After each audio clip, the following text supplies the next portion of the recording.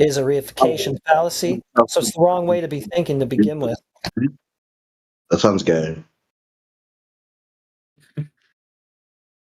Hey, So Catman, you're saying, drop your camera, bro. Heretic, your point was if you're trying to like force a model to exist that explains the phenomena.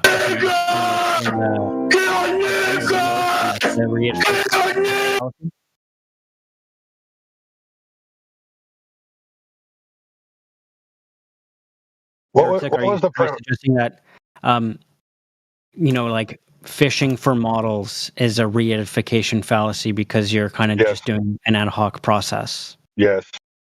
Okay. I mean, yeah, I agree with that. But the fact is, what was the premise I led you with earlier? I see flat earthers doing that, not globers. Oh, it happens. It happens. Don't worry, it happens. But so because people want to explain the lands and the waters and navigation and everything, but that's just an ad hoc process, right? Like you said. So can you explain the premise that I led you with earlier? Do you remember what I led you with earlier? I really want you to get this down because I think it's going to help you understand where we're coming from. If I understood your point, right, it was something like, okay, well, the sun doesn't actually set below the horizon on a flat Earth, and so you would expect, not at least in some areas, that it's possible to just look at it not setting. Not that. That's not what I said earlier. That was what I was having you talk about with Radwin. Radwin brought that up to you. Or Old House Rodburn brought it up to you. Sorry. What I was asking you, remember my question, my logical analysis? If the surface of the Earth is not curving. Dude, you need to look up to find the shape of the Earth, not down.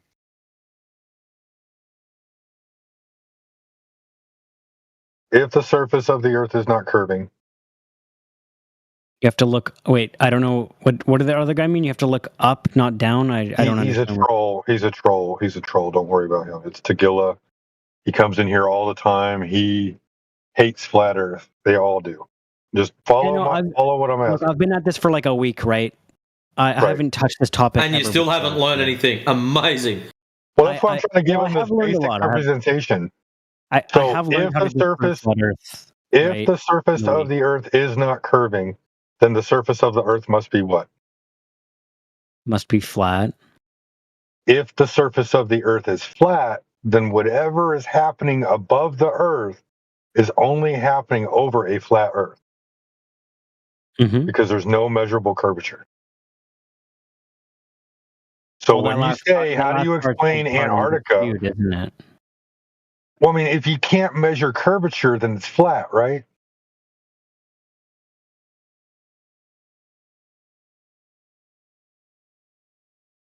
I'm not sure if that follows. Okay, what is the definition of flat? A straight line. A lack of curvature. I don't know if I'd define it that way, but yeah, I mean, I'm fine with defining it. You know what? I've never actually gone and done the flat definition, so let's go ahead and do flat definition and yeah, I mean, together.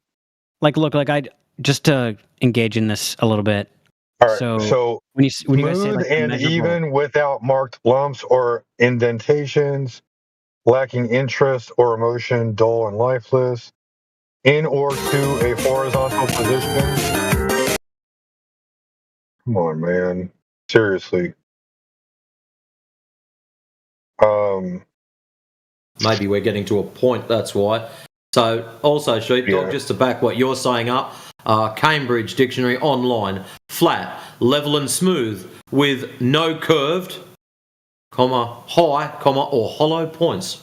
Or hollow parts. Sorry, my bad. So, if you can't measure any deviation from flat, then it's flat, right? Because we don't really measure flat. What we do is we look for curvature, and then a lack of curvature tells us that it's flat. Because what is flat? Flat is 0 degrees of curvature. Yeah, no change in elevation. Yeah. So if something is not curving, then it must be flat. I don't If the understand sur- how, when you're saying if you cannot measure a curve or Yeah, like something, if something like dude, how does that, because just help that I'll make put it sense to to you. me. I'll put Because it I'm sure to if you a you, different way. Let me say it the other way then. If the surface of the Earth is not flat, then the surface of the Earth must be curving. If it's a the question of surface of the methodology. I'm if the asking a separate surface question. What you're if saying the doesn't make sense. surface I'm of, just trying to okay, understand how we would but measure I need you to curvature. repeat it to me so that way I know you're comprehending it. Because every time I've asked you to repeat it to me, you can't repeat it to me. If it's not curved, it's flat. Okay, if what's not curved, It's like the simplest thing. But right. the question is If what is not curved, how do we go about if what is not curved, constructing possible ways to factor in all of the things you have to factor in while measuring curvature? how do we know all the explanations of the universe? I'm not sure. There's some things we just can't know, like where Like, we have to do it in a step-by-step process, right? We're going to have to use the scientific method all the way through in order to figure that out, right? Yeah, flat is no change in elevation. A curve would be a change in elevation. What reductio would you use to establish points of equal elevation in reality? Like, what would you use? Because we can do that in reality. And points of equal elevation. yeah, in reality. Like measure a post 13 feet above calm ocean. Yeah, sure. So to establish points of equal elevation, you would use the surface of water at rest. Is that what you're stating? Yeah, like obviously like factor in tide shifting or whatever, like all that, and then sure, we could do that. Me too. Sorry, go ahead, guys. So I just need you to I need you to say it, Reductio, at this point, because I need to know that you can comprehend it. But if it's not flat, it's curved, yes. But the thing is, if what is not flat, if the surface of the Earth, okay, keep going, is not curved, that it's flat. Yeah, okay. And then what was the second logical conclusion? We're debating that right now, right? And yeah, everything above the sky would be like projected upon a flat Earth, right? So thank you. The question, I don't know why it's like you're getting me to say that over again, like a here's the thing, man. When you're in cognitive dissonance, you can't repeat what we're saying because your brain won't wrap your head around it. No, this was the last couple of days, but I've been. If I told you water was dry, you wouldn't be able to comprehend that. Look, I've let my brain go there. I thought, if the Earth was actually flat, what would this do to my psychology? Well, it would really fuck me up. Like, actually, everything that I've ever heard. You already fucked up enough, boy. Every movie I've ever watched about the globe, lie. Right? Movies are just movies. The thing that I learned about this topic was deception. Right? It would psychologically fuck me up and damage me. Right? Yeah, like I'm not just like rejecting the thesis altogether, and I'm not trying to strawman you or just brush what you're saying under the rug. I am comprehending. So what we've established so far, Reductio, if something is not flat, it is curved. If something is not curved, it is flat. So when we go out and measure it, it is measured as not curved. So that means it is. If it's not curved, it's flat. You cut out Matrix. Good boy. If the Earth is not curved, it's flat. If it is curving, then you have two more choices. It's either convex or concave. Yeah, that's still curving, though, right? Yeah, it's curving inward or outward. Either way, like you have another two choices to choose from on the curving part. But when it comes to either curving or flat, it's literally a dichotomy. But the problem is like things like, like the Bedford level is not like terrible. The second post raises above the third post. And so it's consistent with the globe. And you could say, okay, refraction. Okay, stop. We went through this the other day. Number one, if you are Reductio, how have you not comprehended what somebody, actually three of us, spent nearly 45 minutes going through you the other day? It's all consistent with the globe. Okay, Reductio. You've got 1, 2, 3 poles. All of them perfectly 6 foot in height. Here we go. Lao Tzu's just posted it up for you. Wasn't this the observation that was done in the 1800s? The problem is, like, why haven't they done it again? Hey, Sheepdog, I don't know if you were here the other day, but we went over and over and over this shit with him again. See in the top image where it says telescope. And the telescope is, and the line of sight is perpendicular to the center pole. Can you see that, Reductio? Yes. That means you have not set your telescope up as perpendicular to your local field. So you are not doing it correctly. Technically, that telescope should be pointing up in the sky. All poles... Why would we do that? Because you're supposed to be putting it level at your local zone. Not level to the zone of the pole. You're supposed to look... You can't comprehend it. So what you're supposed to do, Reductio, you're supposed to set up your theodolite or telescope or optic level at your location. So you get your pole with its little camera on it, with its telescope on it, with its theodolite on it. I don't give a shit which one you use. You set it up level at your location. So if it's level at your location, so let's use the center pole for example. Okay, you've set your theodolite up. It is available to spin around 360 degrees. Technically, it should shoot above all the other poles. Why? Because it is on the peak, the apex, the top sagitta of said curve that you're claiming to be on. So that means every pole would be below your level. Does that make sense to you? Yes, but the thing is, the second... Excellent. No, there's no buts. Stop. There's no buts. They are all below yours. So the problem you've got is you're claiming the center pole is higher. So that means that you haven't set your equipment up level. You've aimed low. Whether deliberately, whether accidentally, or whether you just didn't friggin' know. I don't care. But if you're claiming the center pole is higher, you've stuffed up. I gotta ask you a question. Where am I misunderstanding this experiment, right? So you set up... Are you reading the results? And you look if pole 2 obscures pole 3. It's relative. Are you reading the result from the 1800 observation? I think it was repeated by some guy. I don't know, a couple times. I don't remember the names. The original one. If you're reading the original paper, like, don't you think it's about time we go out and like actually do a real observation? And if you're talking about Walter Bisling, I looked at Walter Bisling's stuff, and if you look in his image, it dips down, but the horizon is still behind the last pole. And it shouldn't be. It should be in front of the last pole, based off of the globe calculation. He's not talking about Walter Bislin. He's talking about something from the 1800s that he can't provide. No, I know. He said somebody else has done it a couple times. And I know Walter Bislin did it. Walter Bislin has his own black swan, too. Yeah, but he didn't do it at the Bedford. It's not the Bedford level that Walter Bislin did. I think it might be. I think he's got nothing. Like, he's just assuming that someone else had done it, but he's not sure who it was, and he doesn't have any of the evidence. He's just arguing the paper. Yeah, exactly. No, imagine if we did that, they'd laugh at us. The original Bedford experiment was done and was used to argue for flat Earth. Then, some other scientists, however many years later, tried to repeat it.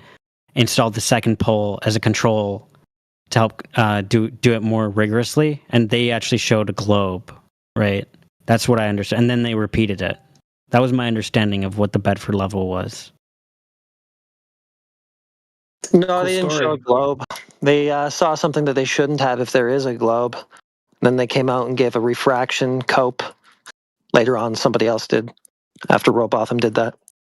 Yeah, what I've noticed here, I mean, if we can show curvature, you'll say oh, that's refraction. If we show flatness, the glober will say, oh, that's refraction. Hold on a minute. Have you gone back and listened to your recordings over the last 2 weeks? Every time someone mentions anything, your default response is refraction. You slimy weasel. Yeah, why are you putting that on us? On us, refraction because he as a corner pocket, right? He didn't observe a curve. He saw something that should have been obstructed if there was one. So he didn't observe a geometric horizon or curve or any of that. So they're the ones who came up with refraction to save their model and to cope.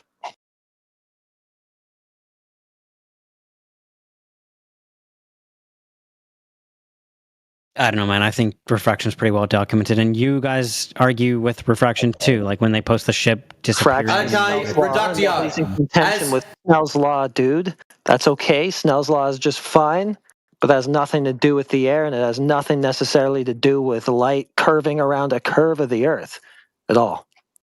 As requested last week, Reductio, have you brought back proof of a laser curving downwards, conforming to the shape of the so-called ball tard at approximately 8 inches per mile squared? Have you provided this yet? Video or photographic evidence of such? Pretty quiet. No, actually, what I did do. No, you haven't. He linked me a video, and I actually did watch it. I promised him I'd watch. Well, that's great. Did it have a laser bending down in it, conforming to the 8 inches per mile squared that you require?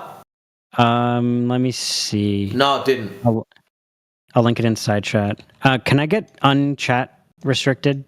It's been 4 days now. I'm sorry, I don't know what I did. He linked me this video and actually shows. I took you off the chat suppress. Yeah, there's a lot of footage here that like shows very far observations that arguably you shouldn't be able to see. Yeah, but we're talking about lasers. You said the other day that lasers I don't have refract, a curved laser downwards. therefore prove. Ah, well, you need one. Because your claim is the lasers are bending. So which is it, Reductio? Is the ground refracting up and these lasers are magic and they don't comply to the laws of refraction? Or are they both refracting? In which case the lasers would be bent. So which one is it? My hypothesis would be that the laser is light, so you would see it curving whichever way is refracting. You'd see it curving to match the ground. Yeah, I don't. So that means lasers in their natural position, when they're not refracted, would have an 8 inch per mile square curvature downwards. So when they're outside in the refracted atmosphere, that means they fly straight. That's what you're selling to us. Yeah, no, what I'm saying is you have... Yeah, that's right. You haven't even realised the stupidity of what you're just agreed to. It's this gift, Reductio, in order for you to get a laser to show straight, right, you're claiming we're on a ball and refraction is bending the ball up flat. In which case, that means lasers naturally are bent and refraction is pulling them up straight, just to match your ball that's refracted. That's what you require. So where's the one that's bending down to match the ball? And don't give me that the laser bends upwards video, because I posted that up for you the other day to show you that we know that it bends upwards. Yeah, So you posting the same thing that I showed you the other day means nothing. We know they bend upwards. You need one that bends down. Yeah, you've got the complete opposite. I heard your argumentation. I even saved it, right? I documented it. So where's the one that bends down that we require for you to have your ball? As far as I know, refraction can go up or down. This one goes up. It's not that... Where's the one that bends down? See, Reductio, every time someone's posted a laser transition for you, you've claimed refraction, like it's some get-out-of-jail-free card. So let's give you your ball. Okay? You've now got your ball. Here's you and me shooting our laser. The laser conforms to the shape of the ball. So that means your claim of refraction is flattening the ball out. So if that is true, that means the laser is already pre-bent at 8 inches per mile squared to conform with the shape of the ground, and refraction is flattening them out. That's what has to happen in order for you to have a straight laser if the laser is conforming to the shape of the ground. You don't have that. You have to provide us bent lasers. I think this is just a phenomenon of how light works. So you're going to sidestep it. So in other words, you've got nothing. Well, I mean, like, look, is the laser... Not well, I mean, you've got nothing. Why don't you just concede to the fact you've got nothing? And stop being a weasel. Just say, I don't fucking know. Well, I mean, look, if you look at it closely, maybe it's just the laser's straight here and the Earth is curving downwards. It's perspective, right? The laser's straight and the Earth is bending downwards. So there's no refraction. So this could be this could easily... Okay, in that case then, where's the measured drop over distance? Well, you could see it. I mean, it's just perspective. Look at the laser. Where is the measured drop over distance? There's people standing at the other end. They're not just shooting lasers and going, oh, look, a light in the sky. Where's a cat when you need one? No, my friend. There is people at the other end holding targets up. Like Matrix, You do know that. I mean, look, Matrix, I don't have a GIF on hand ready to post about You this. don't have a GIF on hand for what? Your claim, son. Surely if it's your claim, you'd know about it.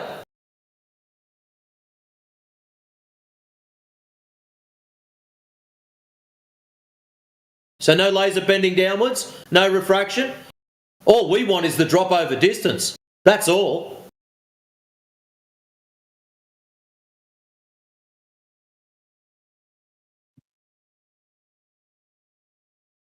If I had a GIF of a laser pointing downwards, would you concede the flat Earth immediately? Why would I concede the flat Earth when it's measured flat? See, this is the problem, Reductio. This is the problem, Reductio.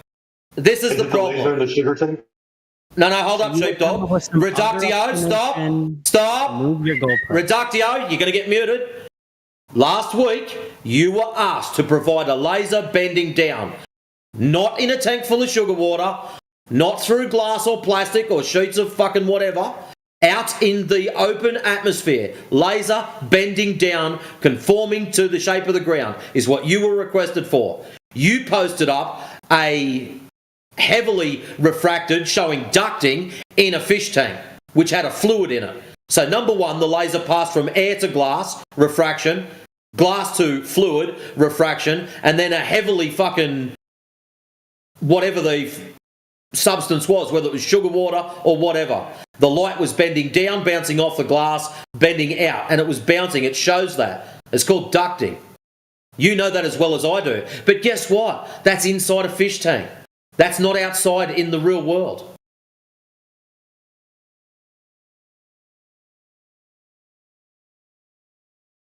Yeah, sheepdog, you already showed that one. We've been there and done that.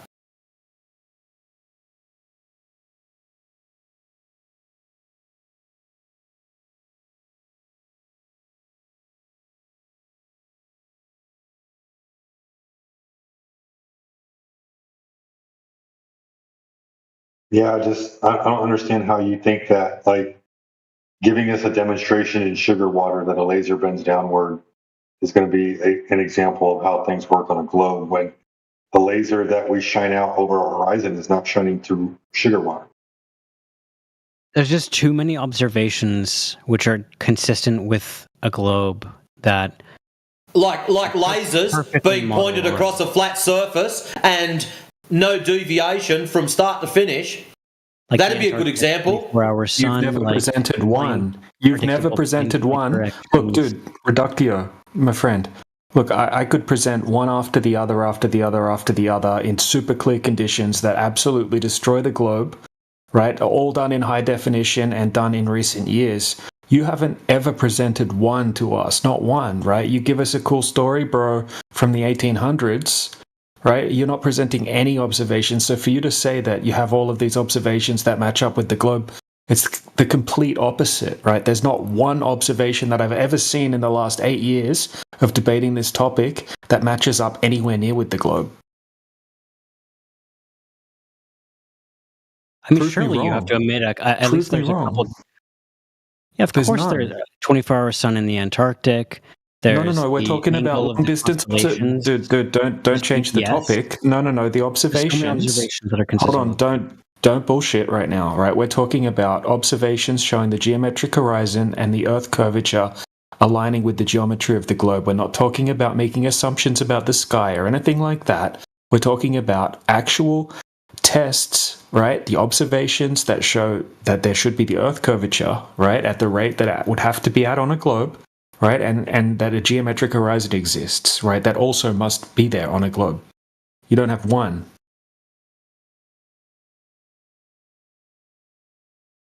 Not one.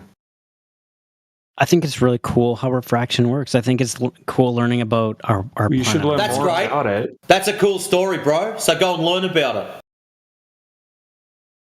I'd love to chat with you a bit more about it sometime, because if you really understood what you were talking about, you'd realize that it cannot explain these observations, right? These are orders of magnitude beyond what should be possible on a globe, right? Your refraction isn't going to help you. Right, like what you're claiming is absolutely crazy, that when we go to all of these different locations, the light's bending in some way that perfectly flattens out all of the water throughout the entire frame of view, right? Throughout the entire distance, everywhere. It just completely flattens it out every single time. It completely hides the geometric horizon. It's the craziest claim ever. Like, Reduxio, let me see if I can put you through this logic real quick, man. If we're building a house together, right, and we're leveling the floor, we start putting the walls up, we start putting light fixtures in. You're standing on the floor. You put some lights in the sky. Sorry. You put some lights in, or not lights in the sky. You put some lights on the ceiling. You turn the lights on. You got lights everywhere. And then all of a sudden, you start looking at the floor. Man, it looks like the floor is curving, dude. Like, no, we leveled it, man. We know it's level. We know it's flat and level. We leveled it. I don't know, man. That light in the sky is telling me that it's curving, dude. Like, I got a bad feeling about it, dude. We got to redo it. It's not flat. It's not level. It's curving. Do you see how absurd that sounds to sit there and point to the light in the sky and say that because the light in the sky looks a certain way, then therefore the Earth must be curving?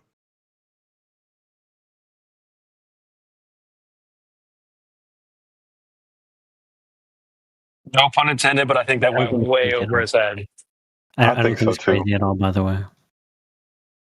Look, dude, I think there's two sides to this, and it's good to be critical and think about it. But there are two sides to it. The two sides are the horizon's optical or the horizon geometric. You keep pointing to how it's optical. You're giving us optical variables, which are our point. So, you need to stand on the horizon being geometric. Dude, those are the two sides. So you're like, oh man, I see the sun in the sky. It's a circle. Could be a sphere.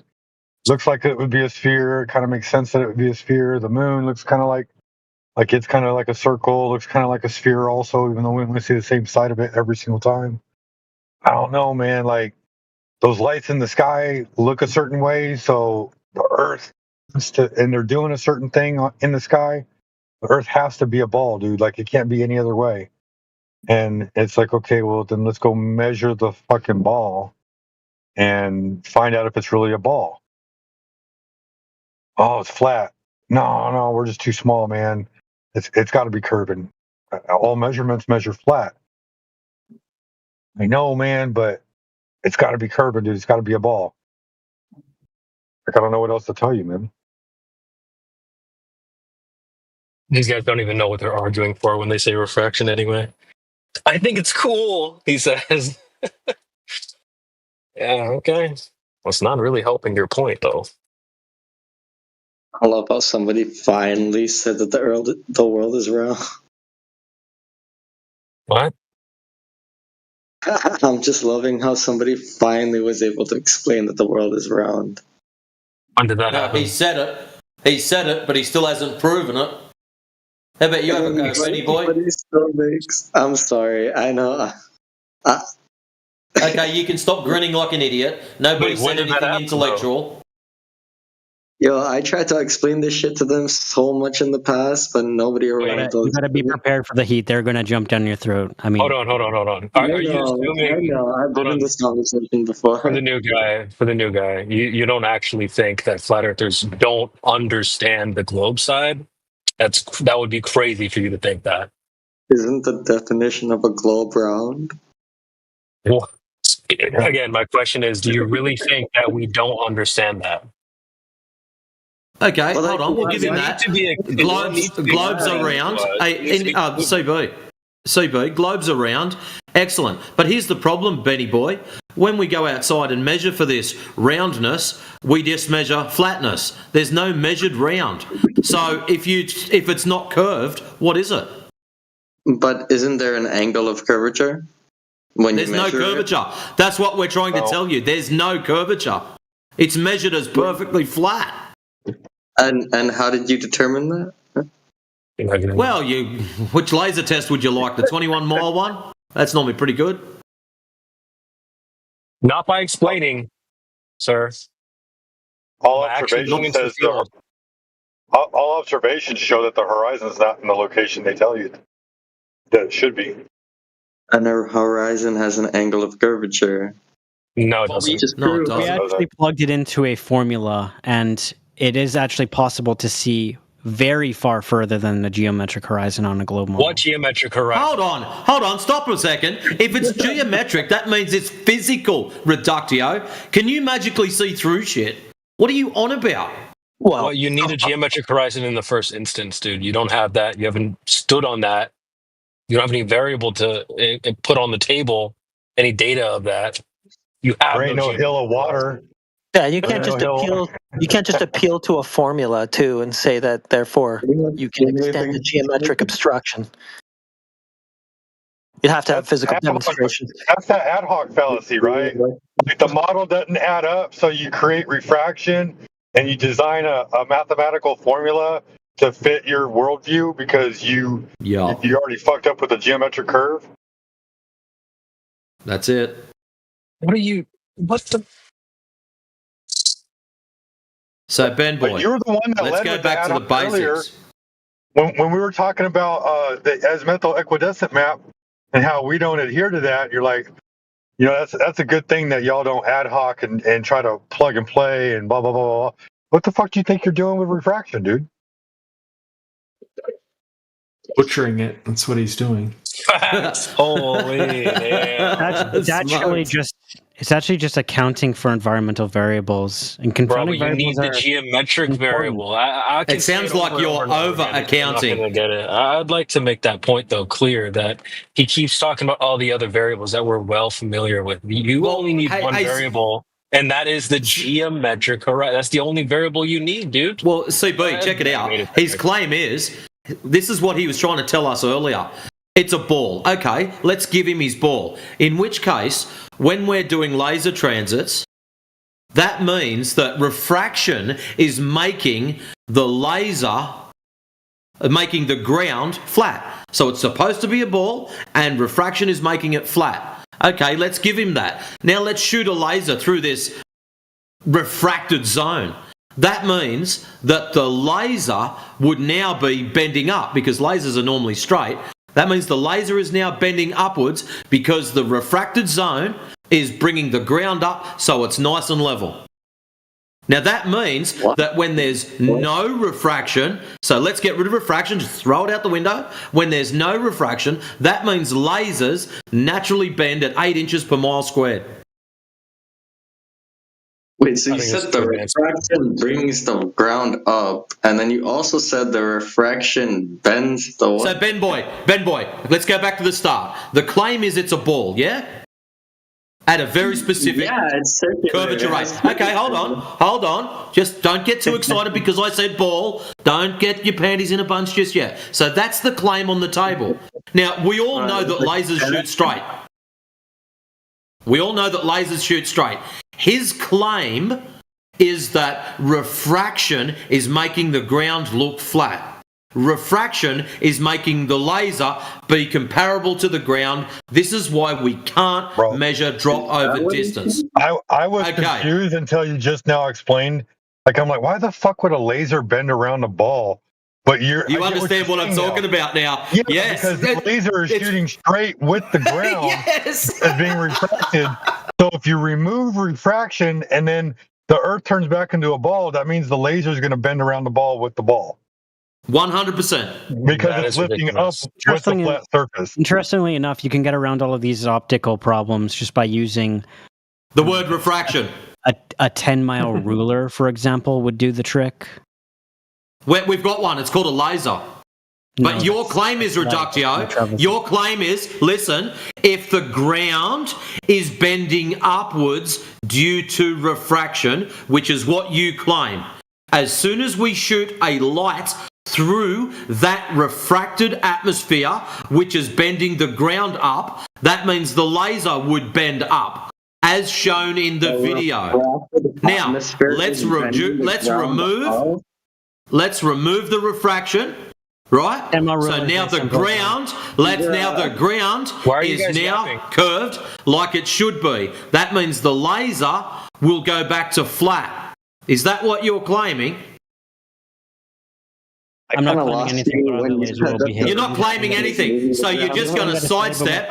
So you're just in here to waste time and preach about refraction, which is something that's been pointed out multiple times by DJ, multiple times by myself, once by Indio that I know of. Sheepdog's also just pointed out to you. Heretic ripped your ass a new one the other day, and someone else had a go at you, and you still haven't gone and learned what refraction is. I'm saying we should build the great. And I'm not kidding about this. If we want to measure curvature, we should build a 10-mile ruler, and that would actually curve one way or the other.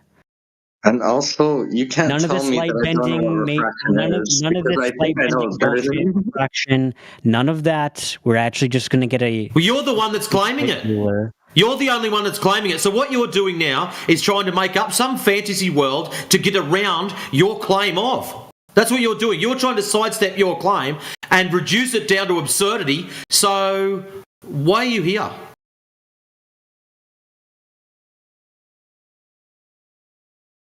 So you've come forward with no proof of curvature.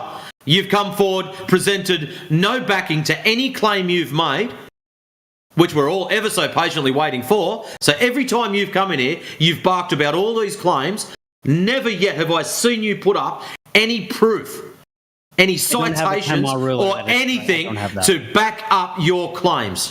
You've come here with hollow words, absolutely nothing.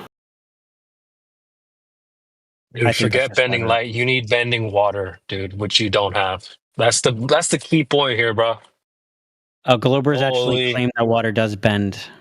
I know, but the water bends. Okay, so there's another claim. CB, there's another claim. Get him to fucking back it. Post some evidence. Substantiate it right now. You can say the water. Take a drop of water. We know that it doesn't. A drop of water. Oh my god.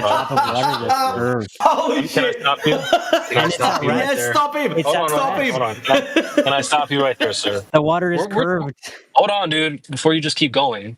Like, we understand a droplet of water is like curving, but we're talking about bodies of water. I could give you an example where water is concave, going the opposite direction of the raindrop, and you would never accept that as proof for a concave Earth because it's caving in like a beaker. We're talking about bodies of water here. Like, bodies of water have waves. You could probably put your body in. I think that'd be fair. Bodies of water have waves. Look in the side. You're making that's Earth curvature. Waves curve. These guys just say anything. That's not Earth curvature, ding dong. Yes, we know there's waves, but your ceiling also might have fucking like ripples in the ceiling. That doesn't mean your ceiling's curved. Why are you yapping, dude? I'm trying to finish. If there's waves on Earth, dude, you're not making a good point about the waves thing. You're not making a good point about the waves because you might have a carpeted floor, but that's not a curved floor. Like, you might have a ceiling that has like texture on it, almost like waves. But that's not a curved ceiling. Waves do not equate to curvature. That's not what we're referring So to if here. We're there's talking waves about on, bodies of water. You talked about bending light. He needs bending water. That's not waves. So get your head out of the gutter, bro. Get back to the topic at hand.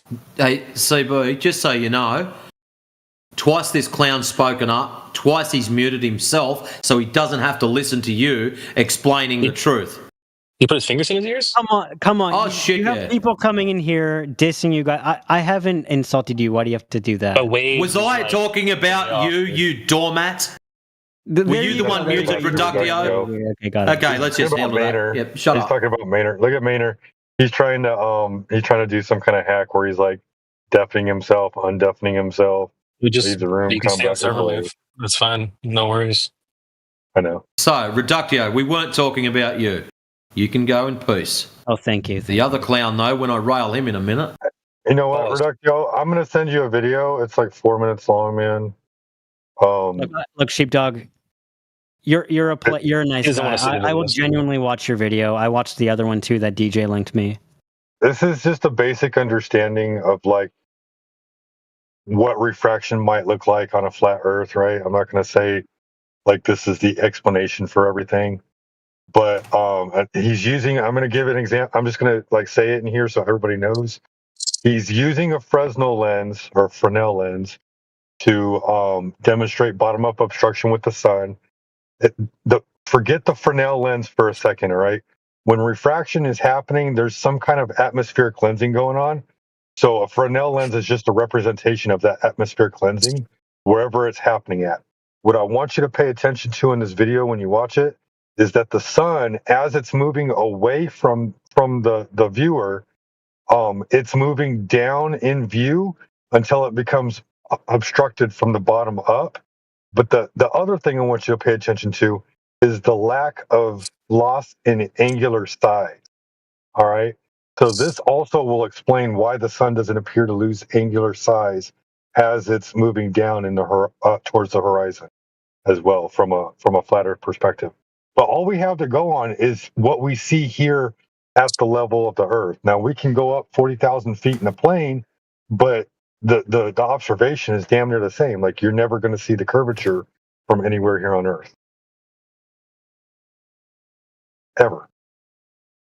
Okay, I've seen this video. I think it's going over refraction, and they show the test with the perspective. Well, because he's explaining why you can see Chicago across Lake Michigan, and the guy that's talking about refraction, he goes to a refraction expert, and the refraction expert takes the picture and then takes a camera, right? And he's got the camera down on the table. He puts the picture across from the camera. And he creates this like weird effect in front of the camera. And he goes, now that's what the normal globe looks like. So he creates a refractive index that makes it look like there's bottom-up obstruction. And he goes, but because we can see the entire skyline, and then he removes the refraction, he says that's what it looks like with refraction, even though he removed the refraction. So Rob Skiba is like, oh shit, is that what's going on? So he uses the Fresnel lens to give a demonstration of what bottom-up obstruction would look like using refraction over a flat surface. And that's why I'm giving this video for you to look at. I explained it this way so that way you might understand it as you're observing it. You can kind of draw references from it. And then if you want to come back and talk about it later, you can. No, yeah, it does make sense. And again, I like my perspective on this is that the observations here, like with the phenomena, it seems plausible. Like on both, you could say, okay, well, perspective works this way, and then the glober's going to push back. I don't think any of that's too compelling, but I do actually genuinely have this view now, where if we just had like a giant fucking ruler, you could just show it one way or the other. I mean, like, you know how hard it is to keep something level over 100 feet, 200 feet? Half a kilometer. Yeah, I don't know what it would have to be made. It just gets harder and harder to fucking keep shit level. And then we could stop. That's why we like lasers, because lasers do shoot straight lines. Radio waves can do the same thing. If you did such a thing, it would make front page news, right? I mean, like Well, when there was the observation of the Chicago skyline, that shit made fucking national news. Like everybody was scrambling to explain why you can see Chicago 50 fucking miles away. Damage no, control. but scientists have an explanation for that, right? They will not accept it. Will not look at it, will they? They explained it away. Refraction. And then all you little globetards just went, oh, it's explained away, it's explained away. That was it. They said refraction, so I'm going to drop into 24/7 Flat Earth Discord and just preach refraction because that explains everything. They said it was a mirage. They're telling you that life's an illusion, bro. I think Come on, man. The Flat Earth side and the globe side both want the same thing, which is to make an argument which the other side cannot explain away, right? That they want something so strong. Well, Reductio, all you have to do is go out and measure it. I get it, Reductio. You're trying to force the line. My guy Adam is pointing this out. I don't care. You just go do what you want. I get it. You're trying to force the line. Like, let's just find a way to force the experiment. I'm down for it. I just think that, like, making a solid object 10 miles long, like, you're going to have to make it thick so that way it doesn't bow inward or whatever. There's a lot of different things going on. Because, like, I can give you an example, right? Have you ever done any construction before, Reductio? Yeah. So have you ever, like, taken Legos string don't count. and line things up with a string? Like the longer you pull a string, it starts to dip in the middle, right? And then if you try to, like, pull the string taut, if the string can't handle it, it'll just snap. So I'm thinking the same thing, like even like with a ruler, right? Like if you just had like a wooden ruler, I know we can do it in different ways, but if you had a wooden ruler, a wooden ruler is nice and stiff and rigid. Meter stick is nice and stiff and rigid. Yardstick. But if you started stretching that wood out to like a mile, I mean, that thing is going to be so flimsy. You know what if it was like cable or something that was stretched out?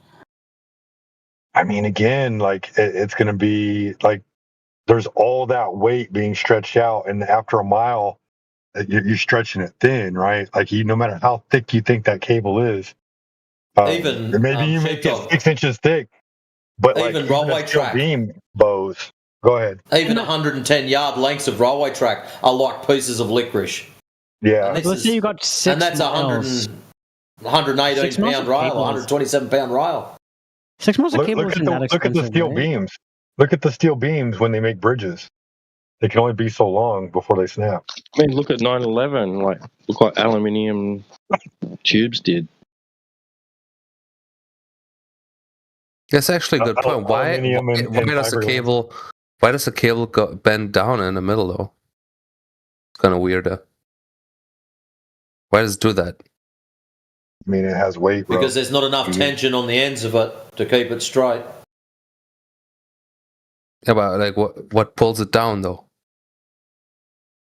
Not gravity. Who says anything's pulling it? Density. What if something's pushing it? Yeah, but at like the edge of it. What if something's pushing it down, Rusty? How do you know it's pulling? Yeah.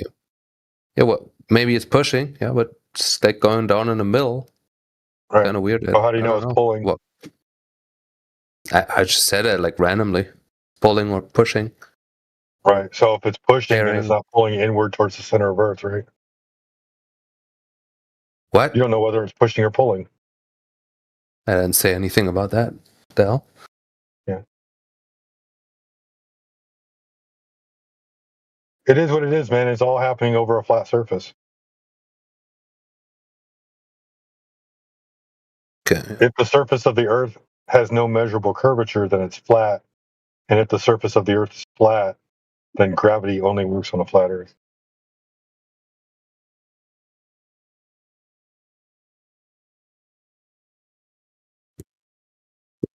Yeah, sure. Yeah. I know, I'm sure.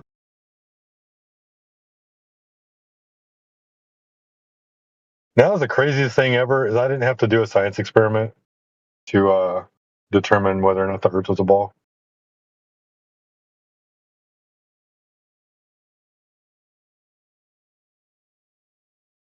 So you did? No, all I had to do is how did you actually make an observation. Oh, how did I come to a conclusion? Me and some friends, we went to Lake Texoma, and we found a spot that was roughly about 7 miles apart from each other. 7 to 12 miles. It says you could stretch it to 12 miles in one spot, but like that's kind of pushing it. I think it was like closer to 8. And we tied a bunch of reflective tape around our legs, and we sat on our asses and looked at each other through binoculars, and we could see each other across the lake.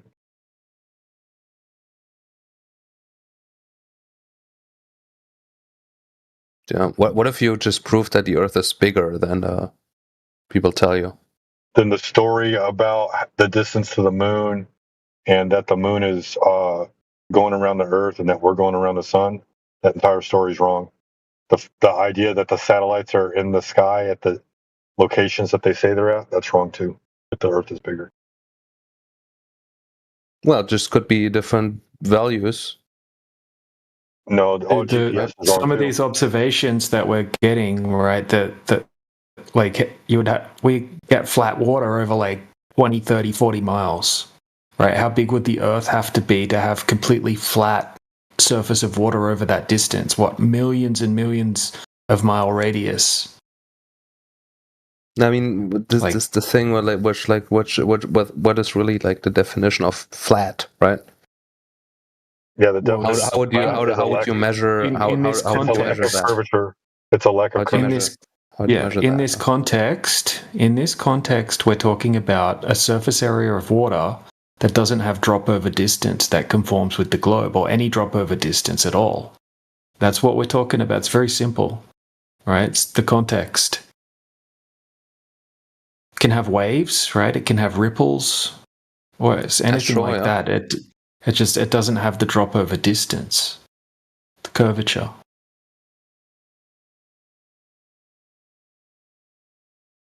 Right, so it doesn't have the characteristics that would have to be there if the curvature was present, right? Like the obstruction of things in the distance behind the geometric horizon that they would be obstructed behind. Yeah, like I can take a basketball and I can hold a basketball out in front of me, and I can put my finger on the ball in front of me, and I can run my finger over the top of the ball and back behind the ball and watch my finger disappear bottom up from the obstruction, and I can measure my distance from my eyes to the obstruction of the ball, the physical curve of the ball, and I can do calculations and inferences from that. But I can't do that here on Earth. I mean, that's clear. But wait, can you explain again the construction? Obvious. Yeah, that's right. Sorry, I'm just curious to hear the explanation about this construction example that you were given. Construction. What about it? What, pulling on a string? Yeah, something like that. Yeah. What about it? Sorry, I thought you were talking. Okay, maybe I just was confusing the two examples. You were talking about using a finger and then with a ball. Can you? Yeah.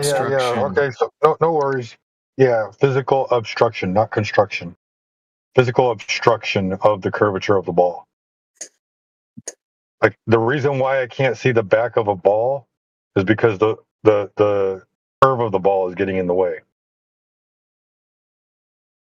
Right? Axos? Oh, sorry, it's my bad. I think my connection is not very good. Sorry, give me a minute. Sorry about that. So the reason why you can't see the back of the ball is because the curve of the ball is in the way, right? You cannot see. Yeah, correct. Right.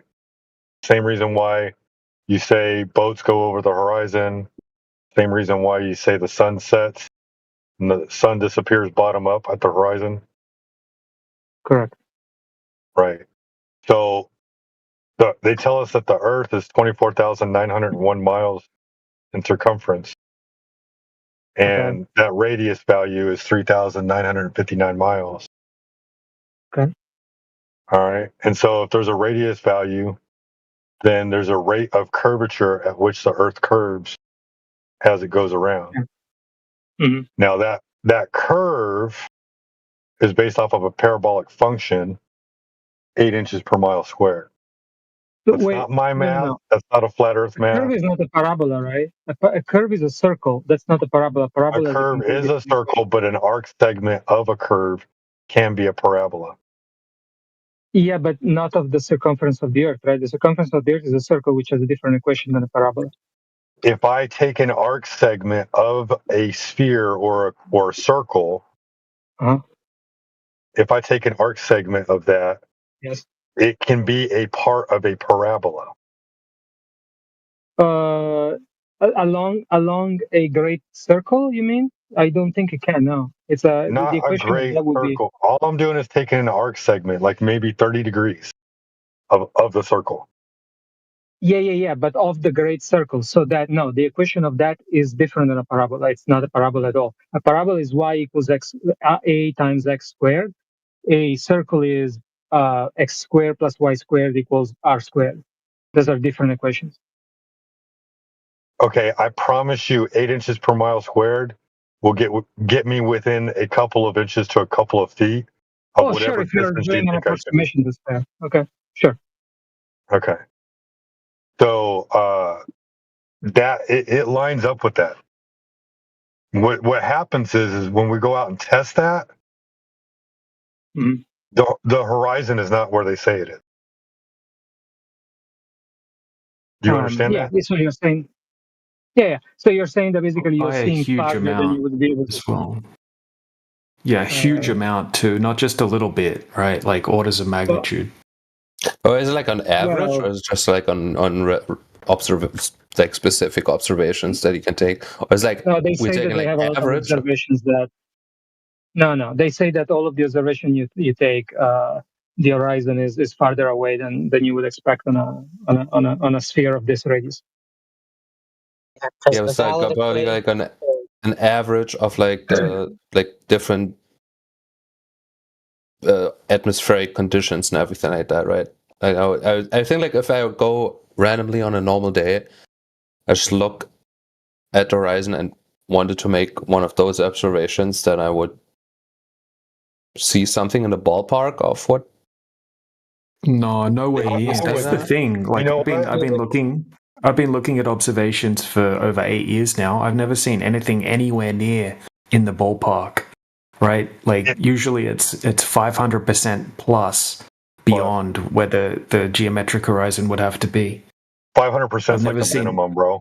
Yeah. Like look Rusty. Here, two really sorry, Sheepdog, just a quick second. Right, two really quick examples in the side chat here. Okay, so here's the first one. This is done by Dr. John D, who's a PhD in optics, very smart guy. This one's done in England, right? 3.5 foot observation height. Okay, super clear conditions, no waves. And we've got a wind farm. Okay, so the furthest wind farm that you can see there, tower, is 11.2 miles away. Okay, so on a globe, the geometric horizon distance would be about 2.3 miles. And the whole bottom 50 foot of the wind farm, right, should be hidden behind the horizon. But we can see the water far beyond the 2.3 mile geometric horizon, and even beyond the wind farm, we can see a ship that's 14 miles away. Okay, so that's one example. Just quickly, right? 1 second. Look, here's another one. Hold on, Maxos. Yeah, did I post? Yeah, just in the side chat there. I see it now. Oh, you just did it. Okay, yeah, I thought it was already there before. Okay. Yeah, it might take a bit to upload, but yeah. So that's the top one that I just explained. And then the second one's the same sort of deal, right? We've got an 8 foot observation height, 3.46 mile geometric horizon distance. And then we've got 2 oil platforms. Second oil platform's 10.1 miles away, and the horizon's way beyond that. Okay, so that's another example. So these are both out of full-length, high-definition videos that go through the whole process. You got like the sources for those? Yeah, I do. I'll pop them in the side chat. Look, if you want to watch, if you want to watch the sources, the one for the top observation is really, really comprehensive. Like he goes over everything. So I'll just like the distances. And I want to make this. I want to make this suggestion to you, Rusty. You said so. If I go out, I wonder if I go out on any given day, and if I get these same observations, please go out, get outside of your house, turn off the computer screen, stop looking at your phone, and just go out and look at the Earth. It's beautiful. I have, and it's a globe. Yeah, the valid equation: 1.2 times the square root of the observation height in feet. That gives you the distance to the geometric horizon in miles. If you're seeing beyond that, then you're not looking at the globe with the radius value of 3,959 miles. Perfect.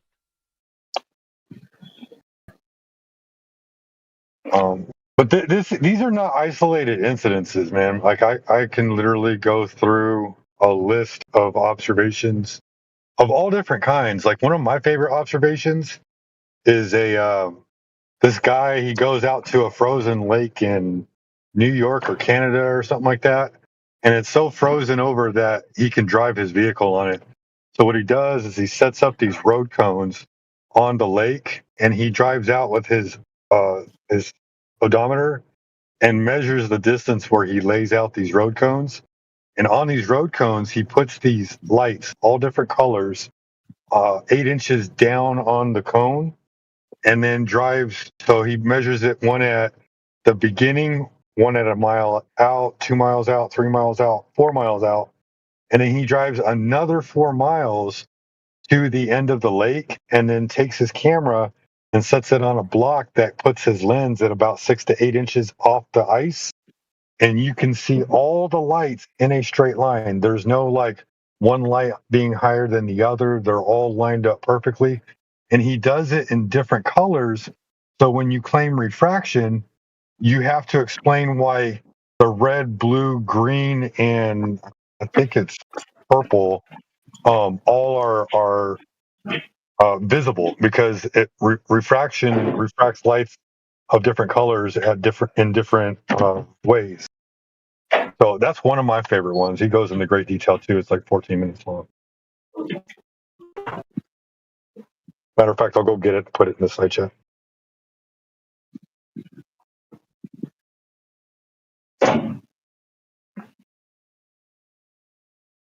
Wasn't it that if you have like cold air or like a cold ground, that you have like more refraction or something like that? We can see further during like cold days, like. No, it doesn't. It doesn't work like that, right? So according to the mainstream, it's when you have like a gradient, like an optical density gradient, which would be like a gradient in the refractive index, which is it's primarily caused by temperature. So if you had like a layer of warm air close to the surface of the water, and then the air temperature was much cooler, it would gradually go from warmer air to to cooler air, and that would change the density of the gas particles in the air. So that would make like an optical density gradient, and that would cause things to appear to sink. And sometimes you can have the opposite of that. There's like a difference between the ground air, basically like if the ground had a much like a different temperature than the air is, right? Let me ask the layer that was. What? Yeah. Let me ask you this. So, when there's refraction, is there more particulates in the air or less particulates in the air? For particulates, I don't think that particulates density. Just like I would think that's like a different more density. Different thing. It's more dense in the air. I mean, if it's more dense, then it would be more atoms, I guess, but it's like not. I think like particulates would be a different thing, I guess. Okay, well, can you if you have more particulates, you can't see through them much more. Let me try a different angle. Let me try a different angle. Can you see farther on a clear day, or not so far on a clear day? Oh shit, we had that the last time. Did I walk you down this path before? I think but Can you see it wasn't further very in a clear day or no? productive. Yeah, if it's clear, you can see further. Yes. Okay. Is there more refraction on a clear day or less No, refraction? it's just a weird way to phrase it. I think when you Is there ask more refraction? someone like that. Is there more refraction on a clear day or less refraction on a clear day? I think colloquially, when you say a clear day, you can see further. But is there more refraction on a clear day or less refraction? Again, like colloquially, I guess there's more. I don't know. Like that's a weird question. I don't know. Generally not. Just say you don't know. It's okay. Well, it's weird because who is going to ask you like that question? I mean, if okay, like it's if weird. I would just ask you. It's weird because it doesn't make sense. It's weird because it doesn't make sense that because on a clear day there would be less refraction, but on a clear day you can see further. That's what's confusing about it because it's so if I put something clear. with a different refractive index in front of me, like a pane of Perspex or something, right? It's going to refract what's in front of me, right? But what's behind it, right? It's going to be less clear, right? But I take that away, right? It's clearer.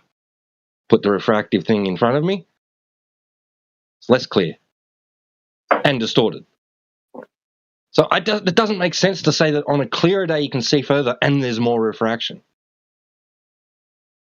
Yes, because that I don't know. I have never thought about that because usually that question never comes up in real life.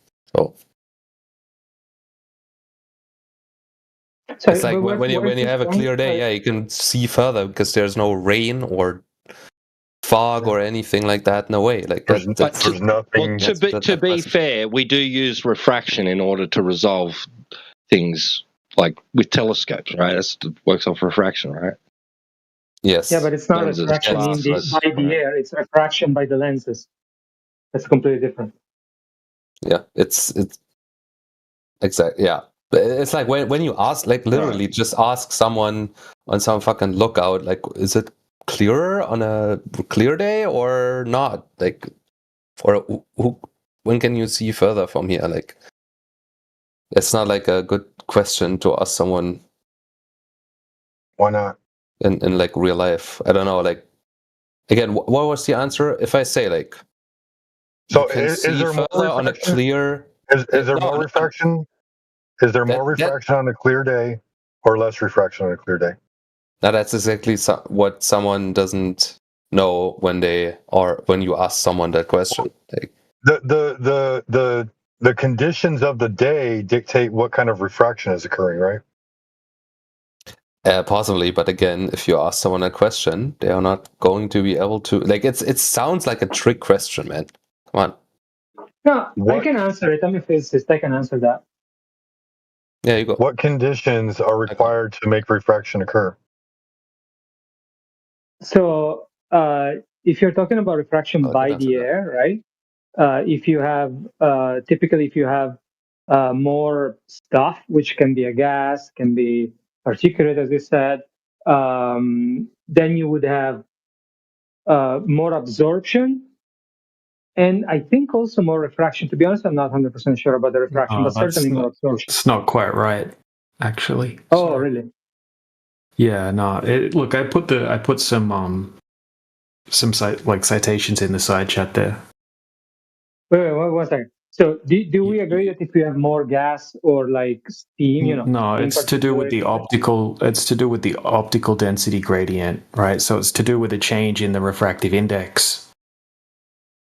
No, that's different. The refractive index. No. This is like we're talking about. Okay, so we're not talking about Snell's law. Like we're not talking about the law of refraction. We're talking about a single medium, right? We're just looking through the air. Okay, and what's going to cause the different miraging effects essentially is the change in the refractive index, which is a gradual change, right? That's fine, but we weren't talking about mirage. Dude, if you're a physicist, is that what you just said? You're a physicist or something? No, I said that we were not talking about mirage. Why are you introducing mirage now? I was talking to that's essentially that's what atmospheric refraction is, dude. right? It's basically varying levels of miraging effects. It's true the mirage is caused by refraction, but it's not the same thing. You just butchered it, right? I've posted the American Meteorological Society citations of what it is, right? Wow. It's right there in the side chat. Okay, but why are you talking about that? We're talking about something different. Now you're derailing the conversation. You're talking about refraction in the atmosphere, right? Right, which it's right there. Do you want me to read it? Do you want me to read it out to you? The other person asked me, is it refraction by an atmosphere, usually Earth's, as a consequence of refractive index gradients resulting from molecular number density gradients arising from pressure, temperature, and possible water vapor gradients. Right? It goes on below that to say that it's primarily dominated by temperature. Okay, so if you have a balloon, it has a certain amount of gas particles in it. If you cool it down, it shrinks, right? That means the same amount of gas particles are closer together, so it has a higher refractive index. Okay, so the light's going to travel differently through that. Now, if you heat that same balloon up, it's going to expand, right? And you're still going to have the same amount of gas particles, but they're going to be more spread out, so it's going to have a lower refractive index. So if you have really cold water, for example, it will make a cool layer of air above the surface of the water, which will have a higher refractive index, okay? And then say the air temperature is 10 degrees warmer, it's going to gradually warm up, okay? So you're going to have a refractive index gradient, and that's going to cause the light to behave in a certain way. Okay, once you have a very sharp change in temperature, you'll start getting drastic miraging effects, like superior mirages and inferior mirages. But when you don't have a drastic change in the gradient, you'll just have small effects, like a little bit of sinking or looming. This is what atmospheric refraction is. Read the citations, right, before you butcher it. That's all I'm saying. He didn't. And I'm just parroting the mainstream here, right? This isn't a flat Earth thing. This is the mainstream. Like, if you would have asked that question before, then probably everyone, like, well, the one guy that was like that answered after me would have said the same thing. Not exactly. I didn't ask a question. Well, then the other guy, whoever it was, but.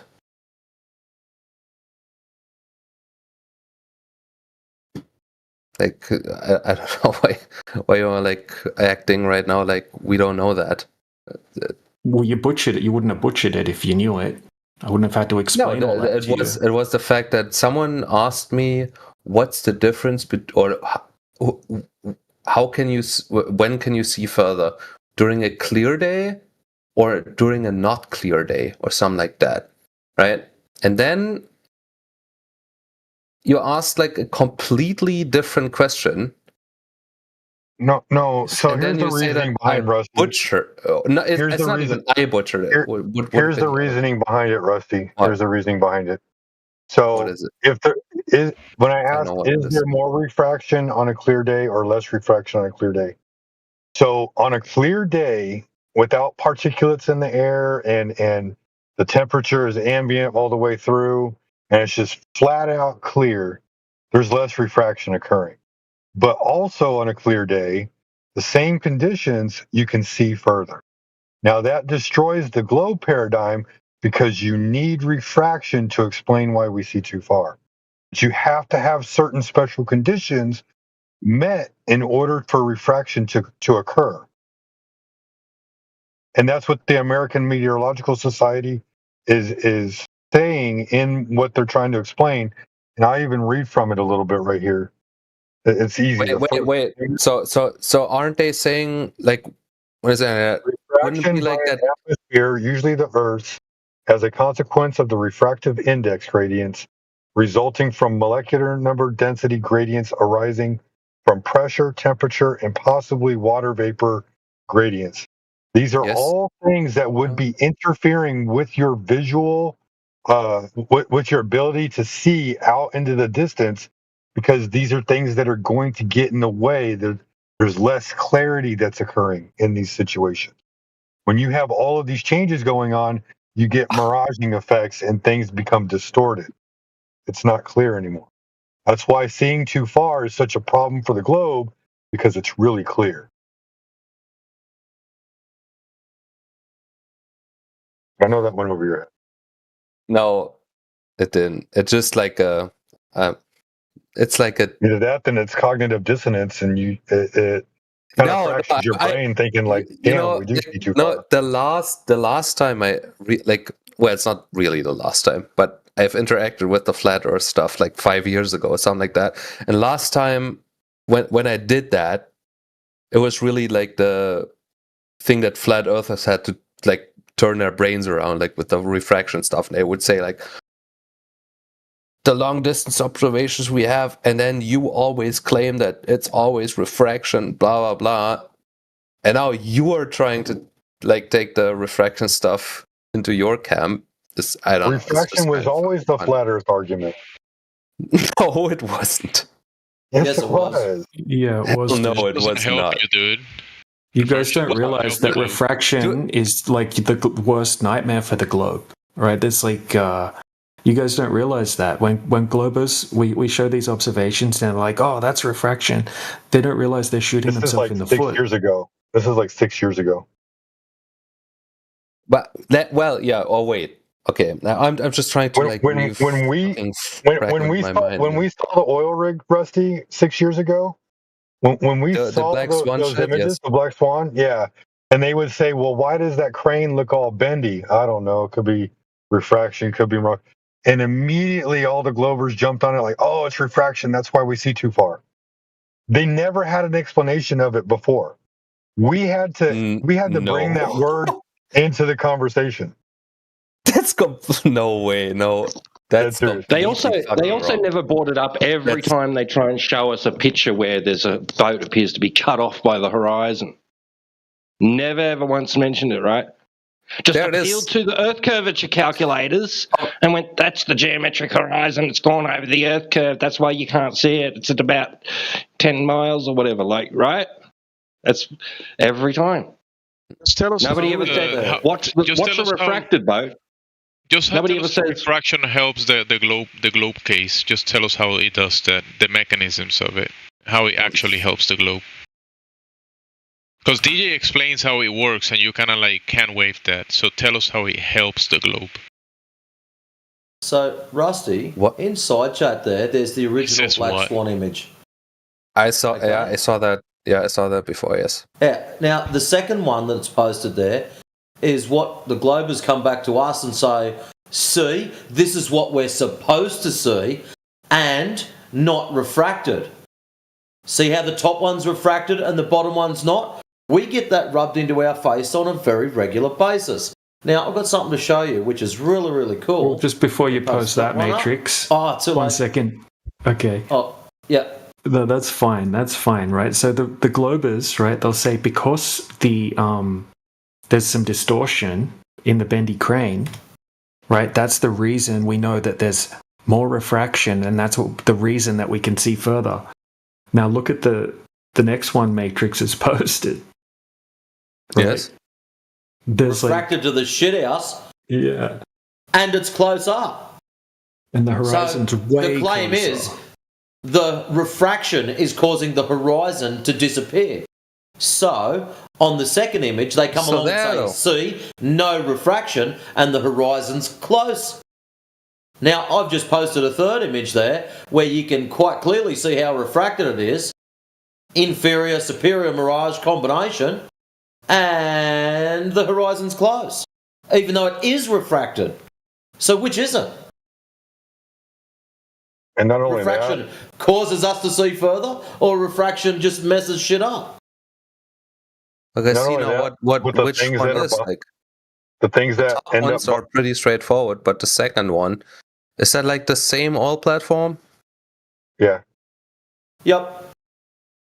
So it's reflected as fuck, and what's like what's the point? It's being cut off. The horizon's in front of it. The whole purpose of that is not about refraction. It's about the position of the horizon. So the oil rigs are just there for demarcation. The horizon is supposed to be in front of, and you can wait patiently, please. The horizon is supposed to be in front of the oil rigs. The horizon, as we can see, is beyond the oil rigs. Now, The oil rigs are there because we know the distance to them. If I could put a traffic cone there and get rid of the oil rigs, I would. They're for demarcation only. Now, the formula, 1.22 times the square root of the observer's height in feet. So, observer's height was 1 foot. So the horizon should be at 1.22 miles. Problem is, we know the oil rigs are 9.41 and 6.21 miles away. So the horizon should be clearly in front of those by a long shot, not just a little bit. So everyone goes, oh, that's just refraction. That's just refraction. That's how the whole refraction thing come into it. Because all the globers kept turning around and spewing out refraction. And all of a sudden one day, someone turns around with the second image and goes, this is what it's supposed to look like, not refracted. As you can see, the horizon is back where it should be. Well, what a lot of these peanuts don't realise is that second image is also a black swan. You call other people a peanut? Okay, I asked you to be patient. Now you can.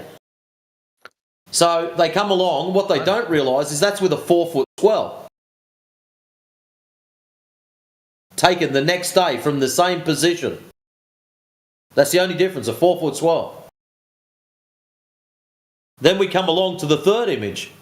And the reason you got the YouTube is video because the claims of refraction makes us see further. Well, I don't want to be rude, but that third image is quite a lot more refracted than the other ones. So why do we not see further? What third image, man? I'm sorry, like I only see like the two images. Okay, the first one that's got the Modus Tollens in it. Okay, the first one has got Modus Tollens in front of it, yeah? The what? The white background with the black writing says "Bub by Ball" above the oil rigs.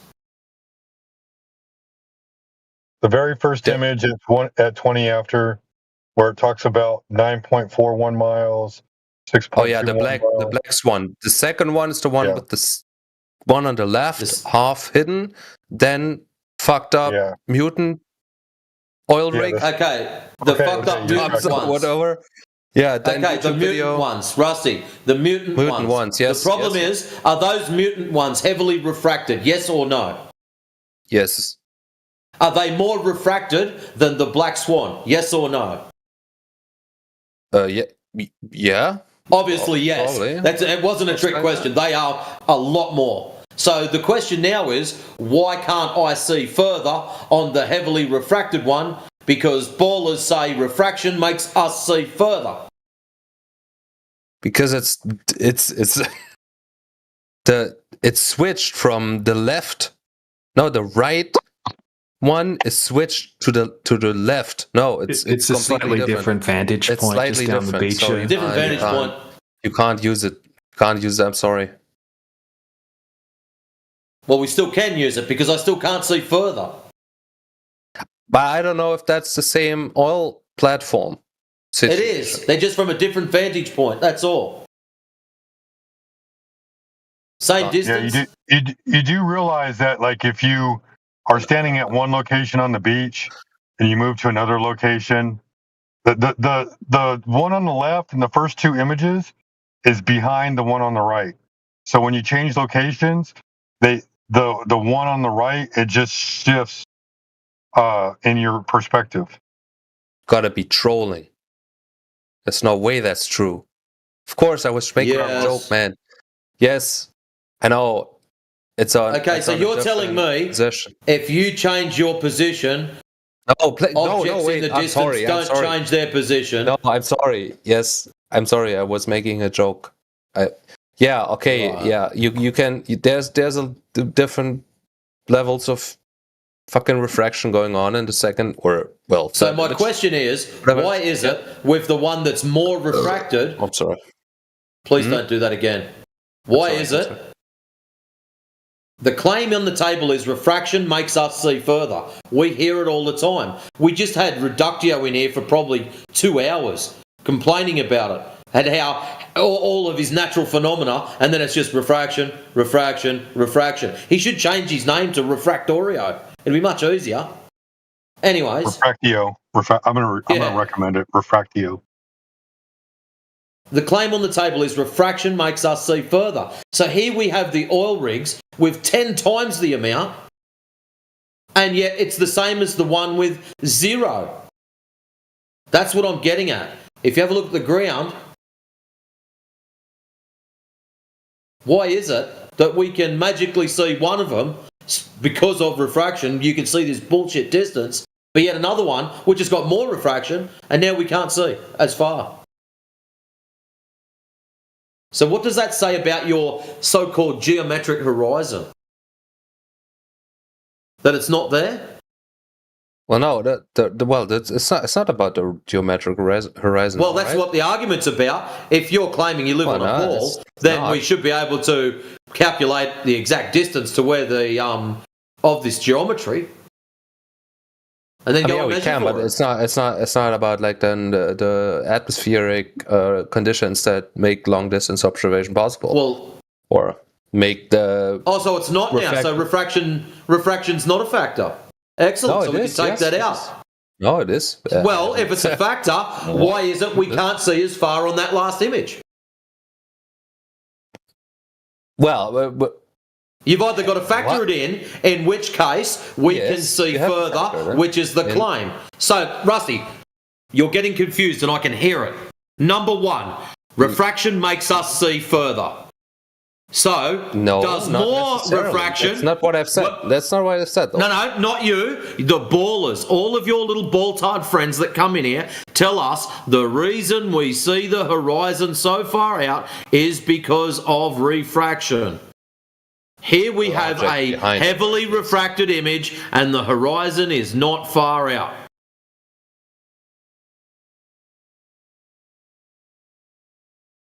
So, do we factor in this refraction or do we not? Because now we've got a contradiction. Both images are refracted. One of them shows the horizon at a very long range. The other one does not. Oh, no, like both images that we were talking about. So that means refraction is not a factor to where the horizon is. No, it is.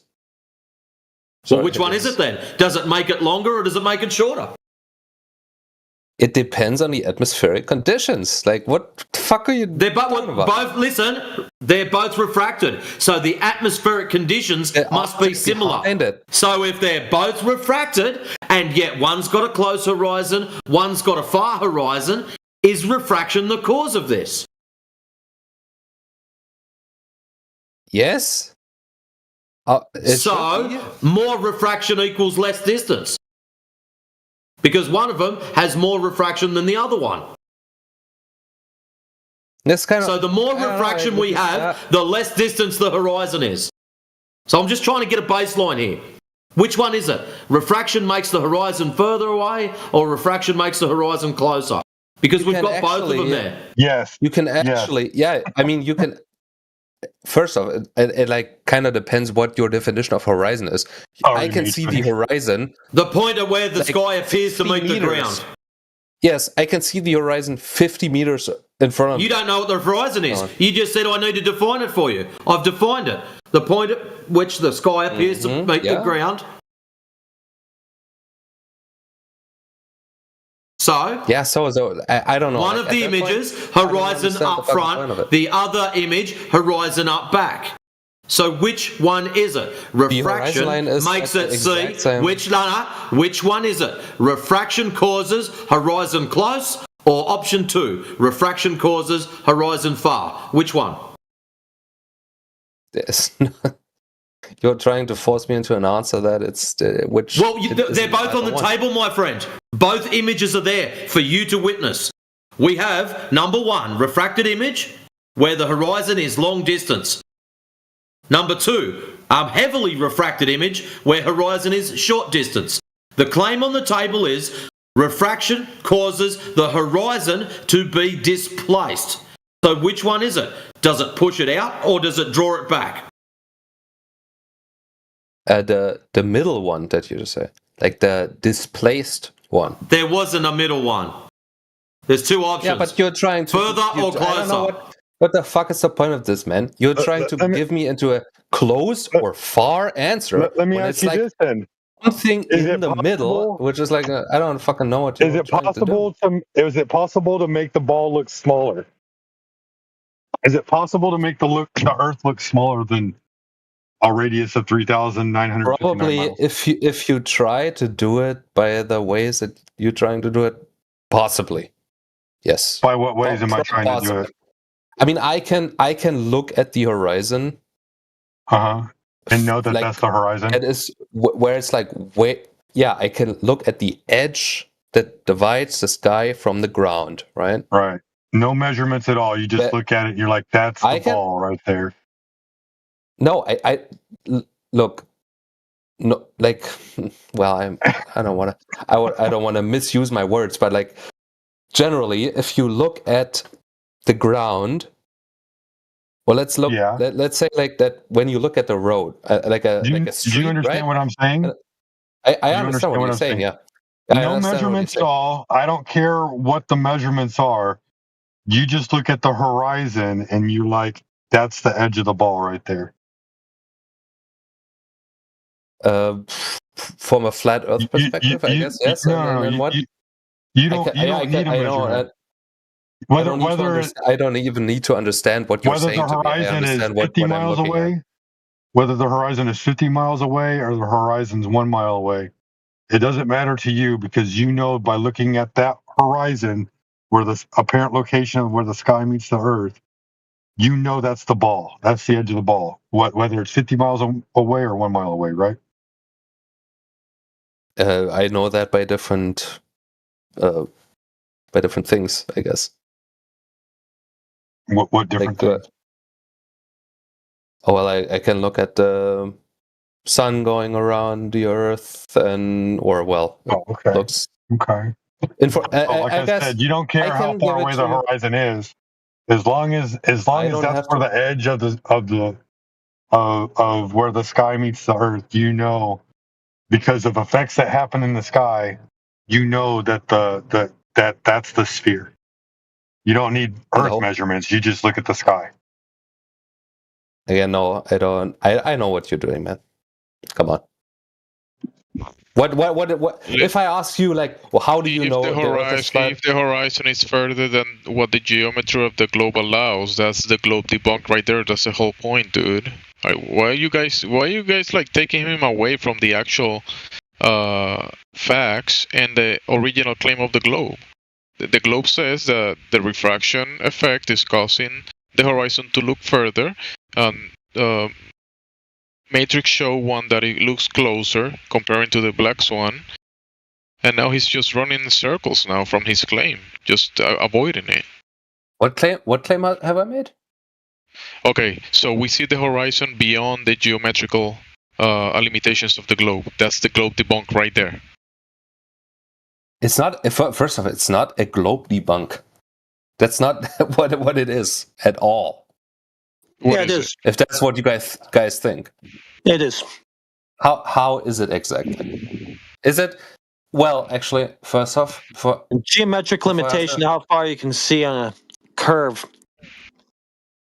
On a curve that was defined by the measurements that. The radius. Actually, it's all false. Yeah, the radius. Yeah, it's all false. If you think that, what if it's like 400,000 kilometers of a radius? There you go. Globe debunk right there, dude. That's you're debunking the globe. Right there. Welcome. How is it? How exactly? Because it's not what they say. Remember that all the photograph from NASA, the blue ball, the ball, the pale blue dot, that ball there, that ball has a specific radius, and now you're saying, oh, it doesn't necessarily is that, it's something else. It's a bigger radius, it's a bigger ball. You're debunking 60 years of photography from NASA when you say that. No, I'm just saying that every proof that you're trying to make that when you have like long distance observations, how are you not possibly proving that the Earth is just bigger than what NASA says? You're not proving that it's flat. So NASA's lying. That it's flat. And then you're cooked with your latitudes too if you're going to say that, because the reason we're supposed to have stars vanishing 1 degree per 69 miles as you move away from the GP of the star is because of the globe, and that requires specific dimensions. And if those dimensions aren't met, then all that shit's wrong. So you really have absolutely no basis to start talking about a bigger ball. That's just a huge cope. Okay, so then what about the stars in the southern hemisphere? Okay, you obviously didn't understand what I said. Never mind. No, I understood what you said. I understood what you said. The star is looking away from the thing question. Go ahead. Yeah, it's supposed to go over a geometric horizon, and that geometric horizon would be at 1.2 miles, some square of the observer height in feet. That's the geometry that is being claimed.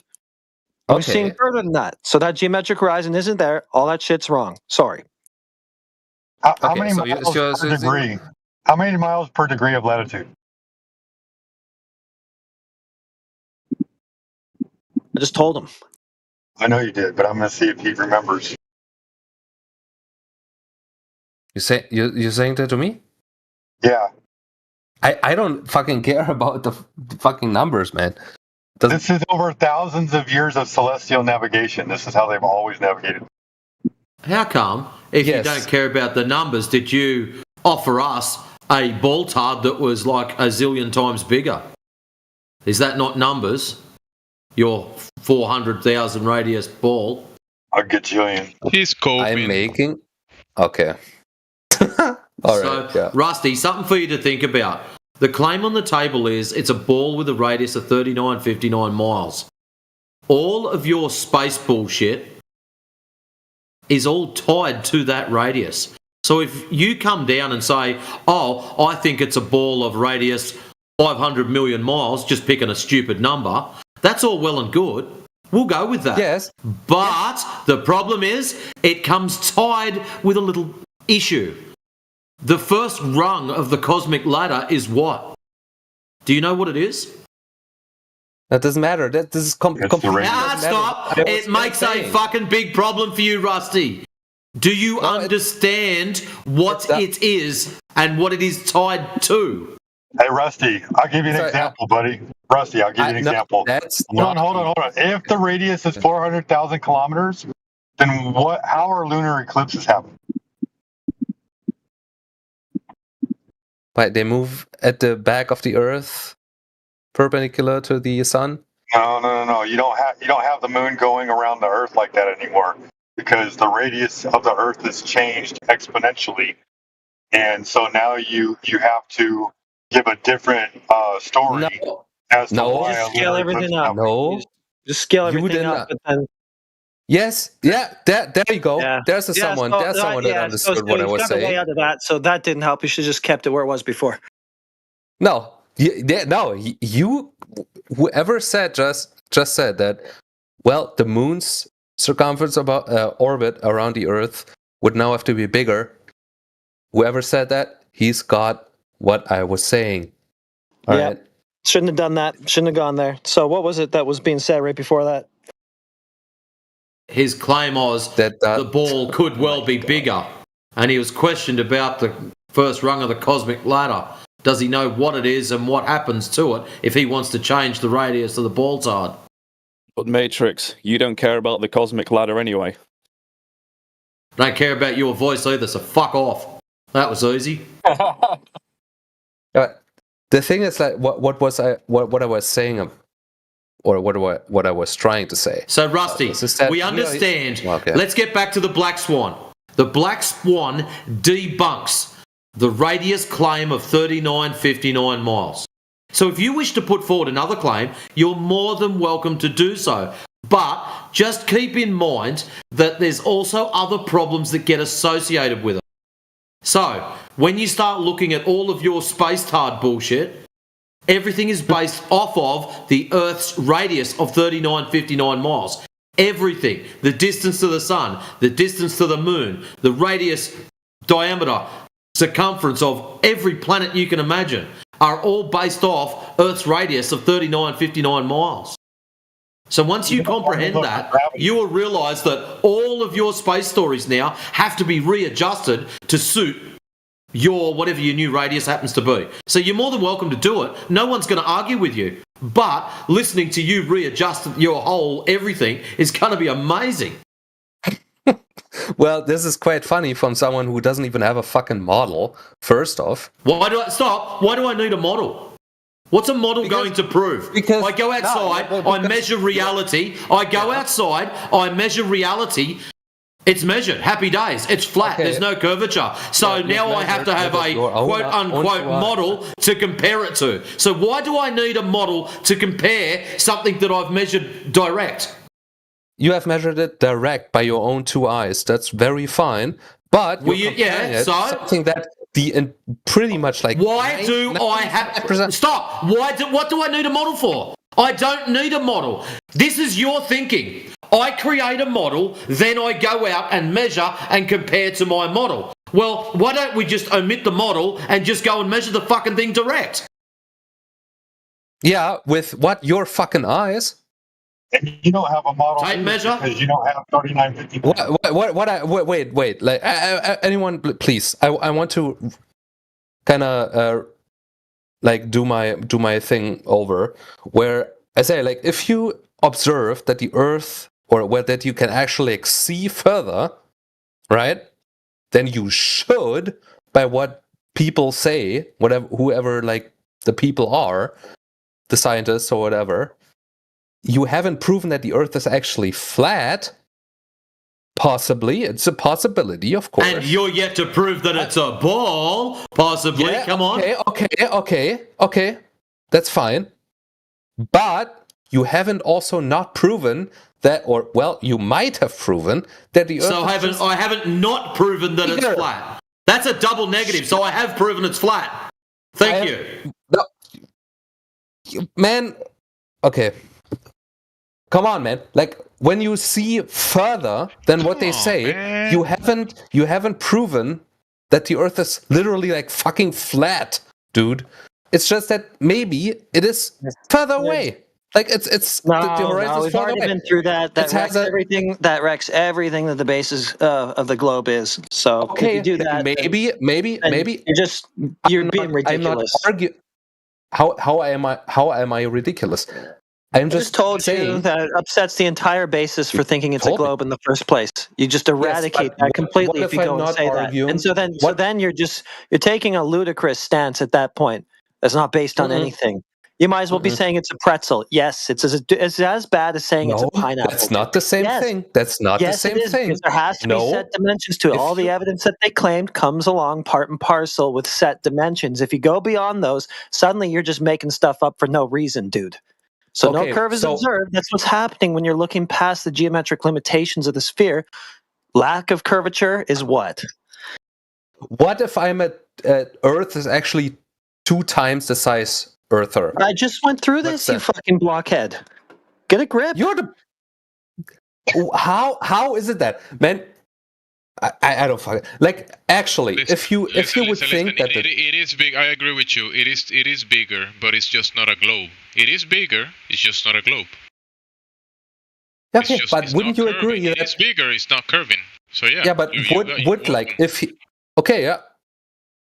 Thank you, whoever said that. But wouldn't if you would isolate the observation that you can look twice as far beyond the horizon, would it be closer to that? No, wait.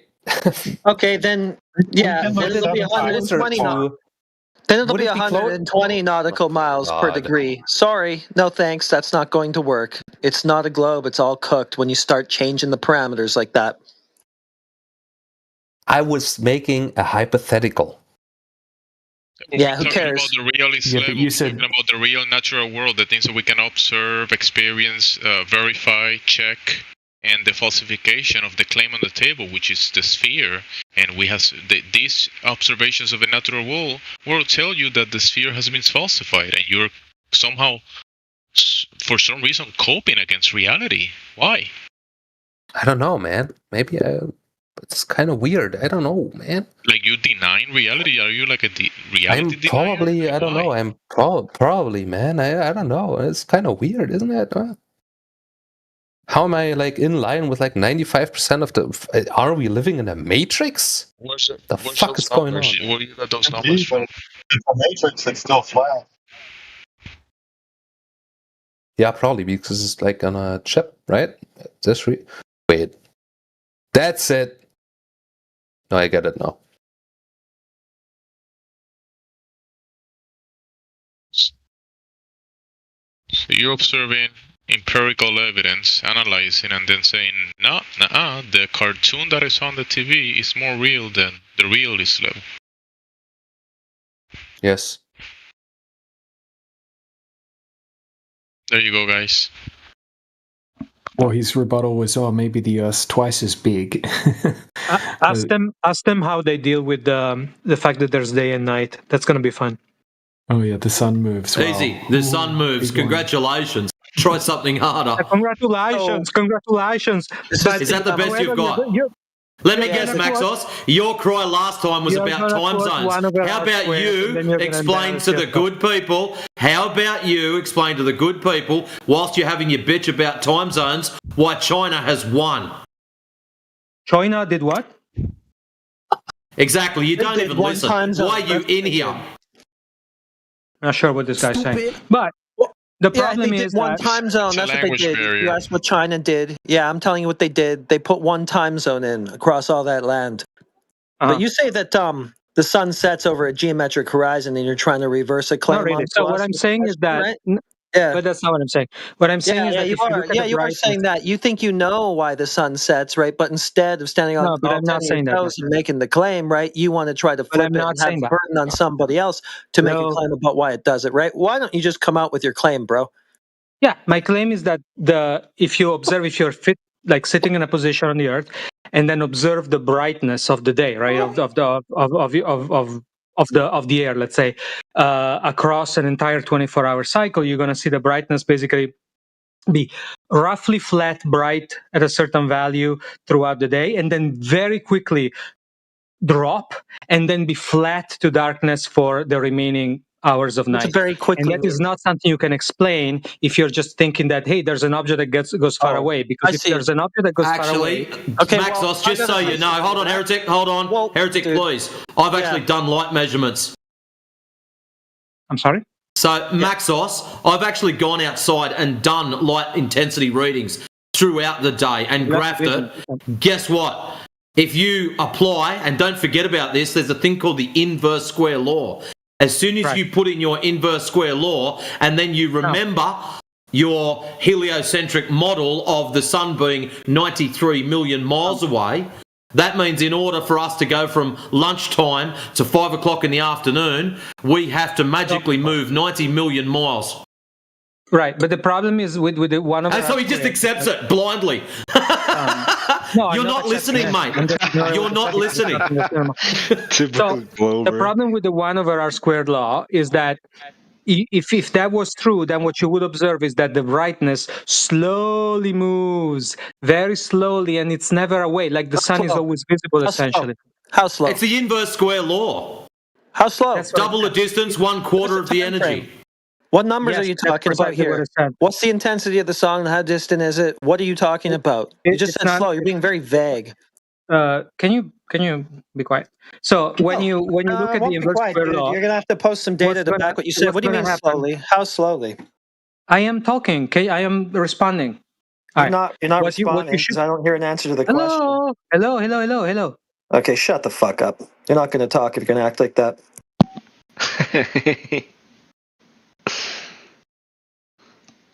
All right. You know what? That's just kind of in the weeds anyway.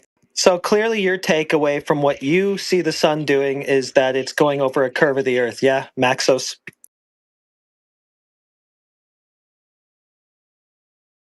Sorry. What did you say? Your takeaway from the sunset is that it goes over a curve of the Earth. It must, right? That's basically what you're claiming. No, that's not basically what I'm saying. Why do you keep changing what I'm saying? Okay. I'm saying. All right, so that's not a necessary takeaway from the things that you have said. So you're just saying something about the phenomena in the sky that's just not particularly relevant to the conversation, since this doesn't necessarily lead to the conclusion of sphere or flat or anything. You're just talking about some side tangent bullshit that means nothing to really either of our sides, yeah? No, because basically what. And you're being a fucking double speaking weasel now. Okay, so it is relevant. I don't like that, because a minute ago what you said is no, I'm not saying that it must be spherical for this phenomena. I just parsed it out. That okay, it doesn't really make any difference to the question of sphere or flat. Now you say, oh yes, it does. What? No. Remember what the I forgot who said it before. When we said that, maybe it was you, but like when we said that if you were to prove, right, that you see further than you were expected under the globe model, right, in the sea, that disproves the Earth, right? And I agree with that. In fact, I think Rusty was wrong on that point. He should have accepted that. However, I'm doing the same now with the flat Earth model. I'm saying that under the flat Earth model, what I'm talking about, the brightness curve, disproves it. So it's over. What model? Hey, what model? You can go ahead and post that. What do you mean it's over? We don't argue for models. That would be a reification fallacy to say that a model is the concrete world. What are you on about? By model, I mean the hypothesis that there is the sun, and the inverse square law explains the difference in brightness of. So you're saying then that it must go over a curve of the Earth? Is that what you're trying to claim? Okay, at this point you're being obtuse, so I'm going to. You're saying that there must be a physical obstruction of a curve of the Earth. Is that what you're saying? Yeah. So he's got caught. And he just dipped. So just so you know, Heretic, I don't know if you've ever had a look into the light measurements thing. Their claim is that the sun's 93 million miles away. So based off of the inverse square law, we should see very specific light measurements at very specific distances. So if anyone's got a light meter, intensity lux meter, you can do this at home. Grab yourself a light source, stick it on your bench, set your meter 1 foot, 1 meter, a very specific distance from that light source. Take a reading. Then double the distance and you will find your new reading is 1/4 of the energy reading. And that's what it is. Double the distance, 1/4 of the energy for light. Now, the issue is, if I go at lunchtime and have a reading of, say, 100,000, and at 5 o'clock in the afternoon, it is now 25,000, that means I now have 1/4 of the energy. That means the sun has doubled its distance. So what he's doing is he's misrepresenting the scenario. It's actually losing intensity throughout the day, but he just pretends that it's like an on-off basically when it goes over a curve of the Earth that he also was being too weaselly to admit he was claiming. Well, this is the interesting part. He's saying basically it's all the same intensity until it sets and then it's just gone quick. That's basically what he's trying to say, right? Well, technically, that's what should happen. It should be a difference of lunchtime to sunrise. So once the sun comes on, we should have a difference of 0.004% from peak to low intensity. That's how much change we should have. So once the sun comes on, it should be just like friggin' lunchtime all day. And then it goes off at the end of the day. Off. That's what should happen if we're on a ball at 93 million miles away. But it doesn't. It gradually comes in, warmer, warmer, warmer, more intense, more intense, more intense, peaks at around lunchtime.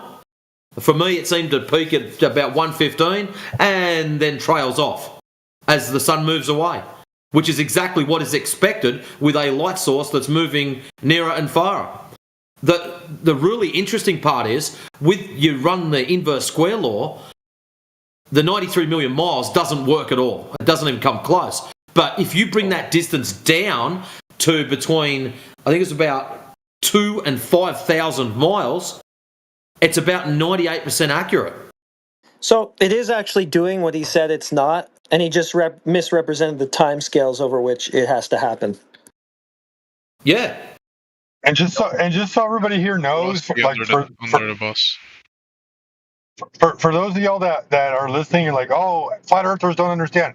No, we get it. On the globe, the Earth turns away from the sun, and the reason why it's dark is because the Earth is not facing the sun. We understand your point of view. but you need the curvature in order to prove that. Now, when you ask how does this work on a flat Earth, we also know that as the sun moves away off into the distance, light doesn't travel forever.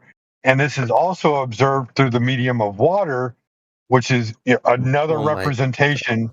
Oh, well, you don't like that? Rusty, Max just threw you sorry. under the bus, bro. Sorry. Yeah, I'm sorry. I wasn't muted. I'm sorry. Yeah, he said that you should have accepted the defeat of the globe, but then he somehow went on and tried to continue claiming the globe himself. But he was too much of a coward to actually say it outright. Weird people we talk to in here. I'm not. So Rusty, do you not think that light dissipates through the air? It does dissipate to a degree, but horizontally. So what's the point? What's the point? Right. So, like, as light travels through the air horizontally, there's a thickness of the air, and so that thickness of the air dissipates the light to a point to where it is extinguished and it can no longer be visible. Correct? To the air, it would have to be pretty dense. Doesn't happen on our planet, no. It does. That's why you can look. So, Rusty, you're telling me on the horizon. You're telling me just out in your lounge room, Rusty, light dissipates in the air. We know this because of the inverse square law. Double your distance, one quarter of the energy. Yes, from the sun. So now, as soon as you go outside, it changes. So why does it change when we go outside? What? What have I missed here? Okay. You're saying you understand that the sun is supposed to be 93 million miles away, right? Yes. So when the sun moves across the sky in our view, or as you would say that the Earth is spinning, the sun is consistently 93 million miles away from your eyes. Basically, yes. So what's the difference in a couple of fucking miles at 93 million miles away? When it comes to the inverse square law. It's not much, yeah, but 0.004. Right. Yeah, so whatever. If there's not a lot of difference in a couple of miles at 93 million miles away, don't you think that the light should just be constantly blinding from the time that the sun comes up to the time that the sun comes down? I think you should say angular size. Right, no. You should be the same angular size all the time. Because it would be. No, the angular size is the same, but it's like now I get what you're saying. It's just that you are asking really bad questions. And I say yes, that when you have you the don't sun at the understand horizon, them because you've never thought of them before. The angular size is not the same throughout the day. Do you realize that? well, The because angular it's size like does change throughout the day. It's provable.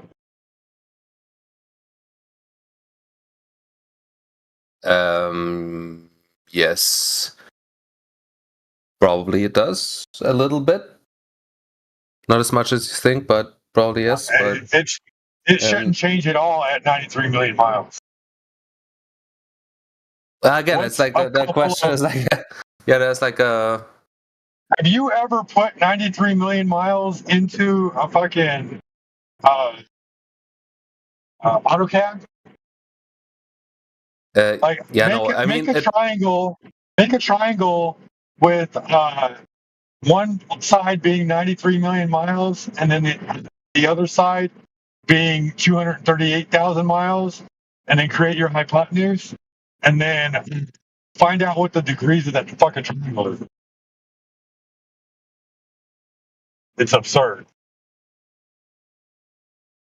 Yeah, I'm just like I don't know, like when you're talking about, is it the same? Is it like 93 million miles or 93.1000001%, or 0.1 miles or something like that? I don't know what you would say is the same.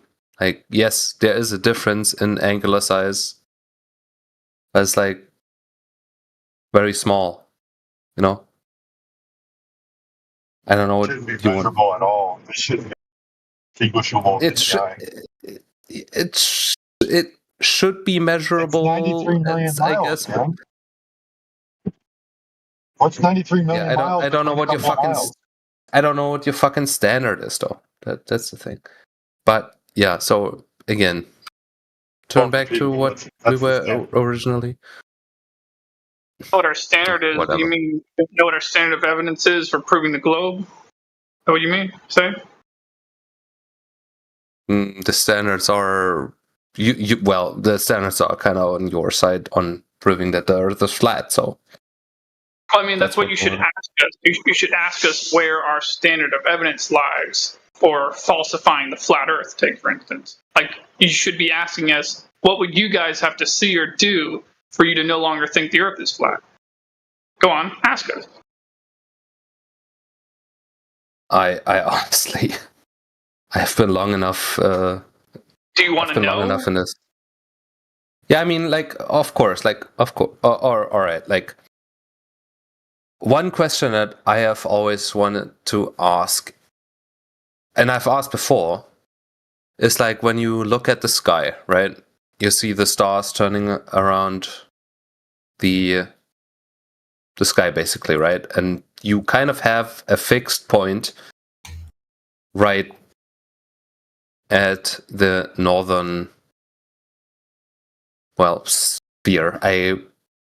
Can I say that? The northern point in the sky. Say whatever, however you want to, man. But I know what you're going to say. Why do the stars turn one way in the north and the other way in the south? Yeah, why is that? That's kind of the question that I have. I don't know, man. Whatever's happening in the sky is only happening over a flat Earth because there's no curvature. Okay, so you don't have an answer for that question. Do I need an answer for everything? Well, it's kind of like. I could give you an explanation. It's just that no man can go up there and check the cause of the effect that we're observing. So the effect that we're observing, you're saying a fixed point of rotation. That's the phenomena. But to determine what is the cause of that effect, you're gonna have people giving explanations, but nobody can demonstrate it. So I could give you an explanation. Sheepdog can give you his explanation. Then some other guy can give you another explanation. All different explanations, but nobody can demonstrate it. Well, and verify it. Dissect the sky. I mean, it's an observation like that. That's something that we all do here. Yeah, based on the observation, it demonstrates that the ground is motionless because there is no parallax to the sky. And in the globe claim, there are multiple motions, multiple vectors at multiple speeds will show a difference on the positions of the luminaries. But we don't see the parallax of the luminaries. I'll give another cool observation. Hey, let me give you another cool observation that we can explain. When you look up in the sky and you see rain clouds full of millions of pounds of water, how does that stay up in the sky?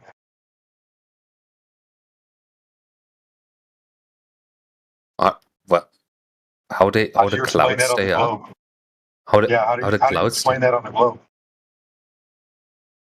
The clouds are less dense in the air up there. But there's millions of pounds of water in over a really big distance, yes. So I don't. But it's still millions of pounds of water. Yes, the displaced. Yeah, the millions of pulling it down. No. I mean, isn't a water weighs more than gas, right? Depends on on what state of matter it is. I mean, what do you think? Maybe your explanation is better on a flat Earth. How does water stay up in the air in clouds? How does it work? Once you say water, you debunk the globe, though. Once you say water, water requires a pressurized system. It requires gas pressure. Gas pressure requires a container, and you don't have the container on the globe. I didn't ask you. Who asked the question? To me. Would you like to see a video on how to create water inside of a container? No, I'm asking the person that asked me that question right now. Like I don't know, like why are is like 20 people coming down on me? No, there's not 20 people. You said water, and water debunks the globe. Someone else. Okay. You cannot have water on the globe dart. It's impossible. I can't explain how everything works on Earth, man. But all I know is there's no measurable curvature. Yeah, but of course, like if you know that, that's fine. If you know, that's fine. Like honestly, if you think that there's no measurable curvature, that's fine. I don't think you don't have to be a flat earth. I know. So he knows. There is no curvature to be measured, so it cannot be a globe. You're correct. Welcome. Yes. So why? By the way, why is there such a diversion when it comes to the how does water stay up in the atmosphere in clouds? What was that? The point of that?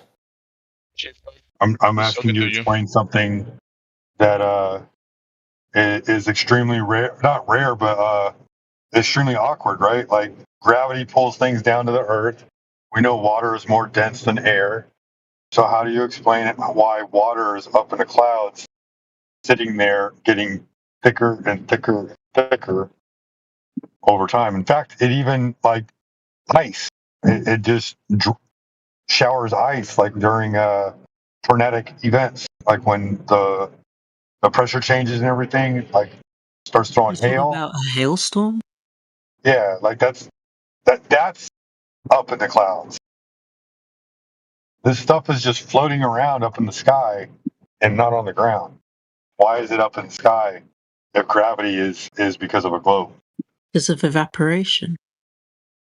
But it's no longer gas, it's liquid and solid.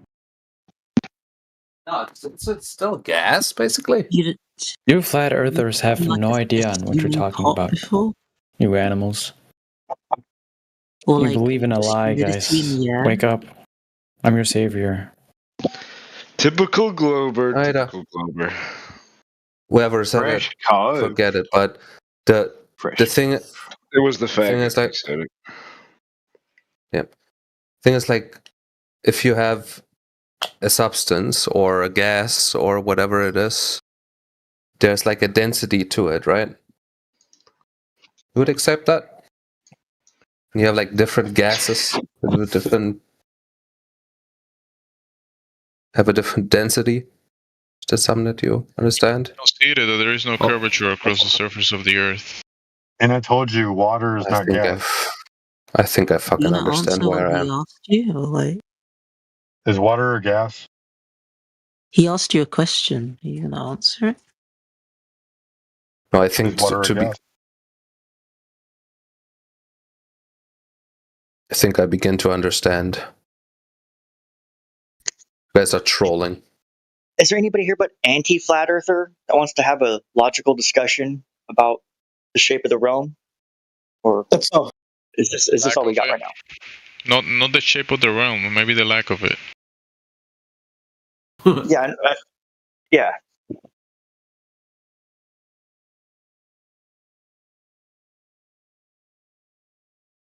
Kami. Only the globers or the concavators have a claim of a shape. What's up, Calming? You had something to say? Roger that.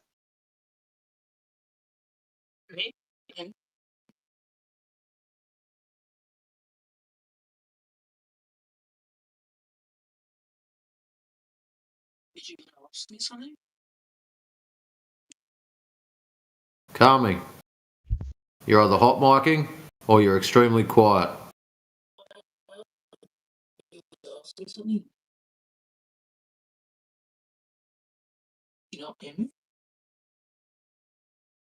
He's trolling. He was just getting in the way of the conversation, and now that he's being addressed, he's just ignoring. Yeah. Same with Reservoir Dog.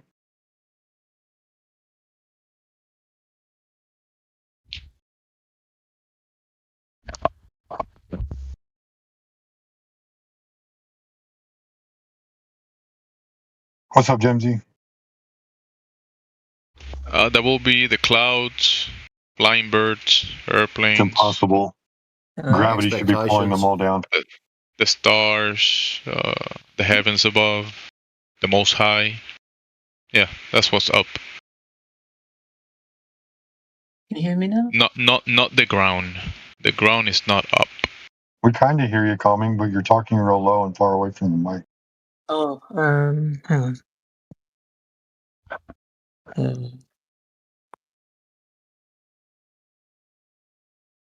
Let me try this. Is that better? That's better. Yeah. Okay. Great. Are you a mumble rap artist? Hey, do you have a rainbow in your? You have a rainbow. How do rainbows work on a globe? Just kidding. Go ahead, guys. What's your evidence for the shape of the Earth, Tommy? I think we've got visual, observable evidence. We've got scientific experimental evidence. My own personal anecdotal evidence. Absolutely. Well, as far as your own personal anecdotal evidence, you say it's curved, I say it's flat. So they null each other out, so we can get rid of those. Okay. So what's your scientific evidence, your measurements? The amount of height of the wind turbines on the out in the distance from the seafront at Brighton. Oh, I think I know which ones you're talking about. You want me to put it in the side chat for you? Yeah, can do. Wait, that's a scientific experiment? Yeah. Okay, I can give you a scientific experiment. Ah, okay, cool. You had me worried there for a second. Cavendish experiment is one. No, it's not. So when you're talking about turbines, which one is it? Sheepdog's ones or the ones I put up? Diffraction of radio waves by curvature of the Earth, which is what you're proving. So you're begging the question there. So you can knock that one out. Calming, which evidence are you talking about with the wind turbines? Is it mine or Matrix? Well, that's an anecdotal one, so we can't use that one apparently. No, I mean, which one's your evidence? You said wind turbines are evidence. Which set? There's two sets there. Anecdotal. Is it mine? No, that's an image. Please say it's my evidence that proves the Earth is a ball. Pick me. Please. What? You made the claim that the wind turbines proved ball-tard. Now we've posted up two sets of wind turbines. Which one are you referring to? None of those. Right now I'm referring to radio waves because we're not doing it. So you're just going to sidestep your claim altogether. So we can delete the wind turbines and not worry about them. That's anecdotal, isn't it? So you're just using an anecdote. You weren't actually providing any proofs. You were just saying for the sake of saying and filling up space. So you asked me someone asked me for a scientific. We asked you for proof of curvature. You rattled off a whole heap of things. One, why are you talking? Radiation. Okay, let's just hold you still for a second. You rattled off a whole list of exactly. Stop talking through me, screaming through you. Mez, why are you in here? Are you a closet flat earther and you just can't find the key to get out?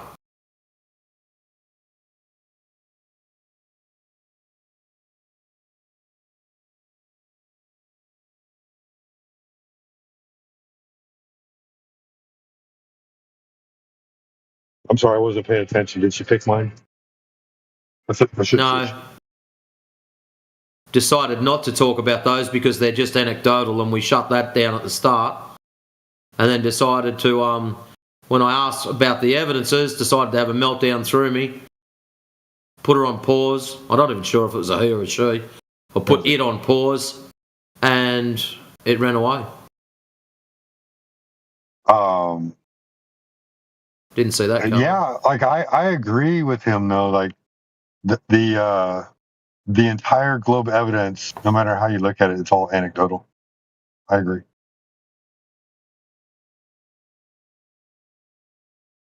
Right down to the measurements in the sky.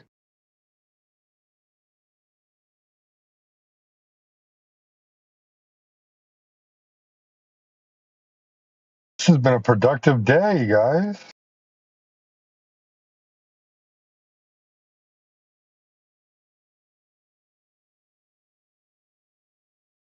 Oh, I see a mic that's muted. Shall we unmute him since all the other dissenters are gone? All right. If you want to talk to a complete retard. A retard. I like the way you said that.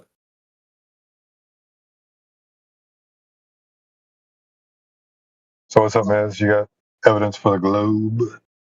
Hey, back-to-back Not today. Good. But Matrix, I was looking at these light measurements you were talking about. I remember you DM'd me some a while ago.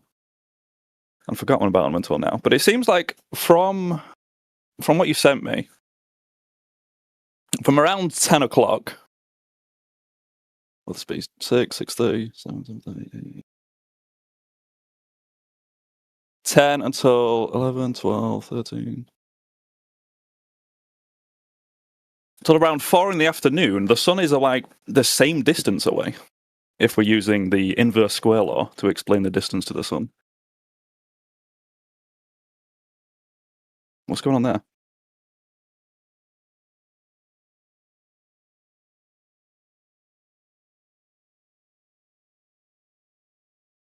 So you're telling me that the line across the top of it is dead flat?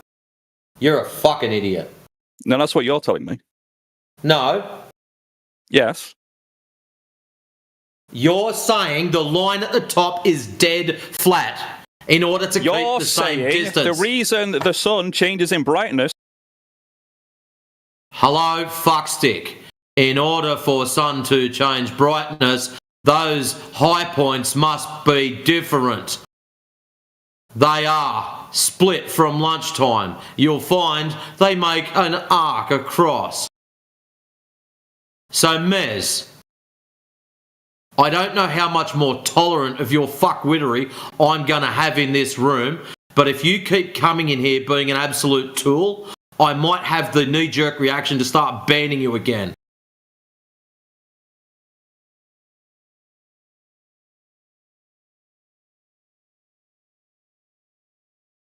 Go and learn to read the graph. Oh, Matrix. Or better still, here's an idea. Here's an idea. I'm just going to throw it out there. Graph. It's not a graph, it's Here's an idea, and I'm just going to put it out there for everyone. If you're not happy with what I've done, go and spend fucking $68 on a light meter, or if you want to buy a really expensive cunt, you're more than welcome to do so. And do it yourself.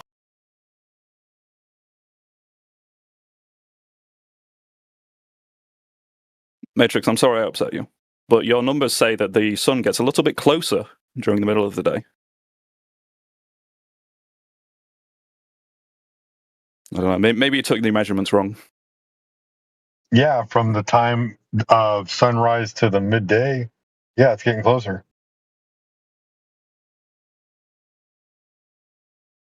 I don't know what's hard to understand about that.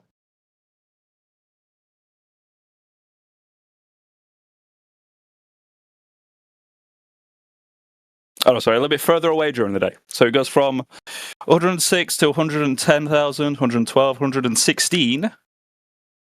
So that should be at its absolute closest. Then it goes to 150, 140, 140, 116 again. So it goes in a little bump. That's strange. You noticed that? I thought this it was is about the same too. distance away. Very strange. Yeah, and this is proof of curvature. Or this is just some random anomaly. No, this means that your proof of or your debunk of curvature is a load of shit. Okay, you want to know something interesting, Mez? You don't even have to buy a light meter. You can go and look up your local observatory, and a lot of them, not all of them. Why are you talking? A lot of them, not all of them, actually provide this data for you, and you can compare it yourself. So go and get some light meter readings, and then apply the inverse square law. And go and get the inverse square law and apply your 93 million miles away and see what happens to your meter readings. You will find it does not math. Sufficiently explains these numbers. The inverse square law is how light works. Don't blame me. I didn't invent it. So let's say, right. As you get further away, the numbers decrease. Double the distance, 1/4 of the energy. You can test this yourself on your kitchen table with a fucking flashlight and a light meter. It is that simple. Set it at 1 foot. Take a meter reading. Set it at 2 foot. Oh my God, it's down to 1/4 of the original reading. I'm very aware of how the inverse square law works. Excellent. So now when you compare the numbers taken from the readings, let's compare the numbers. So at 12 o'clock lunchtime, we are at our closest distance to the sun, being that we're on a ball tard allegedly rotating. Correct? Very well. So, excellent. So our distance we move is 39.59. Yeah, no, I've had enough of your shit already. So, if we're on a ball tard rotating 39.59 miles, the difference is only going to be 0.004 of 1%. That graph shows a greater deviation than 1%. And we're only talking 0.004 of 1%. So, Mez, any claims you make are, please go and do it yourself, because they ain't going to mean sweet fuck all. If anyone else wants to unmute him or talk to him, I'm happy to unlock it. No, that was more than enough for me, man. I could hear the ear-to-ear grin of his British accent. I'm better than yeah.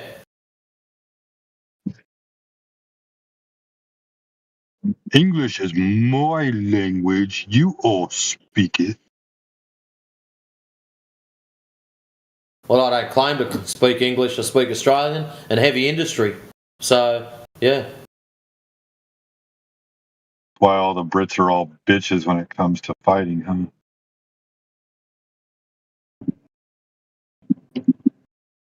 I thought that was the French. Huh, my bad. French are even more bitches. Yeah, I said it on my channel. Hey, love. Hey, what are you talking about, monsieur? How dare you talk about France like this, monsieur? Come on, you asshole. We're not that bad. I knew it'd kick off. Oh, mon ami. Mon chéri. Ooh la la. The earth is flat.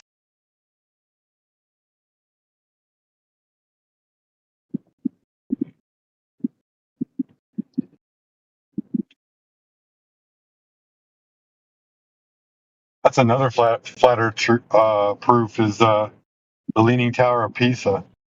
Because the angle that that it's tilted at is measured with a flat earth. Yeah. The flat baseline. Yeah. Where's your proof? The flat baseline? That doesn't exist. Can you show me? Who's this? Who's talking?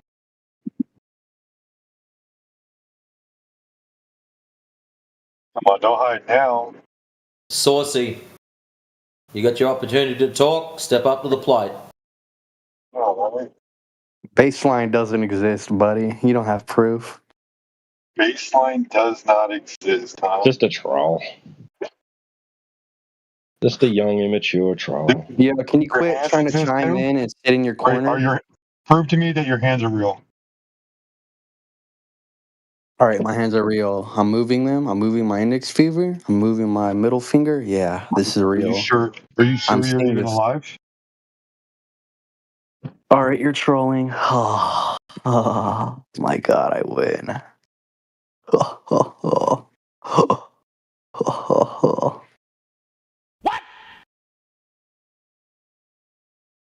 Ada.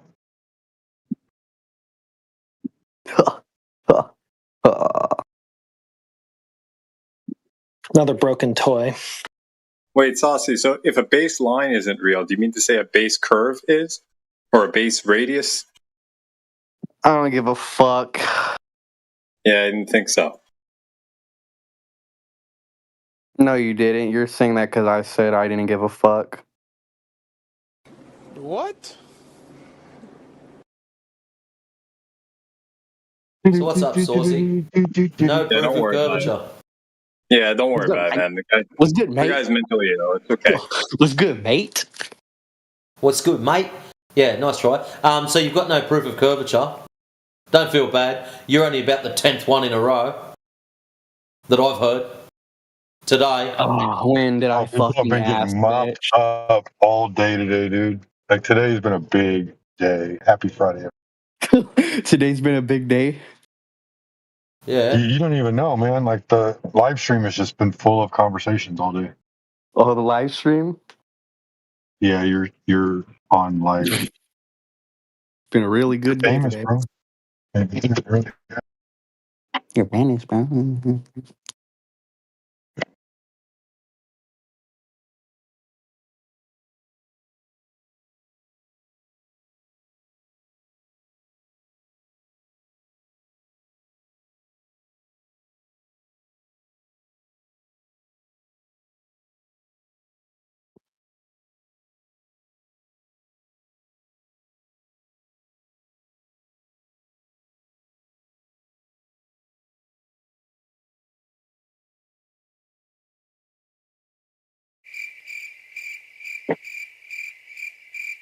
No, right?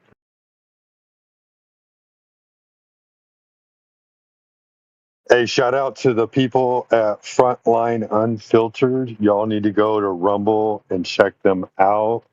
Check them out on locals as well. Yep. Perfect.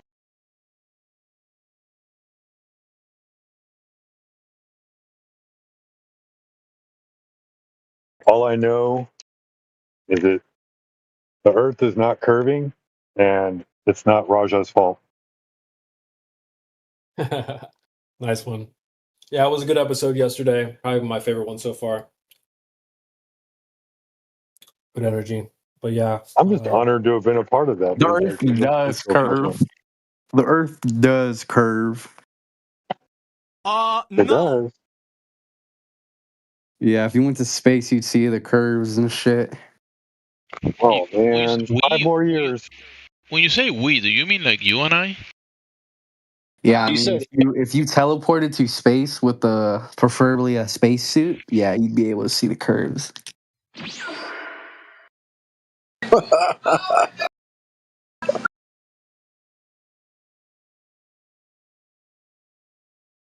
Great evidence. Hey, just 5 more years and we'll be able to see the curve, guys. We already see the curve. We're the 24/7 live stream of the Earth.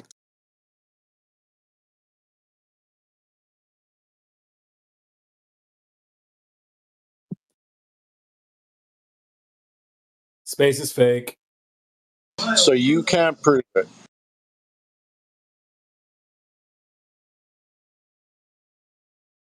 It's fake and gahay. No, fake. It's real. Real fake. That's what we're saying. Yeah, I need to get Professor Dave in here to debunk you all. What are you going to do? Get Professor Dave in here? I'm going to get Professor Dumb Dave. He's a fucking idiot. He debunks you flat earthers with his hands tied behind his motherfucking back. Oh, fuck me dead. He couldn't pull apart a cheese sandwich. How the fuck is he going to have a crack in it?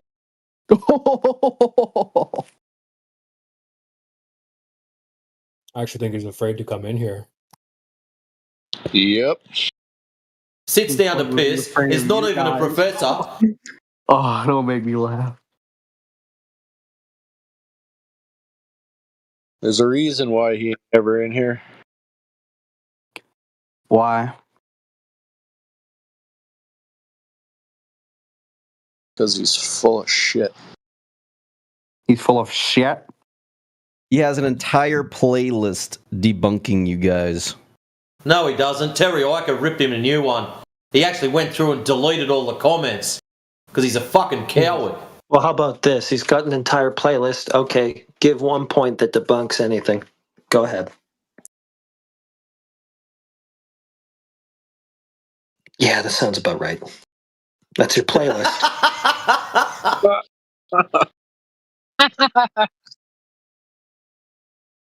Well, Heretic, you're not being fair. It's not like he actually watched them. You gotta give him a chance to go Google the next one. Yeah, he just has a playlist of like 16 videos. I don't know what's in them, but that's proof of whatever I said.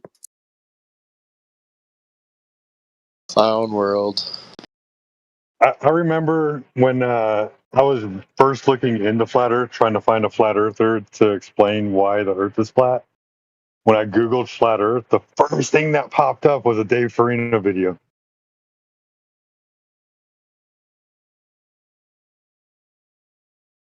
Well, just put together a playlist. Doesn't matter what it's of or what's in the videos. Doesn't matter at all. Just put together a playlist, and that's proof of whatever you want to claim. It could be just cat videos. Just make sure you title it correctly. Yeah, where's the science behind Flat Earth? Well, it's a geometry question to start with. You wouldn't really be applying science there. Way to avoid the question, buddy. Well, you might want to go back to 5th grade so you can sort out these basic category errors that you're making. Well, they taught me the fucking Earth has curves and not yeah, okay, flat. so you're a spastic who can't When did school teach you the Earth was flat? Okay, Saucy, stop being a spare. Saucy, which field of science deals with shapes? Very simple question for a very simple mind. You should be able to handle that one. Oh, shut the fuck up. Let's talk about 6-7 or some shit. Saucy, since you weren't able to answer that question, what's his IQ? How does sauce works on a globe? It works by me coming in your mom. There you go, guys. A degenerate. A degenerate. And a brainlet, too. He just discovered he can do that. That's why he's saying it in the mic. Yeah, he doesn't get to do that with anybody. There's no chance.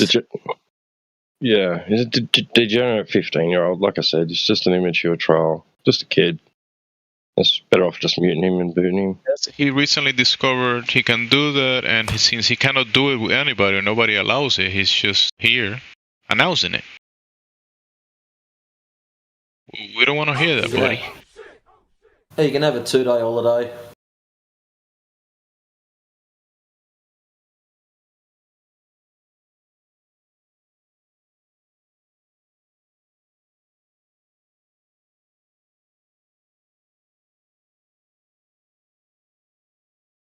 Another fine example of a baller.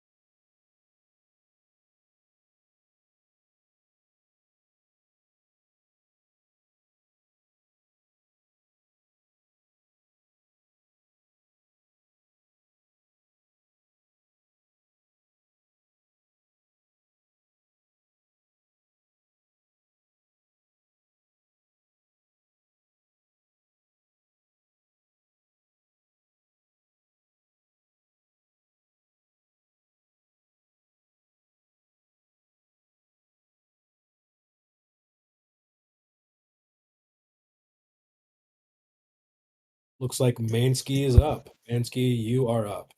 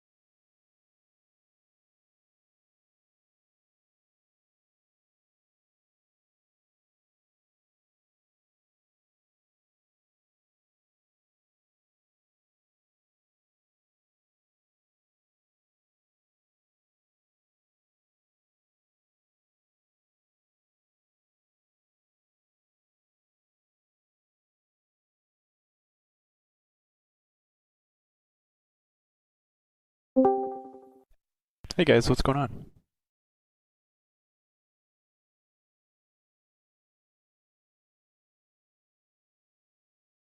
Just debunking these flat earthers. Oh, horseshit, you haven't spoken for the last 3 minutes. Stop the cap. You were offered the floor and you didn't want to speak. Now someone asks nicely what's going on, you man up. Change your name to Gursky.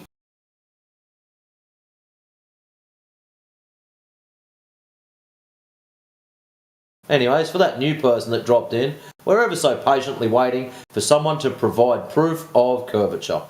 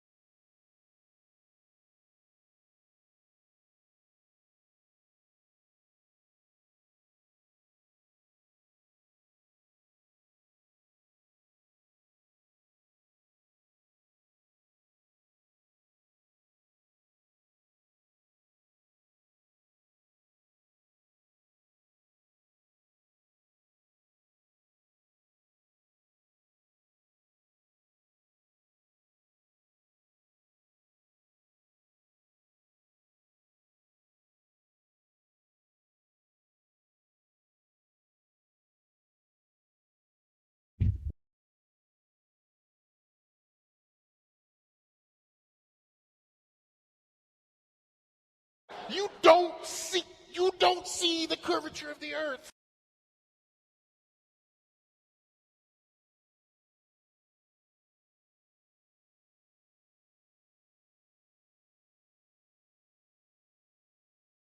All right, go ahead, Mansky. I want to hear you cope, Spiral.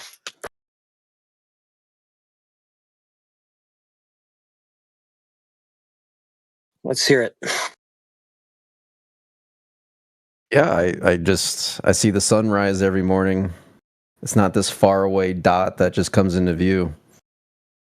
Yeah, and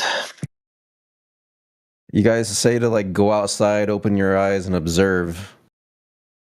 Well, that's what I do. Set the extent of it. You saw the sunrise, and you just wanted to mention that. Well, on a flat Earth, the sun would have to just go far away into the horizon.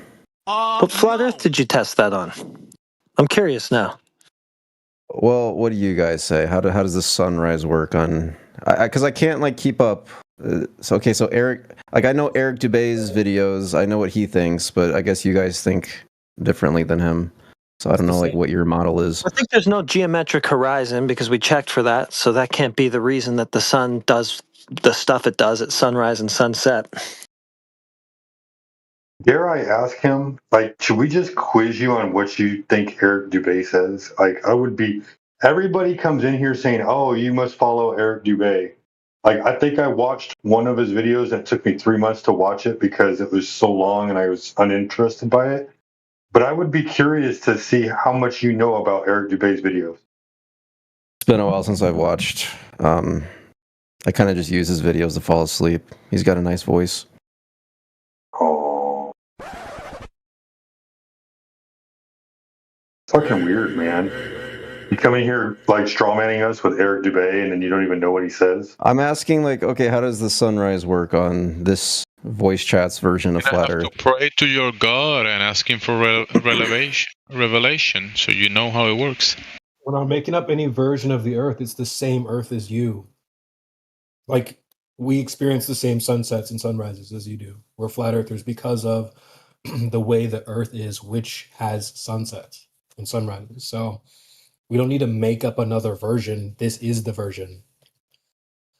It's silly for you to say that on a flat Earth, it should do this. It's like, no. Why are you just making up some other world that we're supposed to believe in when we have the actual world right here where we observe the same sunrises and sunsets as you? That's our position, the Earth, not something else that you made up, especially. The heck? Wow. Cute little speech, bro. Yes. Do you have any measured Earth curve? I do not. So that everything happens on a flat Earth. Welcome to flat Earth. Again, the sun doesn't just go away and come back in a circular motion around a flat Earth. It does, because the Earth is flat. Well, that's not You just what said I yourself that you don't have any measurable curvature. You don't have any measurable curvature, therefore the Earth is flat. So whatever's happening in the sky only happens over a flat Earth. I've been open-minded to this in the past, but the sunrise and sunset thing never really made sense to me. Apparently you're not open-minded enough because you don't understand what curvature means. He's correct. It doesn't make sense on the globe. It's nonsense on the globe. So yeah, he's correct. No, if it is a flat Earth, the sun doesn't just go around in circles, just like a little spotlight. The thing is, dude, whatever, if you think about it, right, whatever is happening, right, that we can't necessarily, quote unquote, scientifically test, right, doesn't really matter. If the ground is not curving, ground is not curving. That makes sense. There must be an explanation that we're just unaware of about why the sun does what it does. Some people would argue they might have that explanation. They're probably not here right now, hence why they're not talking to you about it.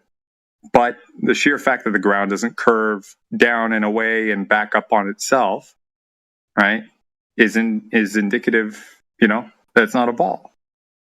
Point final. End of story. Unless, of course, you do have curvature and you can cite somebody who has measured it. Maybe you didn't do it yourself, but somebody must have, right? Do you know who? I do not know who. Okay.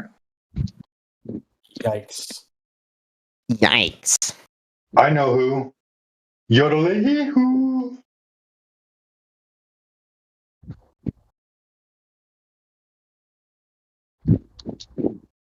Come on, y'all. I'm dying laughing. So he's just basically like bricked on sunrises. That's what's happening. But like on a flat Earth, it should do this thing that I just made up on the spot just now. See the sunrise and get all confused, therefore it must be globe. All right. Yes.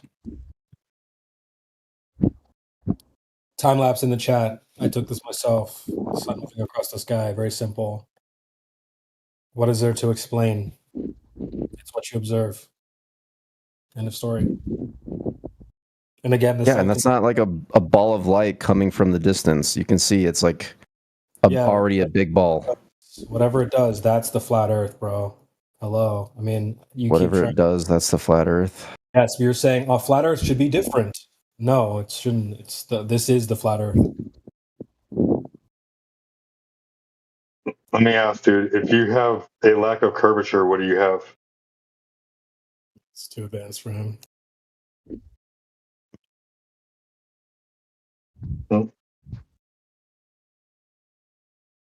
If you have a surface it's a big ball rising from the horizon. Well, if you have a lack, it rises if you have a lack of from our perspective. It doesn't look like a ball. In fact, it does not look like a ball. I don't think you. I mean, you can think that, but I don't think that's. Hey Mansky, what do you think of Matrix's video that you posted in the chat? It's like 15 seconds long. Go ahead and watch it. Oh shit! Oh shit! That's like one video where you can. That's just not how it works most of the time. Do what you say it should do on a flat Earth? Does it do what you say it should do on a flat Earth? Does it go away and fade away off into the distance? So sometimes the sun fades out on a flat Earth, and other days it just goes down over a globe. It's probably the camera. How? There we go. What'd the camera do? See, you like link one video where you can say, "Oh, see, it looks like it's going away a little bit," but then it just still goes down over the horizon. The sunset is caused by a curve getting in the way of the sun. Then it would be the case every single time. So yeah, one video will do. We can show you one instance where, well, that's apparently not what's happening here. That'll be enough. Again, you have to do what you say every single time. That's what it does. Every single time. No, it's the other way around. Yep. It should do what you say every single time if that's what's happening. And if it doesn't, then what? I mean, some days it's flat and it just vanishes like you say it never does. I mean, linking one little video, I mean, it should look like that every single time. Okay, but if Right, it looks the like that vanishing even point once, in the horizon then perspective it and all can't be that the sun's going down over a curve because it would do that every time. Same way, every single time. Yeah, and you don't have that same standard when you say it has to happen every single time. He just gave you an example in your worldview where it doesn't happen every single time.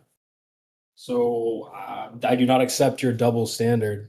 Okay, so is there like an actual model you believe in, or are you guys just like We don't need a model. Yeah, source. Is that To argue all from a this is? model is a reification fallacy. We've probably told you this about Okay. 60 times, right? So we don't play that game. And And you have a Don't worry model about that the works model. for everything. You guys just have way too much Don't time worry on your about the hands. don't worry about a model. Just worry about what it is in reality. Don't try to reify a model into reality. That's backwards thinking. And you've been here more than me, man. This is like sophistry, dude. This is like sophistry. No, it's logic, actually. So your brain is so Example of distorted sophistry. now from all the garbage that you consumed on the internet and TV and wherever else that you recognize logic as sophistry. That's too bad for you. All right, I'm gonna go back to my main So task. go back to and put this eating in the Cheetos and background. fapping. Yeah, exactly. Your main task is fapping and eating Cheetos off your chest. It's the seed oils, bro. Cut them out. Yeah, bro. And the 5G's cooking them. I don't consume seed oils, by the way. I don't consume any oils. I think oils are shit for you. Or shit. If you're gonna eat garbage, like you sound like you do, there's seed oils in it, for sure. I cook all my meals, low to no fat, ran 10 miles this morning. Go eat shit, bro. Stop. All right. Like I believe you, but okay. We'll get those numbers up. Like you believe me. I gotta like fucking take a screenshot of my like Oros app and show you that I ran 16.2 kilometers. Clean yourself up. Do yourself a favor. Clean yourself up. Clean myself up. Okay, dude. Get off the tap water. I don't drink tap water. Tap water is not good to drink in China. It's all bottled, baby. Oh my god! So many microplastics. Unfortunately, it's that or like kill myself with the tap water. Bottled water is tap water, dummy. Not in China, dummy. Go ahead, come to China and drink the tap water, dummy. That just went over your head, didn't it? Sure, dude. You totally got me. I just got pwned. My ass just got pwned. There they go. The spiral's complete. They always have to get gay before it's over. I don't know why. What is this, 2010? Dude, pwned is from like 2002. Yeah, that's what I said was gay. Totally same pone, yeah. Well, in order to get a vacation in Homo Island, they have to be. Chinatown SF. I've never been to California in my life, and I'll never go. You're broke! You're fucking poor! I think any sane person would avoid California. Why? It's beautiful. Too many horizons. Lots of ocean. Yeah, you might red pill yourself on the ocean being flat. Yeah, too many non-geometric horizons.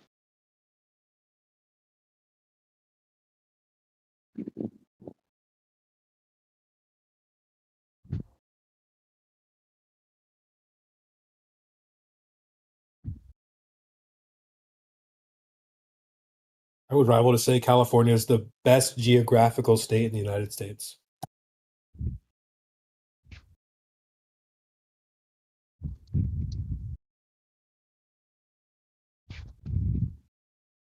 Politically, maybe not so much. Shout out to the politics server.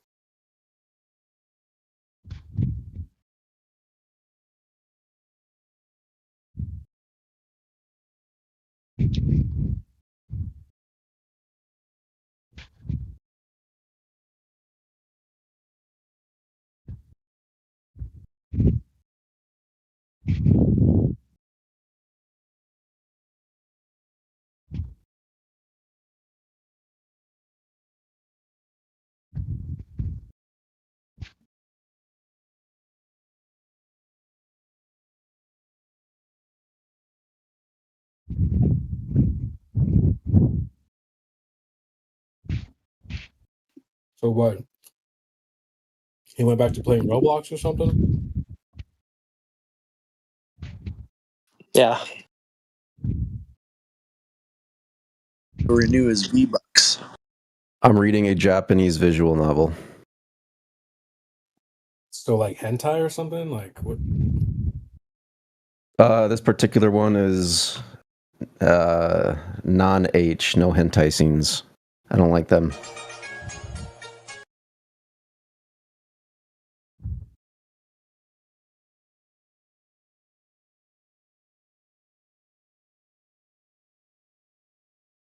What don't you like about hentai? The hentai scenes in these visual novels are kind of ridiculous. Anybody who's had sex before would just kind of like cringe at them, I think. Yeah. Don't watch that shit. Save your seed for when you need it.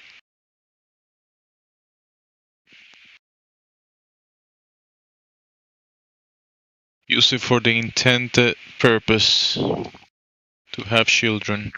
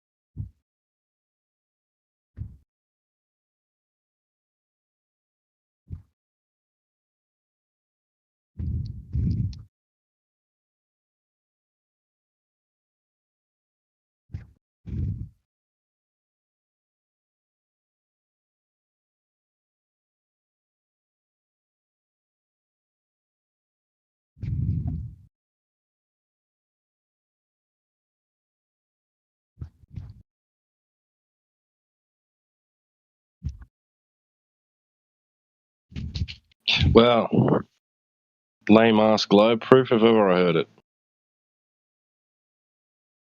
Globe proof? What's that? I missed it. What do you say? Oh, I don't have a globe here that I can prove that exists. So, dang. I mean, I got a receipt from a retail store. I bought one. Is that what you're asking for? Did you buy a snow Yes. globe? I bought a I'm planning a holiday and I need a map. decoration. I don't have a globe. I have a table, motionless flat level table, and I had to put something on it, so I bought a globe. I call bullshit. Oh, bullshit is pretty real, but I don't put that inside the house. The bullshit stays outside. That's used for a different purpose. It's like that card game bullshit. I've got 8 aces.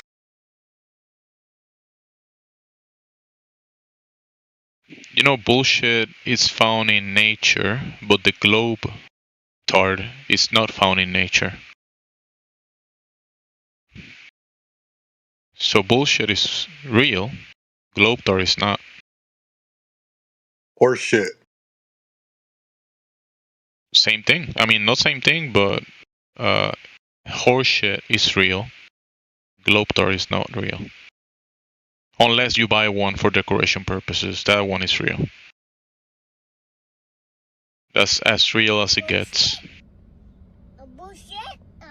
But the blue color that you see on the globe that you buy at the store, that's not water. Some globers think the blue crayons or coloring on the globe is water, but it's not. Just letting you know. What is it if it's not water? It's crayons or, colors, coloring, some type of different coloring. Some people use crayons. When you drew the globe in the art class, you painted blue, that was crayons or pencil, color pencils or markers, blue marker. But that you cannot drink that. You cannot swim in it. It's different than water, not water. What? What? Come on, listeners, you know what I mean. What are you getting at? Well, you can't drink ocean water anyway, so... Yes, you can. I mean, you can drink it once, maybe. But I swallowed a boatload. Well, not a boatload. I swallowed quite a bit tonight. Pause. You can drink. There's been many experiments in many countries, including the United States, that people have been drinking ocean water for millennia, and yeah, they're fine. People are this day, like right now, today, you can see people on the internet. You find them, they drink seawater, and they're totally fine. Yeah, you're not really supposed to do that. Well, have you done it? No, because I don't want to die. So you're talking out of ignorance, then? Okay, like, you probably shouldn't gaslight people into drinking seawater. I'm not gaslighting people. Silly ollishness. Come on, girl. No, I mean, like... Okay, ollishness, before you keep speaking about seawater, research this. DSW, deep sea water. And put PDF next to that word, DSW, deep sea water, PDF, and you're going to find a bunch of studies. And you're going to learn something about it instead of speaking out of ignorance. Well, yeah, does that have to do with water salinity or the water that you find under the ocean? It's water in the ocean, seawater. Yeah. Ocean water. Yeah, you can't drink seawater. You read that in a paper and you said, oh, it says it in the paper, therefore it has to be truth. But there is scientific evidence and demonstrations and experiments with animals, people. There's been soldiers that have been given seawater to drink. And soldiers that were dying were infused, like they were putting seawater in their bloodstream and they were saved. Well, there's a difference between drinking a certain amount of seawater that's been diluted with fresh water in order to have something akin to saline than just straight up drinking seawater. You can do both. You can, I mean, if you dilute it, that's one thing. That's seawater with something else, with fresh water. Sure, that's totally fine. You mineralize the whatever fresh water. That's one thing. But the seawater, it's also drinkable.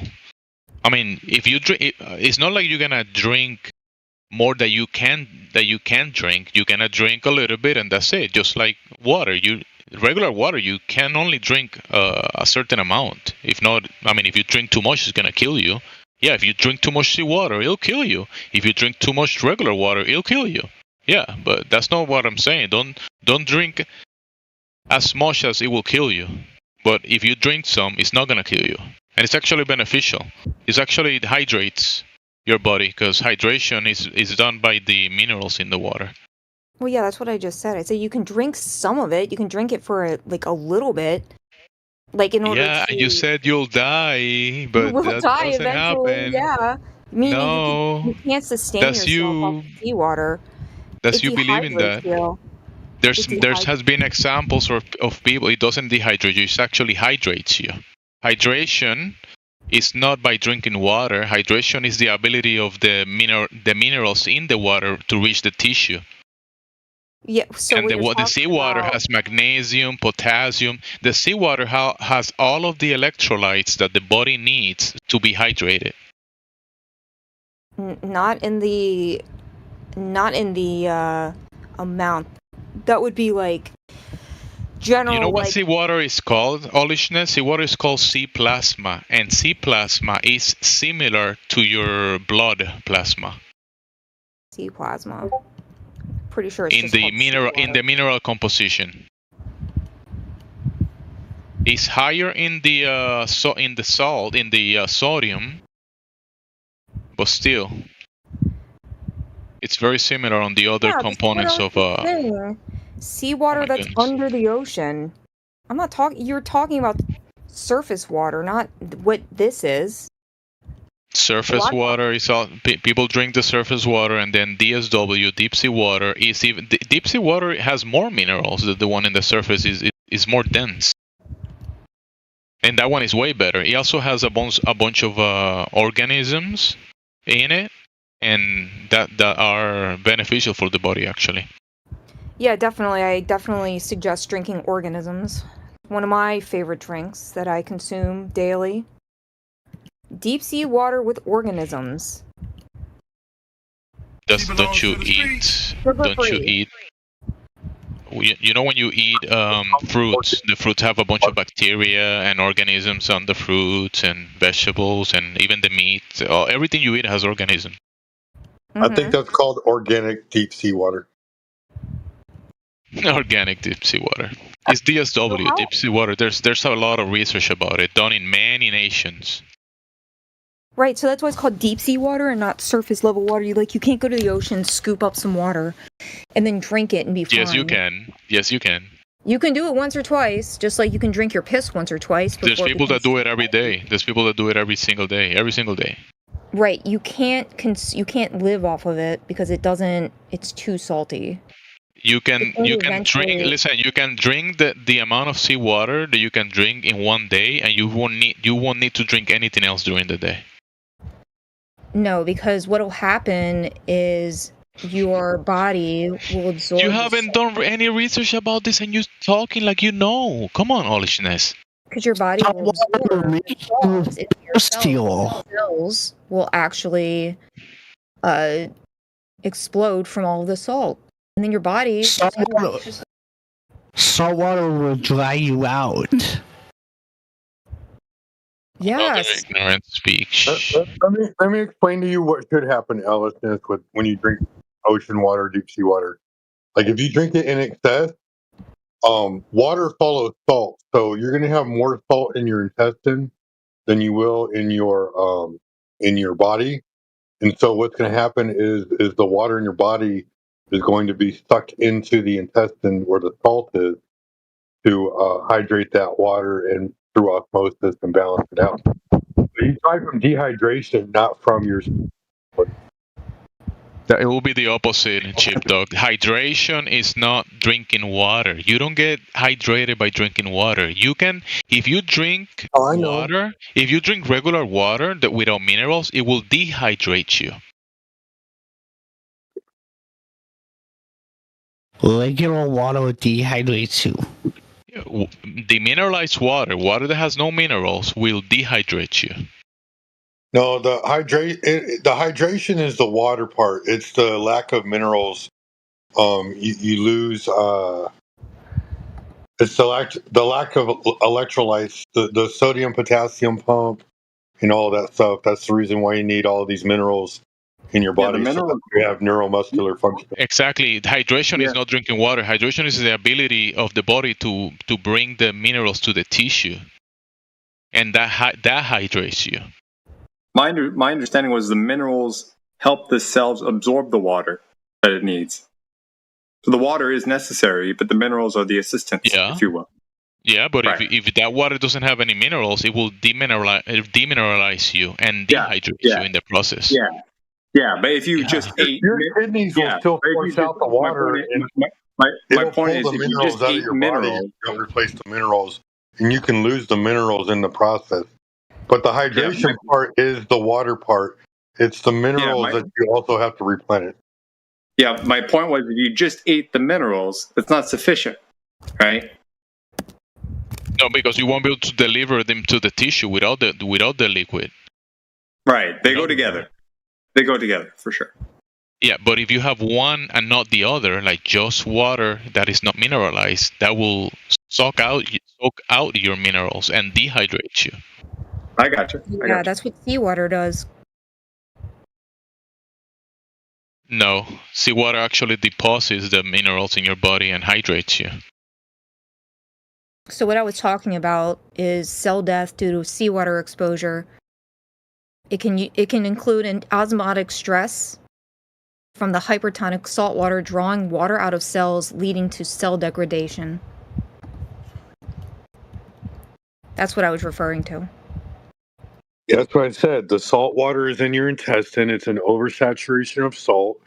The water is pulled from your system into your intestine through osmosis, and your body is dehydrated that way. You don't pee it out. It just goes through your intestine. Well, yeah, because your kidneys wouldn't be able Because to. osmosis. No, it's because of osmosis. Where salt goes, water follows. Yeah, that's why I don't. So, like, when you're talking about, like, deep sea water, it's not the same thing as surface level water. Deep sea water has a bunch of minerals. All of them, the whole periodic table. Different temperature. It's a different. I hope that they don't have density everything from the involved. periodic table. Well, I certainly hope not. it has the whole thing. Really? Even the ones at the bottom?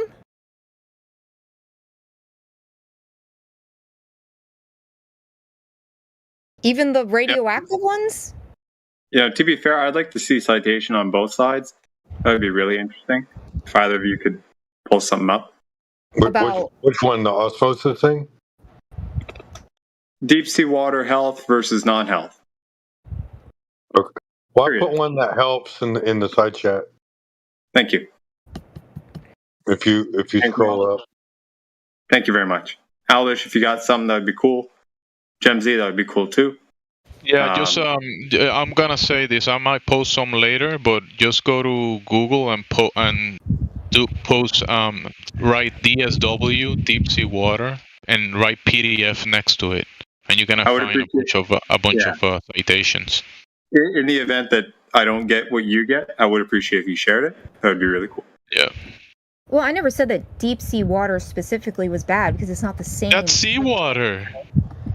No, because the salinity. Oh my is god, different. deep sea water is not seawater. Oh, come on, Alishness. Okay, so like, no, it's different because the salinity is different. But it's seawater. Yeah, Just from a and like different we also drink mountain depth. water. What's the difference? Glacier water. But like what I'm saying is that it's gonna. Glacier water is not seawater. What? Anyways, if there's some contaminants in the surface of the seawater, yeah, that's not the seawater. If you say, oh, there might be contaminants on the sea, in the sea, but that's not seawater. The contaminants are not the seawater. That's not what I'm talking about.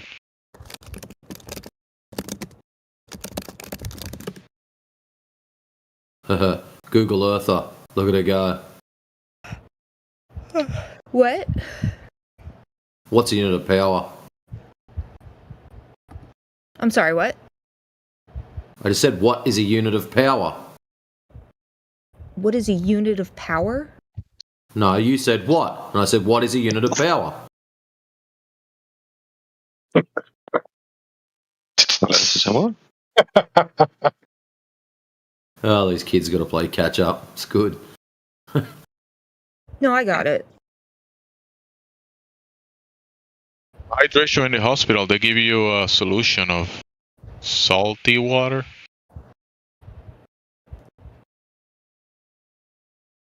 Hydrolyte icebox, actually. They're freaking awesome. I could tell you why they do it from a medical standpoint.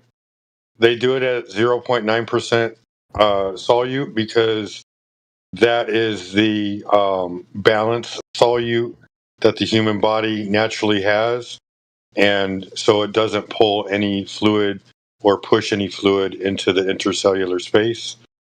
So if your levels are low, it'll bring your average up, but if they're high, it'll bring it down. Right. If somebody was severely dehydrated, then they might push a little extra salt in there, like maybe a 250 bag of it, just a small bag, just to provide the electrolytes in there. And then they'll push a bottle of saline or a bag of saline fluid behind that just to hydrate it even more. You know that they also can add a bunch of other minerals to it, right? The regular one, it's just like a watered down version of what they actually can give you. Yeah, well, there's a 0.13. Is it 0.13, 0.09, 0.13, and 0.045? Those are the three types that are typically used in an emergency and surgical setting. And those are watered down versions. The 0.5 is, the 0.9 is the balance, and the 0.13 is the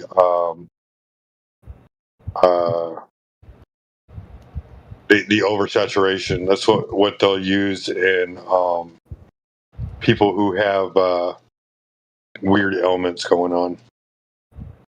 They'll use it to like cause the fluid shift to pull electrolytes into cells. You know, there's experiments that in multiple nations that they will grab a dog or an animal, especially a dog. I've seen two of those, and they will take all the blood from the dog out, and they will infuse seawater, and the dog will be just fine.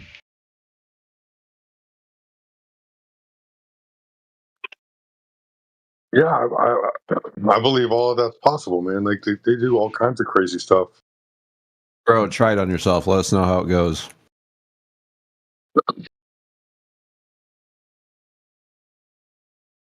They did it during World War II. Rene Quinton, soldiers that were dying and needed blood transfusions, they will infuse them with seawater, and they will survive.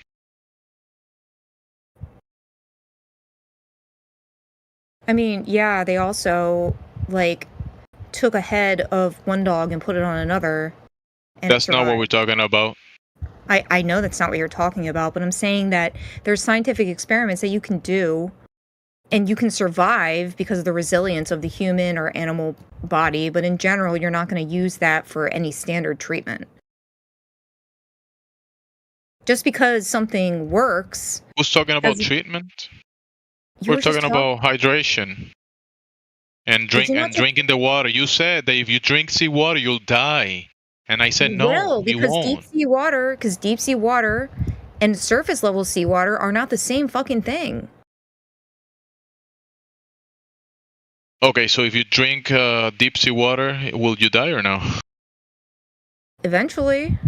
I mean, it's not recommended that you just drink it that's the only thing, but according to... You drink it to the point of hydration and then you don't need it anymore, that's it.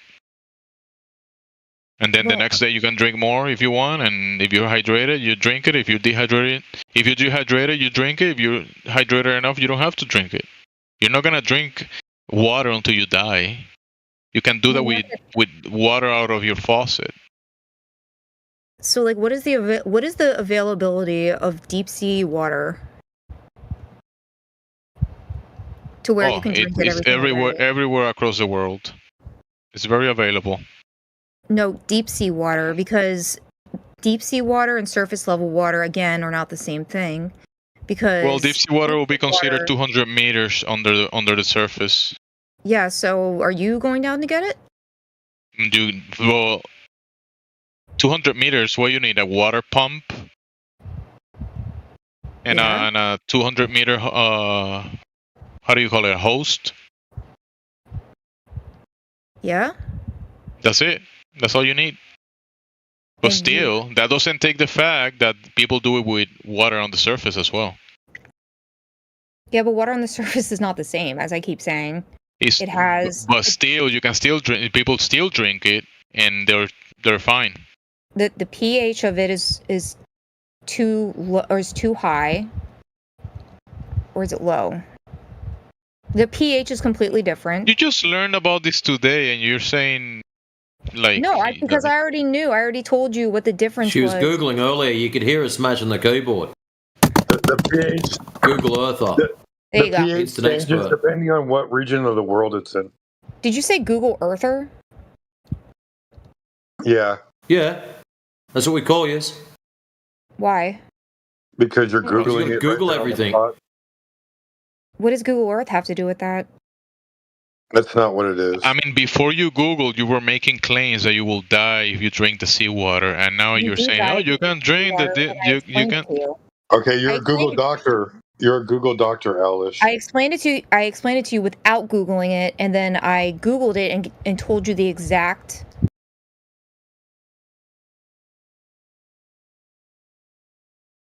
All over. Anyways, yeah.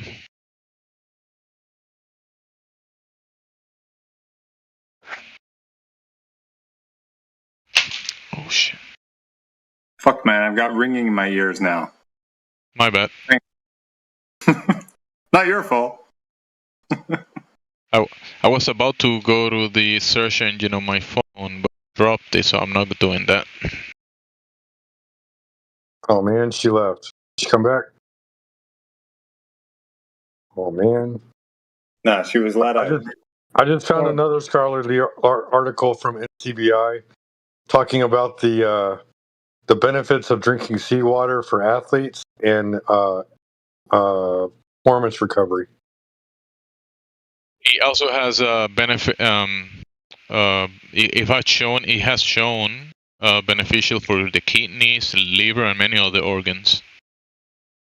Even for insulin resistance as well, and for infections and skin conditions, many things. Yeah, I've drinking ocean water before, and I could probably drink maybe 2 medium gulps, and that's about it. It's just too salty to me to taste. Fish fucking that. You can drink it if you want, Jamesy. I'm not going to stop you. I'll have mine pushed through a filter. I know it didn't kill me when I drank it.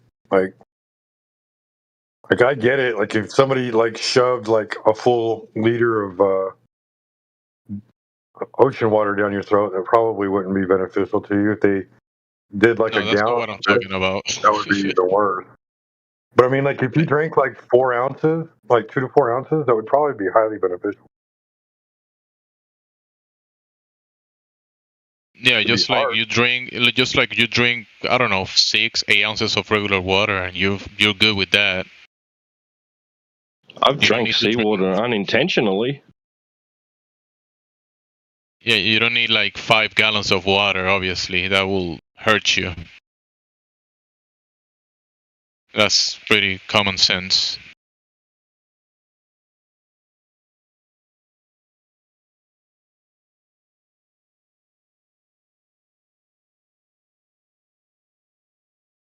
Yeah, and there is research about athletes actually drinking it and having higher performance because I guess it's energizing as well. People claim.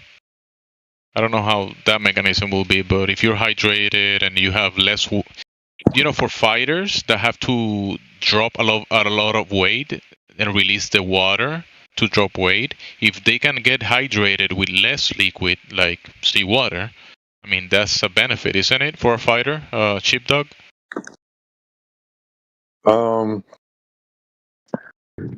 If you have to drink less liquid.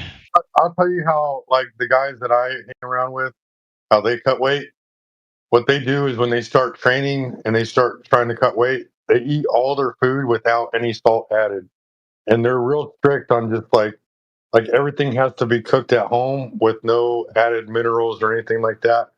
And then what they do about a week before the fight, they will front load a shitload of water and just constantly pee out any excess sodium.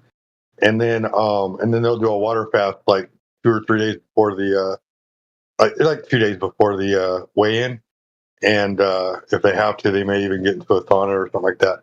But it's all water weight. Like they just get rid of all the sodium, so the water just runs right through. Yeah. Since you're a sport guy, I think you should maybe try something yourself and see what differences you see. Maybe energy wise or hydration side. If I was close enough to the ocean, I would definitely do the seawater thing. I think that would be an interesting thing You to got do. money. You can order it online from sources. I'd rather just do fasting. I need to get back into fasting. Yeah, fasting is good. You can actually fast and do that as well. Whenever you need the hydration, you drink that, and whenever you fast, you fast. Yeah, water fasting. Yeah, that's good. Water fasting is definitely good, and that's the whole point that you're trying to release all that liquid.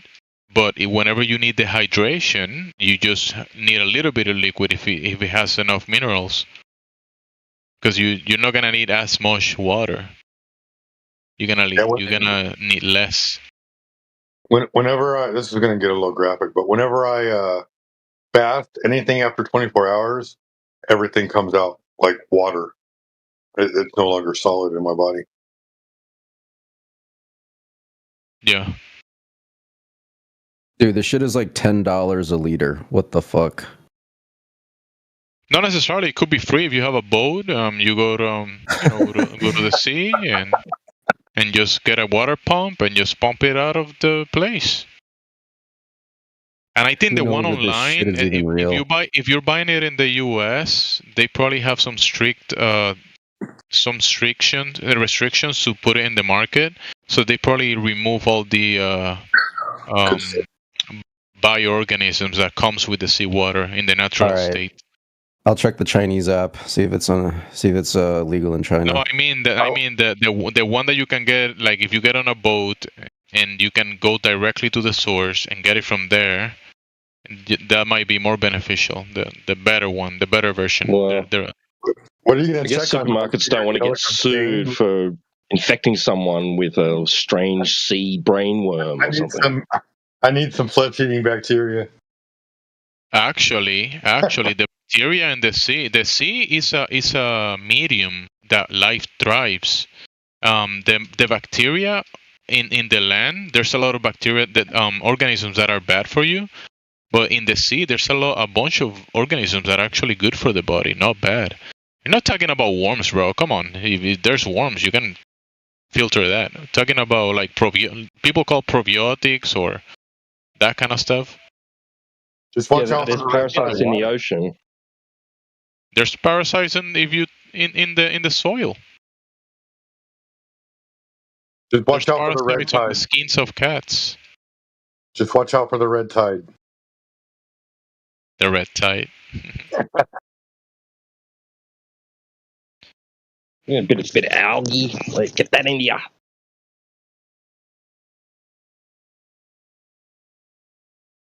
The whales eat all the phytoplankton and everything that comes whenever they open that big mouth, right? They take everything in. Whale shit. Oh, that people pay a lot of money for whale shit. It has a name, I forgot. It's whale. Actually, whale vomit. I don't know about the shit, but I heard about the vomit. I think I found some on the Chinese app. It's I can get 3 liters for like, I don't know, $7, $7. I don't know if this shit's even real though. That's a good question. You're gonna have to maybe try it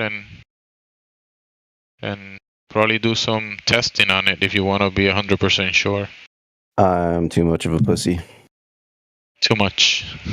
We've noticed. I've already debunked you flat earthers about flat Earth. Hey, you guys Jim, can't win on the sunrise thing. Ambergris? What's that? That's what he's thinking of. Ambergris? Wild boogers. I've heard this is something I heard. I never did any research on it, but whale vomit or something like that. People try to harvest it. Highly valued by perfume makers. All y'all wearing perfumes and fragrances. Y'all are wearing sperm whale feces. It's okay. I smell good.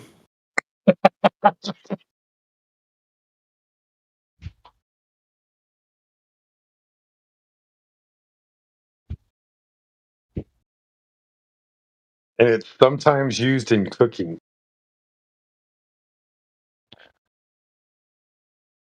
Bless you. So, from many stories of people being in the sea, and the ones that have survived are the ones that have drank the water. The other ones die. The ones that don't drink the seawater. So that gotta tell you something.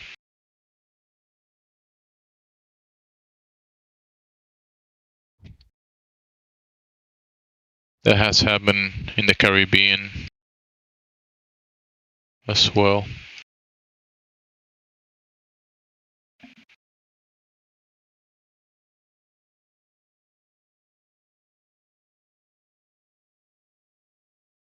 Let me do. You know what? I haven't done an AI search. Let me do a Grok search about DSW. I did it before, maybe like 5 years ago, when there wasn't no popular AIs. DSW.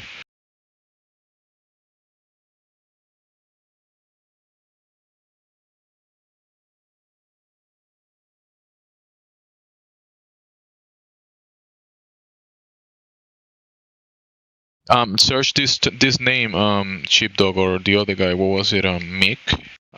Rene Quinton. So Rene is R-E-N-E-N, R-E-N-E, and Quinton is Q-U-I-N-N-T-O-N.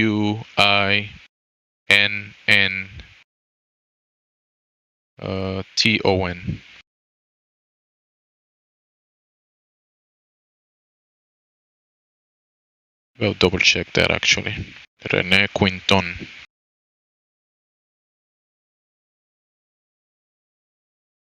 He's a World War I pilot and aviation pioneer and did treatments based on seawater injections. He saved a bunch of soldiers that were supposed to die, and he gave them seawater to drink and injected them through the vein with seawater. Yeah, I got him. Thank you.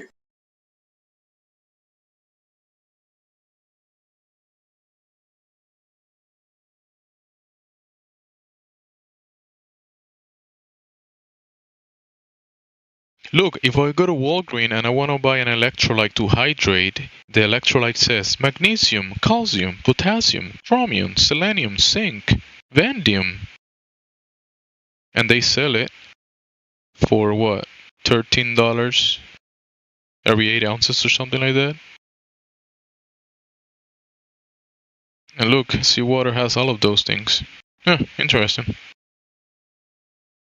So all the electrolytes needed for hydration in seawater. Huh. Makes you wonder, maybe they getting it from seawater and then selling it to you when you can get it for free.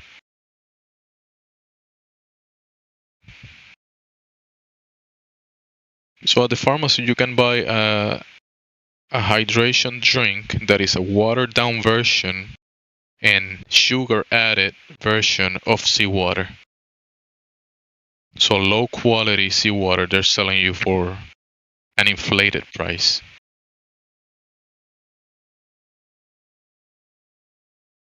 Sugar water was another way that they saved lives to help prevent infection.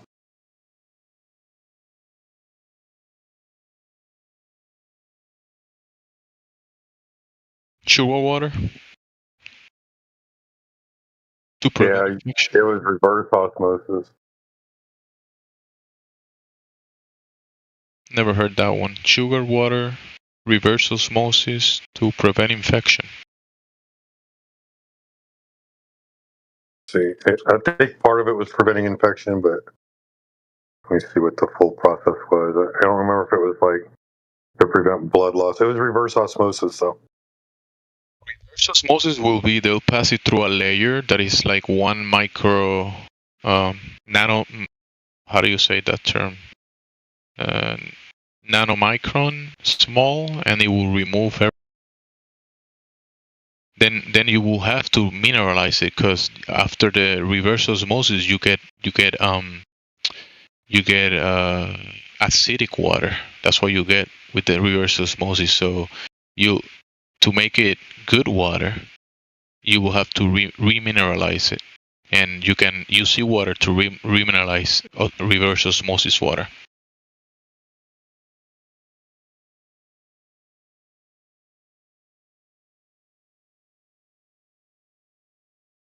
Well, the smartest way to filter water is to vapor distill it. That's why Smart Water does it. But you got to yeah, Smart Water. They vapor distill, but you got to remineralize that too. Yeah, because clean water is one thing. Because obviously, if you have dirty water, you don't want to drink the dirty water, whatever, right? So if you want to clean that water, you can use distill it, like you're saying, or you can do reverse osmosis. So at the other side of that, you get clean water, but it's still acidic. It's still out of minerals. That's not good for the body.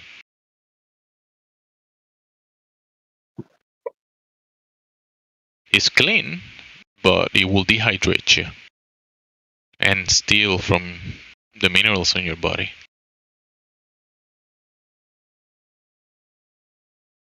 Yeah, the water's trash if you live by any major city. It's all full of fluoride and antidepressants. Hey, Jamsey, check the side chat.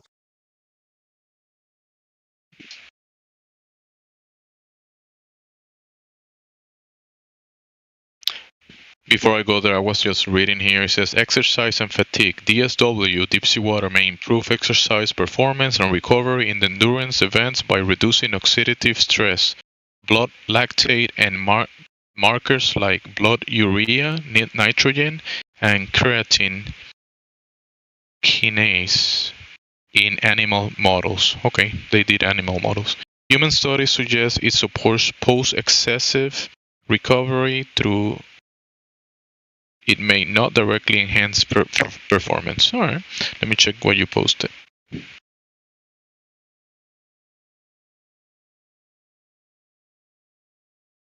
I mean, you gotta remember, when I learned that seawater was bad was in the TV. Just where I learned about the globe.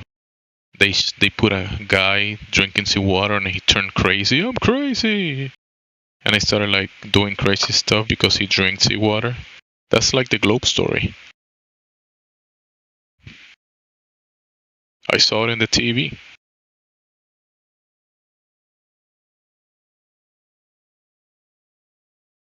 I will say this.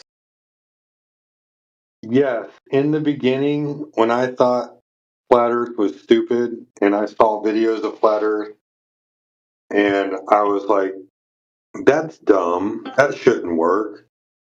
And then I went out and looked for myself. I'm like, oh shit, it works. So when people say, oh, you just learned how to be a flat earther from watching videos. Yeah. And I thought it was really, really stupid too. Until I went out and looked for myself. What did you think was stupid about it? I thought that there was no way that I could see that far. Oh, you just thought they were lying about the observation. Yeah, like I was like, no, there's no way I could see 10 miles. Like I know I could see 10 miles, but like the curve of the earth would surely get in the way. Well, I mean, the Chicago skyline disproves that because that was on the news and everybody heard about that. That was a long distance observation of the photograph. They explained it by miraging, but still. I'm not gonna lie. When I saw that news thing, like I didn't know any flat earthers at the time. So when I saw it, I was like, what the fuck? Did they just say flat earthers are all like saying things about it and everything, and oh no, it's just a mirage. Like I was like, yeah, of course it's a mirage. Like, yeah, there's no way we could see the Chicago skyline. Something has to give. So I never even questioned it. But then later on, when I met a couple of actual flat earthers online, and like, you know, we talked to them or whatever, I'm like, okay, I need to find somebody else that's not one of my friends, right? I just need to go find a random flat earther to go talk to.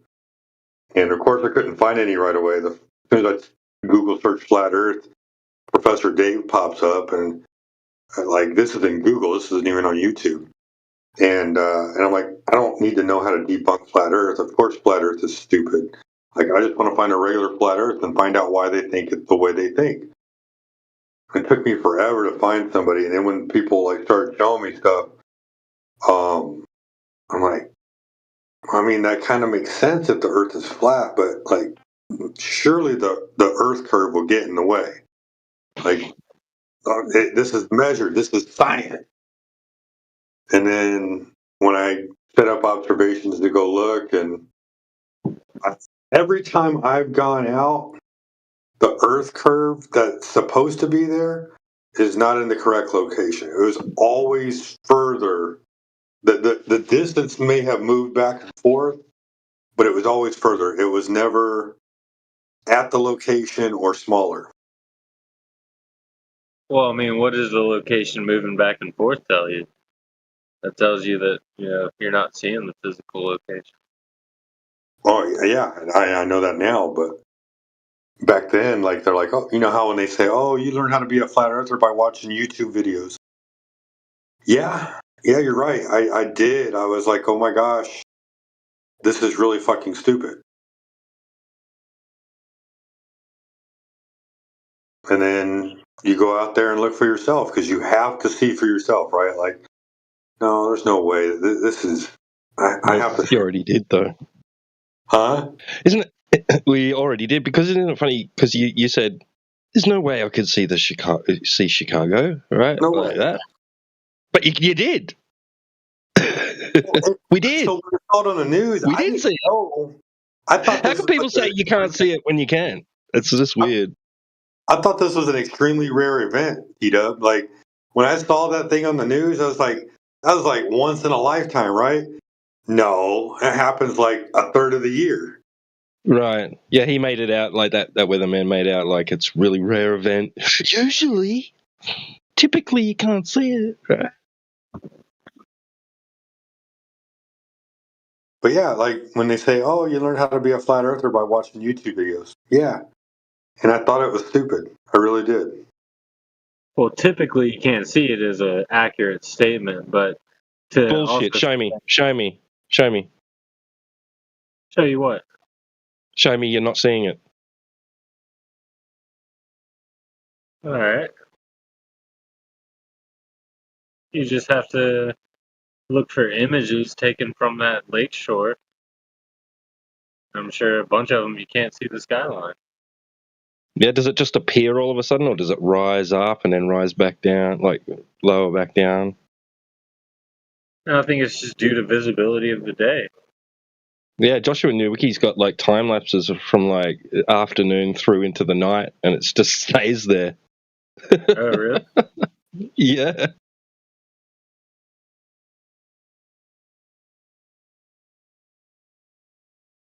You know, the one that I really want to get, and I think it would be super cool to do, I just don't have the money to stay down there that long, to go to Key West and try to see if we can see Havana. That would be fucking dope, bro. From Key West, they have at the furthest point, they have a military base. They have radar and antennas. So I can imagine that they use they obviously use that for communication with boats and other things across the water. So what you're saying about seeing Havana, that will be interesting, because when I went there, not a couple of years, maybe like 4 years ago, I think, or 5 years ago, I was thinking about Havana. I was standing on that rock, the furthest point from the U.S., the furthest southest point in the U.S. Yeah, it's only 90 miles from Key West to Havana.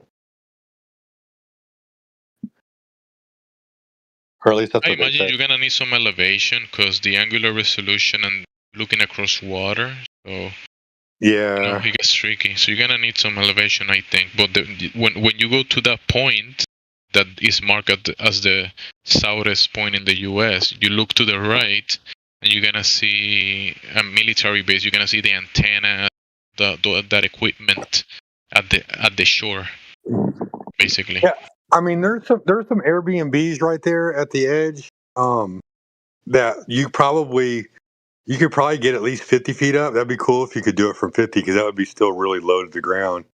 Yeah. You might be able to. I don't know if you can get up to 100 though. Not from the shoreline. You'd have to go in a little bit more to get into a hotel room that goes up to 100 feet. Is Mick still here? Mick, where's Mick at? I'm gonna send it to Sheepdog because he asked about the papers. I got some papers here. I'll probably find more. I don't know why these like globe earthers, dude. They think that they're so fucking smart, dude. Like they literally believe in like fucking gravity for some reason. Like, dude, you literally like fall off the side of the fucking earth. Like if the earth was fucking round, dude. Like the earth is flat, dude. Like you don't like fall off of a fucking flat surface. Yeah, Gemsy, I'm still here. By the way. What name are you using now? It's not Mick, is it? 20 Cups. My new name. Oh, can you post in the text so I can direct message you? Can you post in the Yeah. The chat? Can find you easy. Thanks.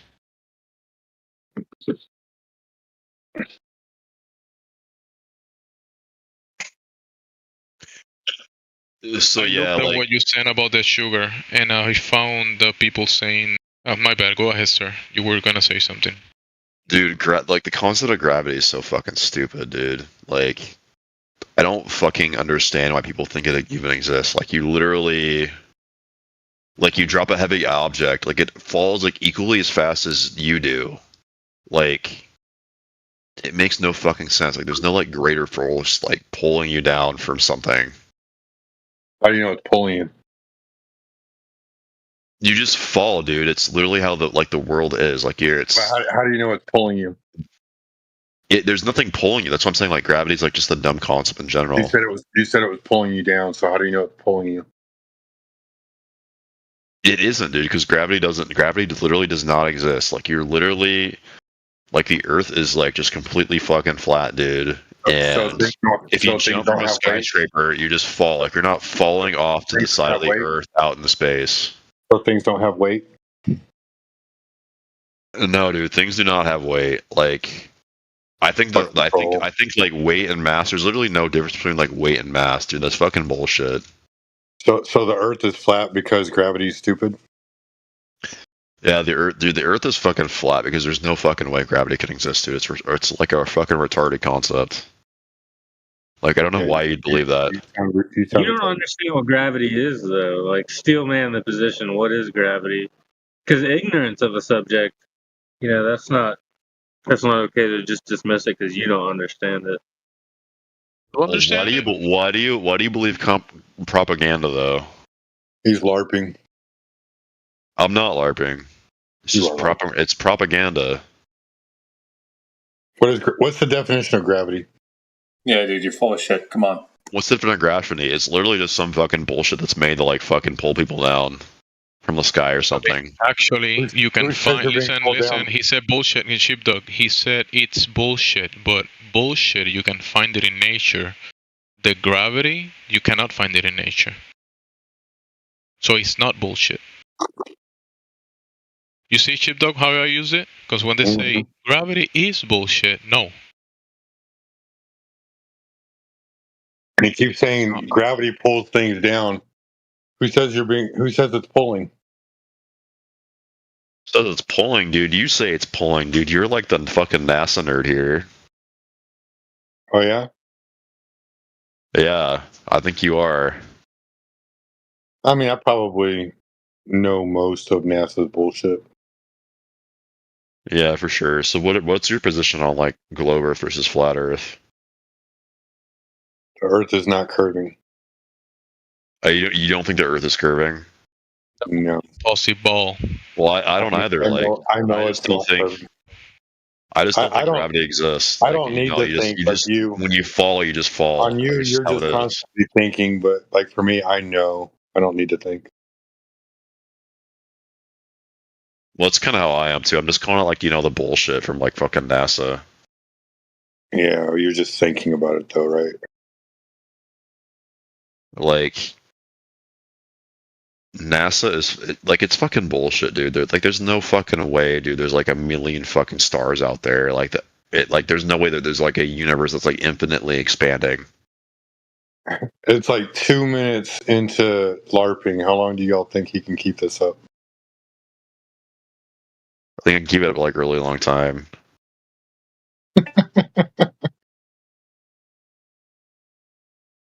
Yeah. Anyways, yeah. Peace out.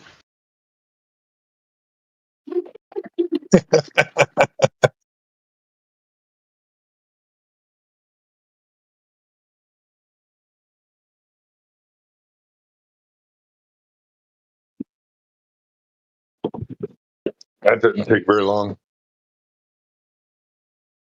I blame you guys for this. Like I used to not be able to sniff these guys out, and because of like all the logical fallacies that I've learned from you guys over the years, and how to debate and drive this conversation. Like it's real easy to figure these people out.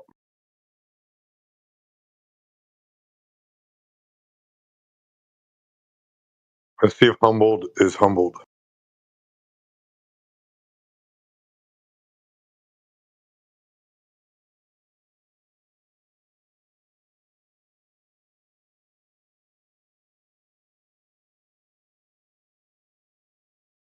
Uh-oh, they're stacking in here, y'all.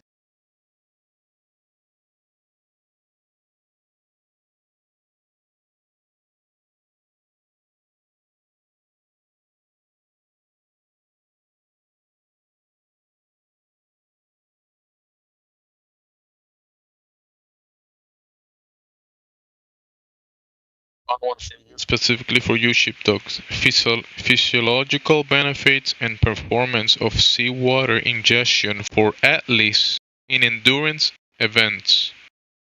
You fight in jiu-jitsu. You fight like fighting sports. You need endurance, don't you? Kind of, but because I'm a white belt, we don't go through excessive water loss. We don't fight long enough for that kind of sweat. What we suffer through is because we're moving so quickly and explosively, trying to hurry through 4 minutes, and then we exhaust all of our strength. It'll be more or less muscle fatigue, not water loss. It improves functional recovery post-exercise in humans. Yeah. I would say more, not instead of like a loss of electrolytes or anything. I would say more along the lines of anaerobic metabolism. So if there's something that benefits, like makes aerobic metabolism last longer, that would be great. That's where it kills me more than anything. Is like after about the second or third match, I'm pretty much dead going into the fourth match.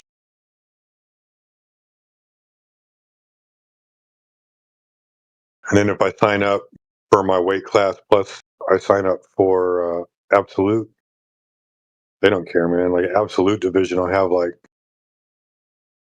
6 matches, and then my weight class, I'll have 2 or 3. And they'll just stack them all right up. Send in a few papers, and then the last one I found.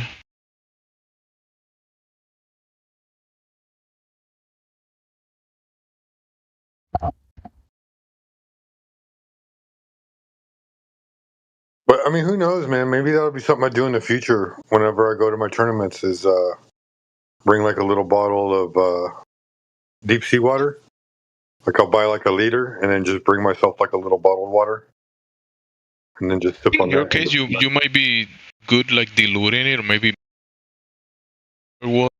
with that, and that might be like an electrolyte function for you. You don't have to go. Yeah. There's people, like I'm saying, there's people that go directly to the sea and they get the gallons and they either drink it directly or they take the gallons and just drink it as is, or they also dilute it. So there's many ways to do it, but I'm just saying that it is a thing, and there are studies with regular people and people that do sports. So I'm just saying. I'm just saying, man.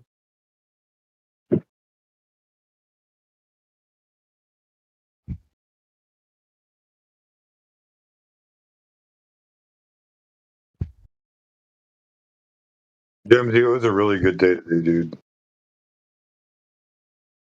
It was a good day, yeah.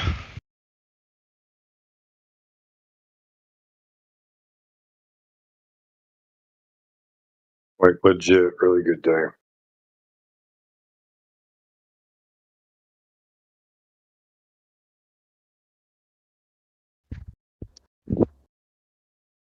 That's good. That's always good. If you had a good day, better than having a bad one.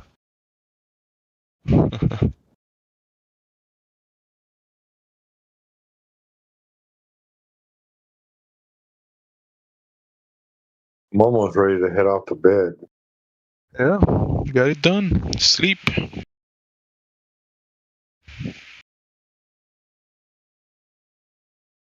Get some rest.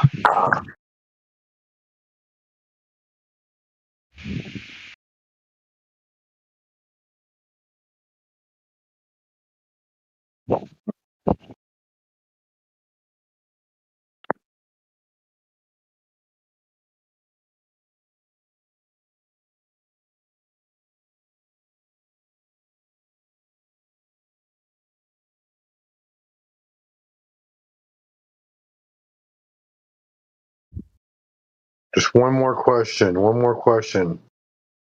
How does this work on a flat Earth?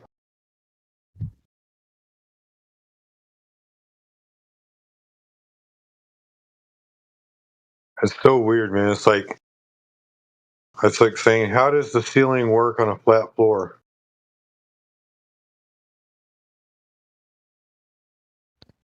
I mean, flat Earth is just a description of the surface, like an orientation or a descriptor.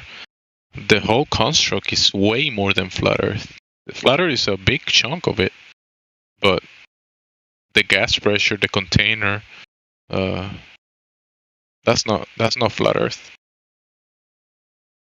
How do plug outlets work on a flat Earth? How what? How do plug outlets work on a flat Earth? Like when you charge your phone, how does that work on a flat Earth? You can use seawater to charge your phone.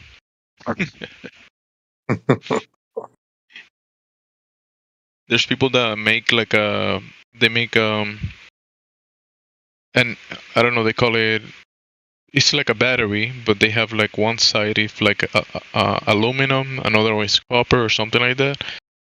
They make a little circuit with it and they add water in that circuit, seawater, and it's like a battery, and they use it for charging devices and to light bulbs with it. It's actually is used in South America.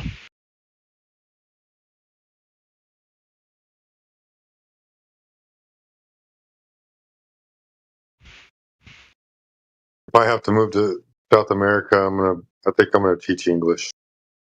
That's a good idea. I can do it too. Like what's his name? Jin. He lives in Japan. He teaches English. That's his job.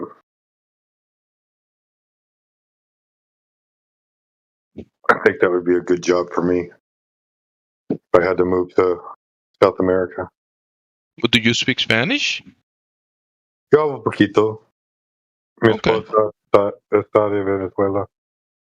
Oh, you got a Venezuelan wife? That's awesome. Good for you. Congratulations. Bro, there is a place in Venezuela. I gotta look at the name again, bro. Ask her about this place. It's like a huge mountain that has like hundreds of waterfalls. You can see them from the distance. It's like one of the most beautiful places in the whole world. She knows about it, but she lives like 100 miles away from that place, I think. It's kind of far. I forget the name of the territory. It starts with a Z. I know it's I think it's in a territory that is in a how do you say, a border with Colombia as well, I think. Maybe. I know it's not the Darien Gap. Let's see if I find it. I'm looking for it right now too.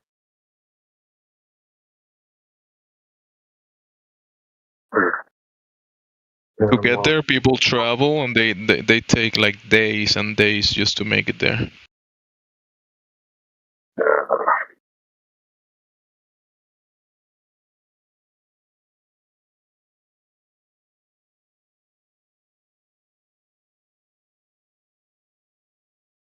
That's a lot.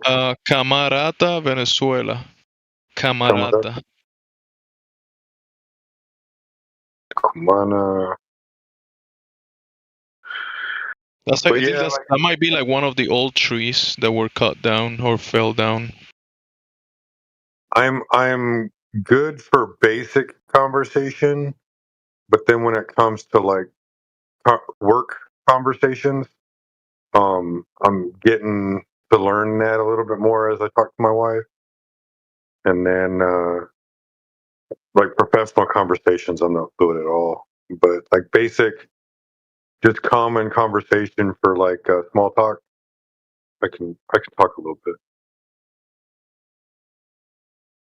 War conversations? That's gotta be very specific.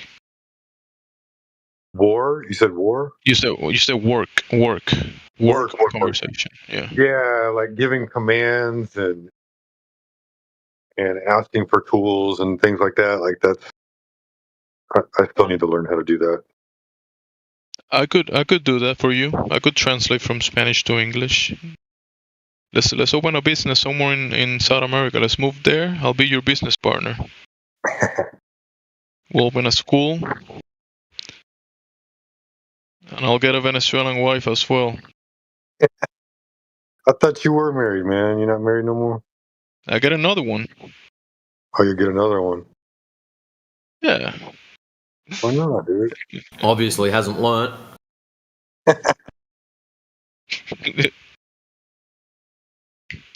What is it? Camalata.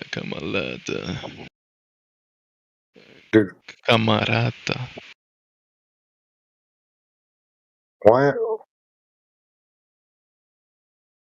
C A.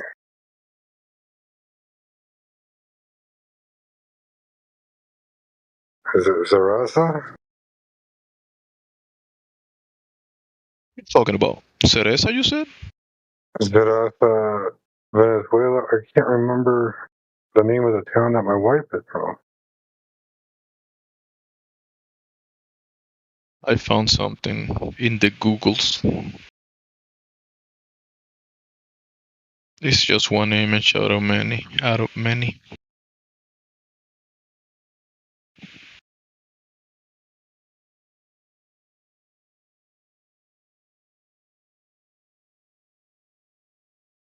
Look at this photograph.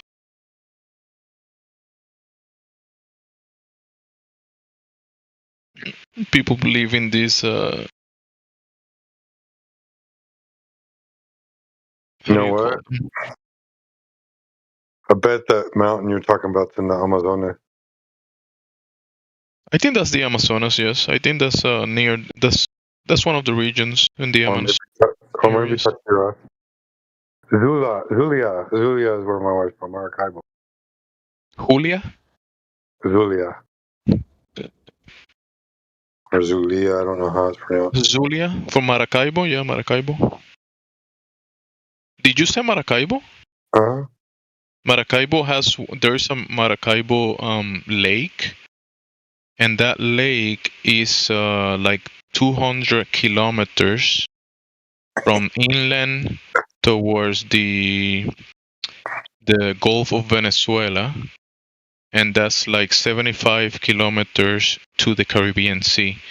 Oh, so bro, if I go there, if I have to go to Venezuela with my wife, I'm gonna prove to her for once and for all that the Earth is flat, just with the lake.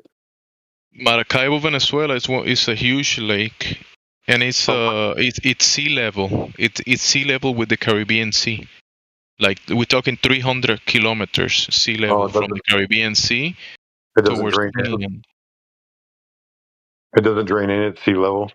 It's brackish water, like it's mixed seawater, a certain area but there's a bunch of rivers and bodies of water flowing towards that lake, and then if all those bodies of water fall towards this lake, which is sea level, and then that lake is all the way sea level towards the Caribbean Sea.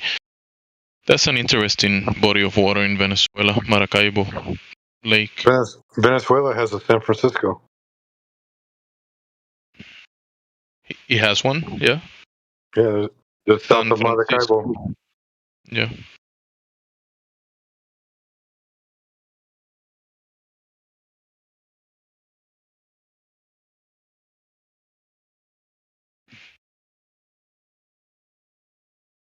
Venezuela is pretty though. Too bad they have these economic issues, but it's part of the war politics, whatever messed up world that they've been building. But in Venezuela used to be one of the best, probably the best Latin American country in the Americas.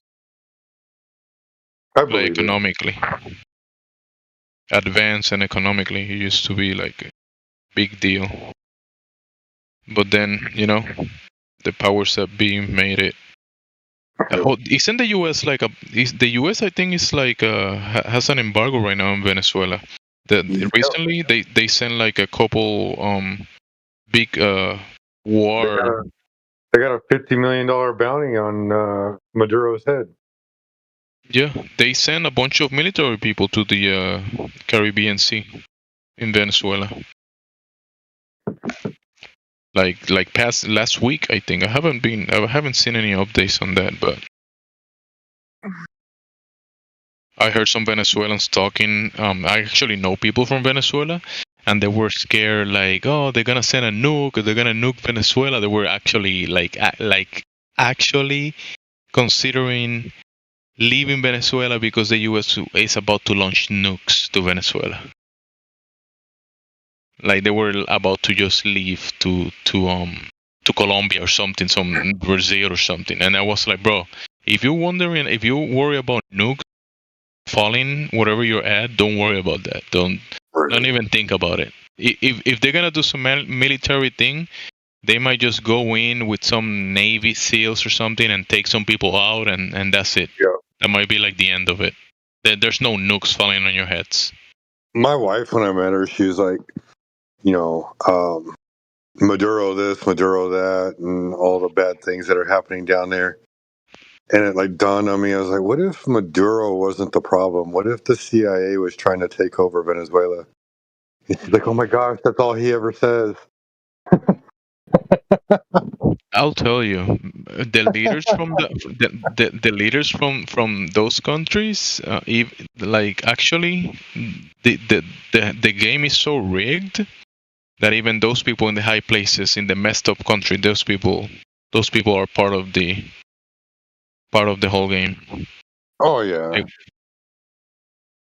No, just because Maduro's complaining about it doesn't mean that he's in on it.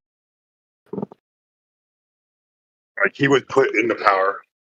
Yep. And if they didn't want him in there, they will take. They would. He will be out. Just like Saddam. Yeah, just like Saddam or whoever else.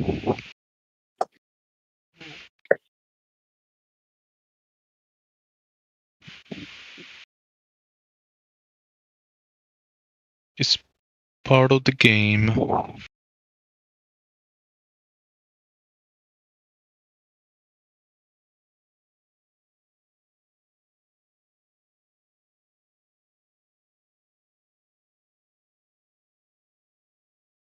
That's interesting. Yeah, when I looked at that lake, I was like, "Oh shit, you're right. It is at sea level.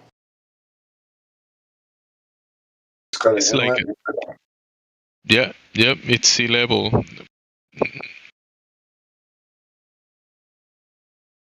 When you put all the distances from the from the Caribbean Sea to the Gulf of Venezuela, which is about 75 kilometers, I think, or something like that, then there's like an inlet water body that is like 35 kilometers, and then the lake itself is like I think it's like 200 kilometers or something like that. So there's about 300 kilometers of sea level water from the Caribbean Sea into the inland in Venezuela, which is kind of crazy.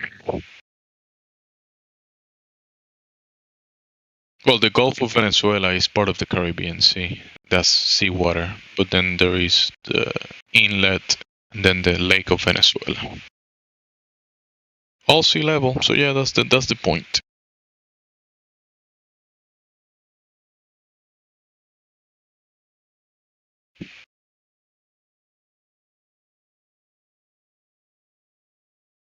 But in a way, I'm kind of like excited. Like if I end up having to leave or whatever, like it'd be nice to just get away from all this chaos that the United States produces. People are like, "Oh my gosh, you would want to leave the United States?" Like Rambo did. Rambo? Yeah. Bro, the US is great. It's just that there's so much corruption. The US is amazing. I love the US. It's just that it's run by a freaking mafia. Worse than that, it's run by families. Well, they took out the mafia and then put themselves in power, yeah. Because before you used to be the mafia.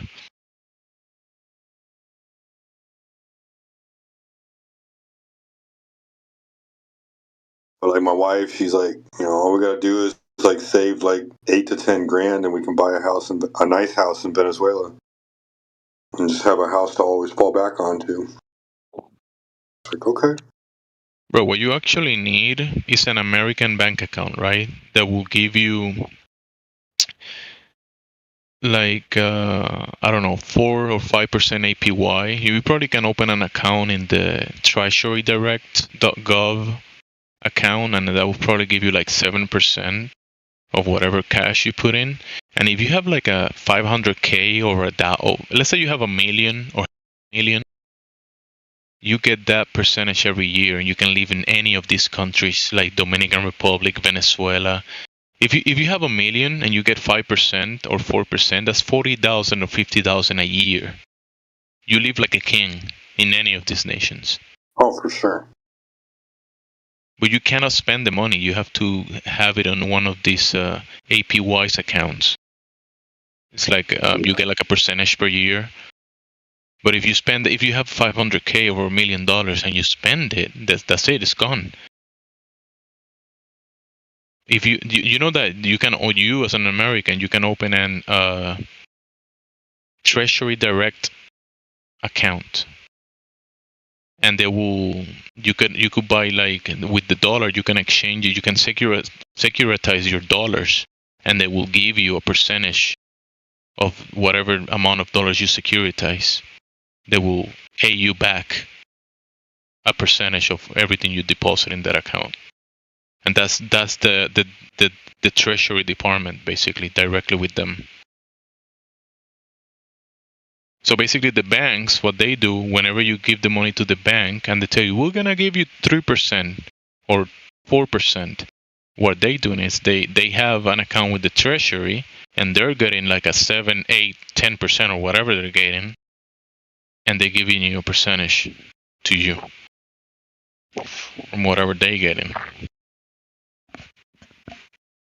It's more complicated than that, but it's the basics of it is that you actually, as an American, can have a bank account that will yield for you a decent percentage that you can, if you want to live in any country outside of the U.S., which is cheaper than the U.S., you can do so. Live comfortable with probably $30K a year. You live like a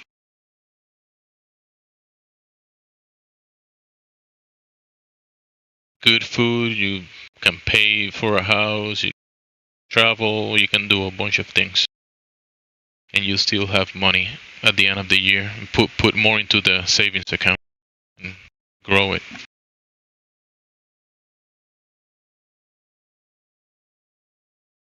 Whatever money you make out of the English classes that you're giving, you put it back into the savings account or the treasury department and make that yield get bigger and bigger and bigger.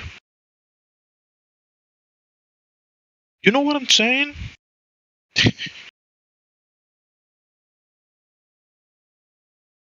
I do know what you're saying, dude. I just got to get there, man. Just got to get there. I'm not even gonna lie though. That's why I started doing sales recently. Is because I just got to be able to like convince the people around me to pay me the money that I want to be paid. That's it. I know I can do the job. It's just about convincing them that I'm the guy that should be having that job. Bro, since I mean, let's say you know there's companies that will buy real estate, right? So they will pay you like a finder fee. I mean, I'm not an expert on this, but I know someone that does real estate and he makes decent money, and he finds properties and he sells them to companies here in Boston, like real estate companies or development companies, and he makes like a percentage of the sale. If you can do that I don't know how many times, like find a property, sell it to a real estate development company, make a percentage of the sale. You probably don't even need a license to do something like that.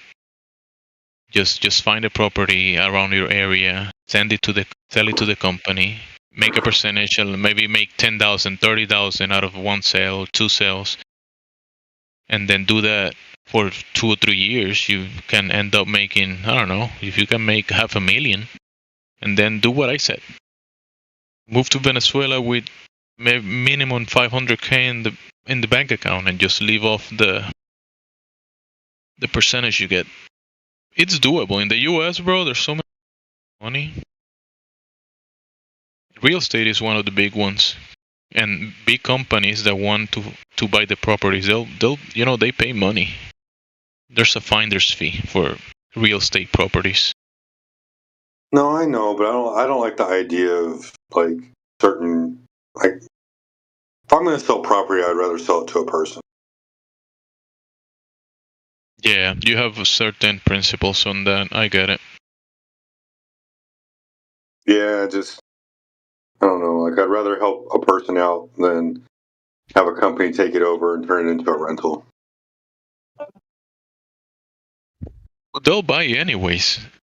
If you sell it to them or somebody else, they'll buy it. Oh yeah. I'm just saying, if you can do it, I mean, you get the percentage. Yeah, just take advantage of it and just do it. Get my piece, right? I mean, you think if you really, I mean, I know guy, and you got a wife, and you're thinking about going to Venezuela, which is a different world. You have an advantage, I think, that if you can set up your bank account with a decent amount of chunk of money there, you don't have to worry about work anymore, bro. I mean, you can work, you can still work, but you don't have to worry about it. No, I know what you mean. I think my wife was telling me that like it costs roughly like $30 to $40 a month for groceries. Oh yeah, I'm not surprised. Yeah, Yeah, you'll be good. And then like water and electricity is free, but like you have to deal with like rolling blackouts and stuff like that. So if you pay a little bit more, you can get the better stuff. Bro, bro, whether you'll buy a electric generator, and you can also buy one of those water generators that produce water from. You're gonna get water in Venezuela. Suppose you'll get water anywhere, but if you want to make it easy, you can buy some of these dehumidifiers that can produce water out of the air. They have in Puerto Rico. They sell those. You can buy them from a Chinese company. They make some really good ones. Even the Japanese make some really good ones. And the electric producing the electricity, bro. That's one of the easiest things these days. All you need is you need the money to buy the equipment. That's it. I know. It just if I'm gonna go down there, I need to like do it while I'm still young enough to like still learn how to do things the old way, and I'm not stubborn. I will say that since you were thinking about going there and teaching English, that's something that you could do to help the community and maybe make some extra. But before you go there, figure it out. US, make some real chunk of money somehow. I don't know how. Somehow you can, and then you have a saving account that is yielding. It's giving you a yield every year. With the direct deposit treasury account, I'm pretty sure that's one of the best options. They'll give you one with your social security, or you could have a trust. You could open one with a trust or an LLC, I think. I don't know which one of those. I think you could open it with a trust. Doesn't have to be your name. It could be like a trust. And they'll give you a yield, bro. And that's legit stuff. But you gotta make the money, obviously. That's the hard and not so hard part, because obviously in the US, if you find a niche way of doing it, you can definitely make the money. You just gotta find the needs and provide the solution or the service. Well, $30 a month for food. That sounds reasonable for me. I think it's doable in Venezuela. Yeah, it may. As long as you're getting the good stuff, and you're not buying you're not only eating $30 a month, not just grains. You're actually getting some animal foods, and pretty sure milk is very, very inexpensive. I remember in Colombia, I bought milk, like liters and liters of like raw milk for like $3, less than $3 American dollars. So we're talking about talking in gallons, probably like 6 gallons of milk. $3, bro. Raw. Yeah, no, I know that, man. My only issue, so I don't have much of a sweet tooth, but I'm a sucker for ice cream, and it's like $30 for a pint of ice cream. You can make the ice cream yourself if you have access. If you have milk, you can make the ice cream yourself, and honey. Like you buy honey, got the milk. Where you get the milk, you get cream. You make the ice cream yourself. It's even better. And you get fruits from the whichever area you go to. You get fruits are really inexpensive. You get like whatever mangoes or we call them maracuyas or parchas, which is passion fruit. Make ice cream with passion fruits, bro. That's one of the best flavors you ever try. You want to know what I'm most excited about if moving down there for? It's not the it's not all of that, like living a cheaper life and everything like that. I can't wait to meet friends that are like into bruja and all that shit, so I can like get like cleansing techniques and all that stuff. Like I'm just ready to get fresh and clean, man. Get away from this. Yeah, you probably find that stuff too, but you also gonna have people also have problems down there. It's not like it's paradise for everyone, Where there's a lot of good stuff, there's also issues, there's problems. So I don't think it's just gonna be like an easy. If you have the money, bro, I think everything She knows is all the better. people there. She knows. She's from the area. Yeah, she knows a lot of stuff. Yeah, but obviously, she doesn't. I mean, you want to give her a good tired in some time. So, bro, just concentrate on making the money. Concentrate on making some good chunk of money, and the rest will come. If you want to go there, then you with her, but money. My thing is like I'll do that. I'll focus on the money. I'll focus on like building the life around and everything. And then I want to get back to what my passion is. Like my passion is jujitsu. Yeah. And I'd love to get my own black belt and then open up my own school down there. That would be dope. Bro, if you have the money when you go down there, you'll be to, I don't know, let's say 1 week or 2 weeks you go to Brazil. Brazil is probably not even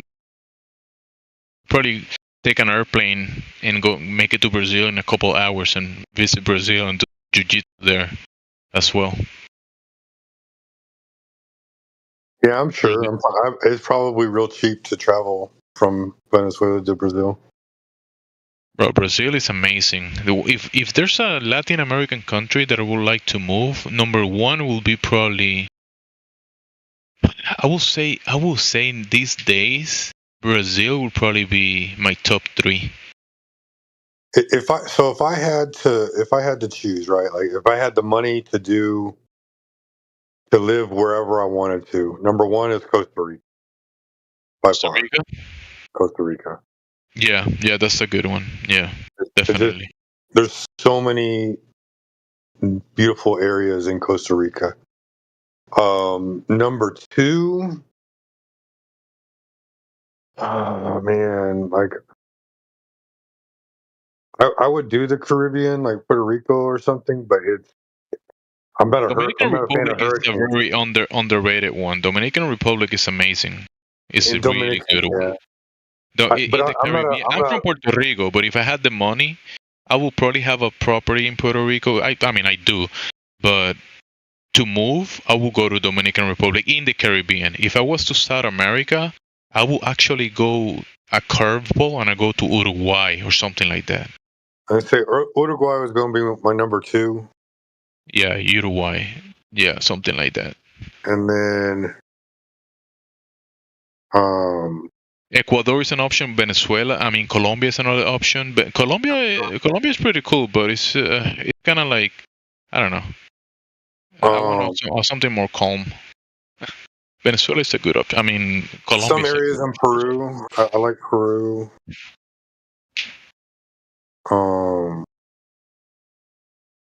Just make the money and you'll be able to go to any of those places. For sure. And then come back to the US whenever you want to and be here, family, friends, and then go back there. What elevation am I at? I'm looking at Google Earth, and it's weird, bro. It's like I'm zoomed out to this distance, and the whole thing looks like a lopsided rock everywhere you spin it. What area are you talking about? Everywhere. Here, I'm gonna do a screen record real quick. Hold on. Where you're at? No, it's just the Google Earth. Hold on just a second.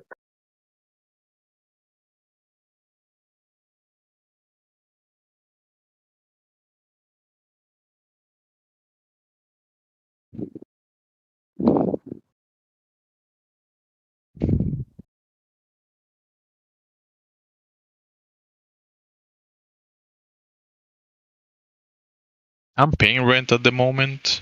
I'm gonna go to Puerto Rico and I don't have to pay rent anymore there. There's property. I don't have. You just gotta pay the regular bills and that's it.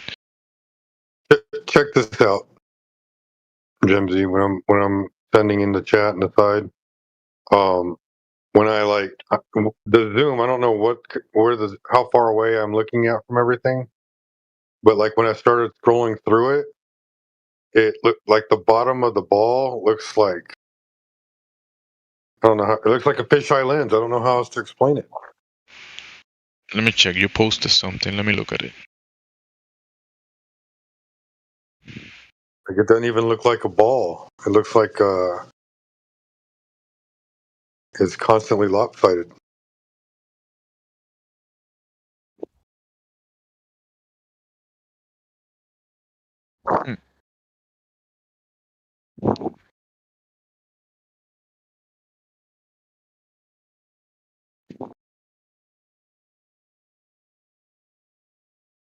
It looks like an impossible ball. You see what I mean? Like it looks like it's like smushed at the bottom, but like every time you roll through it, the bottom just constantly stays smushed. Beanbag or something. Yeah, the globe is weird every time you look at it. True. Like you look for the big titties and nowhere to be found. You've got a set. What are you on about? I told you, I'm looking for them big titties. Look in the mirror. Oh shit. Bro. Nah, the crazy part is I have the little titties. But I don't like him. You're supposed to be looking for curvature. Yeah. Ball-type curvature. Are you guys trying to help me?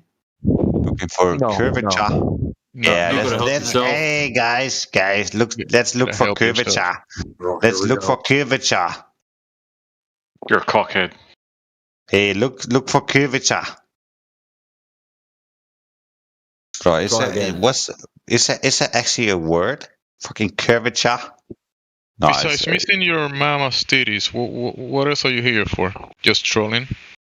No, I'm looking for titties. Yeah, but your mom, I mean, just talk to your mom. Brother, I talked to yours. I mean, sure, go ahead. Yeah, no worries, bro. Nah, come on. I shouldn't have said that. My bad, bro. We talked to yours too. Told her not to keep coming around. I didn't understand a fucking word you said. Might be a good thing. Yeah, that might be a good thing. Fucking Australian. Is that the best you've got? I'll give you about a 4 out of 10. Only because you open your mouth. Oh, that's cute. But again, I'm still looking for titties. I said go look in the mirror. Again, and I told you I did, and it wasn't enough. Well, that's not my problem. So, I don't know. Yeah, it's not your problem. That's why I'm asking. So you say that you have small titties. Just make them bigger. Yes. And that's it. Then you have the big titties you're looking for. Bro, do you want me to be a transformer? Trans woman, I guess. No, just work out. You work out, do like bench press or okay, push-ups. okay. Let me do it a little bit. Let's not do that. Let's bring it back to the topic. It's okay. Oh, okay. Not do it. Okay. I look for female big titties. Ooh, females are like men. No, that's actually the opposite. Well, you're shit out of luck because there's not many of those in your mum's basement. Oh, my mommy is not your personal bitch boy to talk about. No. Yeah. We've already told her to stop coming round. Is it actually? Can you call her? Can you tell her I love her? Like, because she's like dead for like 5 years. Bitch boy. Here's what I don't understand. Why are you going into Discord to look for titties? Because I think I'm a handsome guy. Like, So I why do don't understand. you go out into the real world and go look Like, for I do understand some fucking Australian. My bad, bro. I didn't want to interrupt you. Even though, I mean, come on. Are you actually Australian or are you just Tasmanian? I have no idea. I think I'm a handsome guy. Kenan. Thank you. The bot just posted rumors of Trump's passing are spreading in Twitter. Trump is dead. Trump died. Was that part of the plan? Is that part of the plan?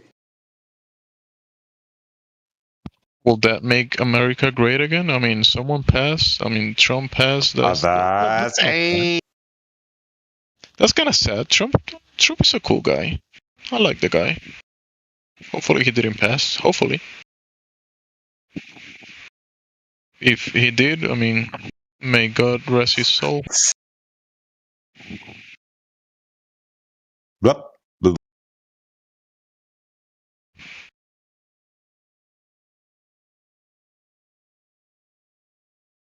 Let's see. You know what? If Wikipedia announced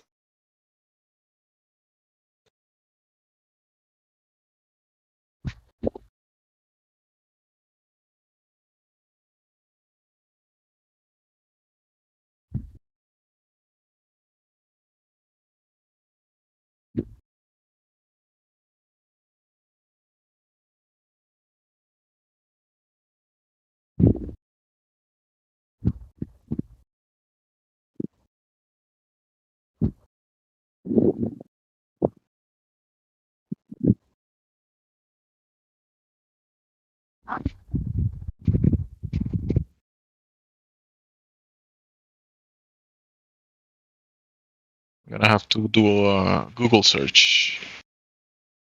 Donald Trump. I mean, that's gonna be in the news. People might be talking about it for a while. If he passed.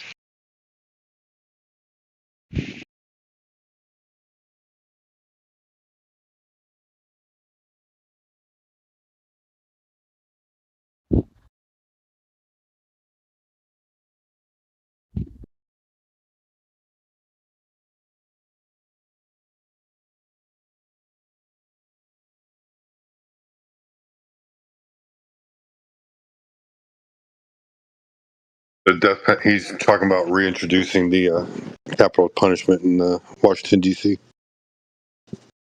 That's what the death thing is about. That's probably what it is.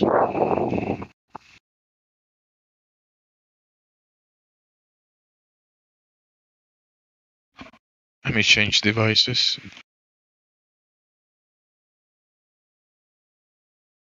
I need to head off to bed. Later, Chip Dog. Y'all have a good night.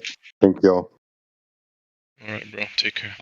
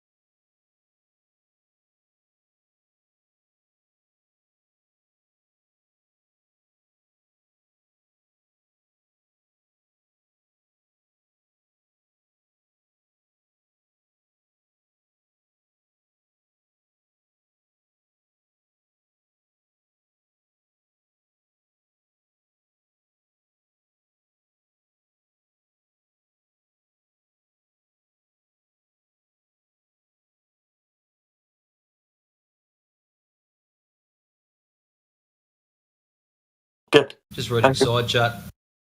No, I got Having this meltdown take place. What meltdown is taking place? What's happening?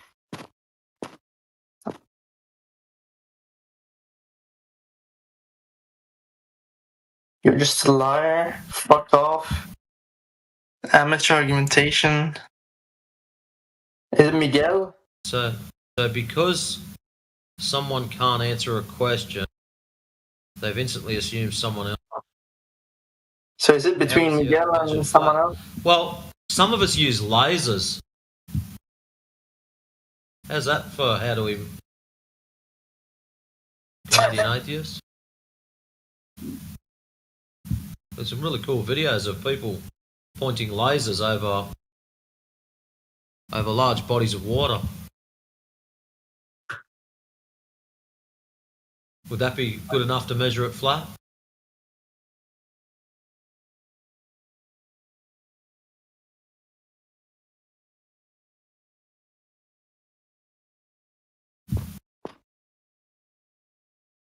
So I don't get it. Who is it between? Is it between Toby or Miguel? It depends.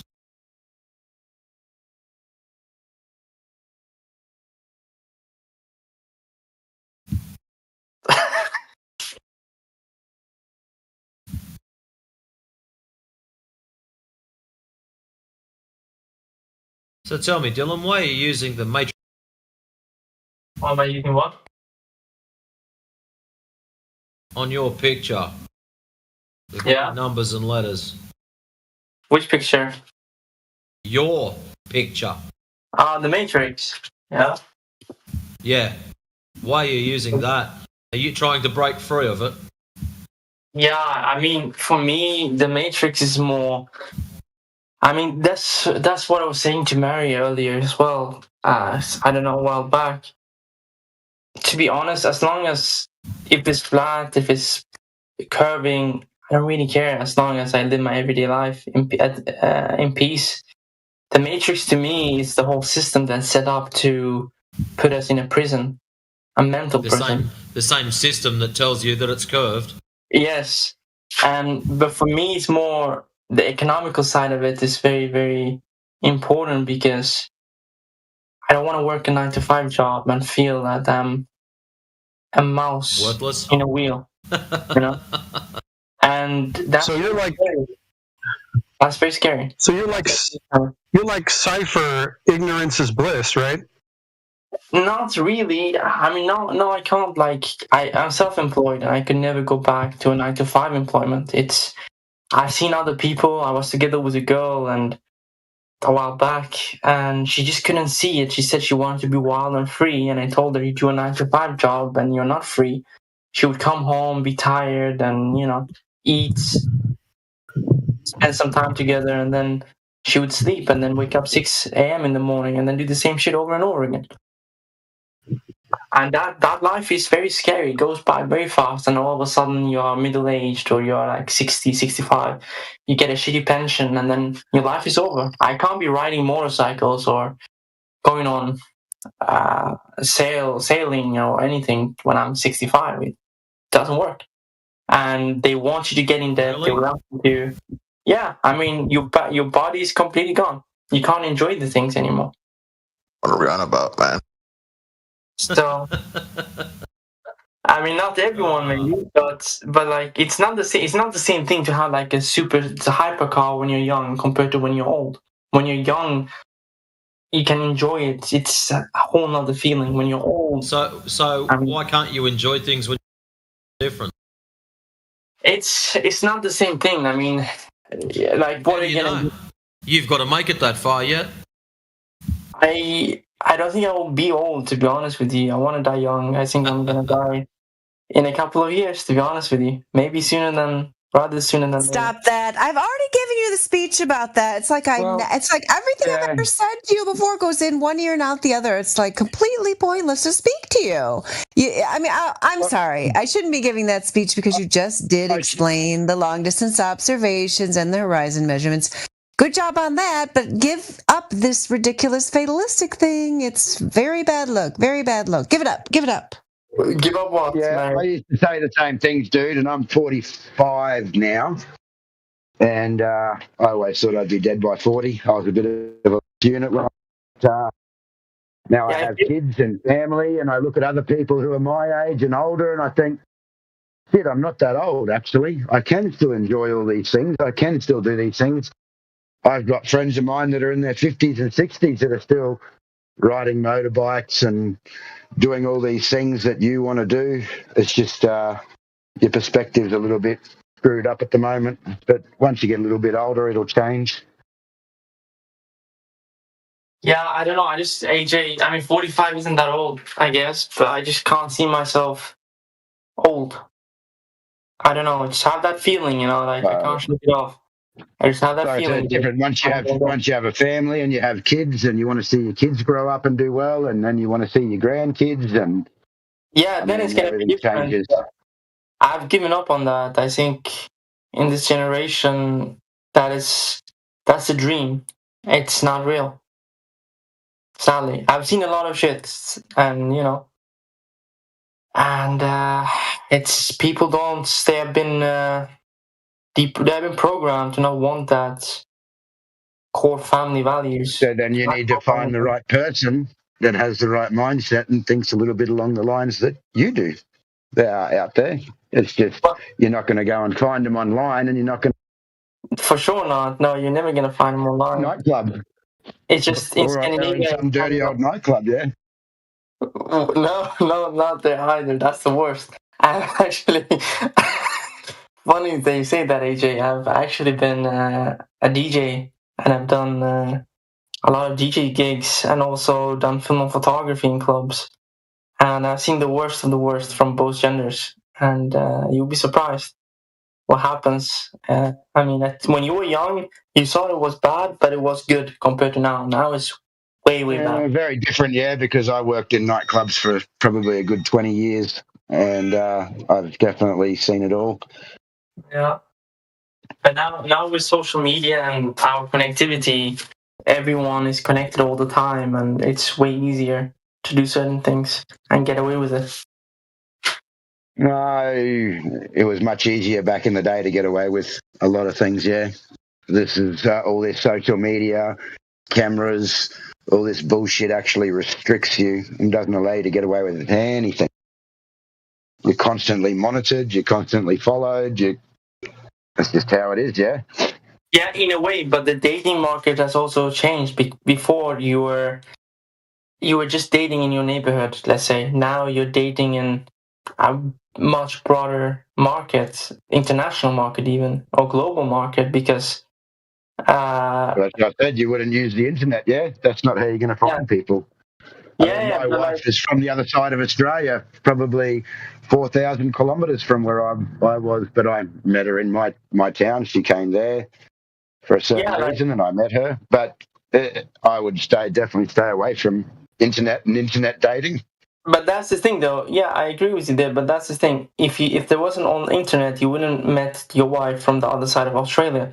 Back in the day, you just had your city, and that's it. You had your city, your neighborhood. Well, she travelled to my city. Had nothing to do with the internet. Yeah, she was travelling.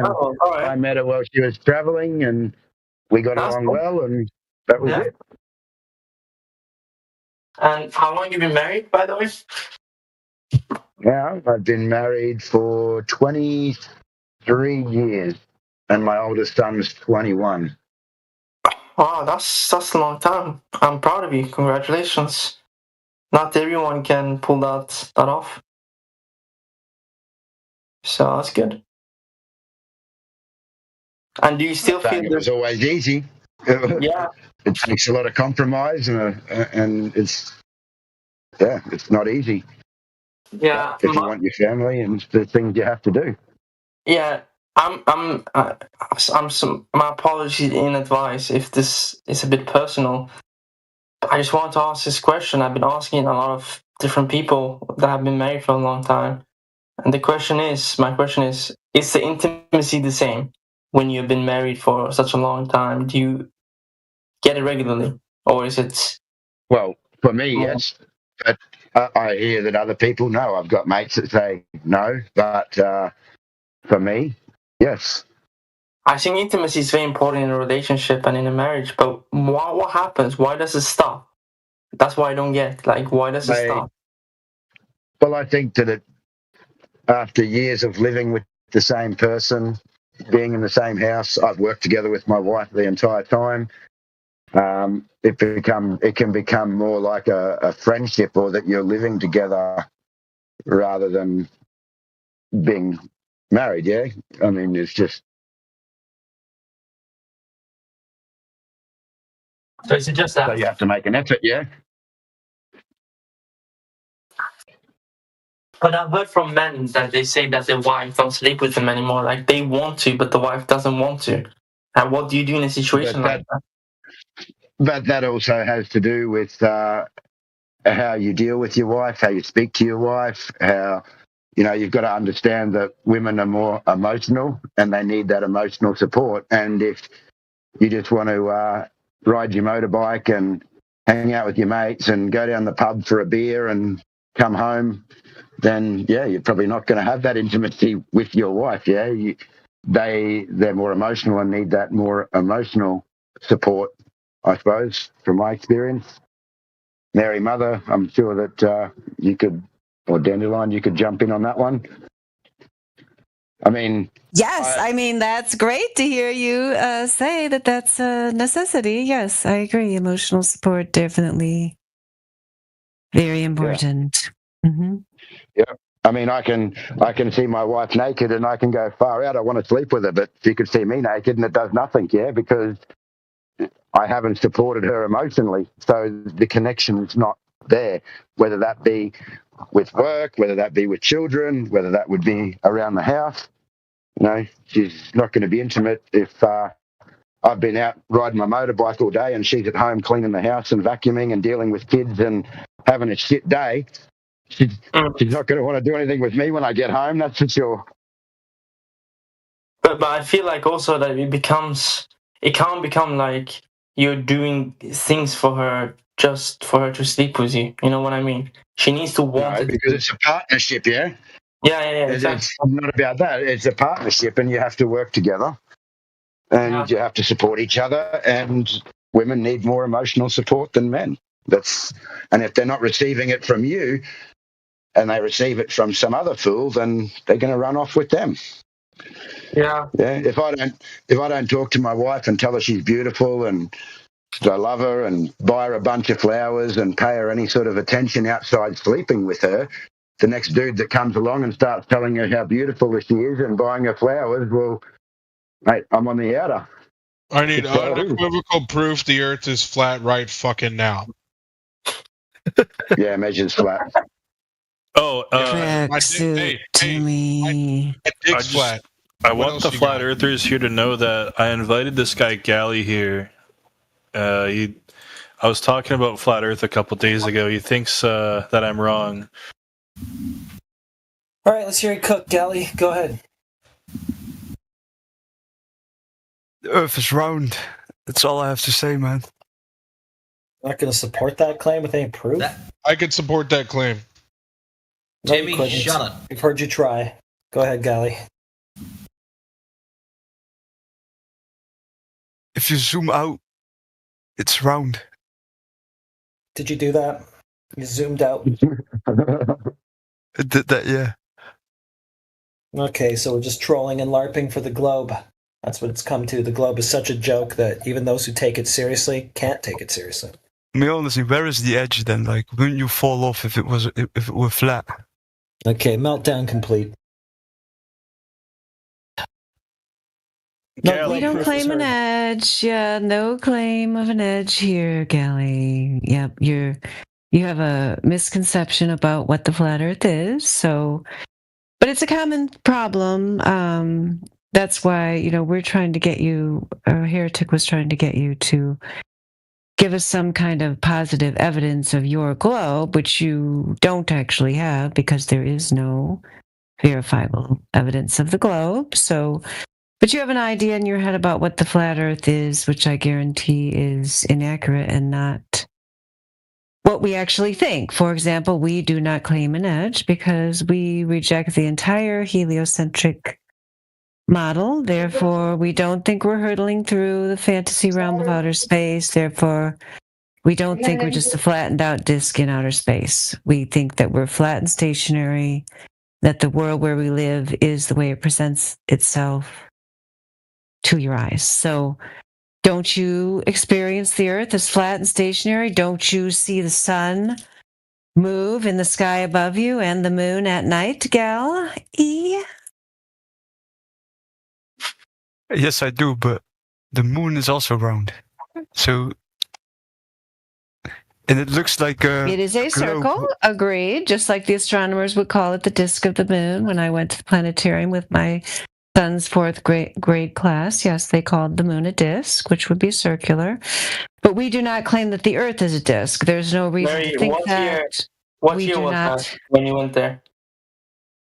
This past year, just a few months ago. So anyway, we do not think that the Earth has anything in common with the disk of the moon. They clearly have nothing in common. Yeah, the moon's moving and the Earth is not. Isn't that what you experience, Gale? The Earth is not moving? Should be moving because we have day and night. We experience day and night on the world.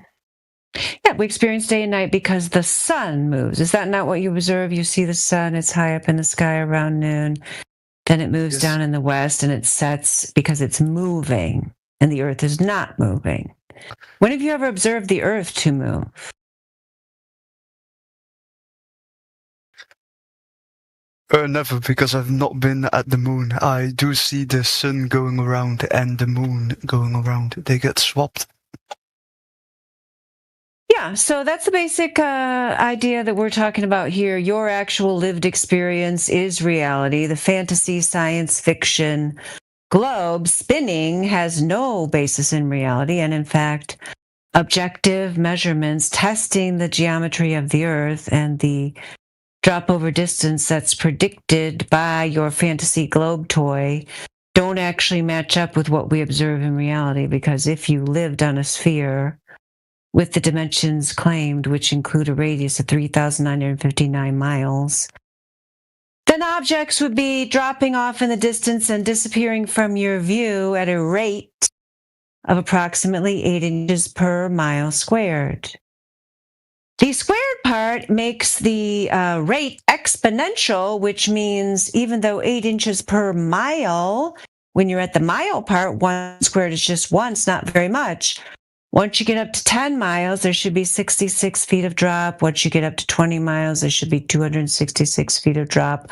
Once you get up to 50 miles, there should be 1,666 feet of drop. Yet we routinely see objects that should be obscured by this alleged curve and yet are not. We can clearly see them. We have thousands of objective tests, long-distance observations, laser tests, infrared photography, radio wave propagation, and so on, which demonstrate clearly that there is no globe.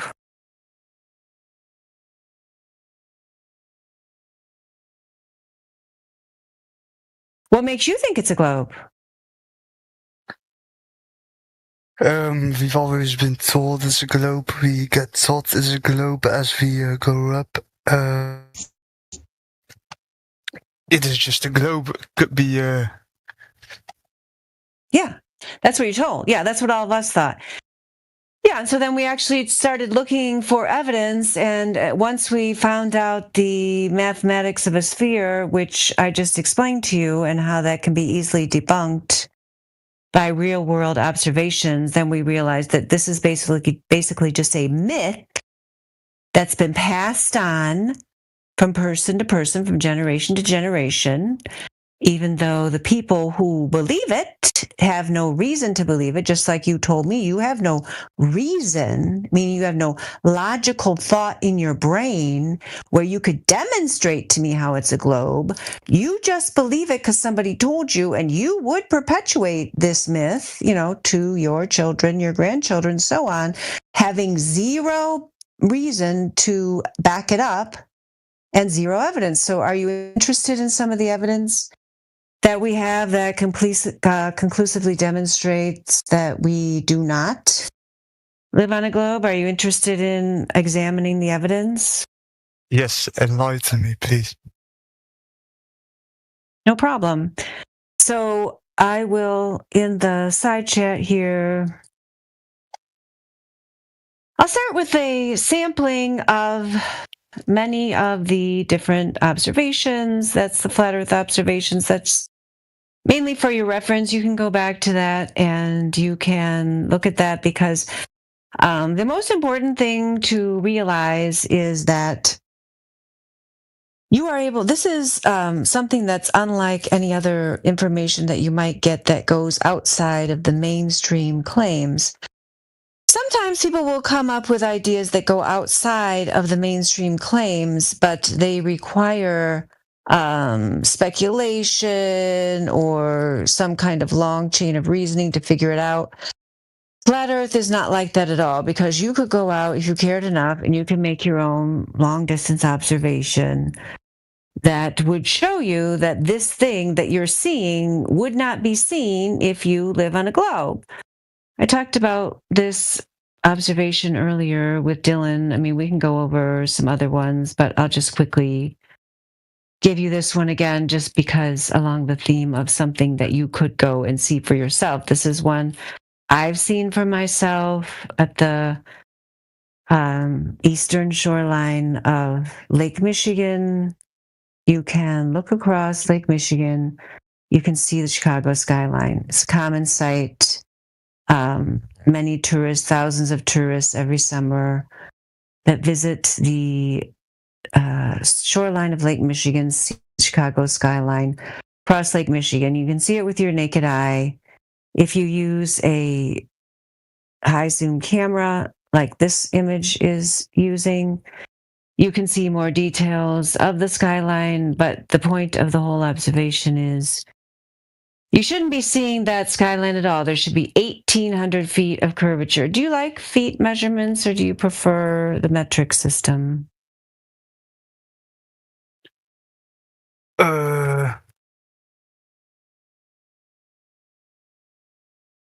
Do you like the metric system or the imperial system of measurement? The metric system. Yeah, okay, so 1,800 feet is 548 meters.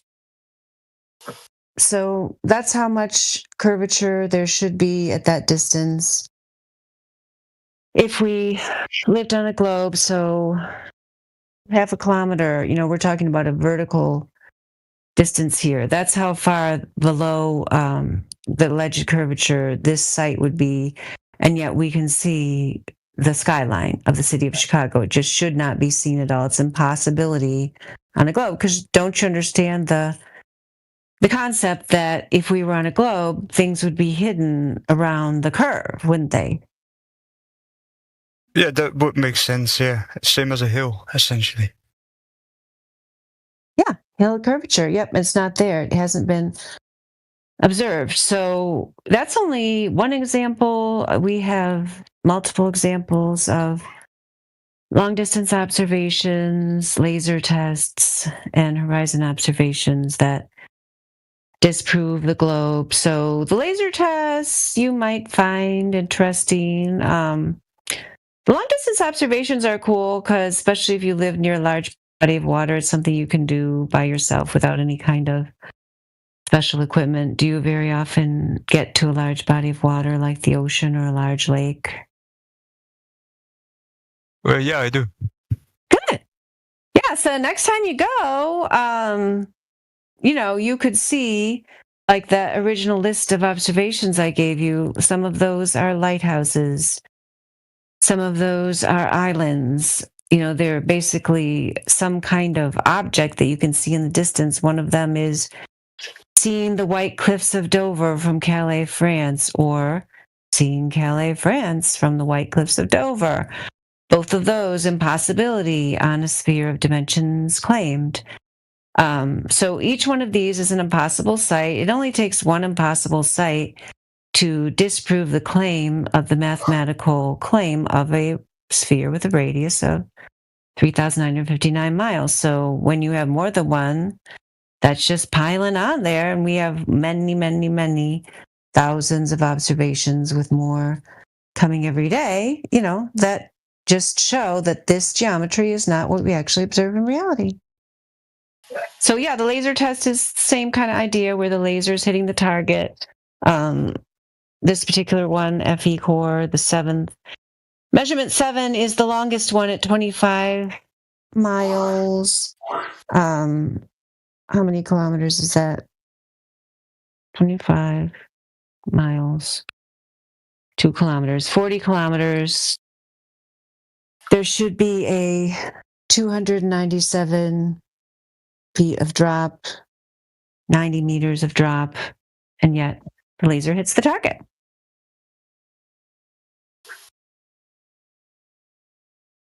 Did you have any questions about that? Yes. Speak up. Let's hear the question.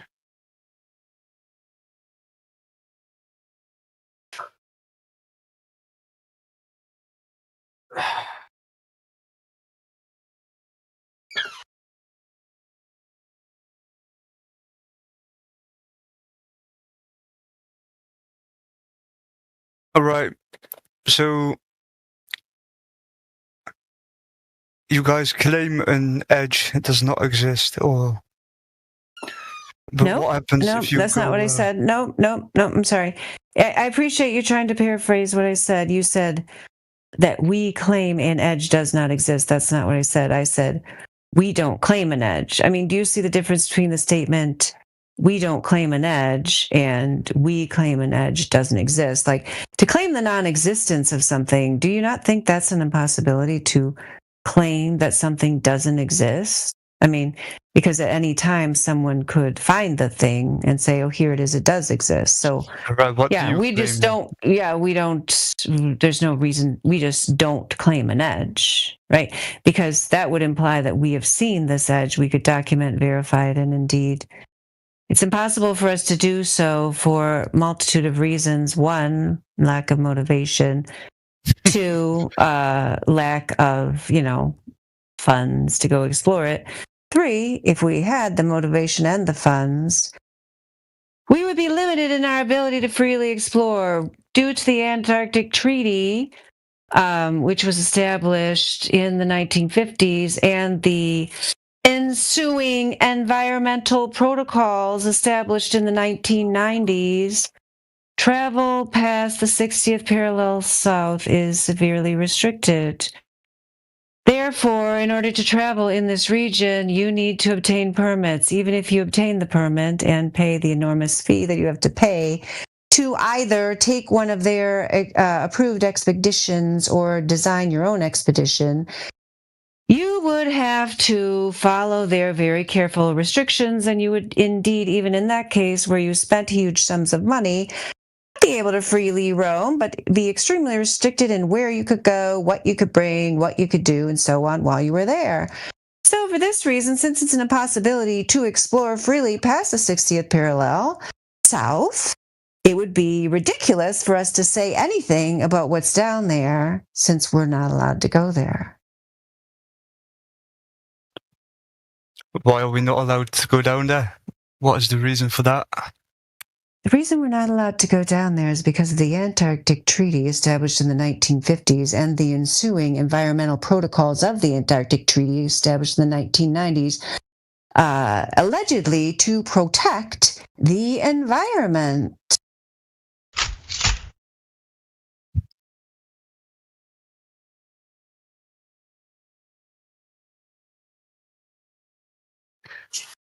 All right, but wouldn't you say, with how long humanity has existed now, that someone should have found a way to confirm that Earth is either flat or a globe? Yep, it's already been confirmed. I just told you that. It's been confirmed thousands of times over. That wasn't good enough for you.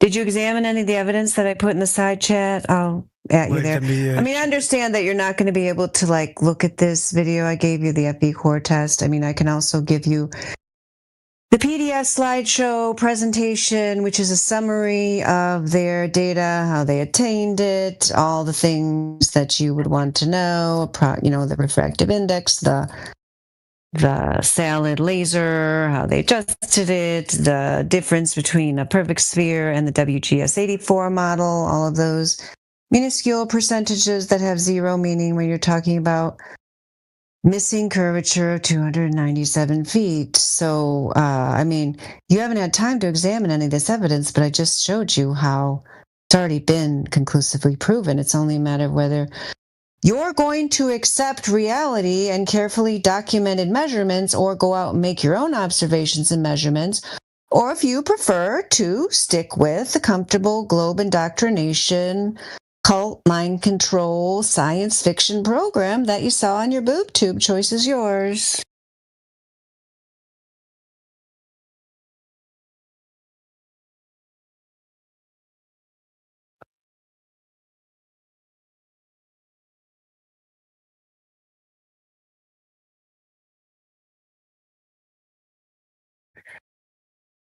Timmy's not my fan. We already know that, Timmy. That's all right. You can keep insulting me in the side chat if you want. I'm glad you brought your buddy in here, though. I like him better than you. Good job. First thing you did right. I see you also sent me 3 messages, Timmy. I can't wait to read them. I bet they're just as mean as your chat comments, probably even meaner. Oh, no, those are nicer. I see. You got 2 tactics going on here to see which one's going to work. Neither one. So, what do you think about that, Gally? I am looking into it right now. I will come back with an answer shortly. Yeah, take your time. There's a lot of information. This might take a while, actually. Totally. That means you're an honest person, is willing to examine the evidence. I mean, nobody would expect you to make up your mind in this short time. If you're, willing to look at those links that I gave you, then that means that you are, way ahead of your bud there. Yep. Maybe try to find some new friends, because Timmy, yep, I don't know if there's any hope for Timmy. I mean, there's always a little hope, right? There's always a little hope, but... Oh, I don't know who Timmy is, to be honest. Timmy said he brought you. It's not true? He no, didn't I'm really the one who bring brought you? him. Oh, somebody else brought you. Who brought Gally? Satoshi. Timmy? Who's Timmy? I don't know. Who's Shitosi? Where is this person? Me. I've talked to you before. Oh, down at the bottom. Okay, yeah. Oh, thank you for bringing this guy. I like this guy. Yeah. Okay, so I was giving Timmy way too much credit that he would actually bring a sincere person in here. Yeah. Okay, yeah. Thank you for bringing him. He's a pleasant character.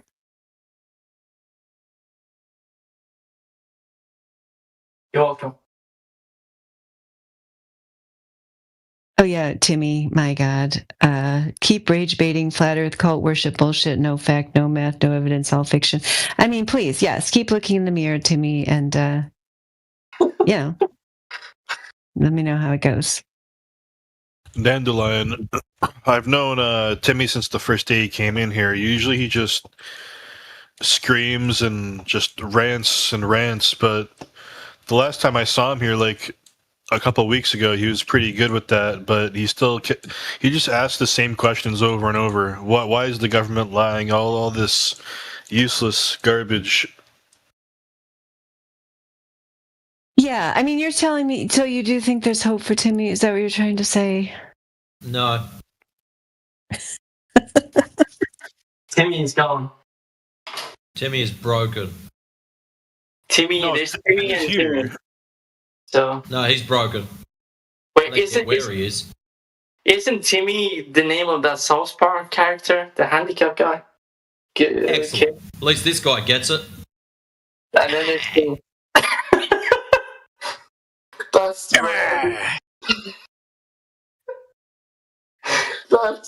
That's so funny, bro. It's fucked up to laugh about it, but it's funny as fuck. It's hilarious. Timmy? These polls are bullshit. I can't vote multiple. Mate, your impression is on point. It's so fucking funny. Can you do Jimmy as well? Or is it just Timmy you can do? Hey, Missy! Let's get back to kids to cook Missy pie!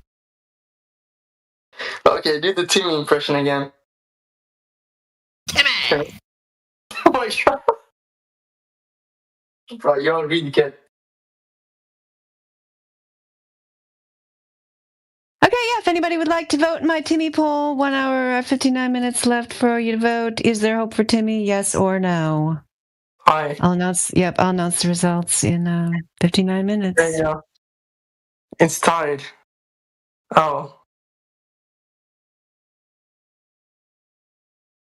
Wow, it is tied. That's, Timmy, look at that. You got fans. 3-3 right now. 3 yes, 3 no. Pretty nice. That's better showing than I thought you'd have there, Timmy.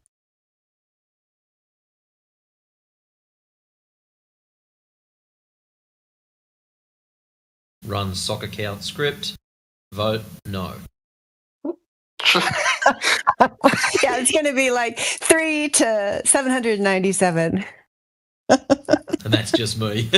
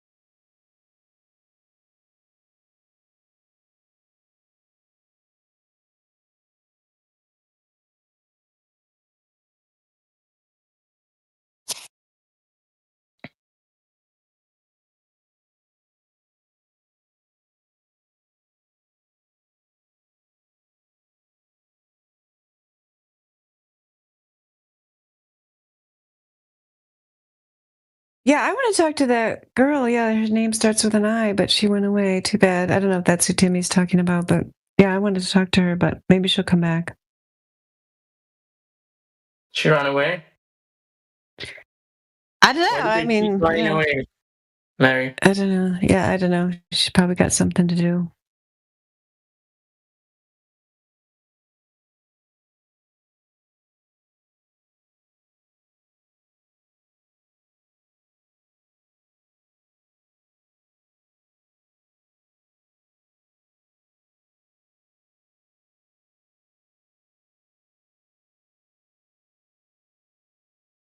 So just a question.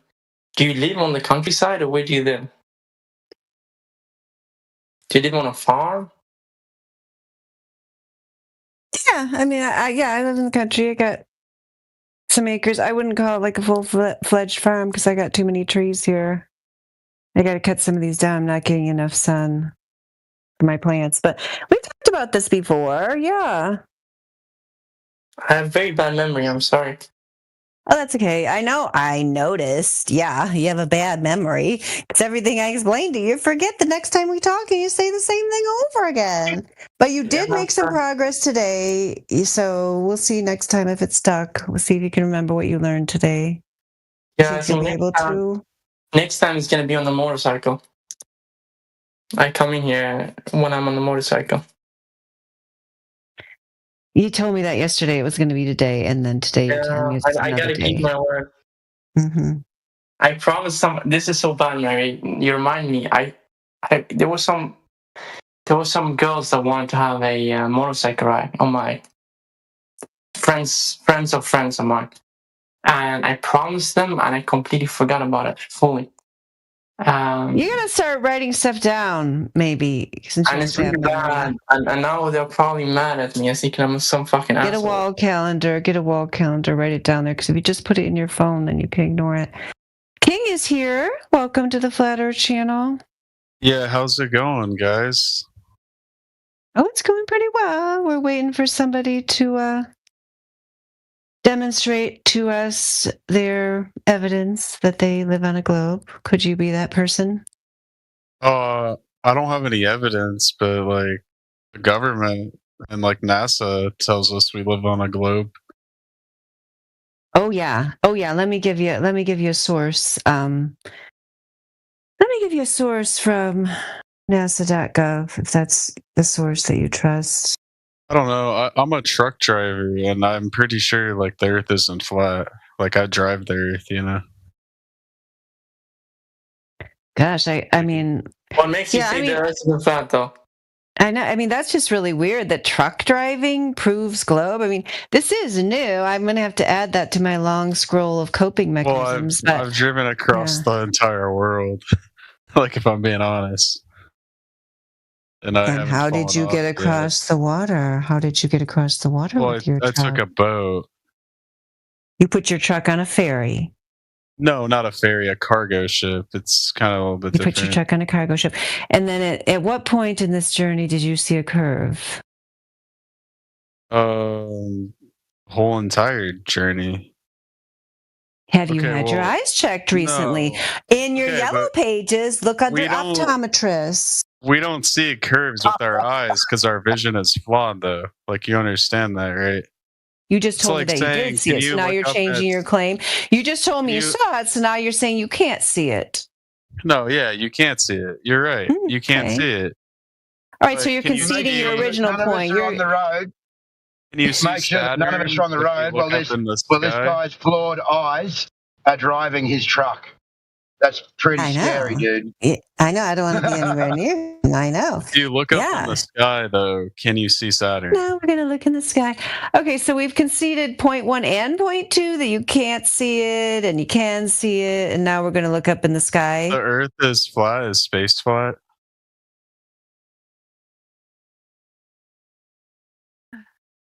Let's go back to NASA.gov, your favorite source, claim 1.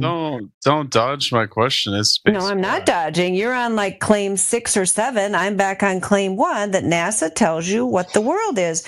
So do you see that at 17 minutes past the hour? Robert Simon, aka Mr. Blue Marble. So he tells you there in that article that he has created that image of the globe for you to match your expectations of what the Earth looks like from space. So it's a common misconception that some of these images of the globe that you see are like snapshots of the Earth, that somebody went up there and took a picture. But if you look at your allegedly verifiable, wonderful source, NASA, you'll find out that that's not what they do. It says that right there. Put a screenshot from that link that includes the source there in the upper right, nasa.gov. He says, we wrapped the flat map around a ball. So he took flat images and wrapped them around the ball on the computer to make your CGI image of the globe. My part was integrating the surface, clouds, and oceans to match people's expectations of how the Earth looks from space. That ball became the famous blue marble. So NASA.gov right there is telling you your globe is created on a computer screen. What do you think about that? Okay, but sir, it's not the only people that have taken pictures of the Earth. Like, do you trust Elon Musk? SpaceX? Why would I trust him? Okay, well, do you trust any other country that has sent anything to space? Oh, okay, so if we're going to talk about images from space, yeah, I mean, we can show you wildly inconsistent images from space, some that show curvature, some that don't. Some of the ones that show curvature are widely varying in terms of the degree of curvature in relation to the, size of the continents, the position of the continents, and so on. But it's not necessary to rely on unverifiable images that you couldn't possibly recreate for yourself. The reason why it's unnecessary to rely on these inconsistent and unreliable and unverifiable images is because you could just test for the curvature yourself on the ground. Would you like to know how to do that? Yeah, how do you test for the curvature on the ground? Yeah, so the way you test for the curvature on the ground is that you realize that if we lived, you examine the claim that is given by all the agencies that you just named. So the claim that they give and the official geometry of this sphere, which is a sphere with a radius of 3,959 miles, means that we could measure the drop over distance at a given rate, which I'm showing you in the chart there at 22 minutes after the hour. If you're interested in the calculations used to derive these figures, I could give them to you. Or you could just Google Earth Curve Calculator, which is the standard calculator used. There's several different ones, but any one you pick is going to give you the same result.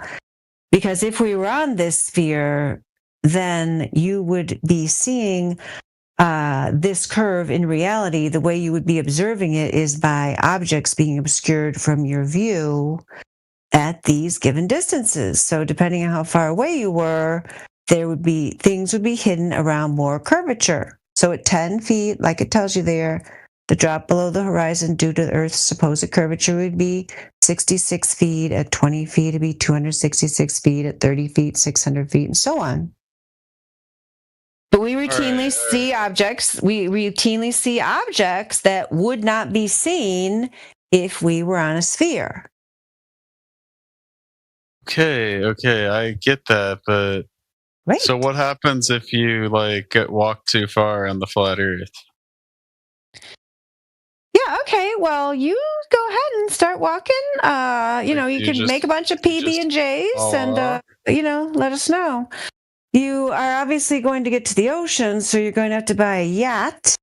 So you could fly. Then you're going to get you could fly, but you can't freely travel past the 60th parallel in the ocean. So whether you are on a plane or a ship, it is not authorized for you to travel past the 60th parallel.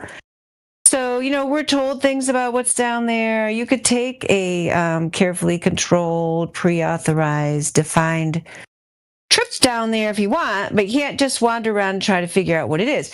But nonetheless, why does that even matter to you when I just told you your globe's destroyed? I mean, you don't even live on a globe. So, that's an interesting question. Usually people start speculating about that after they've already figured out, it's conclusively not a globe. So you're telling me what I just gave you, this chart here, has already convinced you that you don't live on a globe and you're already ready to go exploring the Southern Ocean? No, I believe we live on a globe. What makes you think that? Satellite images taken from NASA and other countries. Elon Musk has taken pictures. You can post some of the. Can you post your convincing theory on the pictures are edited and the Earth is actually flat is just flawed. If you've ever tried to take a picture of something very far away or something very massive, it's obviously going to look flat. That's just how camera lenses are created. Measurements say different.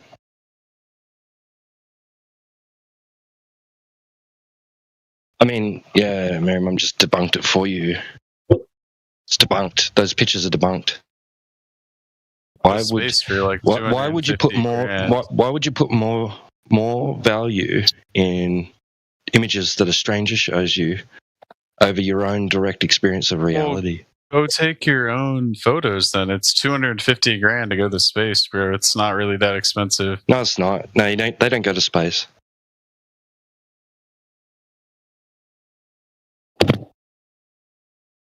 They go about as high as what they say the Kármán line is, about 100 kilometers. That's not space. It's a joke. That's a joke. It's not even low Earth orbit.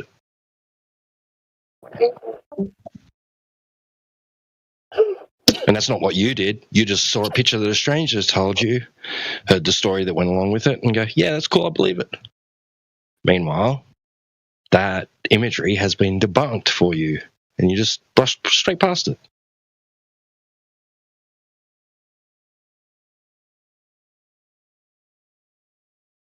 You put more stock in images that strangers show you than what you could go out and verify and confirm for yourself in reality.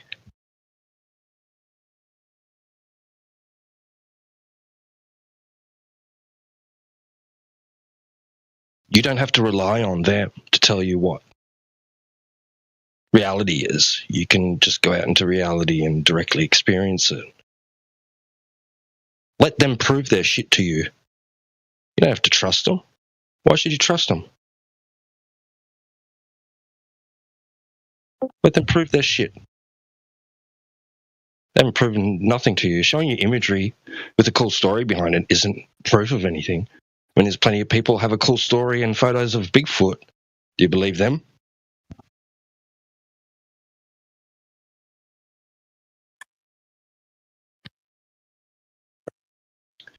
Sorry, Mary. Continue. I'll shut up.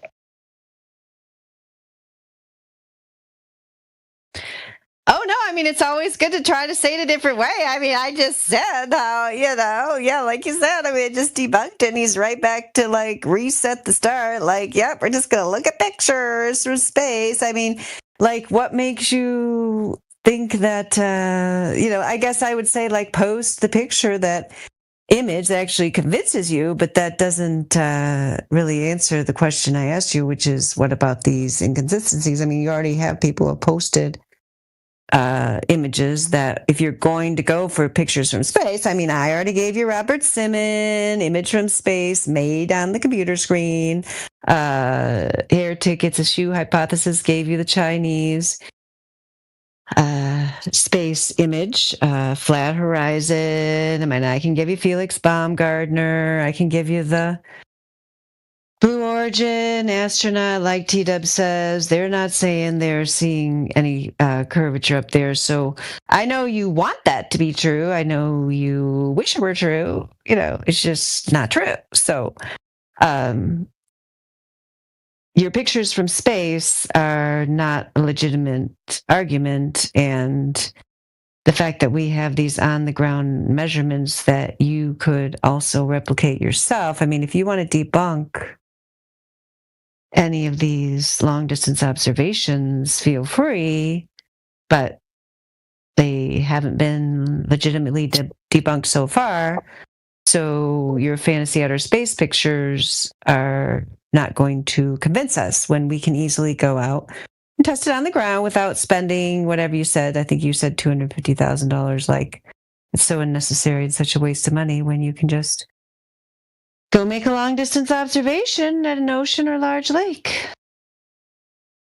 Why don't you just prove us wrong, though? Take the 250. Because it's not necessary. And I just told you these, like, for example, there it is. Blue Origin astronaut says Jeff Bezos' flight didn't go high enough. She thought she was going to see the world, but we weren't quite high enough. They aren't seeing the curve when they go up there. They aren't seeing it.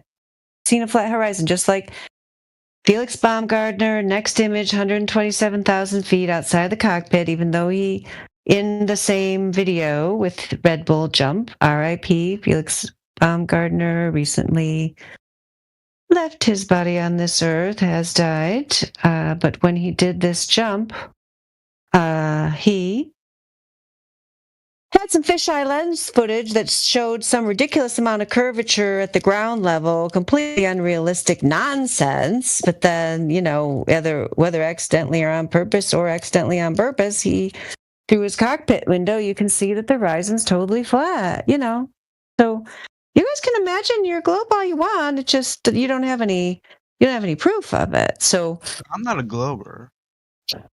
Yeah, I don't know who we were talking to before, T-Dub. I can't even remember. Is that guy gone? I don't believe in the globe or the flat earth. Both of them are retarded. I think we lost our other guy. He disappeared somewhere. I'm pretty sure he's there, but he's a little busy. Who was that? Who were we talking to just now? Like the pictures from Space Guy. Seconds ago? Yeah. Oh, I don't know who that was. I thought you were talking about the other guy before him. Are you the pictures from Space Guy, Sigma? No. I didn't think so. I don't know where that guy went. So, Sigma, what are you saying? You're not taking a position, globe or flat? No, banana shaped. It only makes sense. Oh my god. Can you disprove my theory? It's not even worth disproving. No, well, Glober said that about flat Earth. We don't live on a banana. There. How do you know that? We all come from monkeys, and what do they eat predominantly? Oh my gosh. So it only makes sense that we would be on the same Earth that we came from. Is this the best you globe guys got now, Mr. Banana Monkey Guy? Listen, I take Should I be offense the in you villain calling me a again? Glober. I don't know, Dylan. He's making you look good. I mean, you know. Yeah. It's Take okay. offense I don't in you need to calling be me the a villain. Glober, man. That's not very nice. I don't assume things about your freaking system, so don't assume things about mine, alright? Why are you talking so low though? Oh, I'm working on something, that's why I'm awfully concentrated right now. Yeah, you can speak up a little bit. That'd be cool.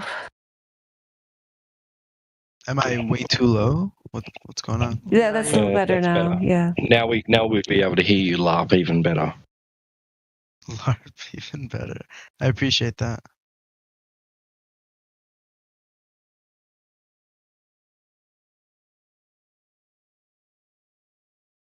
Do you guys have a dog?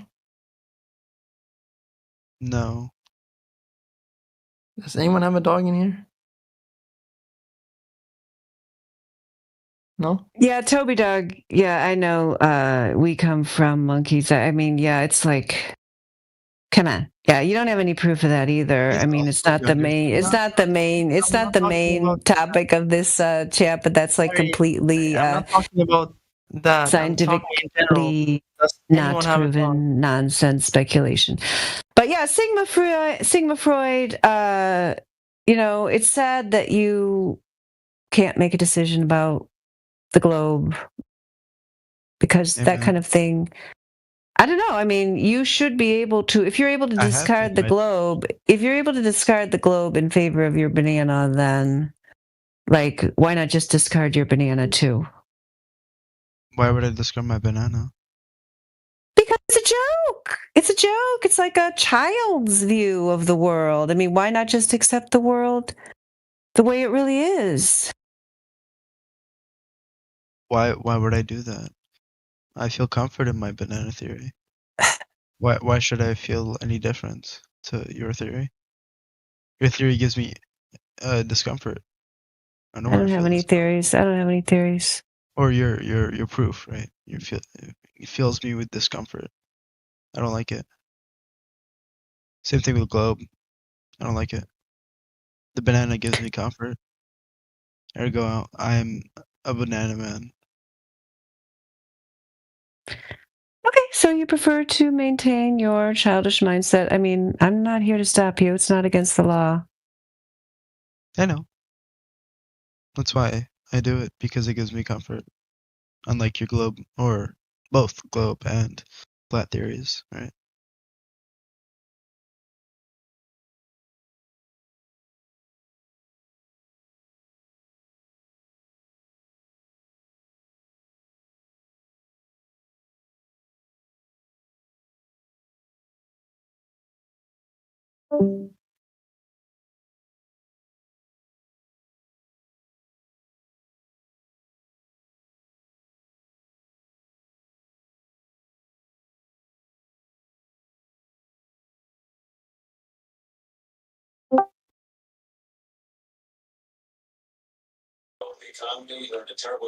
The CEOs are basically friends, are you going to make a substantive argument this time, or just do another drive-by? Yeah, I'm just doing another drive-by like a fucking crip.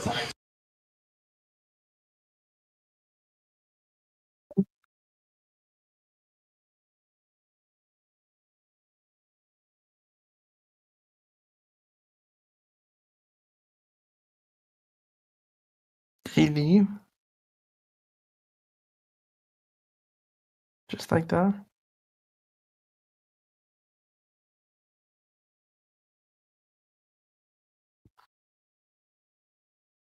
Yeah, that guy's really gone downhill. I remember him making an attempt. I mean, it wasn't that memorable because I don't remember what the attempt was, but I know he used to have arguments. Oh.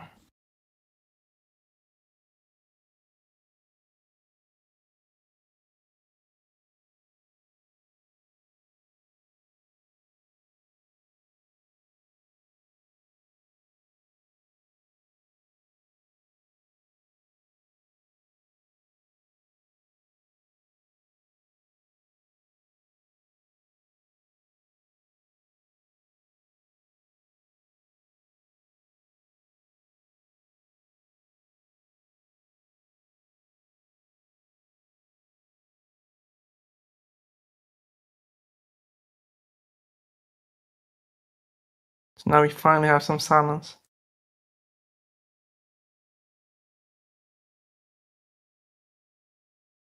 So you have no dogs at the farm you live on? How can you not have a farm? I have a dog. Yeah. Why? What about it? Yeah. Yeah, I wanted to get a dog. I love dogs.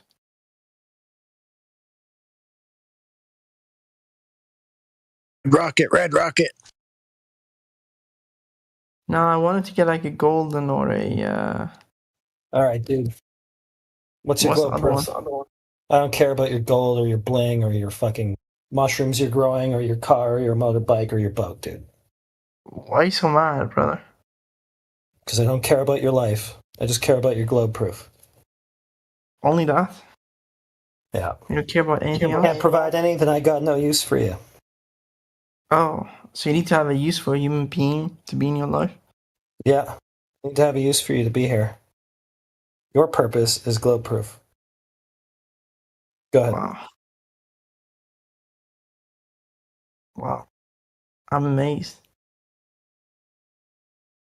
Yeah, I mean, unless you were convinced by repeating the flat Earth arguments, I mean, your last attempt was tides. That was a very weak attempt, Dylan. I mean, do you have anything better than that, or have you been convinced by the flat Earth, or what's going on? Hey guys. Hello. Hi. What's the flat Earth debate? Hey, or tonight?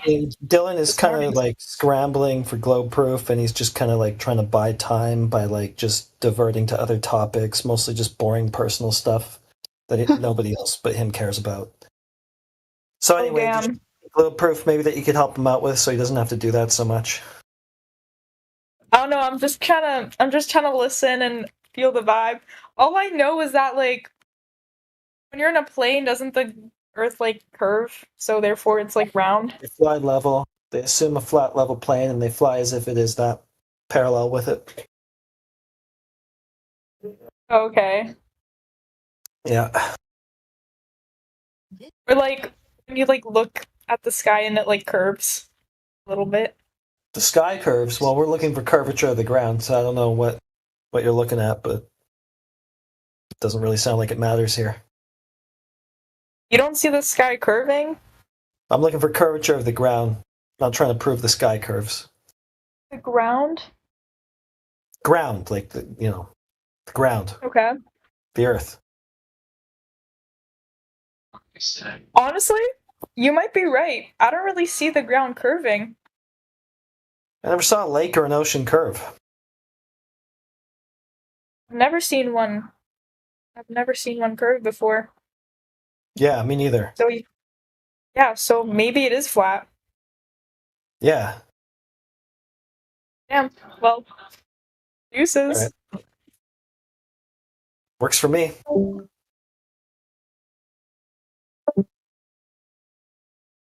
right. See, like how easy that actually was? It's like, yeah, I guess it logically follows that, yeah, it's flat then. All right, have a nice day. I want their hair color first before I make a judgment. That's pretty much all any of this should be. Wait, water's flat. Okay, yeah, sounds good. Okay, see you later.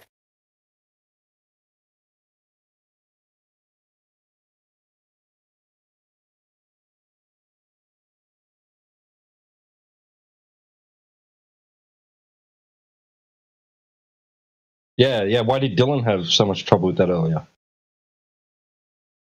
Cognitive dissonance. But the tides. It's looking for a way out.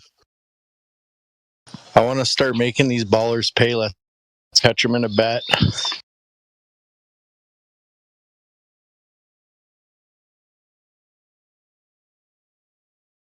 Try to get some flat earth tattoos on them.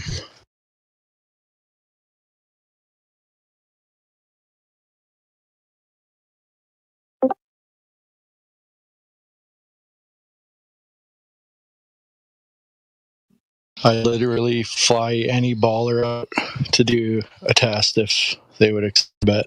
We could do it live.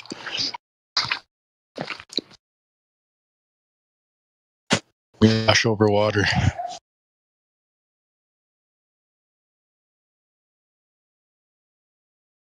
So if the moon can cause a high tide, supposedly, wouldn't it attract clouds above the high tide towards the moon as well? If it could pull trillions of pounds of water, why don't the clouds get pulled up as well and raindrops?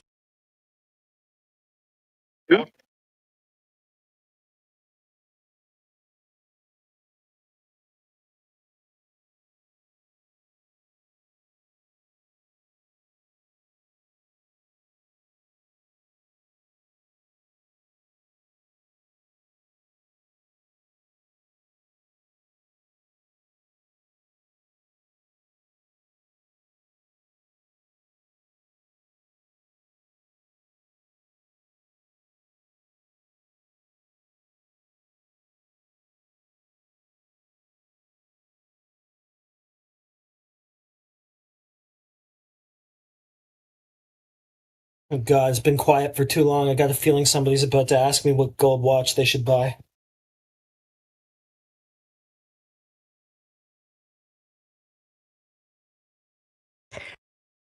Yep. Are they going to buy a little private airplane? Which model should they get?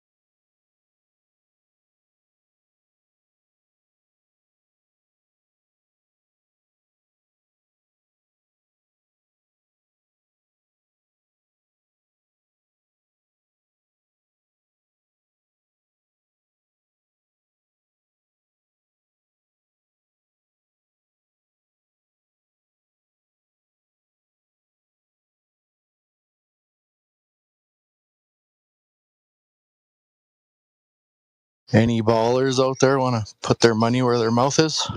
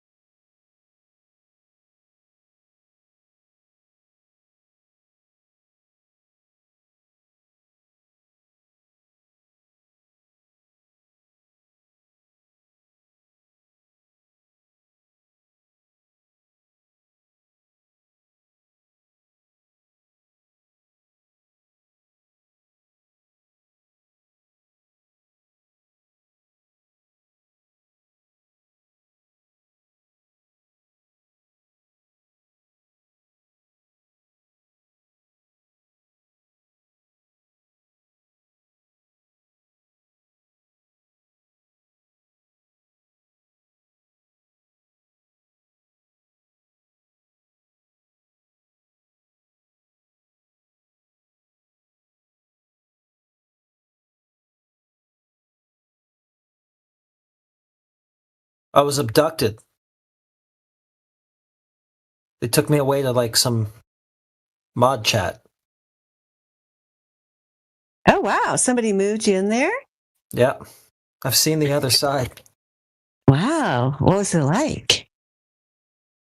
There was like this metal table that they strapped me to. Bright light. They're trying to find out what a flat earther was really like. They're probing you. They flashed that Men in Black thing on me. Why do I remember that? That happened to me one time. Human sheeple abducted me and brought me into a private room. It was very scary. I think he was trying to like interview me to see if I could, if I was going to participate in his insurrection, but I must not have passed. Oh yeah. It was actually very funny. But yeah, he just like took me on the live stream and took me to this little room and started interrogating me. I'm like, yeah, okay, well, good thing I wasn't good enough. This was actually a pretty nice abduction, to be honest. It was probably better than mine. It's probably better than mine because mine wasn't very nice.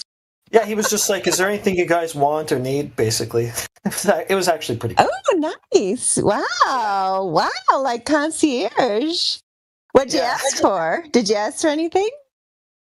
I was like, "Let us lock them out of the text chat, but without banning them all the way." Yeah. Did they say yes? Yeah, they're working on it. Nice. It's like they have to code it into their bot or something, but yeah, they're gonna let us. I guess they like us, Heretic. Yeah, it's going good. Good news. Yep. Way less creepy than my abduction, then. Oh yeah, this was totally cool. I was just giving them a bad rap for fun. They didn't do anything bad. Good. No probing. Yeah, none of that.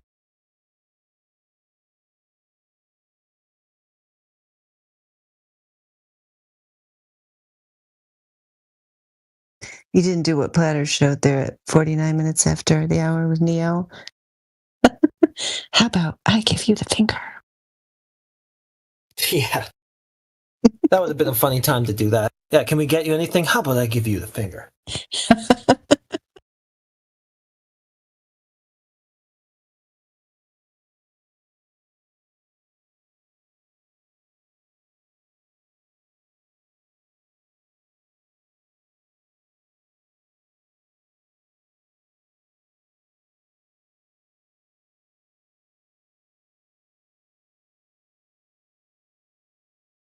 Oh, yeah, Morpheus. Okay, thank you for confirming. That's what I figured. He just like did it with different people, right? That's what I figured. He was like feeling different people out. Yeah, Morpheus said he did the same thing with him. He did that to him. Yeah, it was creepy.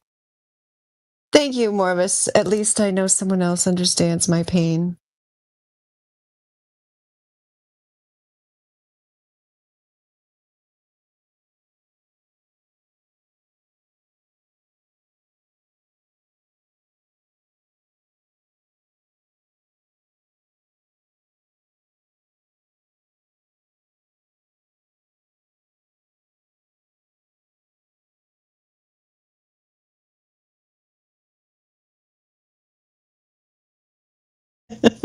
Morvis. Yeah, he started ranting about Metatron. Yes, the Metatron shields. Oh my gosh, Morvis, it's all coming back to me. Yes, because he had the evidence. That's what it was. It was like an evidence presentation. He showed me all these images. Like, here they are, the Metatron shields at the Metatron headquarters.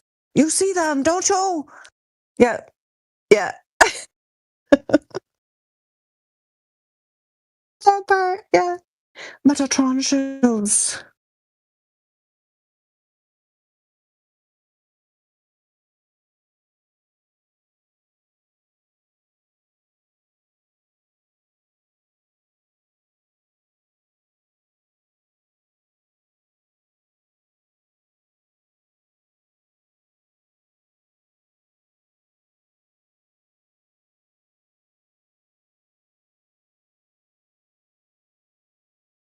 Yeah, that's what I've heard, Morvis. Yeah, the whole thing was just kind of an act.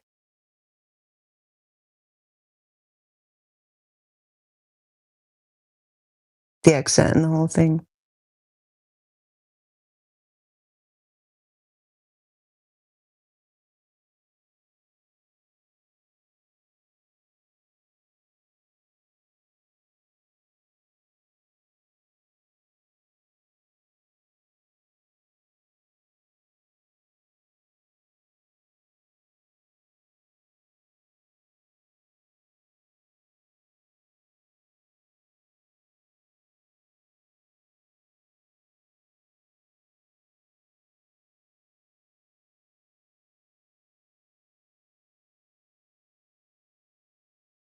Morvis says there's videos of him on a site. I don't remember which video site it is that has his real voice. Yeah, I mean, that's the thing. Like, you never know about people. Yeah, I mean, like, you remember Reckoner.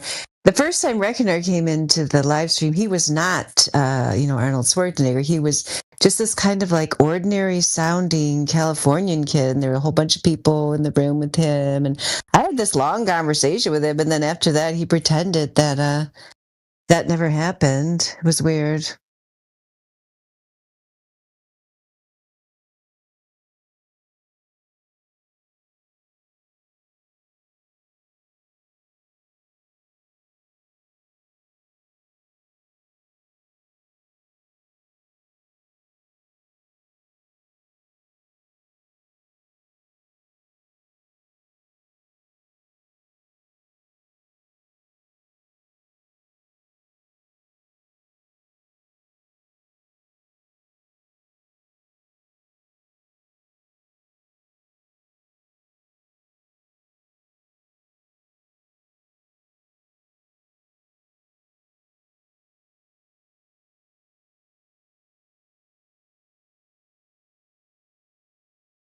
Oh yeah, I forgot that platter. I know I've heard that before. Neo's birthday on his passport in that scene is September 11th, 2001.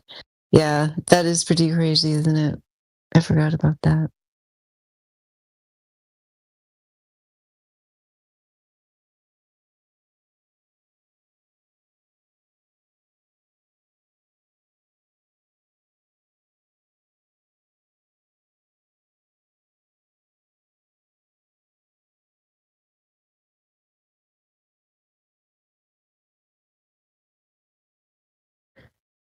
Yeah, it totally came out because it came out when I lived in Arizona. I moved out from there in 1999. So yeah, The Matrix, I think it probably came out that year, maybe number one.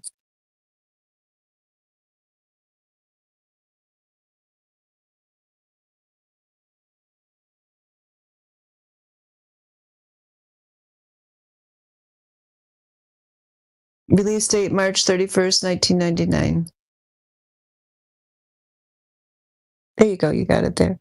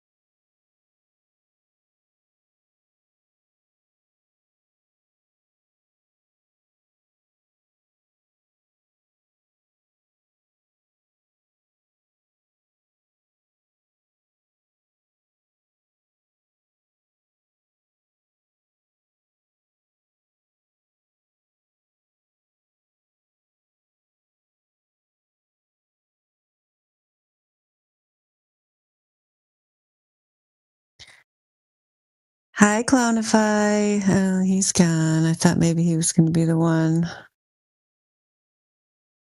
to actually give us some kind of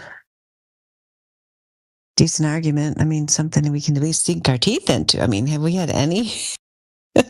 We had anything? What did we add tonight? Tides prove the globe, pictures from space. I mean, what else do we ever get, I guess? I don't know what I'm complaining about. It's the usual. The guy who said his truck driving proved the globe. I mean, that was at least something new. He drives his truck, so he knows it's a globe. I mean, you know, new level of delusion.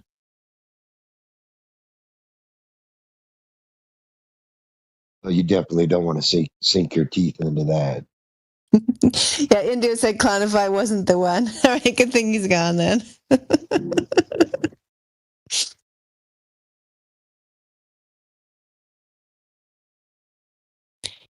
Jimity's here. Welcome to the Flat Earth, Jimity. Hello. How are you? Good. Good. Have you heard anything about the Flat Earth before? Yeah, a few things. What did you hear?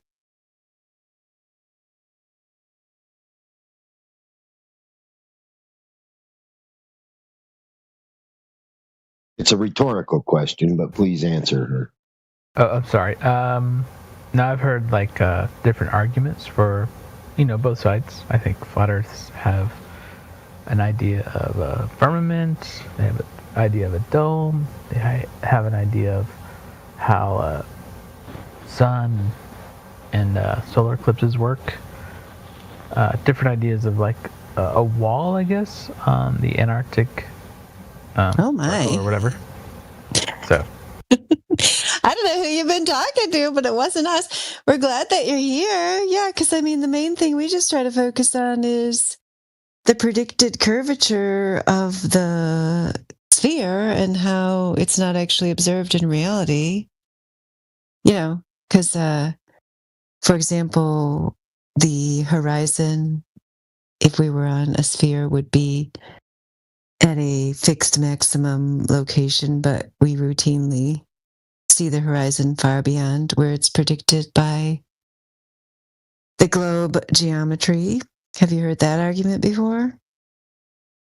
Can you say it one more time? You're saying the fixed horizon should be, I guess at a certain calculation, and you're saying there isn't a lot of proof for it? Yeah, basically, I'll show you an image that might help. Can you look into the side chat there?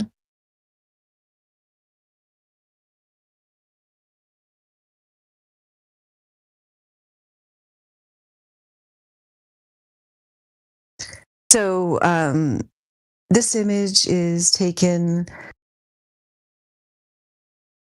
from off the coast of Santa Barbara, California, and it's a screenshot from a longer video.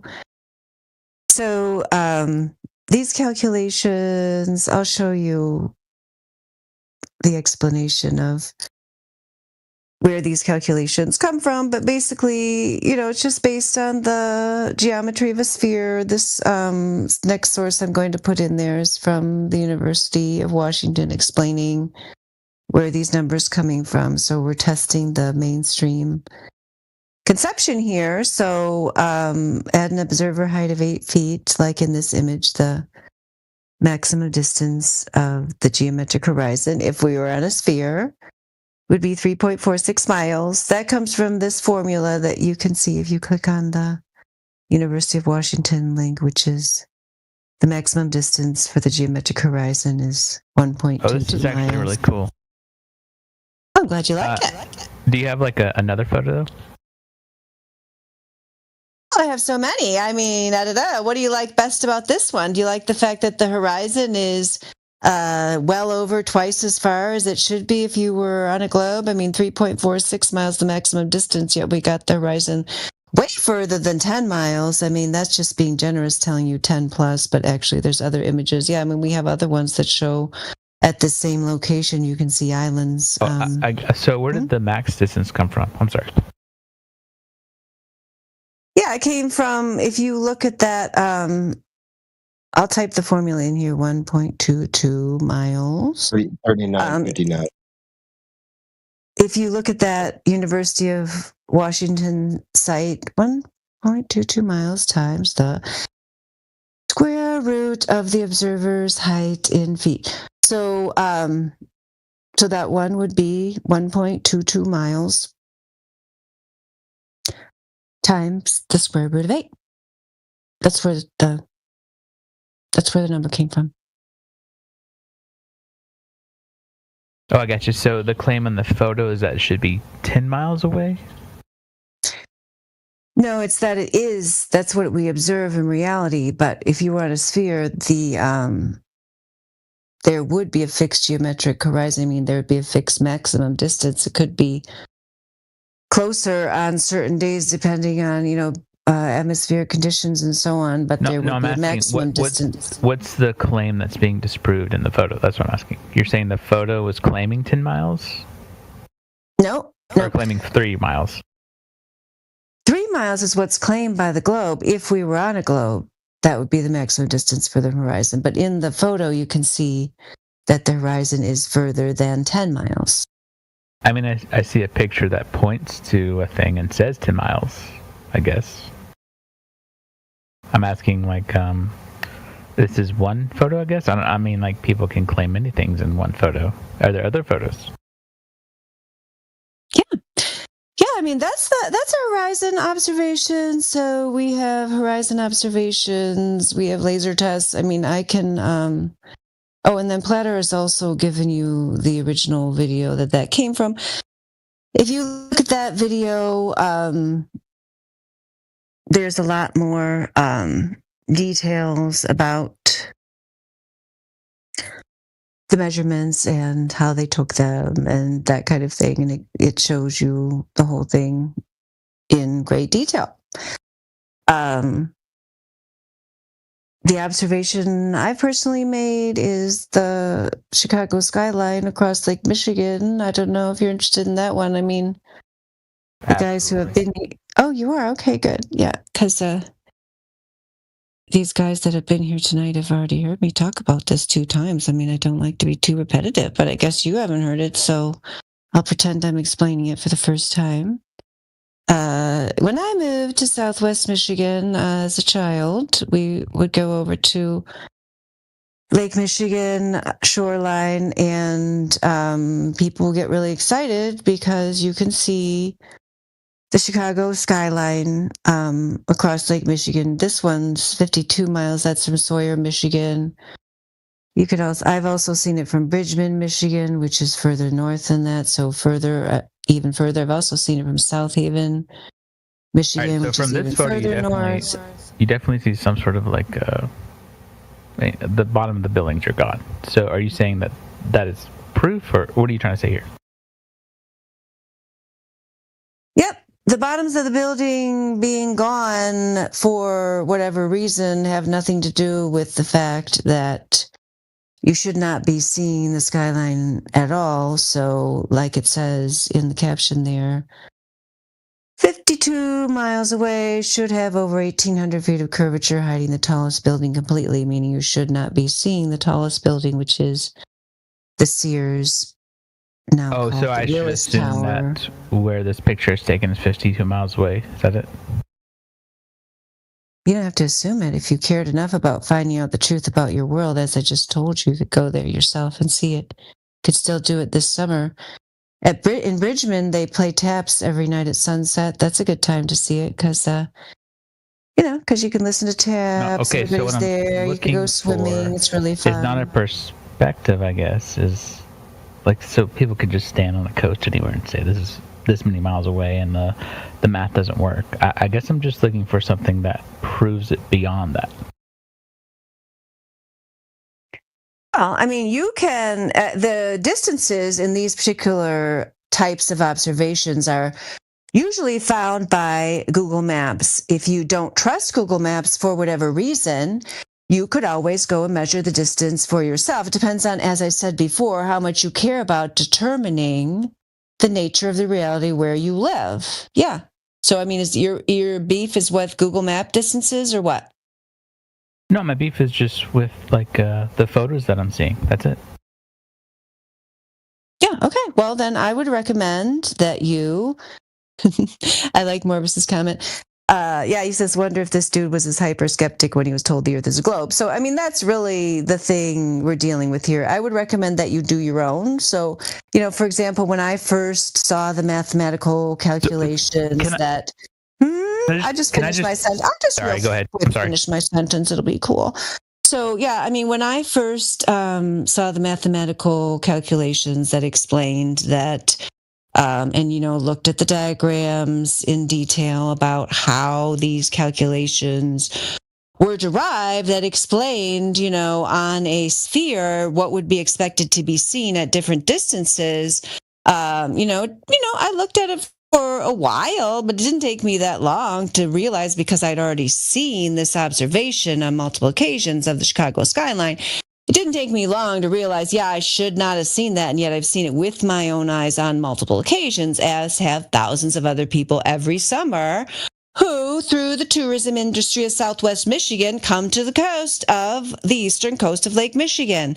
If you've never made an observation, which would be very surprising, but if you've never traveled to the ocean and seen lighthouses, islands, so on and so forth, city skylines that you shouldn't be seeing, land masses of any sort, then I can understand how you'd want to wait and make sure that you could confirm this for yourself.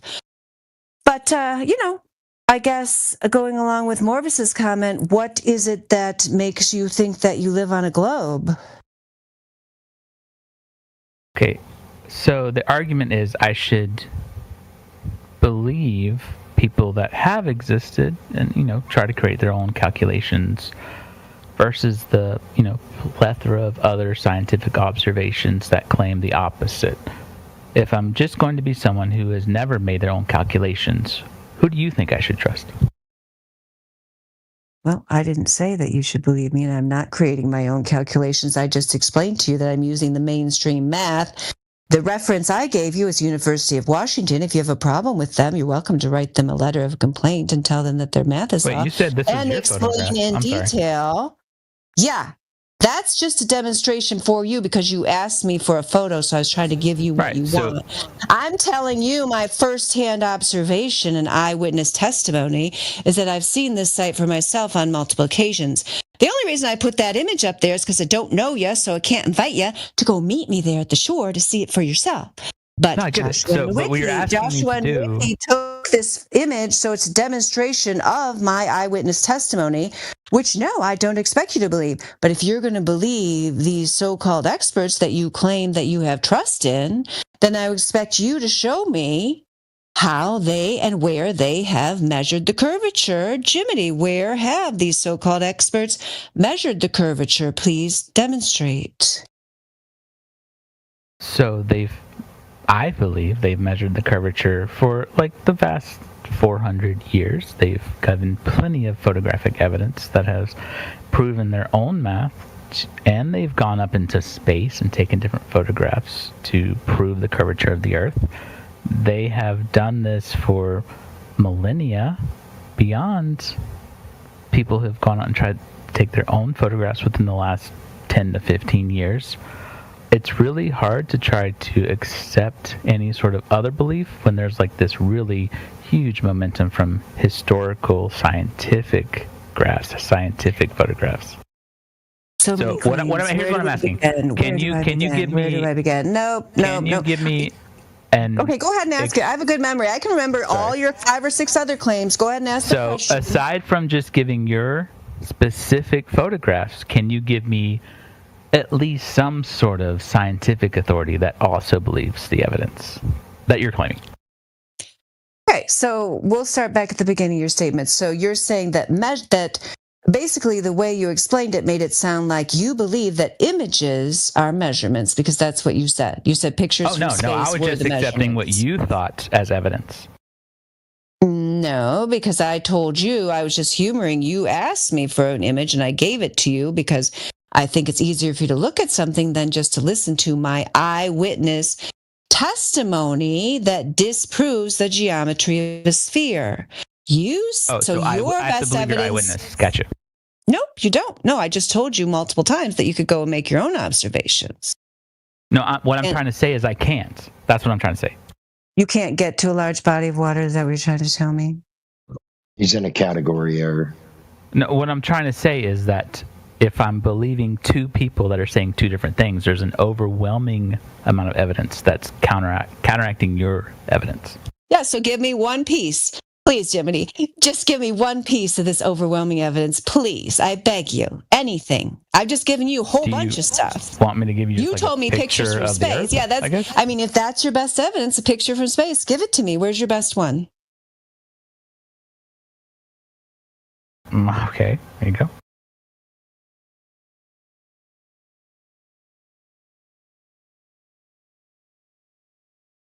Computer graphic image? That's what you're going to give? No, I just gave you an image. It's the same thing you gave me. That's it. You know there's a difference between an image and a photograph, right? Yeah, it's not the same. Explain the difference. Okay, sorry. Hold on. Before you go down that road here, it is not the same because I just told you that that this is just a representation of the real world observation and test that I've done myself. But whereas that's the only when evidence did you when did you fly out into the fantasy realm of outer space and observe this? Tell me what I day. get that I haven't done that. What I'm trying to say is, if I'm given evidence, the overwhelming amount of evidence has been from people who say it's a globe. The overwhelming amount of evidence. But the counter argument is that there have been people that have gone out and taken their own photographs and tried to prove their own artifacts. You're talking a big game, and you're not if I'm going to look for specifically photographic evidence, why should I believe one person out of the last 400 years? Bro, you say there's this overwhelming amount of evidence. Where is it? I've given this because I haven't seen it. That's why I'm a flat earther, bro. Because reality says it's not curving, and people like you say that the reality says it is curving, and you're saying that it's not curving. No. Reality shows the us reality that it's is not showing curving. that it's curving, and you're saying not it's that not. I've seen. I go out into reality, and I don't see or measure any curvature. You go out into reality, and so your reality is your own perspective. That's what you're saying, right? You have to understand it from my perspective. I don't have your perspective. I have the perspective of everything we have the same. That's been we have the same experience of Earth, bro. Okay, I think a better argument for y'all would be, why do I trust? No, I think a better argument for you would be to present this overwhelming amount of evidence for the Earth curving, bro. All I'm doing is giving the same amount of evidence you've given me. That's all I'm doing. No. Give this overwhelming amount of evidence. Where is it? I've given the same. Let's see it. Let's see it. Let's see that it, you've bro. given me. The only thing you need is what you gave me, right? Let's see the overwhelming amount of evidence. I just gave it to you, man. That's all you need. What are you talking about? He's got Armstrong on a flat screen. That's what he's got. The difference between where he says he just showed it after he showed nothing, so he never has to show anything because he can just say, "I already did it," after not doing it. No, the only thing I'm doing is providing the same amount of evidence. That's all I'm doing. Hold on, brother. This is where you're fucking up. The sum of evidence is irrelevant. Okay, the sum. You can have 1,000,000 trillion confirmations, and it don't fucking mean nothing. And I'll show you. Really That's simple. how you're wrong. Okay, I'll show you. I'll show you how. People used to think there were only white swans in the world, and the theory was all swans are white. Oh my god! So what they did was go look for white swans, and they got shitloads of confirmations forever and ever and ever. And then someone sailed to Australia, and they found one black swan, and it falsified the entire fucking theory. So what you're saying is nonsense. It goes against the scientific principle. Can someone else argue? I'm sorry. It goes against the scientific principle of falsification as laid out by Karl Popper at the beginning of the fucking 20th century. All right, So shut your pie hole. You don't know what you're talking about. There are not claims that can't be disproven. Obviously, there are claims that can be disproven. What I'm trying to say is if I'm looking for claims for a specific evidence that there is a globe or a flat Earth, there's an overwhelming amount of evidence that we live on a globe. Show it. Yeah, that's a claim. You're just saying that. You want me to here's the other thing. Here's the other thing. Here's another picture. I'm sorry. I'll give you another picture. But here's the other thing, dude. You've never looked for any flat Earth evidence, so you don't know what's out there or not, do you? I've never looked for flat Earth evidence, so that's right. You don't know what's out there, do you? I got more flat Earth evidence than globe evidence. Want to hear it? If there 9 billion people experienced, 9 billion people experienced the Earth is flat and motionless. 27 people said they saw it as a ball. 9 billion people. 9 billion people observed the Earth is flat and motionless. 9 billion people observe 9 billion. The Earth as the population of the world observes the Earth as flat and motionless. Correct. There's a handful of people that say that's not the case. 27 people claim to have seen the Earth as a ball with their own two eyes. A small subsection said they think they orbited the Earth, but they didn't see. Why are you interrupting me, dude? I'm not done. So a smaller subset of people, 600, say they orbited the Earth, but they didn't see the Earth as a ball because they can only see 3% of the Earth. Everybody else, other than those people, experienced the Earth as flat and motionless. So if you want to go with the sum of the evidence, the empirical evidence says the Earth is flat and motionless by the sum of it. Okay? Stop making stupid childlike arguments.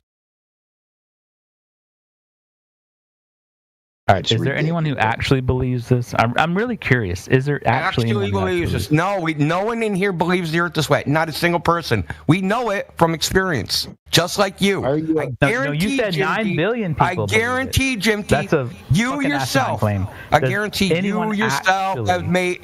Listen, brother. I guarantee you can talk over me. I'm asking. I guarantee that you want. Listen, you said you really believe this, bro. No. You asked me a question. I'm answering it. Listen, you asked me a question. I'm answering it. Right? You said, "Do you really believe this?" Because I just want to know. We don't believe it. It's not a belief. You have the belief. We all experience the Earth is flat and motionless. It isn't in here on the screen. It's not in a fucking book. It's outside in the world. It's how we all experience the world. Everybody, every human being. Period. Okay, so we're just saying like random ass claims? I don't understand. Oh, random ass claims? Okay, where did you see that from? No, you said 9 billion people believe the Earth is flat. No, I said experience the Earth is flat. Experience it. Yeah, you didn't listen. Open your ears, boy. Yeah. You're the one that keeps bringing up beliefs. Not him. Okay, 9 billion people experience the Earth is flat. Yes. Explain what you mean. Okay, that's how they see it. That's how they perceive it with the senses. They experience it that way. Okay, what do you mean? What do you mean they experience? So that they've gone to a survey and said, "Do you perceive the world as flat?" Yes. Like, where's the survey that asked them that? He's forgotten. Yeah. So no one goes out in the world and goes, "Hey, I walk out my front door. Man, that looks like a big fucking ball." No one's ever done that. That's what you just said, dude. What? No one walks out the door and says it's a big fucking ball. And because they don't say it's a big fucking ball, flat Earth. Don't try to play gaslighting bullshit with us, dude. It's never gonna work. It's never gonna work. We're better than you. I'm trying to understand what you mean. Then listen closely. No one's gonna walk out of their house and say, "I observed the ball." No one. But people can walk out of their house and say, "Man, that looks flat." They can climb a mountain. They can fly a plane. They can do whatever. They can sail on the ship. They can go to the beach. It's all flat. Now, of course, there's topography. But on the whole, the vertical to horizontal scale, the Earth is flat. Okay? That's how everyone experiences it. So it's not I walk out my door and I don't see any sort of hills or water that's changing or anything. No one said hills. I just covered the topology. Stop being a fucking disingenuous cunt. What the fuck? You just said it's flat. He understands. What? He understands. Did I say He's been topography? doing this deliberately. What did I say topography? What did that mean? When I said topography, does that entail hills? Topography includes a curved entails hills, right? Horizon, yes. Entails hills? What? Topography. Says topography entails hills. I don't know where you got. Can you walk out your door and see a flat Earth? That's what you're saying? Yes. Show us a map. So you don't see any mountains, any sort of hills, any sort of curvature. Okay, I already covered the topography, so stop with your specious argument. So you said words, but you're saying specifically you can walk out your door and see a flat Earth. Flat, I don't mean flat in the abstract fucking geometric sense. That's exactly what you're saying, dude. No, you're not. You can't tell me what I'm saying. Yes, it is. That's because no, it isn't. You're good try though. I covered topography. Okay, convince me then that's not what you're saying. Did I say it was flat with topography? Yes or no?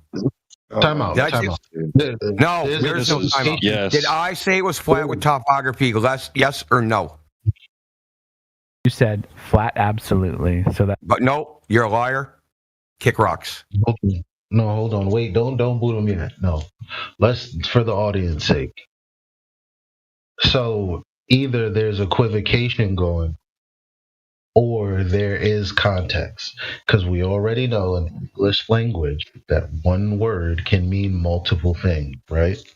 So when we're talking about the earth being level, like sea level is a horizontal line. That topography is judged based off of.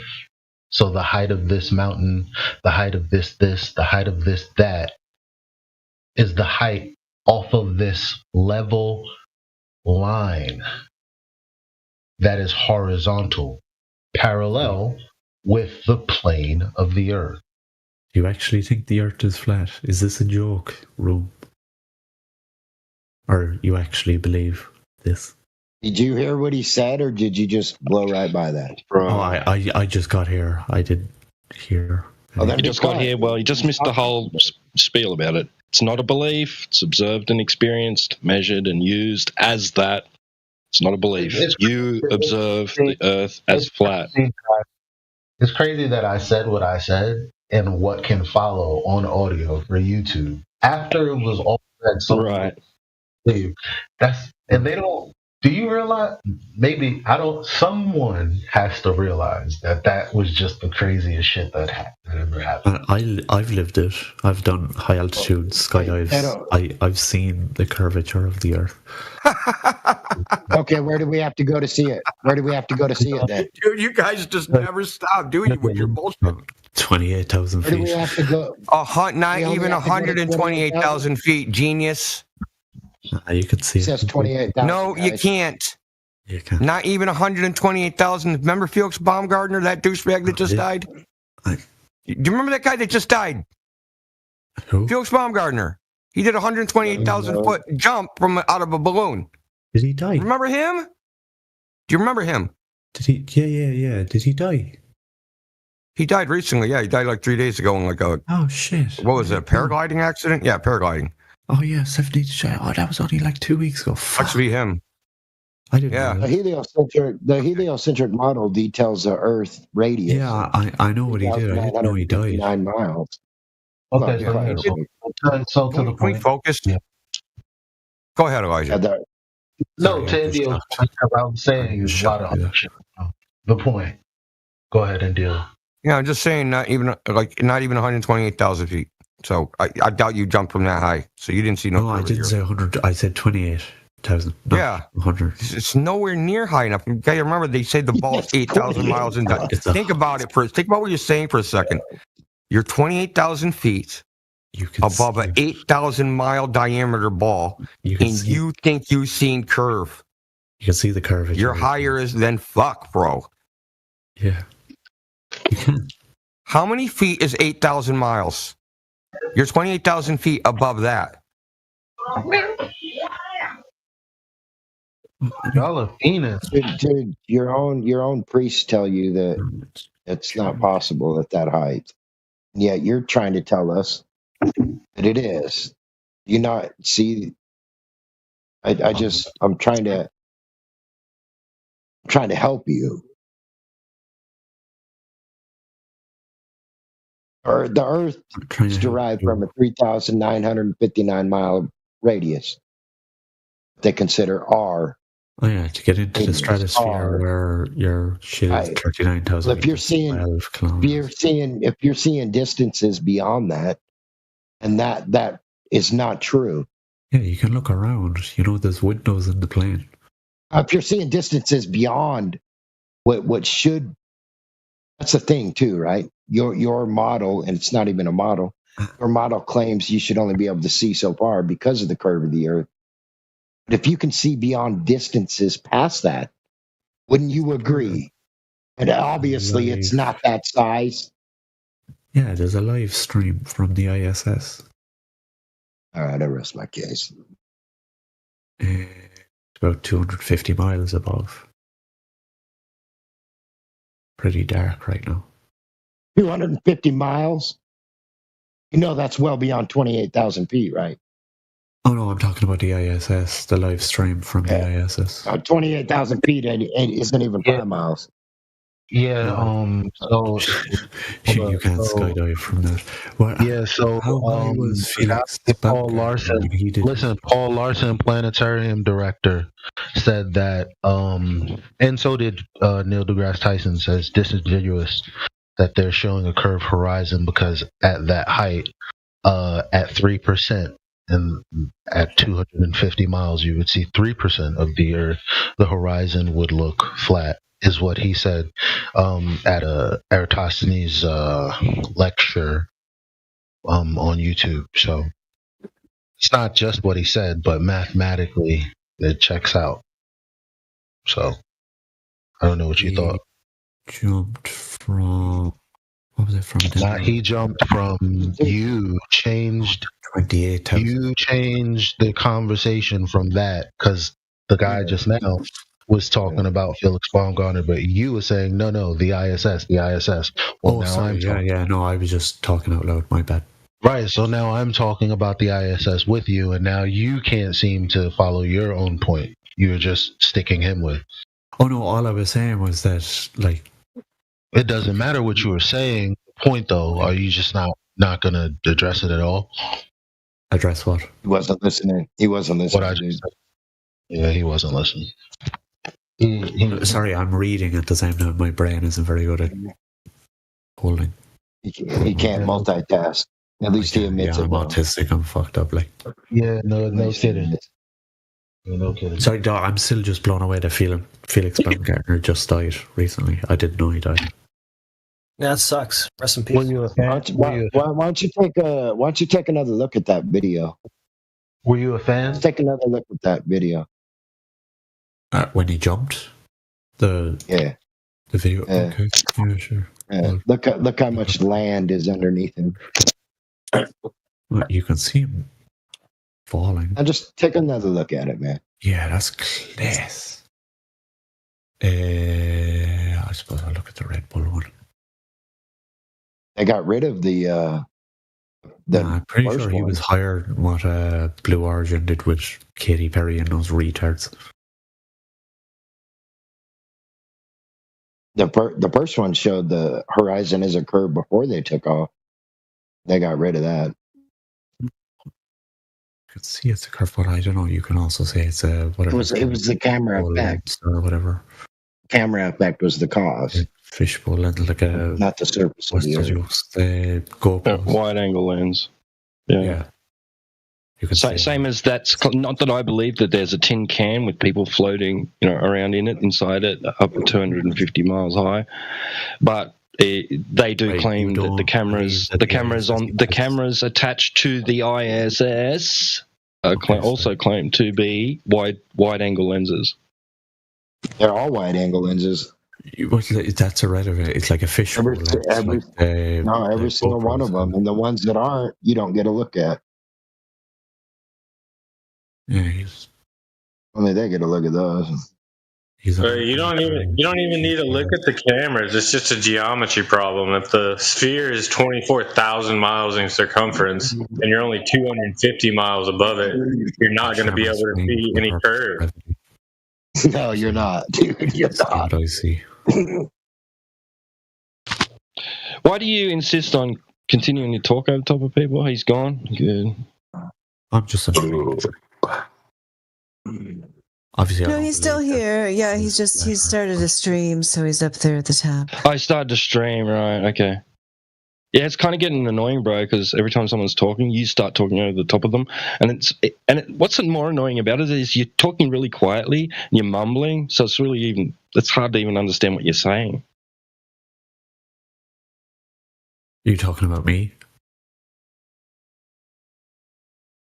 I'm sorry, bro. Yes, you are the mumbler to whom he refers. Yeah, it's late at night. I'm trying to be quiet. You're talking about me, Ma? Yeah, fair enough. Quietly over everyone, which is wild. Yo, guys, do you already got any proof that the Earth is flat? Oh, this LARPer again? You used to claim to have the proof yourself. What happened? I never. Who measured it, bro? Someone we trust? Yeah, it's flat, but why do we care? There's bigger problems like Illuminati. Why do we talk about it being flat? Why are you interrupting James Richard?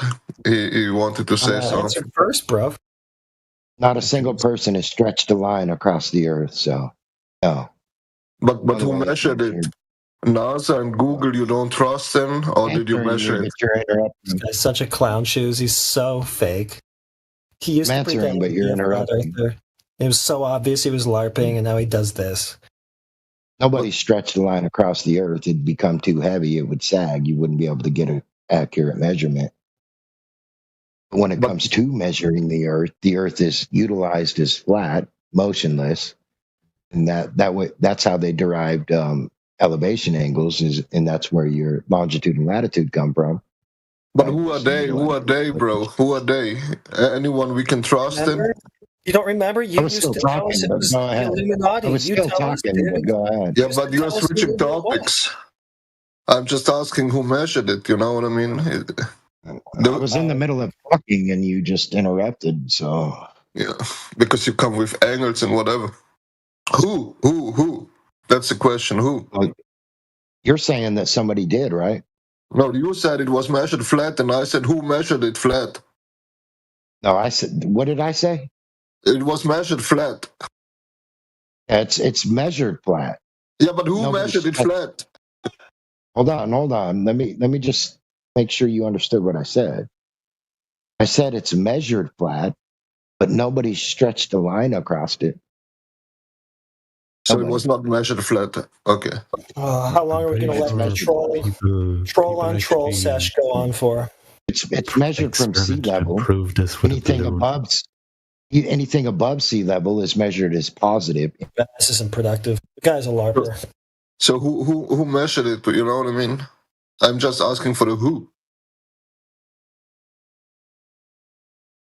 All right, James, can you answer him? Who? How does the universe work if it's a disk? The universe doesn't exist, bro. Who said the universe is a That's what they said. Well, Google says the universe is a disk because of the speed of the expansion. So I guess that's what he's talking. The solar system isn't even a disk. Yeah. It's close, but it isn't. So can you still answer the question who measured it? You can go all the way back to the globetards, like. Anyone can say it's a disc or flash. You just need a trundle wheel and a pair of Eratosthenes. Al-Biruni, all your globetards actually measure the Earth as flat. But you don't believe them, no? All of them do. All your globetards measure the Earth as flat. Yeah, but you don't believe them, no? So that's the point, you know what I mean? You're using statements from people you don't believe in, so... Do you actually read they used, material? Aristophanes is the one that used sticks and shadows, right? I mean, I don't know. What was his reference point in that measurement? Is there any company in the world which says we measured the Earth and we now know it's flat? Literally, no one came to the conclusion that it's flat, even if it was measured flat. Yes, there is. I don't care if they came to the conclusion. They measured it with the horizontal plane of reference. So you don't.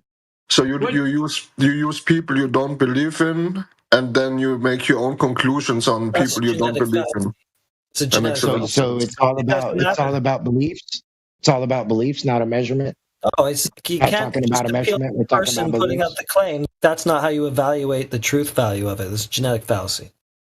But if I'm saying all the people are basically lying to me, and then I'm saying, but these people said it's measured flat, you know what I mean? There's some kind of an epic failure in that statement, no? Let's say you was in a crowd of 200 people, you picked 20 of them out of it, and out of those 20, you wanted to guess which ones would lie to you. You think you would have a higher percentage of them lying or telling the truth, regardless of the topic? I mean, I ask you again, do you trust the people who measure the Earth or no?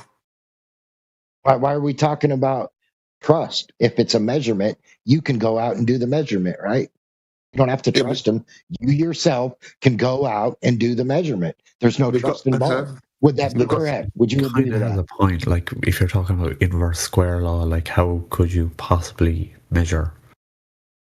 Because NASA, for example, says inverse square law. ESA, NASA, all of them companies say they measure the Earth 24/7 and they don't come to the conclusion. So you don't trust them. That's why you don't believe them. So why use their...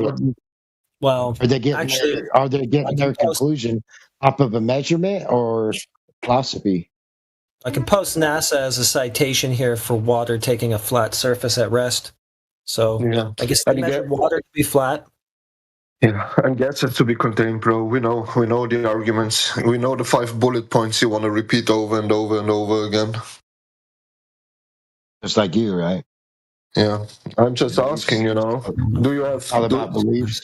Why would they lie? Once you trust them, why wouldn't you trust them? Well, he just actually he just told you that you were like, do you have any like, I guess, reputable people? And he just told you NASA said it. So you can't say you go into your script. What do you say to Heretic's answer? You said who? He said NASA. He can give you a citation. What's your response to that? Have you ever eaten a bowl of Cheerios and you always wonder why the last couple of Cheerios in the bowl stick together? And if you try to separate the two Cheerios, they'll come back and attract to each other like magnets. You know this looks bad. Like, this is a live stream in which people listen to. And it's like, where's being serious and all the globe will always be so. It's funny, actually. You're not helping. It's because the Cheerios they have iron in them, and iron is magnetic. If he's going to go to NASA, I would just tell him to look up why water is attracted to the Earth, by gravity, it's attracted to the core of the Earth. Aircraft. No, but the point I'm still making is when you always repeat that the Earth is measured flat, and then you cannot answer who, and then if you answer someone who, then basically you don't trust this person's conclusion, but you make your own conclusion to his measurements. I mean, that's a little bit off-putting, no? If you go to nasa.gov and you look up derivation and definition of a linear aircraft. Yeah, it's not only NASA, bro. Hold on. You'll look at the year and you'll be like, that's out of date. No, that's how they use it to this day. They still use that. Not only does it explain things, but it also has the mathematics. Yeah, but you don't trust them, you know what I mean? You cannot use any of them claims or any of them measurements because you don't trust them companies. Do you have anyone you trust in who has measured the Earth? Yes. INCRA, a federal institution from Brazil. Surveyors from INCRA went to check out if there was curvature. If there was curvature between two buildings. Guess what? There's no curvature. So forget it.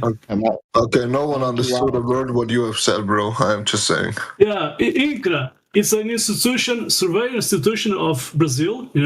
Surveyors from INCRA did check if there was curvature between two buildings from the, measuring between the tops and the bottoms of those two buildings far away. And you know what was the result? There was no difference, no tilt, so there's no curvature. Okay, post it in the side chat, okay? What? Post it in the side chat, okay?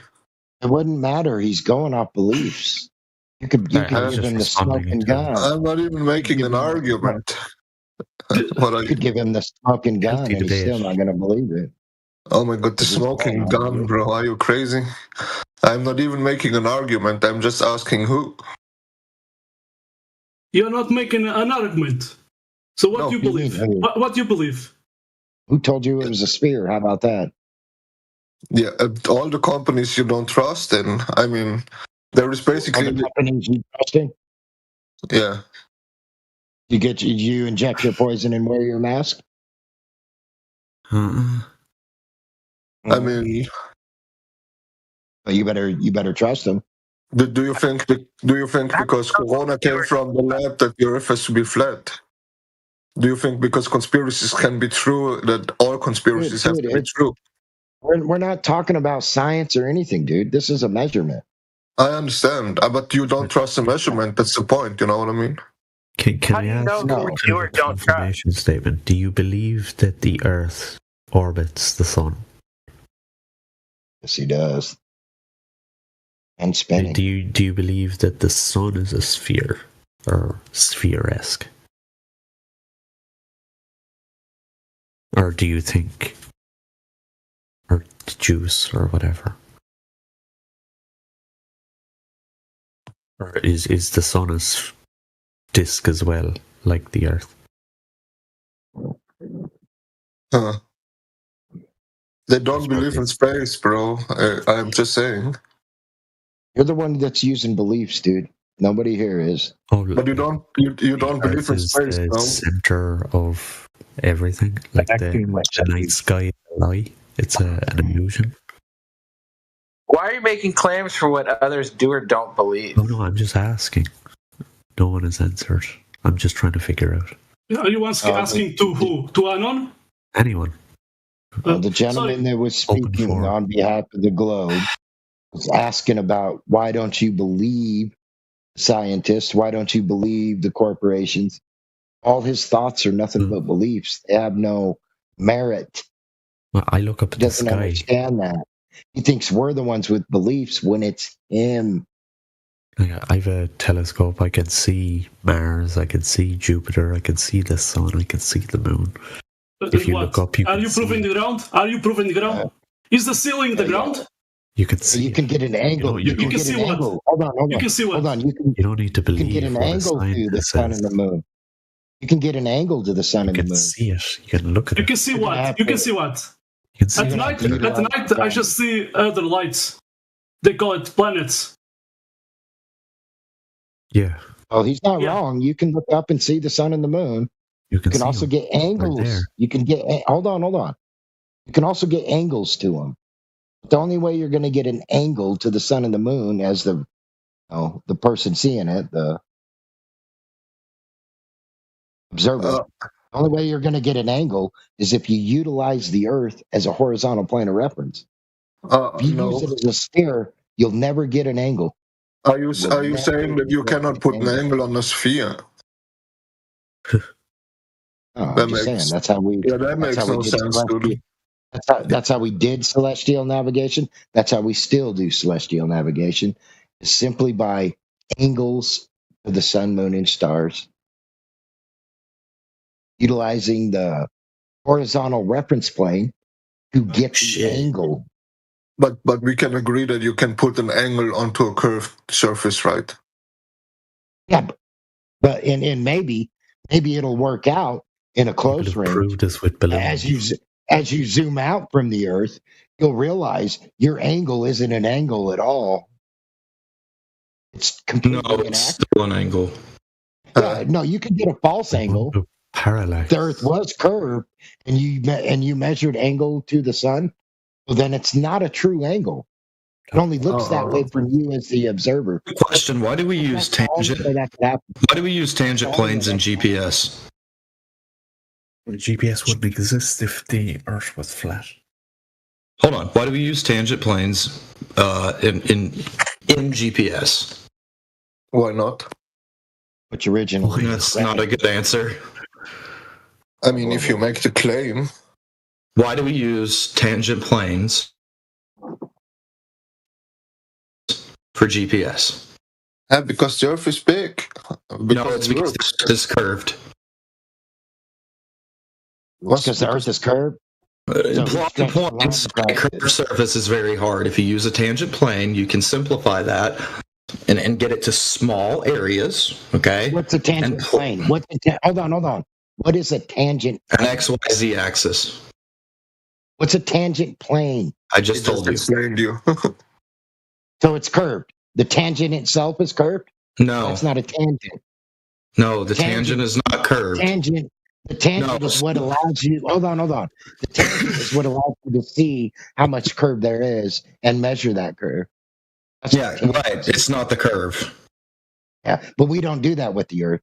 We utilize the Earth as a horizontal plane of reference to get angles to the sun, moon, and stars. That's not what we do. Who does that? It does not do that. It does not do that. Yes, it does. No, it doesn't. Yes, it does. And it does it from the observer. Show me how. It does it from the observer. Show me how. Because, exactly. Elevation angles. No, I want you to show me how in the side chat right now. Okay. How do you get a 45 degree to Polaris? I asked you to show me how in the side chat. Listen to me real quick. How do you get a 45 degree to Polaris? I asked you to show me how in the side chat. Listen to me. I'm telling you. No, you're going to show me in the side chat. If you're looking through a telescope, you're looking up at Polaris, and you as the. Are you going to show me in the side chat? Hold on, listen to me. You don't want to listen? I want you to show me in the side chat. I'm giving you a visual description. It kind of shows I want a visual description. I want the visuals in the side chat where everybody can see it. Well, can you listen to me or not? I can if you're going to provide that in the side chat. But you're just demanding orders like a king. You will do this, or I will not listen. That's I'm going to listen if you will post it in the side chat. No, you're saying I won't listen unless you do what I say. That's what you're doing. Yeah, if you're not going to post what you're talking about in the side chat, then what's the point of the conversation? Listen to me, and you tell me. After I say it, then say that's meaningless, James. That's fucking meaningless. After I say it, though, don't say it before. If you're looking through a telescope and you're getting an angle to Polaris, let's say you're positioned where you got a 45-degree angle to Polaris. What gives you that 45 degree? What gives you that 45 degree? Yeah, what is the foundation? Yeah, I don't really understand the.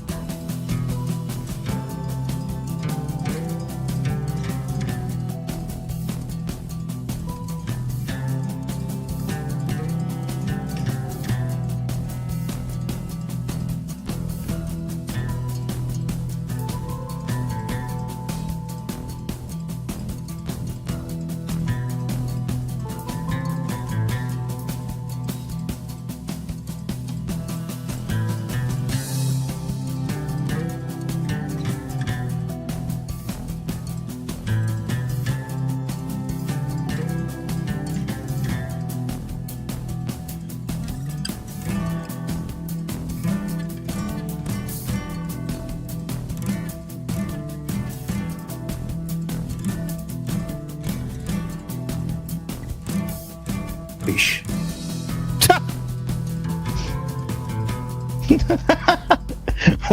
Wait, what? He said, I'll translate, nuh-uh. Nuh-uh. Powerful argument.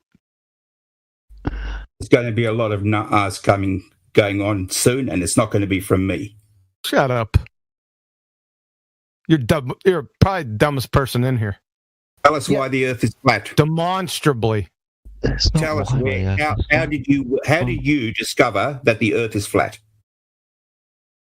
Don't speak to me. I woke up and I walked out of the house and it was flat.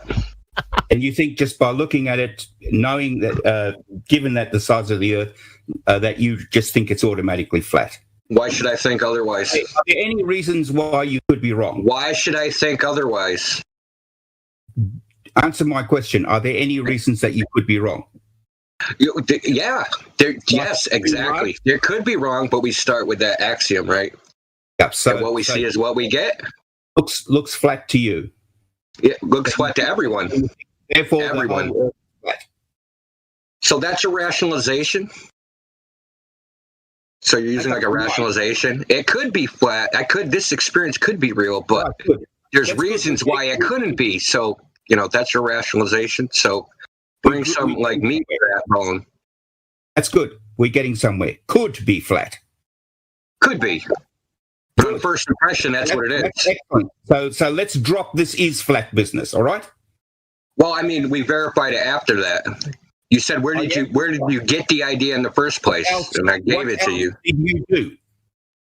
Well, there's been laser tests. There's been measurements. There's, those sorts of things. Yes, really. Test? What controls did you do for the refraction? How would you control for that? I'm asking you the question. What controls were they done? Well, they did a horizontal pan. They did horizontal panning, and they also did vertical tilting of it to see and to measure how much the angle at the other end changed. Garbage. Oh. Okay, so Mike Kavanaugh actually gave an interview about this with Nathan Oakley where he described the entire experiment. Have you ever watched it?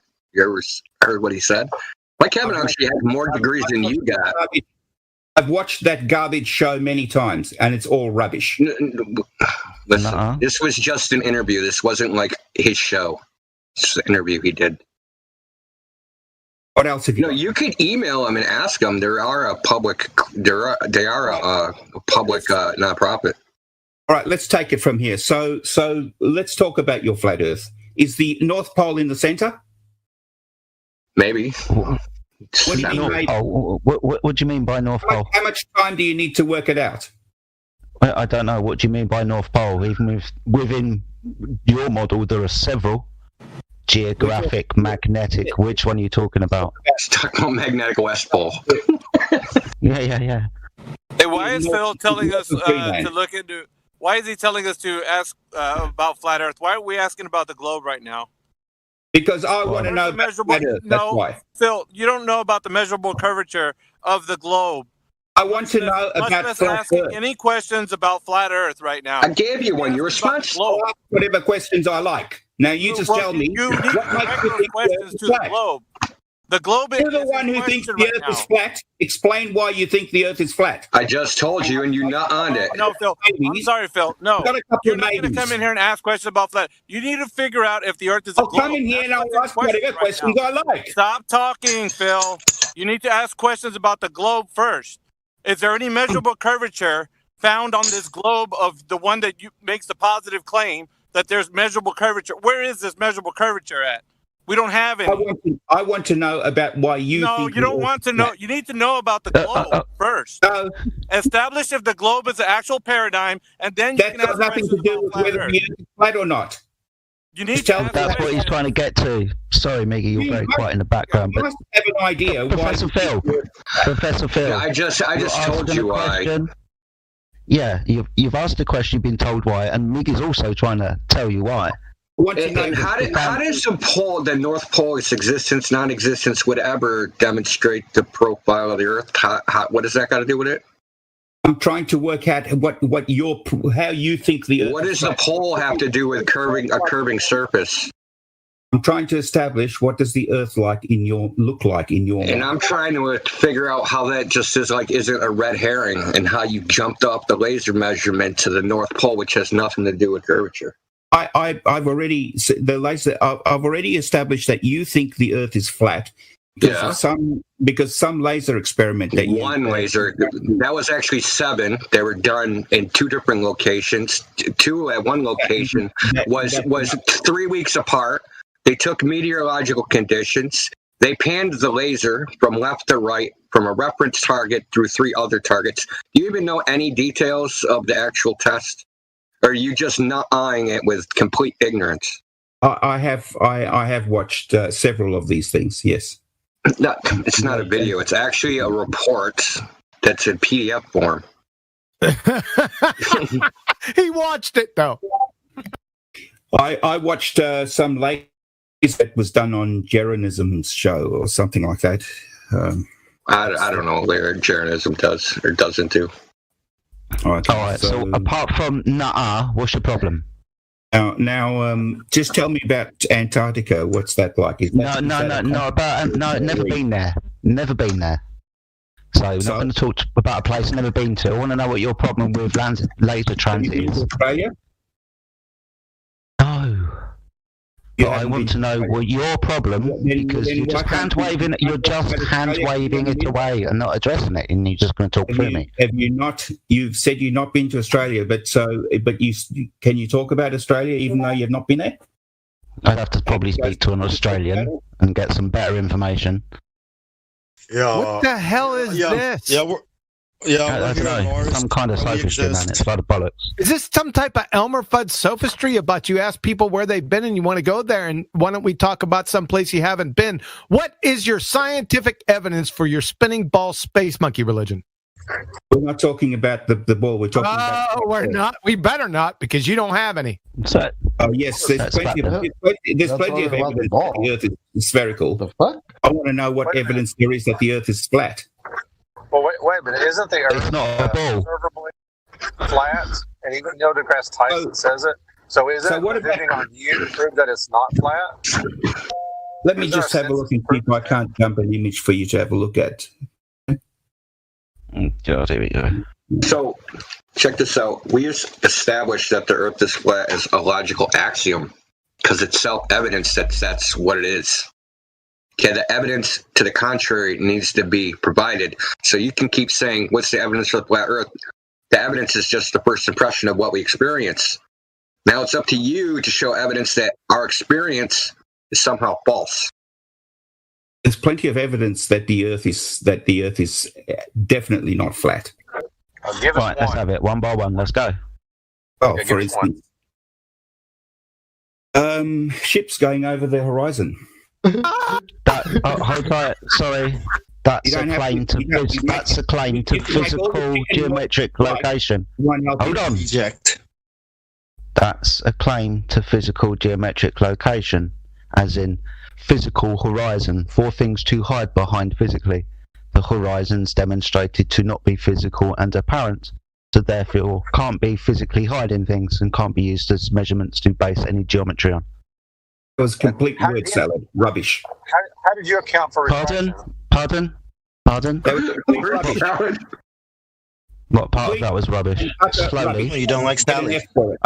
Okay. Which part of that was rubbish? Which part specifically? Please explain to me how it is that the ships go over the horizon bottom first.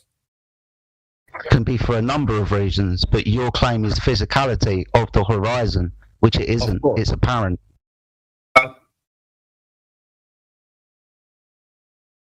Wrong. How did he account for refraction? And laughing won't help you. Listen, I'm laughing because this is an honest joke. So if we show ships go over the horizon where it can't possibly be the horizon that the globe says it is at some shorter distance, then what's the reason for that? There could be all sorts of reasons why you see the horizon in a different place. No, I'm talking about you see the horizon obstructing a boat bottom first, and as it gets further away, eventually you don't see it. If you see that on some shorter distance than what the globe predicts, so say the globe predicts 2,500 feet, the horizon is, and you see the boat disappearing, but instead of that, you see that happen 5 times closer at 500 feet. What is the mechanism for that? It won't happen. Okay. Wow. Let me direct your attention to live stream voice text. That was dope. No, this is recorded, right? Yeah, it's always. Yeah. So I'm going to show you a better. That's just a gift, but I'll show you a better video I got. So there's a lady named Sky Free. Well, I mean, it's 30 seconds. You don't have to review it now. So the GIF actually just shows it. It's in a. Well, that's not him to me. I can't see what you're talking about. Okay, there's an animated GIF in the live stream, so it's color corrected to increase the contrast. So this is a camera height of 2 inches. The globe predicts the horizon from 2 inches is 2,500 feet away. This lake is only 600 feet long. And this boat completely disappears beyond the horizon. But the horizon, it's not at the horizon yet on the globe. So how does it disappearing? Let me show you now exactly. And I showed it full color. This person, this girl, Sky Bree, and her boyfriend have replicated this about 20 times on a couple different lakes. They've had boats with flags, boats with lights on it, just lights, a bunch of different combinations, and they can just get these little RC boats to just vanish into thin air. Somehow. But this lake is only 600 feet long. Let me show you. So we know why this happens, right? This is called total internal reflection. No, it's got nothing to do with the curvature of the Earth. No shit, really? That's the point. You realize he just showed you the thing you said. Let's just won't happen, right? Let's hey, Phil, buddy boy. You realize he just showed you what you said isn't going to happen, right? Won't happen. He just showed that to you. You have any rebuttal to that? Yes, I'll show you in a second. Okay. Let's look at one image of what? This is the physical location of the horizon, and it's physically blocking the bottom of this object that I'm going to show you. This is it. Is it? Okay. Look at the buildings. Where's the bottom of the buildings? The same place that boat is. Where's the boat?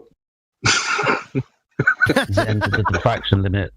Is it We're talking about many floors, not a little boat. We're talking about a boat in a little lake that just did what you're showing us the building is doing. You're not talking about something that might but you're trying to be cute by saying many floors, right? So all that matters is the subtended angle. So you could say 20 floors, 30 floors. Depending on how far the building is beyond this, right? Like, so a 1 meter wave, a 1 meter. Do you want to explain where the I'm trying to, but you're talking too much, right? So say this horizon is like 1 kilometer away, right? And the building is 10 kilometers away. A 1 meter wave, 1 kilometer away is going to block 10 meters at the building. So you could say, where's all these floors? It doesn't mean anything. Right. Right? So just like my thumb can block the Empire State Building if I hold it in front of my face, doesn't mean anything. You're trying to just mix and match absolute sizes to some some apparent size. Where's the pedigree information on? Where's the pedigree information? Yeah, like how far away is the building? Is it high tide, low tide? Is there a tidal bore? I mean, like. Yeah, we want detail, Mr. Scientist. We want some pedigree information with your photo here, not just here. Look, where's the floors at? Right? Some pedigree information. Observer height, distance to the buildings. Sort in that vein. And you want to know? How did you control for refraction? That's my question. Wait a minute. That's my question. What's sinking? Anybody can tell me what sinking is? Yes, I know what sinking is. Yeah, but we're diverting from the question, right? What is it? What is sinking? Tell me what it is. What is it? This is where refraction, normally you've got cold air with warm air, but when you get warm air with cold air, you get sinking. Okay. What is sinking? Now, what is it? If you use to see it, what is it? Word salad. This is word salad. Okay, have a look at these wind turbines. That was no, we're sticking to your buildings. Rubbish, mate. I want you to look at the wind turbines. No, we're sticking with your buildings before we get to the windmills. Okay, I don't care what you want. I don't answer care his question. He asked you what sinking was. I told you what sinking was. This is where refraction seems to appear to sink, right?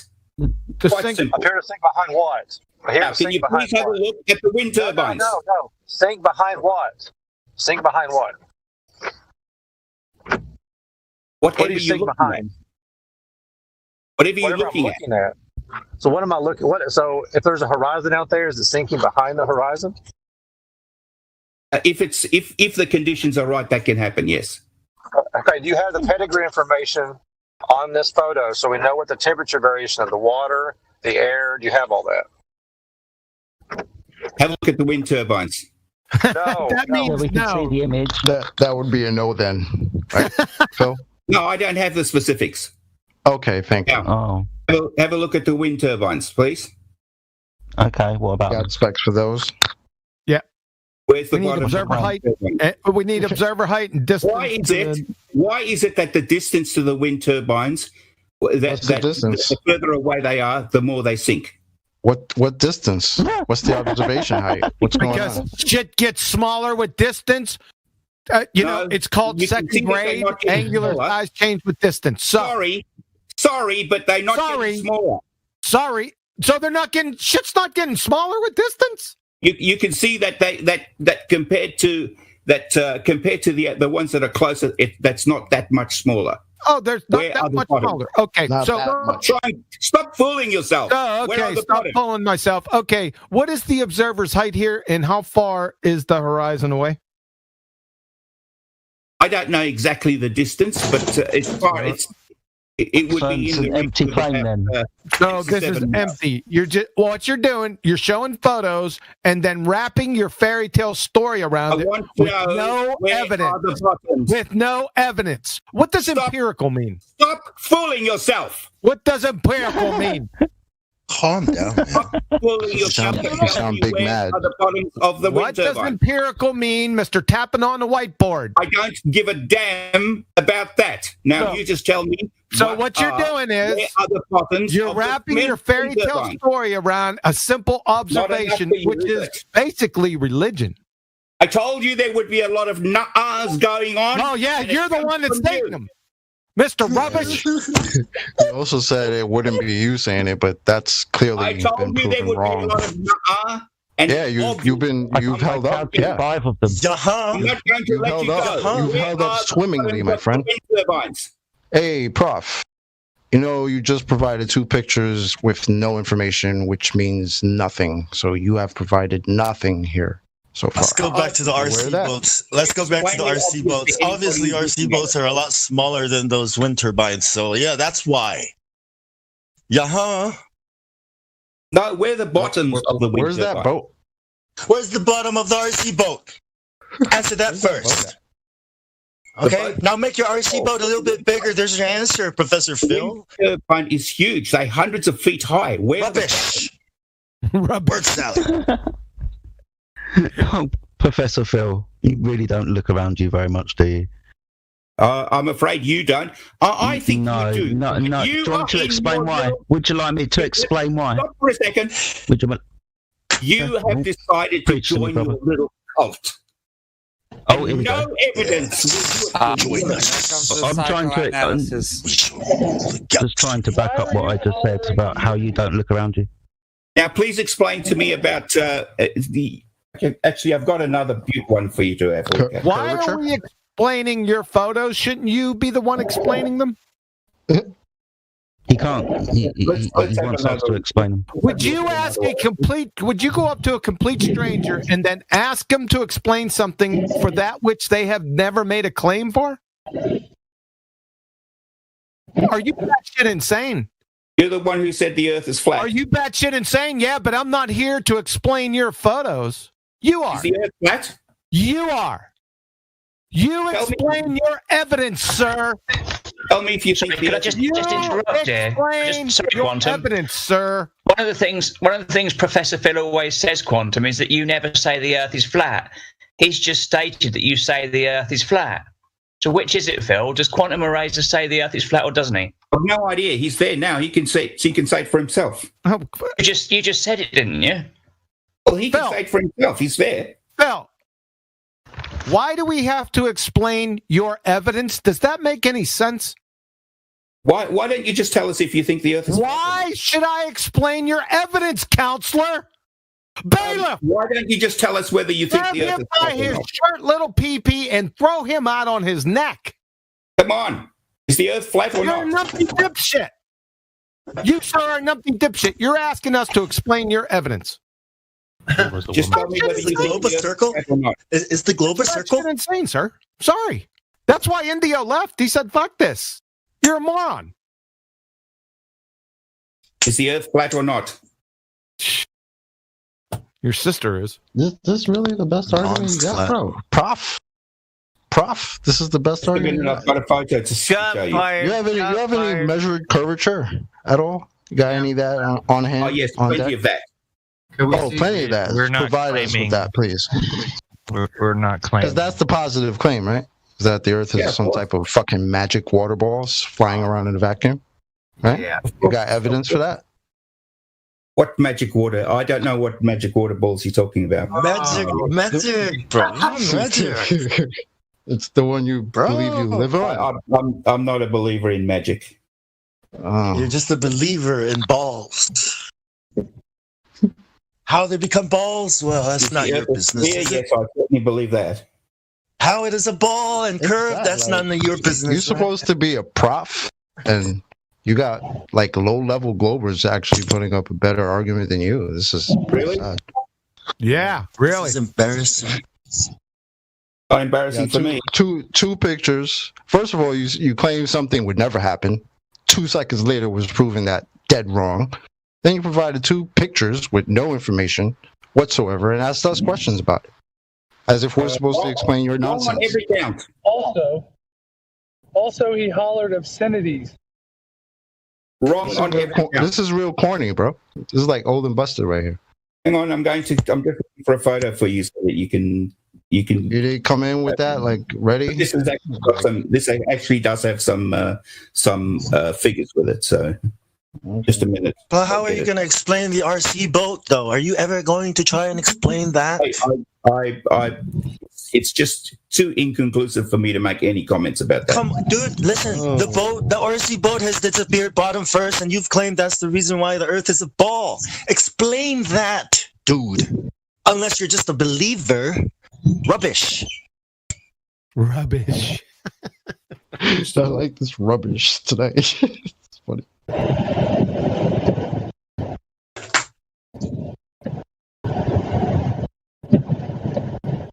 You asked me about the Earth being a sphere. Of course, you know that satellites, don't you? Most disappearing bottom first as evidence. Are you ever going to explain that? Yes, I have. I've already given you 2 pieces of evidence. Yeah, you're saying it's inconclusive, but this is your evidence that you is the ball. Another one, just as a matter of then what's going on with the RC boat if that's not the curvature of the Earth? I'm not interested in that particular thing. You're not interested in your own fucking explanation and fucking evidence that the Earth is a ball. It's inconclusive. I told you that. Inconclusive. It's your evidence. That's your problem, man. Fix it. The photo is poor and inconclusive. I would not use it as evidence. Oh, you've got problems. This man. You're the one who's got a problem. The problem is you, who's stuck in a cult. No, mate. I'm asking you to explain your evidence that is contradictory. And you're saying it's not, and you're saying you're not interested in this. So whose problem is this? It's your evidence, bro. So it's your problem. You have to fix it. Just gonna ignore it and talk about fucking stars and shit it's not relevant. Yes, of course they are relevant. Stop lying to yourself. Stars are very relevant. We just have someone just like to hear himself freaking talk. That's all we have. That's the best they got. You poor victim. No, you're the victim. Is that really the best they got, man? Is there anyone else we could bring in better, more productive? Because this one's kind of a dud. I can feel the love. Brenda.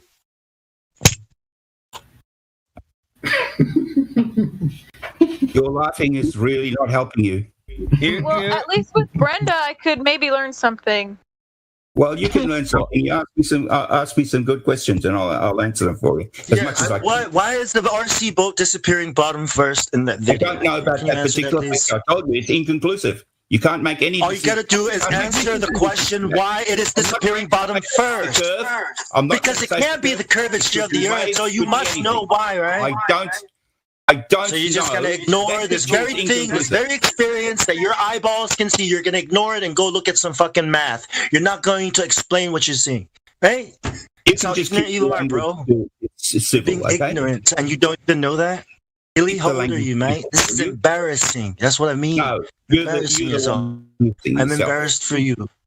You don't need to be. Well, then you don't need to be concerned about these victims either. Don't worry. Go help with the coronavirus or something. Go help with world peace or something. Oh, we're all right here. We're fine. We're not going to die for believing the earth is flat. Just like you're not going to die for not being able to explain this RC boat disappearing bottom first. You don't have to, right? So why should we explain anything to you, Phil? Well, you're the one who said the earth is flat. You're the one sticking your nose in the wrong freaking hole. Who hasn't said that the earth is flat? The earth is not a ball. Can you understand that? I want to hear you from there. Flat is not a shape, you fucking idiot. Is the globe a circle? How about just keeping it civil? Is the globe a circle? Answer the question. It's a sphere. Is it a circle? Yes or no? Then stop asking people if the earth is flat.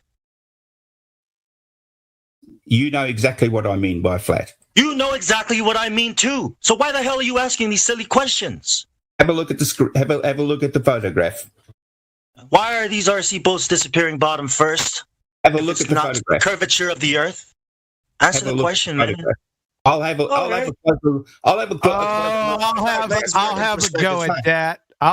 at that, Professor Phil. I want you to have a look at this photograph that I want. You know that photo in the upper left-hand corner is a black swan? Ooh. Have a look at you numpty dumbass dipshit. Tell me where look at the one on the. Tell me how far, give us the pedigree information here. Observer height and distance to the first platform. Just tell me where are the platforms gone? Where are the platforms? Where are the platforms? The photo on the left-hand side. Right there. I see both of them. The photo on the left-hand side. Please explain this. Okay, I'll explain it. What is the observer height and what is the distance to the first platform? Well, apparently I heard this, that the observer height was very close to the water, so something within a couple of feet. Okay, no, it's 1 foot. And how far is the horizon away from him? Well, apparently that was, if you're looking at the bottom right one, the one at the rig over there, looking on the left-hand side, on the left-hand top, that would be approximately 3 miles. That's not 3 miles. To the horizon. No, it's not. That's 6.21 miles. It's at the base of Platform Hill House. And then, no, it's not. At the base of Platform Hill House, Phil. You numpty dipshit. This is a black swan photo. The base of that platform is missing. Okay. What? Now, where is the horizon? The horizon would be approximately 3 miles away. It is not 3 miles away. It's 6.21 miles away. Welcome to Flat Earth. Snacks are in the back. Bathrooms on the left. You're a numpty dipshit. DJ's on the way. Now let's have a look at the photo that's on. DJ's on the way. Do you know that I have this photo in every single Black Swan presentation from the beginning? You're going to talk through me. I'm going to mute your dumb ass. I don't care. You obviously. Fair enough. So, you see this photo right here? On January 1st, 2020, this appeared in my Black Swan presentation. But you're such a numpty dipshit, you don't even know it. And you're such a numpty dipshit that you posted another Black Swan photo because the observer height here is 1 foot and the horizon is 6.21 miles away when it should be 1 mile away. So, and you're both flat and curved would look very similar. Really?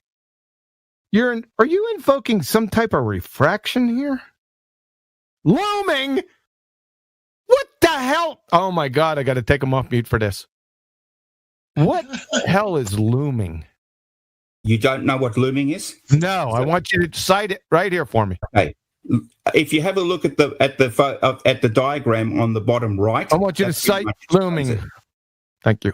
Looming is the first industrial machine that was ever created to make. No, hold on. Let him. I want to hear if he knows what looming is. I want the definition.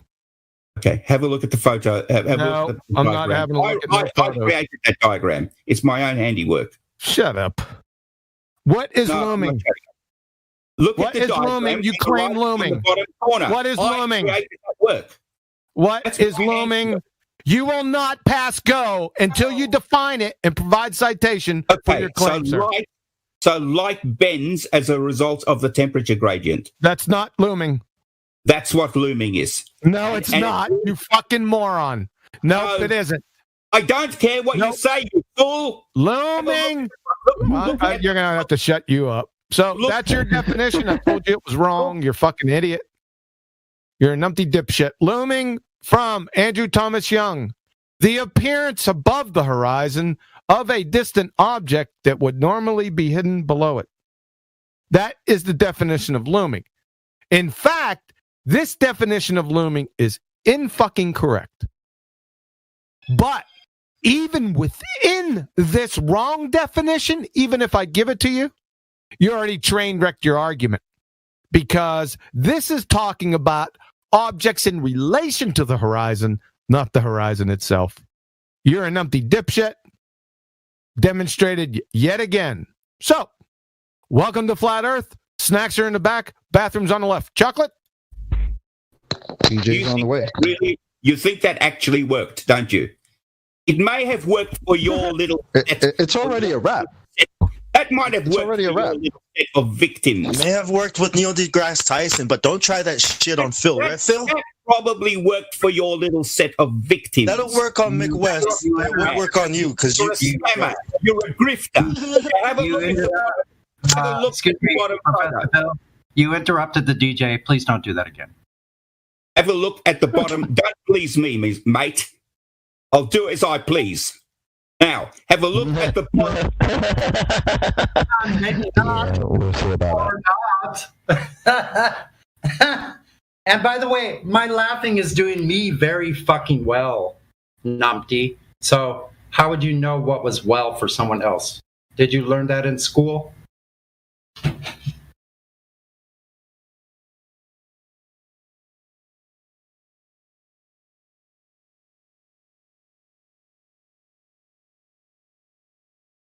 Oh, I can tell this guy never listened to his teachers or his headmaster.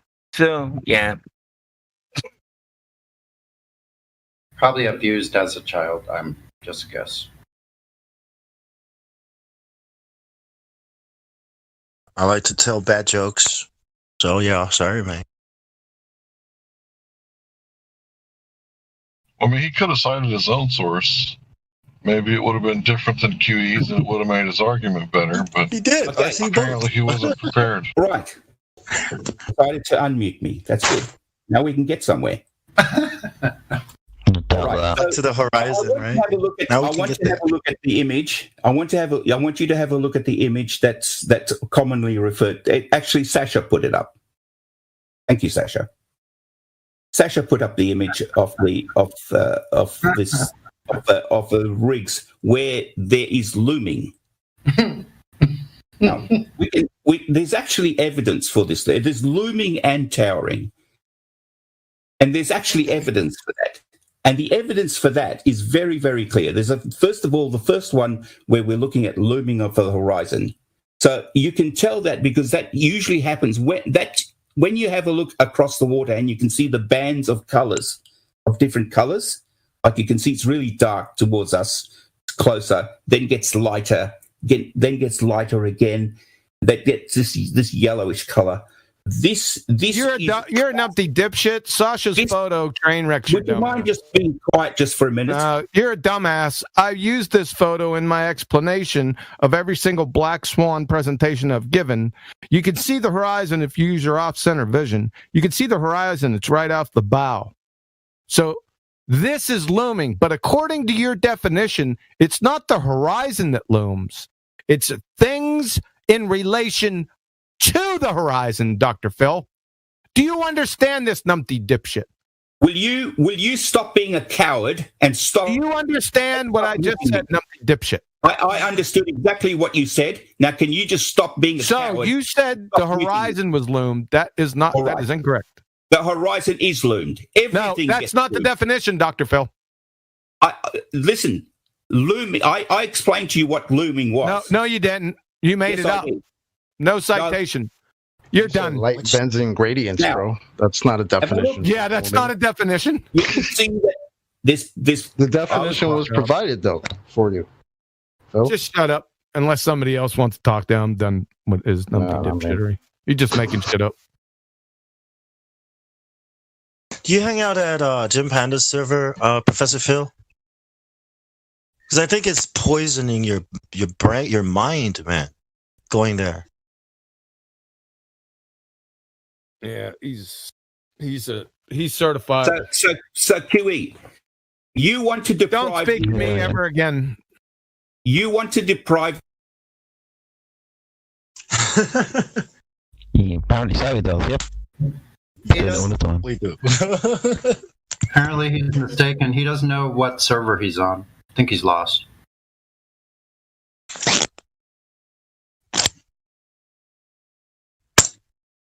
How important are you, QE? That you're the one who calls the shots. Who tells you that? Like, why do you think that? Do you know who's all in here? Like, we call our own shots, mate. Do you? No, you don't. You don't call your own shots. People tell you to jump, and you say how high. So don't talk about us, man. You don't know us. You won't even listen to us. You won't even explain the fucking RC boats and why they disappear bottom first in your goddamn evidence. Nobody wants to hear your shit. You're rubbish. I know. You think he'd be able to muster up his intellectual might? You know, conjure up something like very powerful. Well, stop muting me, and then you'll actually hear some stuff. Okay, sure. By the way, audience, the reason that you can't hear my voice is because anytime mute him. Thanks. Who the hell does he think he's talking to? Audience. Audience. I talk to the audience. He's the fucking secret king. Audience, they're muting me. I've got secret fucking knowledge. I need some fucking parts of them, and they're not letting me do so. I'm being a fucking victim. Fucking victim, Gamma. Fucking secret king bastard. Fuck off. Yeah. Very narcissistic community, I would say.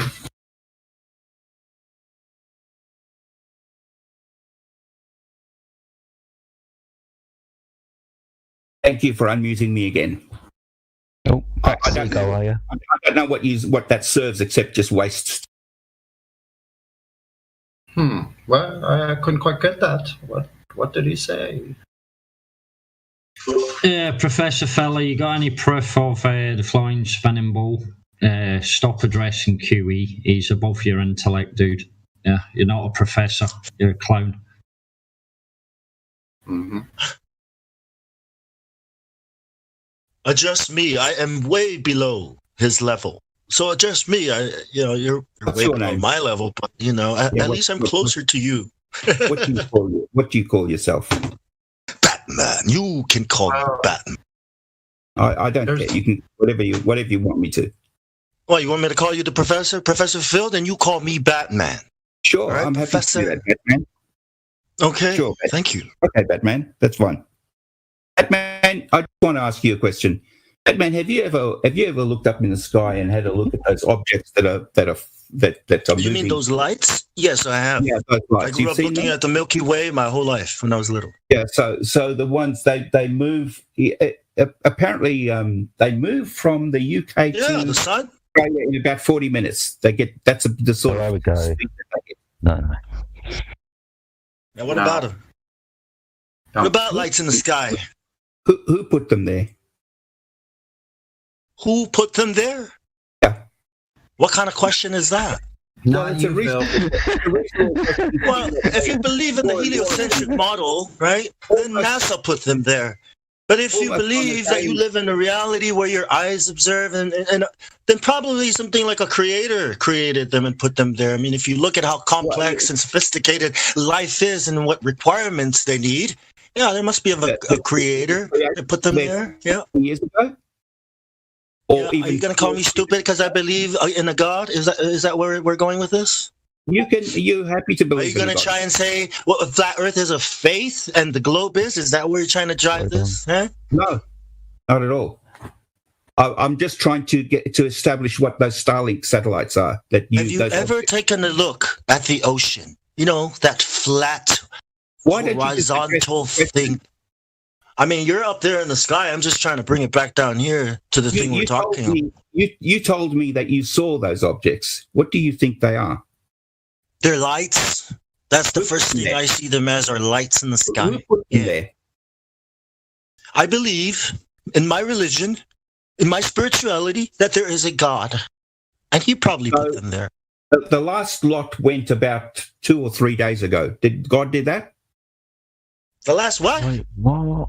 The last lot of Starlink satellites went about 2 or 3 days ago. What the fuck is a Starlink starlight? He's not talking about the stars. He's talking about the SpaceX nonsense Starlink crap. That's what he's talking about. You guys are talking Well, I see airplanes. I see airplanes at night, and they look like stars moving in the sky. Is that a goddamn satellite? Go ahead, explain it.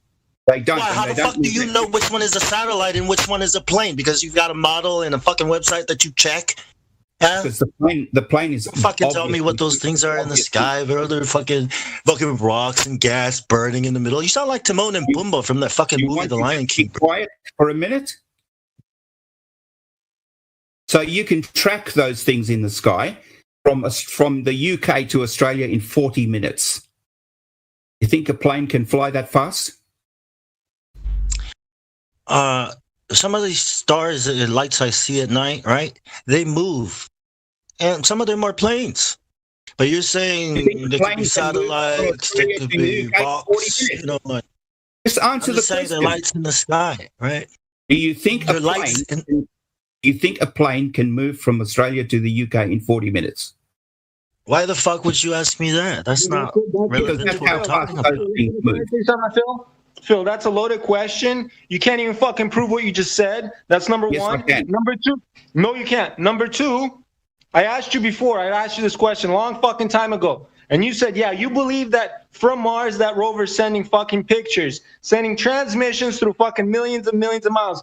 And you're a professor of fucking physics, and you yet to answer my fucking question. How is it fucking possible to get telecommunications from fucking Mars to Earth to get high resolution fucking images? Please explain. Fucking asshole. I think that is the right energy for you, Professor. So you go ahead and that will take care of you.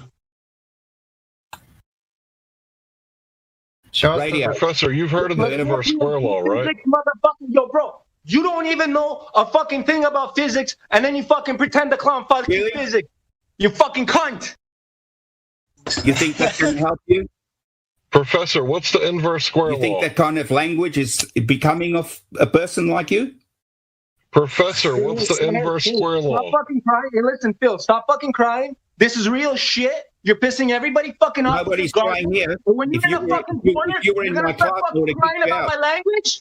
You fucking bitch!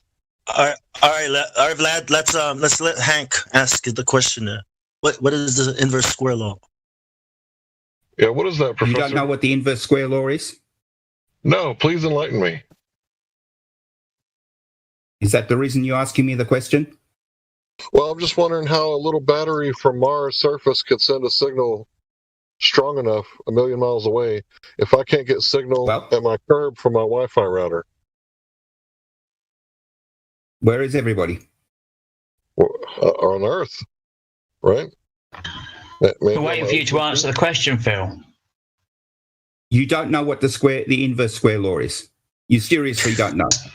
He just gave you an example. You don't know that. I asked you a question, mate. Okay, so things will reduce by the square of the distance away. That it's further away. Right. So the power source is staying the same, but the further you go away, it decreases the signal strength. 16, 64, and so on. Okay. By the time you get to 1 million miles away, how much power is actually hitting the Earth?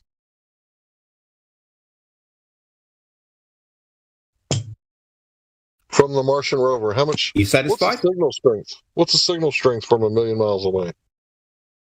Now, I still want to know what those objects are in the sky that move from Australia Are to you the serious, UK. Phil? Are you not listening to Hank talking to you, Phil? No, I can't hear what you're saying. He's asking you after 1,000,000 miles, is that signal going to reach Earth? If you and the inverse square law, then how can that signal from Mars reach the Earth, and how much power is required for a signal to reach the Earth? Yeah, show us the data. Show us the data on that. How much power at 1,000,000 miles? The only reason. No, show us the power. Answer the question. Show us how much power at 1,000,000 miles with that battery. Thank you. I'll come back to that. No, you won't. Where are you going now? I'm very happy to come back. Now that Professor, do it now.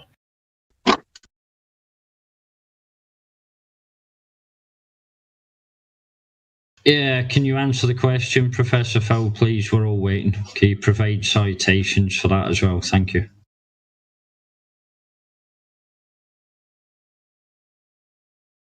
Is anybody ever going to answer one of my questions? How much power at 1,000,000 miles? I don't know off the top of my head. I told you I'll come back to that. Go get it. Bring it back. Bring it back. I'll come back in my good time. Well, okay, how far is Mars? Because we're only talking about 1,000,000 miles, and the moon is supposedly 250,000 miles away. So Mars is tens, if not hundreds of millions of miles away. How far is the sun, right? So come on, man. This is a crazy, impossible thing, and you're saying you're going to come back to it, right? Like, we're telling you this is fucking crazy, impossible, and you're saying, nah, I'll come back to it. What the hell? First, you won't answer the question with the RC boats, and now you won't answer this question. What the hell, Phil? Where the hell are you going? Mars is about 60... Almost 60 million miles away. And you can't even answer how it can work with 1,000,000 miles. But yeah, okay. When that's just another number. Is that average? Is that its furthest distance? Is that its closest distance? That would probably be the average distance, around about 60 million miles. Probably. Okay. Can you show us the telemetry data, please? So it's between about 33 and 60 odd million miles. Can we see the radio telemetry data? Thank you. 33 and 66. Wow. If you want specific things, I'll write them down, and then I will be able to get them for you. You coming in here like you know what you're talking about. I came here to ask you some questions. Well, you haven't answered not one question. Why don't you start with answering? I came here to ask you. You think the Earth is flat? You came here to straw man us, bro. Come on, man. You were not stupid.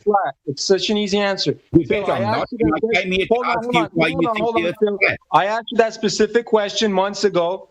I asked you. You said you were going to come back to me, and you have yet to come fucking back to me. You know, and you remember I had a fucking conversation with you, and you still cannot answer the fucking question. And don't tell me you're going to come back to it, because I know for a fact you won't be able to answer that fucking question. You're talking to a guy that fucking finished electrical engineering, you stupid fuck.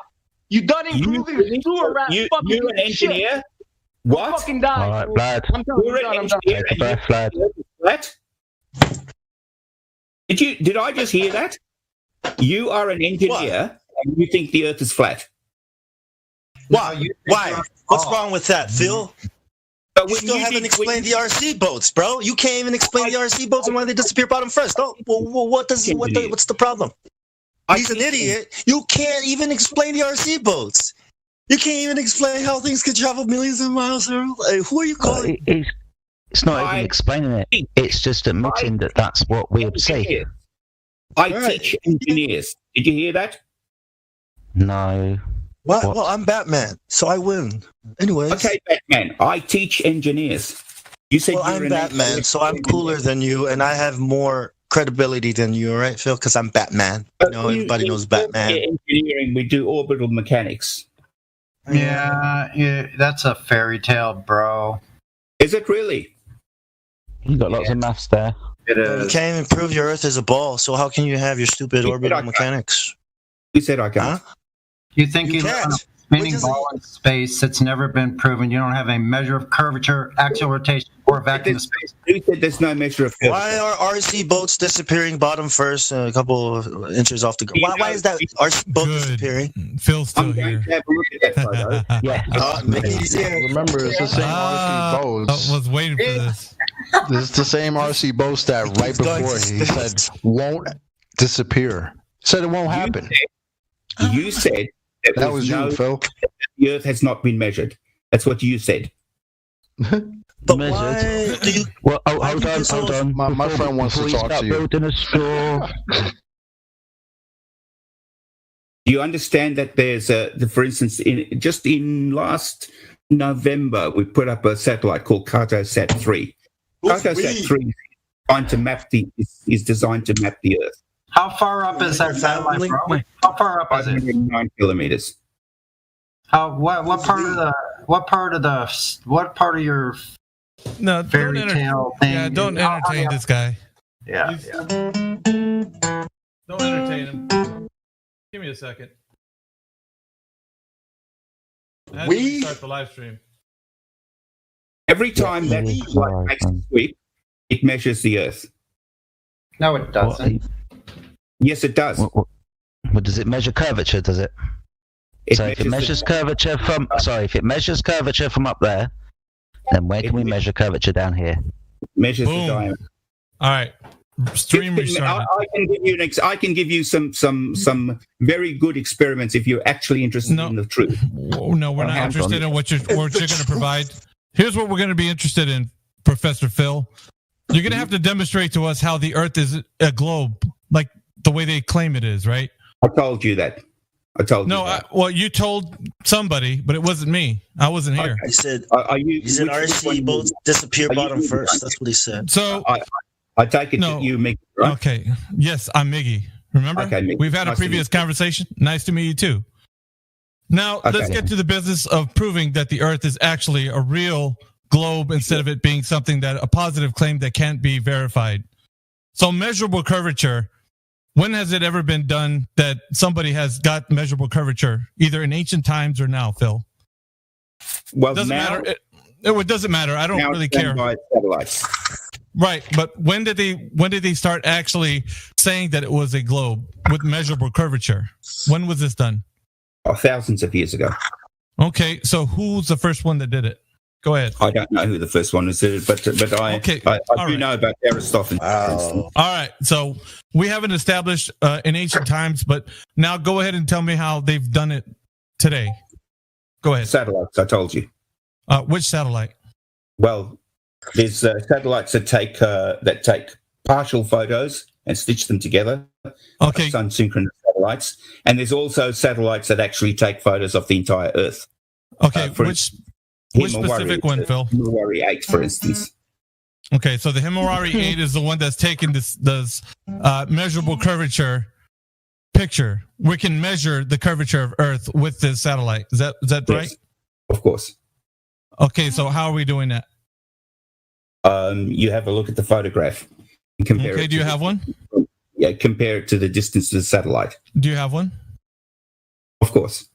Okay, can you please provide that evidence in live stream voice text? And then after you do that, provide the evidence as to how the Earth curve was measured using this photo, please. Just a minute. Okay.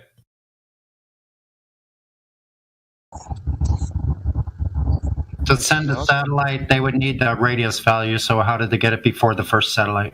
Well, we're going to see what Phil has to provide as evidence, and obviously this is going to be something that is going to provide the measurable curvature, right? Of course. Okay.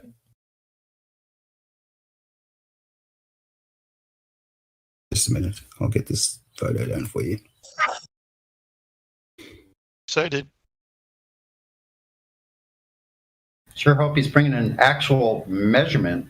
So for anybody that's actually in here who's going to ask any questions about the globe, this is Professor Phil. If you guys haven't heard him, he's been on here for a while now, and he teaches students that go to his class.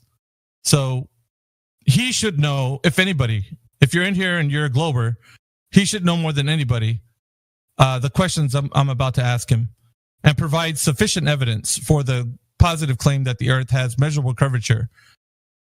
There's 2 more follow-up questions, but we'll start with this one because it's a pretty easy one. So, sure. Who's Aristophanes again? All right, hold off on the questions for any diversions that might occur. We're going to pinpoint him down to this very specific one.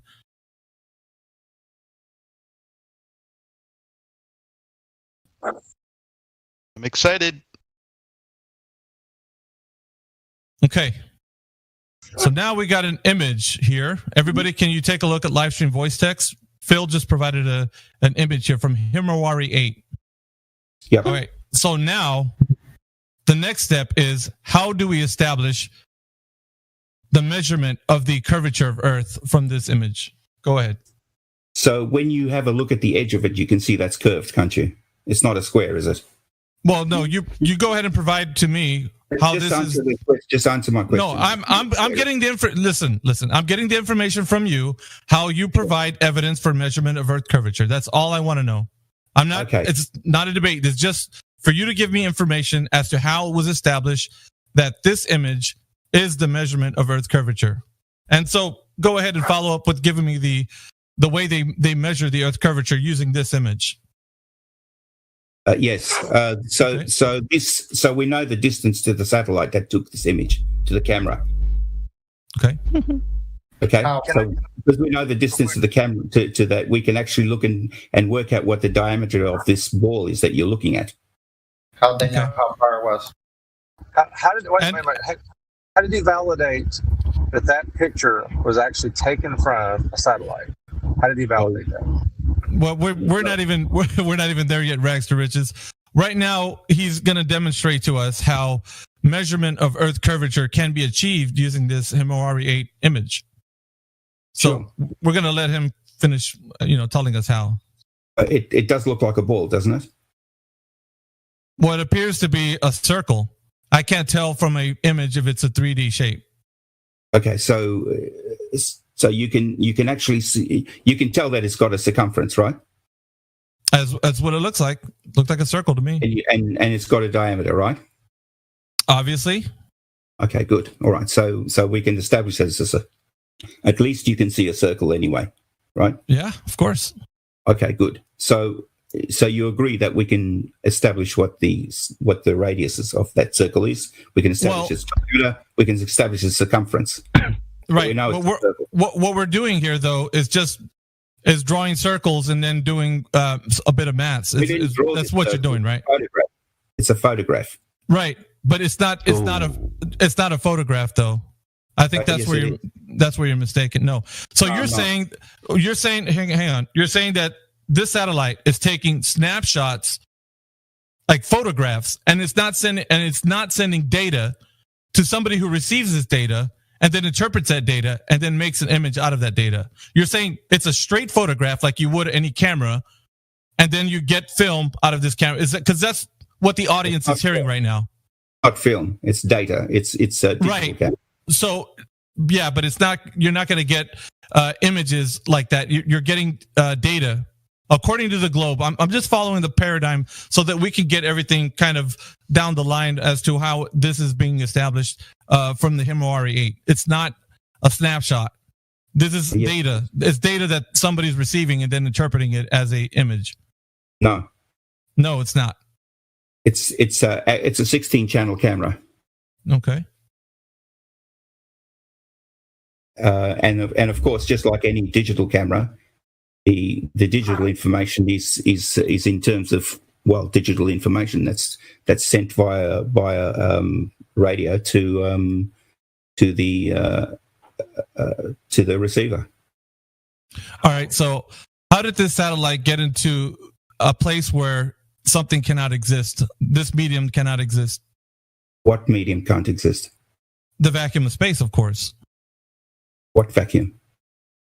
Well, when you actually send a satellite into low Earth orbit, it has to leave the Earth's atmosphere. And by way of a rocket that's going to use parabolic curve around the Earth 3 times so it could gain escape velocity so that it could actually leave the Earth's atmosphere so that it could drop these supposed satellites there.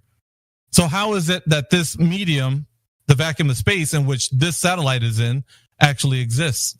It'd probably be useful if you just stop using the word vacuum and just say space. That'll be fine. Well, space is something. Yeah, space is something that I could define as something between me and you. So, to be a little bit more specific, right? When you actually leave the Earth's atmosphere, because they would consider there to be a specific stopping point, right? The Kármán line. After you exit the Earth's atmosphere, then you're actually in low Earth orbit. So, in order for it's actually not specific. Well, so this medium that this satellite is in, taking this image, how do we know that that medium exists? We put satellites there. Okay, so you're telling a story right now that something is going there, but there's no way that anybody that's listening could verify that information, because this medium supposedly is in a place that cannot be in reality. Why not? Because we have pressure here, the air that we're breathing, and it's adjacent to the supposed low pressure system, which is what you consider space, but I call it the vacuum of space. That's what they call it. So how can we have a high pressure system next to a low pressure system without the gas dispersing into the available space with this supposed satellite? Why not? Yeah. Well, we're defying the laws of nature, sir. Which law of nature? Entropy. What are the law? Oh my God. Are you not a professor? Are you not a professor? Like, I mean, this should be something that you should be able to tell your students. To establish your knowledge. You teach kids? Are you serious? No, I don't teach kids. I teach adults. If you have a high pressure system next to a low pressure system, what would happen if you do not have it? If you do not have that high pressure system, becomes uncontained from whatever container it's in. It will disperse. It depends on all sorts of forces that are involved. Well, it doesn't depend. This is what's going to happen always. It will disperse into the lower pressure system always. Really? Why does Professor Phil, if your air conditioner is on in your house and you open the door, what's going to happen? Yes, Professor Phil, you need to keep the door closed. Wait a minute. What forces are in play? What force is containing the gas? Let's just finish with Miggy, please. Okay. Go ahead. Miggy's doing a good job. So have we established how we can have that? Go ahead. And may I also add that I like the way that you do talk to people, because you're a respectful person. So I'll continue talking to you. Go ahead. Okay, so Miggy, if you consider at the bottom of a mountain you have a much higher pressure than at the top, why is it that why doesn't the pressure at the bottom the gas at the bottom rush to the top of the mountain? Gas is always in motion. It's always in motion, right? That's true. Okay. That's true. So why does it rush to the why at any time you go to the top of the mountain, you're going to need some apparatus to breathe? It's a graduated system. Yes, right. So we're talking about the dynamic system in which we live. The air that what's that? Yeah. You said, sorry, I didn't. I shouldn't have interrupted you. You said that always. You used the word that higher pressure would always move to lower pressure. Always, you said. Yes, if it's not contained. If it's not contained. And yet you have just admitted that at the bottom of the mountain, the high pressure doesn't move to the top. Okay, we're still talking. Yeah, we're still in a container right now. Okay, so the graduated system that you're in right now is contained. So this is where we start with. In order to have pressure, you need to have a container to start with. So you can't have pressure without a container. Who said? This is just the laws of nature. No, it's not. You just made no, it it's up. not. No, I didn't make it up. How can you? Okay, so how can you attain Professor Phil? How can you attain pressure if you do not have a container? What do you need the container for? To attain pressure. You've got the mass of the gas. The mass of the gas. No. The mass of the gas doesn't bring the gas back. Gas disperses in all directions, and the gas doesn't stop itself from going anywhere. Overall, the gas has mass. No, it doesn't. Phil. That's just sorry, but your is not going to help. What's up, Adam? Evening, guys. Phil. That's naughty, isn't it? That's. I want to talk to Mickey, please. Individually, if you was to add up, then let's ignore the misnomer of mass. If you were to add them all up, you could say collectively they had a mass, but that's not a gas, is it? Where are you grabbing them from? Why are you trying to attribute collectiveness to an individual particle? You don't think I could measure the mass of gas? No, we did this before and you ran off. At the point, where you was going to inflate so much helium into the balloon that it was heavy enough to weigh, even though that wouldn't weigh it because it made it liquid. That point, and you ran off then. I don't know what you're talking about. No. Pain you often try to forget. Okay, Miggy, do you want to... Point being, mate, yeah? There's more stuff to discuss with Miggy. Okay? Carry on. Yeah. Sorry. I just noticed backflipping. I know Adam to be very trustworthy, and I can probably take on his point that you haven't uttered something and running away, and now you're running away again. The question was pretty valid. Yeah, I know. I'm still here. Okay, thanks, mate. Just let's see if we can talk, and the other people can just be quiet while we talk. All right? Sounds good with me. Okay, excellent. But this is an open forum, so I'm just letting you know right now. So somebody jumps in. Yeah, all right. So, Miggy, I'm not... Phil, I think, respectfully, mate, the point when people jumped in was, and people are being respectful, was when you said something so outrageous that it really, you shouldn't be carrying on the conversation. Why can't Miggy deal with that? Without it being challenged. Miggy's pretty smart. He can deal with that.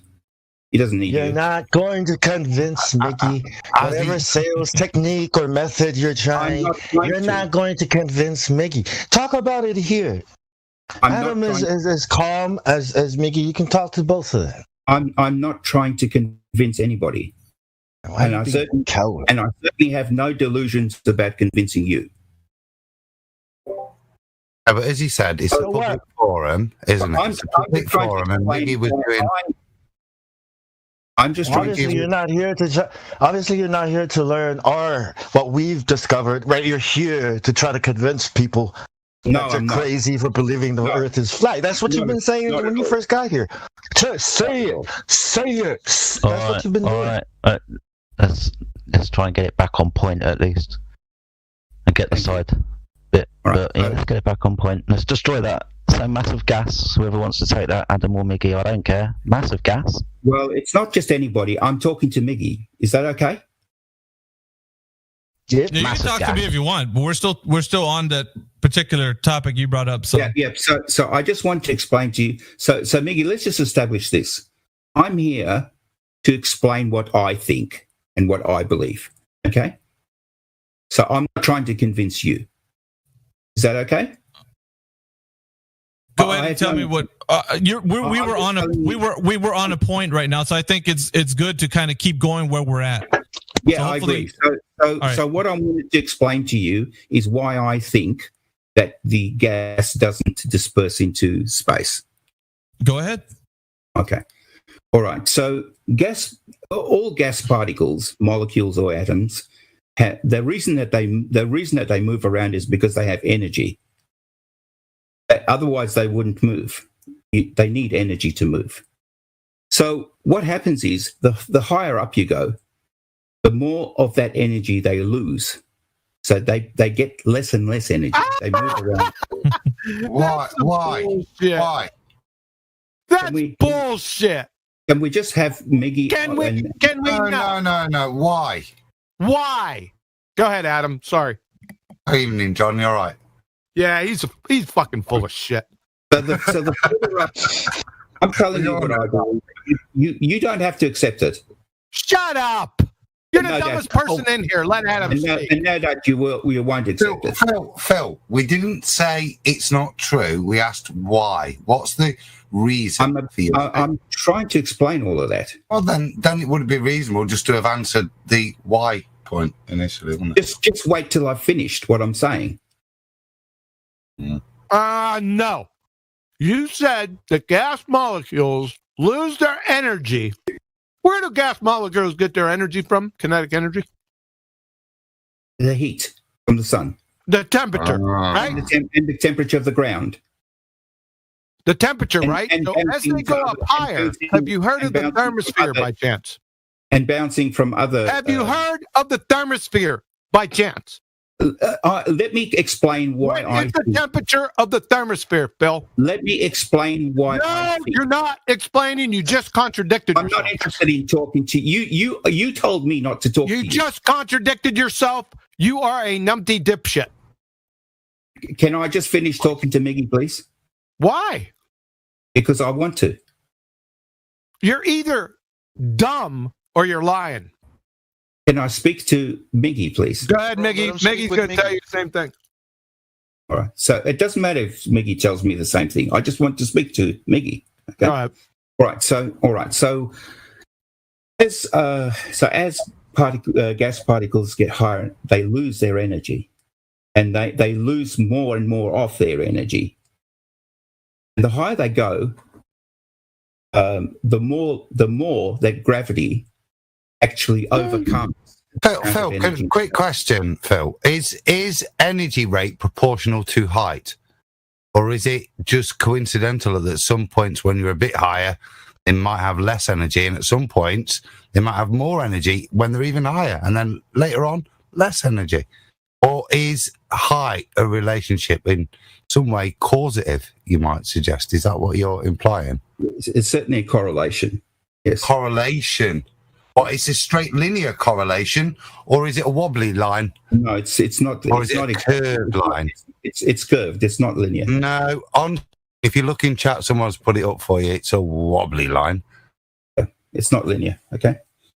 Now, I didn't say it was, but I've just proved that your point and your understanding is incorrect. Yeah. So at some point, wholly incorrect.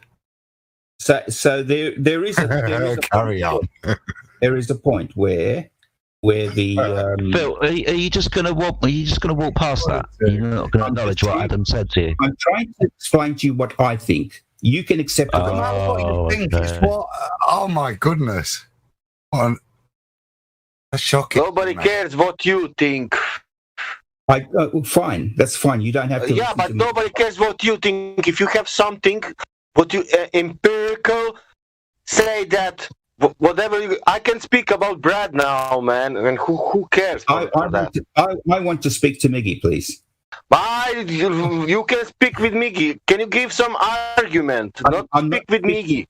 I'm not speaking to you, whoever you are. You're not speaking with me, really? No. Let's get some orders back to the conversation at least. So Miggy asked me a question. Miggy asked me a question, and I'm trying to. Okay, you was wrong now 5 minutes ago, and you don't want to concede. You want Miggy. I've never been wrong. Okay. Miggy, are you still there, buddy? Do you want to help this guy's hand? Right. So now we're talking. Yeah. Now we're talking about why gas is not escaping the globe Earth paradigm. Right. You're saying because it loses energy as it's going up. Yeah, and eventually, gravity overcomes the little energy that it does have. All right, so gravity becomes the container. Is that what you're saying, Phil? If you want to put it that way, I'm happy with that. All right, so at that point, we're talking about no gas escapes because of what you described. Definitely not. Gas escapes all the time. Gas does escape. Yes. So does it escape or does it not? I'm sorry. Does it escape or does it not escape? It does. So it does escape. Yeah. As an analogy, Phil, then is this gas molecule about 90 tons a day? What's that? How much? About 90 tons a day. Okay, so I'm really right now. I'm just listening to what you have to say about this because I'm still thinking about what Adam said, and they seem to have a really good point. But so you're saying 90 how much? 90 tons? Tons, yes, per day. All right. So who's measuring this, Phil? It's like this people. Lots of people who monitor atmosphere and climate and stuff like that. Oh, sorry, it's a bit vague. Was there anybody specific that does this? Like meteorologists? Like NOAA. NOAA. Just answer. That's his answer. No, I want him to. Who? NASA? Yeah, NASA would be one of those people who have the resources to do that. Yeah. What is the apparatus they're using to actually find this information out? What are they using to detect? So that information. I don't specifically know how they do that. Okay. So we don't. Okay, sorry. We don't know how they're getting this information, but we just know that they're giving it to us about 90 tons a day. That's what they say. Yeah. All right, but we don't know that. Is that what you're saying? Well, I could have a look at their paper that describes how they do it and see if I agree with it. But at this stage, I've got no reason not to disagree. I've got no reason to disagree with them. All right. So, well, I'm going to roll back. It's theoretical. It's theoretical. Yeah, it's not a measured amount. It's a calculated amount based on the trajectory of hydrogen and helium atoms, which. The analogy you're painting is it's a bit like the guy in the desert when he fires a bullet up in the air and up it goes until it reaches a point, and you're saying it hits that point and then back down it comes because gravity makes this container that it bounces against. It's this complete total loss of kinetic energy that causes a return and an opposite vector. Well, Adam, it almost sounds like Phil's. It almost sounds like Phil. Whatever you said obviously points to the fact that you know nothing about projectile motion. All right, so from whatever he said, Adam, it sounds like he's saying that on the globe Earth paradigm, we got some air actually escaping, right? Yes. I mean, it's actually leaving. No, I wanted to get to that. That's fine. It's fine, but they're the black swans, aren't they? They're the exceptions to the rule, aren't they, Phil? But most of them follow the pattern I've just described, apparently. Yeah. But you get some of them, that magic number that you pulled out your arse, the amount per day that escapes the atmosphere. They're the ones that break the general rule of the new way in which gases behave, which is against the second law and against gas behavior, but has to be the way gases must behave if we live on a ball. Is that not correct? There's nothing against the second law of thermodynamics, if that's what you're talking about. What? So would you say that? Show me gravity affecting the kinetic energy of a gas molecule, then. Oh, any time. Cool the gas molecule down until it becomes a solid. No, gravity affecting the kinetic energy. It's got to be slowing it, hasn't it? It's got to be stopping it escaping. Yeah, that's easy. Show it me then. Yeah. So the consider the gas the amount of gas concentration at the bottom of a mountain compared to the gas concentration. Concentration. Come on, that's rubbish. That's terrible. You can say that as much as you like. It's ingenuous. It's ingenuous. You can live in your little cult as much as you like. Won't change anything. Some might say. Won't change anything. I'd say. You know, it's weird. You think we live in a cult, and you think you don't live in a cult, even though all your beliefs are just beliefs. You know, that's it's weird. A pretty big cult, then, isn't it? All right. So where the air escapes, is there supposed to be a boundary? Is there some sort of boundary where the air is actually leaving and escaping into? There is no fixed boundary. Those molecules that do, and particles that do have escape velocity, will just keep going. Yeah, it is. Because there's nothing to stop them after that. Don't see any reason not to believe there's. Well, you just said that gravity was stopping them. Even if they escape the magical point where the bullet returns, where most of the particles go, what about those ones that do manage to get past? Surely they get pulled back eventually. Don't they get sucked to the moon on the way? Once they have achieved escape velocity, they'll keep that velocity as long as they don't bump into something else. And how many times a day? What would their escape velocity be? First law. What would their escape velocity be? Around 17,000 odd miles per hour. 17,000. So somehow, unlike all their friends, their other mates, other helium mates, who got slowed down to 0 and then start heading back down, they managed to keep going at 17,000. They never to 0. Yeah, they managed to keep doing it, but their mates don't. Is that right, Phil? Yep, they might have been. They could be in the, because you're quite right. Somebody else, I think it was QE, mentioned the thermosphere. So in that area, any particles that are affected by the sun or whatever are quite likely to reach have enough escape velocity to get away. So the thermosphere is likely to heat particles enough up to give them the kinetic energy to carry on their journey away from the Earth. Some of them, yes. Others once they've left, some of them. Why only some of them? What about the others that receive the same kinetic energy? For whatever reason, why don't they? If for whatever reason they don't have escape velocity, they won't leave the I don't think your mum finished your fairy tales here, Phil. You can think. What kinds of reasons? Wait. Did you say for whatever reason? What kinds of reasons? Well, hang on. I think Adam. Yeah, heating, bouncing into other molecules. Well, that's not a loss of kinetic energy because it's an elastic collision. So there'd be no change in their kinetic energy, would there, Phil, if it collided with another molecule? Carry on. No, you're just talking rubbish. Learn some physics. He's not talking rubbish. Wow. You're supposed to be a physics teacher. You're supposed to be a physics teacher. Everyone knows this. Oh, my God. That's why he's exasperated. Adam is the most calm person I know, and you got him off the reservation because of that last statement. Yeah, you are so full of shit. I'm surprised that you know the difference between yourself and a pipe wrench. Yeah, sure. I'm serious. Yeah, everything he said was correct. Yeah, right. Okay. Yes, everything. Okay, and you should know that. Being a professor of physics, you should be teaching him. But he's teaching you. He's not. He's an idiot. I beg your pardon. He's an idiot. Really? I beg your pardon. I may not. Oi, daft lad, right? I may not have bothered in the route of academia, right, and sold my soul, yeah.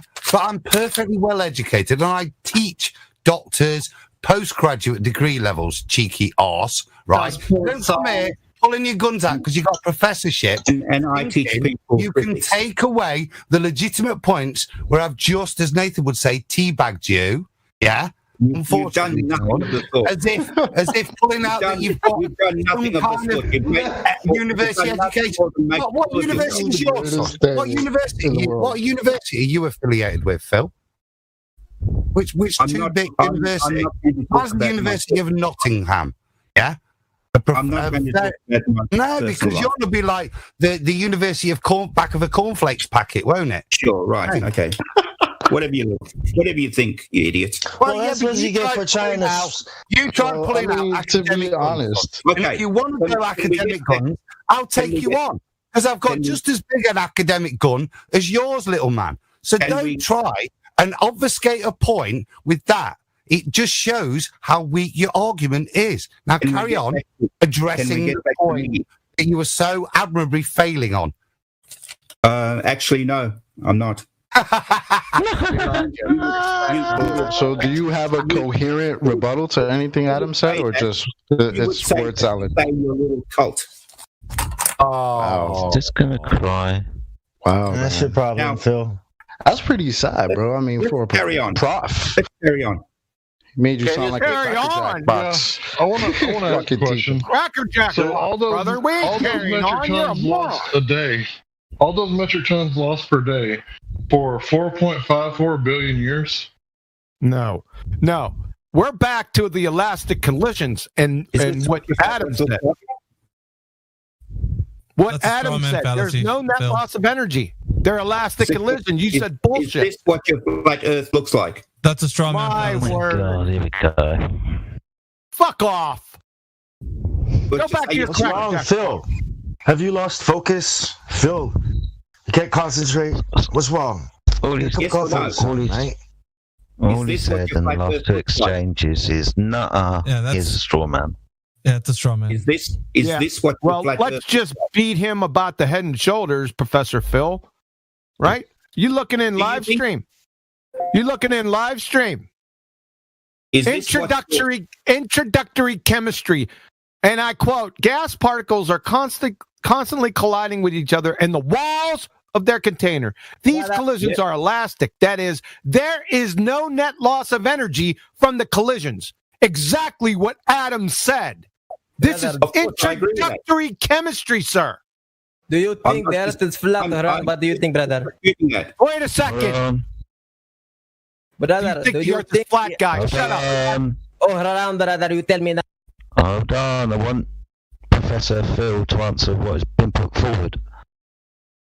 I'm muting everybody that's talking. Go ahead. Is this what your flat Earth looks like? Not a straw man. Just I answered this.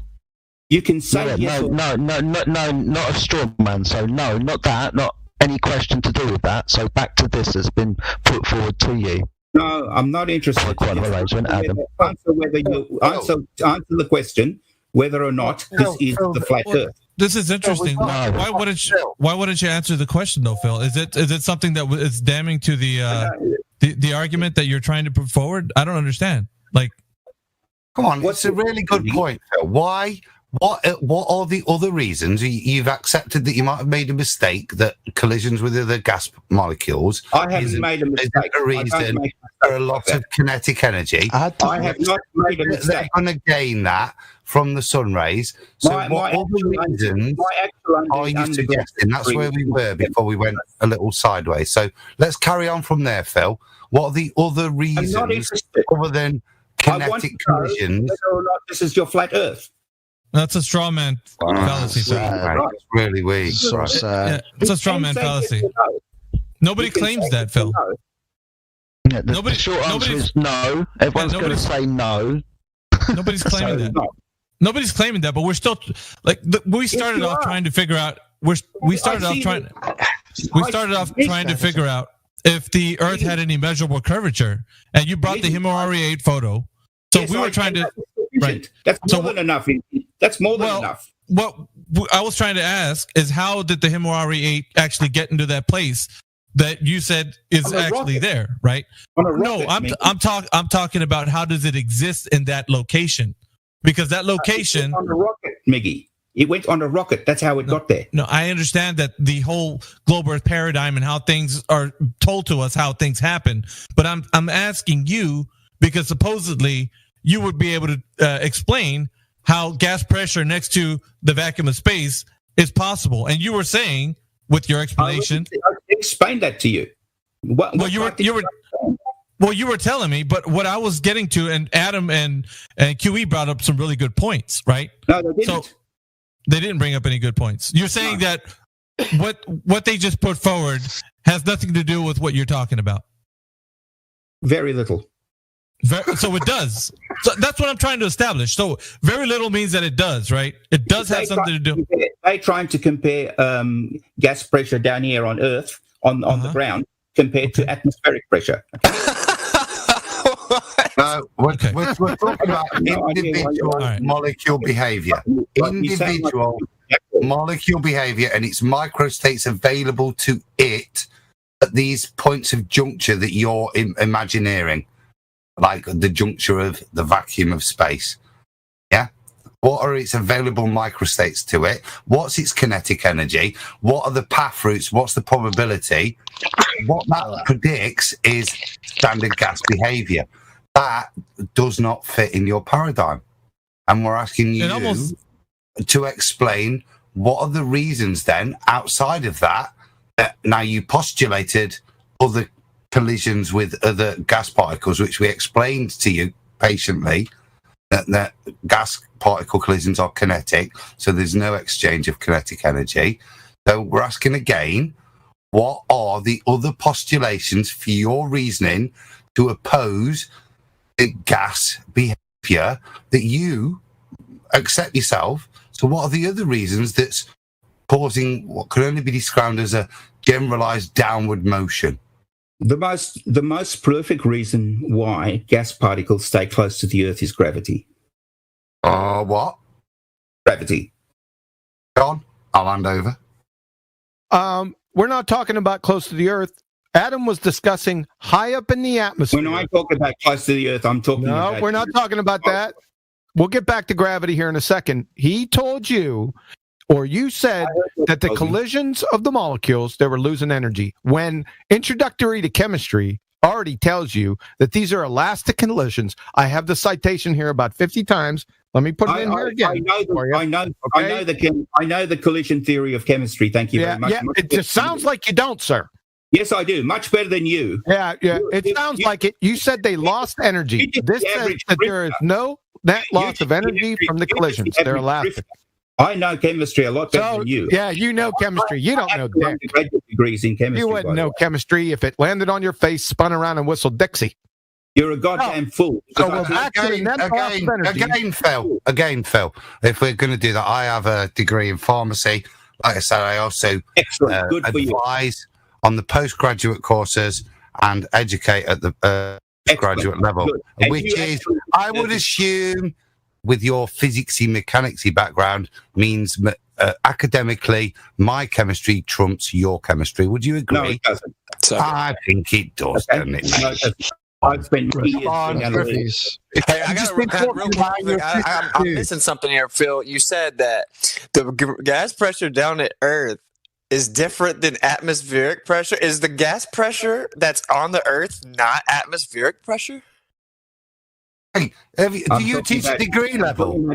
By the way, I'm not sure I'm talking to. Whoever just said that, they're above Phil's level as well. I'm talking about gas pressure in a container. You need a container for gas pressure. Container? Yeah, you do need. That's correct. You do need a container for gas pressure. Well, where's the container for that's around the Earth? Oh, where's the container around the Earth? Well, that's your question, surely. That's the question That's the question we're trying to get you to ask yourself, Phil. That's the reality you've got to come to. And when you realise the implications, when you realise the fundamental implications of the statement you just made and how it applies to not us, but your paradigm, you'll be on your way, son, won't you? Hey. You said that there must be a container. You said that yourself. That's correct. Where is it? You want me to show it to prove the necessary antecedent? Yeah, I want to know where it's a necessary antecedent. You know it's there, Phil. Yeah. Where is your container? How far away? Where's your bumhole? You can't see it. You think that's clever, do you? No, you think you're being Phil. You think you're being clever, right? With your false power. You think you're being clever. You're not. That's why I was being what's called wheel in retort to point out the silliness of your question to me. That's why I retorted like that. You understand that? That's called intelligent humour. Is there a container or not? It was to show the silliness of your question. Yeah, there is a container. Yes. All right, excellent. Now, how far away? Sounds like you were trying to prove some sort of a container yourself before, right? You were saying this word gravity. How far away is the edge? Reality. Oh. How far away is the edge of the universe, Phil? Where is the evidence for the container? The evidence is the gas pressure that we have here. Yeah. And how far away is this container? Well, we don't have that measured. So the measured somebody has their mic open right now. Has somebody test one too? Has anybody ever measured the distance to this container? No. I don't remember anybody making a claim to how far. Nobody. Whatever the fuck. Nobody made a claim to that though. But there is a container because we have gas pressure. But Yeah, but I heard it claimed before about gas literally reversing itself and coming back down due to something called gravity. Where's the container between the top of the mountain and the bottom of the mountain? There's like two sides of that coin, Chocolate. He's saying that some is escaping, 90 tons is escaping, but some of it is actually getting kicked back. Some's leaving, some staying. So it's not. This explanation was there is some leaving. I told you can accept it or not. Yeah, he did say that right? He said they lose energy until gravity overtakes them, but the other ones that escape, they don't lose energy. How does that happen? They're the what they call the Scotties, aren't they? Like from Star Trek, they're the Scotty molecules. Yeah, they're all the rest. They can't change the laws of physics. These ones can, apparently. A metric tonnage per day loss. What a load of income. Yeah, Phil, nobody made a claim as to where the container is. We just know we live in a contained system because we have gas pressure. But that's not what you think, is it? Doesn't matter. We have gas pressure. That's the proof. We have a container. You, unfortunately, do not. Evidence. The evidence is the definition of gas pressure, Professor Phil. It's a necessary antecedent fact. So let's see if you can follow this, Professor Phil. Calm down and I'll explain it to you. Well, I'm getting a lot of feedback. Whose mic's open? Yeah, exactly. Whose mic is open? The Himawari. Hold on a second, Professor Phil. We're going to explain this. 400,000 kilometers away. Hold on a second, Professor Phil. You said, where's the container? We don't have to worry about that. I'm going to explain it to you. You ready? Sure. Love to hear where this container is. Yes, it's a simple, consequent, necessary antecedent game. Just like filet mignon is the consequent, the necessary antecedent's the cow. You see, if it's already clearly established that to have filet mignon, cows must exist. So if someone slaps a filet mignon down on the table, then I know with absolute certainty that the cow exists without ever seeing or needing to see a cow or the data for the cow or the color of the cow or how long its tail is. Because it's a necessary antecedent. I'm not done yet, Professor Phil.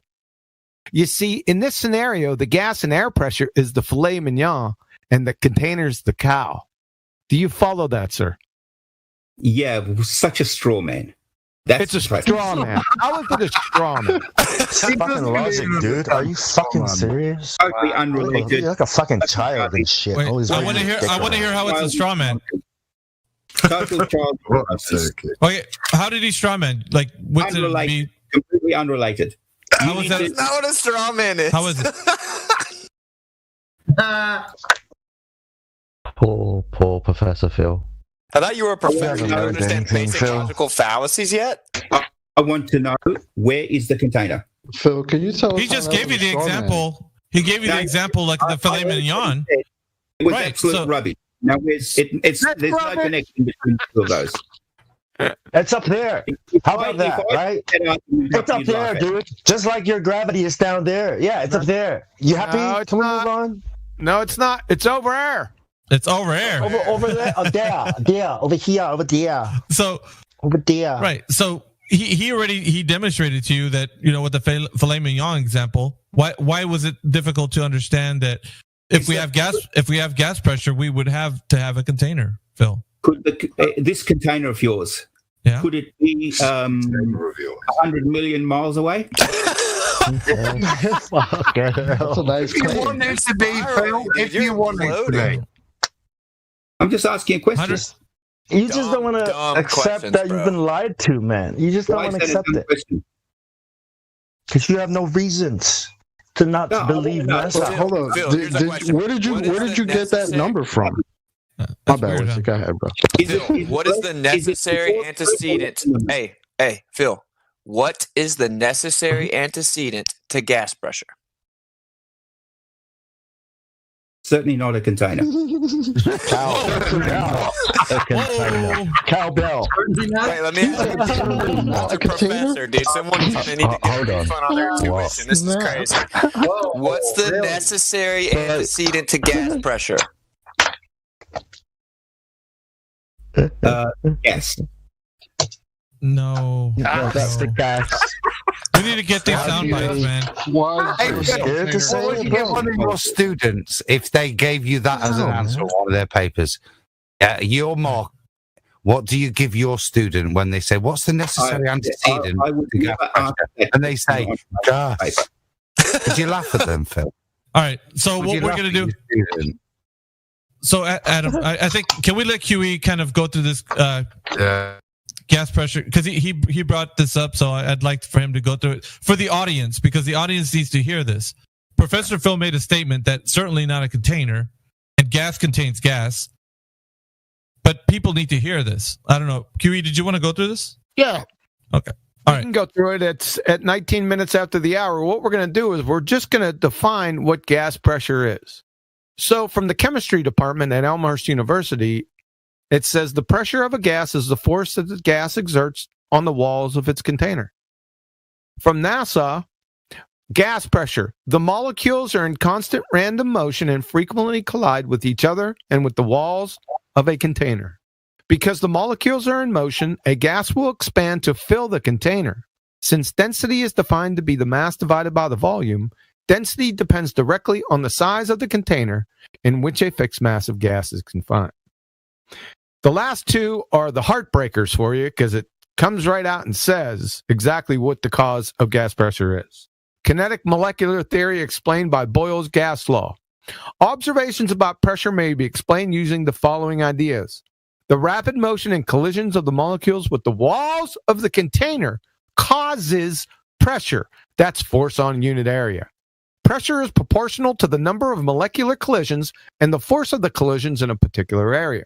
The more collisions of gas molecules with the walls, the higher the pressure. And lastly, Chem Libre text, gas pressure is caused by gas molecules hitting the walls of the container.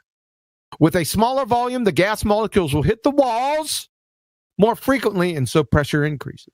So when I say that to have gas pressure, the necessary antecedent is container, I mean that it's inside the definition of gas pressure. Thank you. Very nicely done. Thanks, Can you now go to the part that talks about the same thing with regards to atmospheric pressure, please? Oh, atmospheric pressure is different than gas pressure? Go ahead. Find some. Tell me where. I'm asking you, would there be a difference between gas pressure and atmospheric pressure? Yes. What's the difference between gas and atmo, which means air, which is gas? So when we talk about atmospheric pressure, we're talking about the amount of newtons of force that's acting on. No, sir. You're going to have to differentiate. I'm sorry, you're not going to do this. You're going to have to differentiate the difference between gas and atmospheric pressure, sir.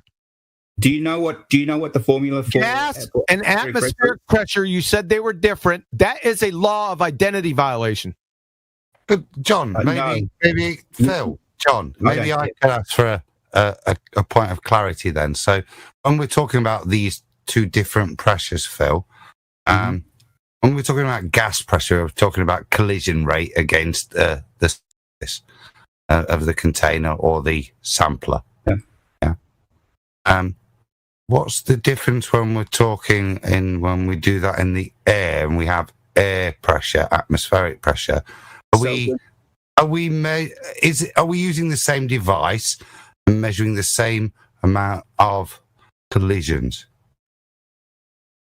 Okay, so well, generally speaking, you would use a barometer, wouldn't you, to measure? It's the same thing then. Okay. In terms of pressure, then it's the same thing. Within whatever measuring device you're using, it's the collision rate which equate to the surface of the container, because they've become part of the container, just like me and you are part of the container. We're part of the surface area of the container, aren't we?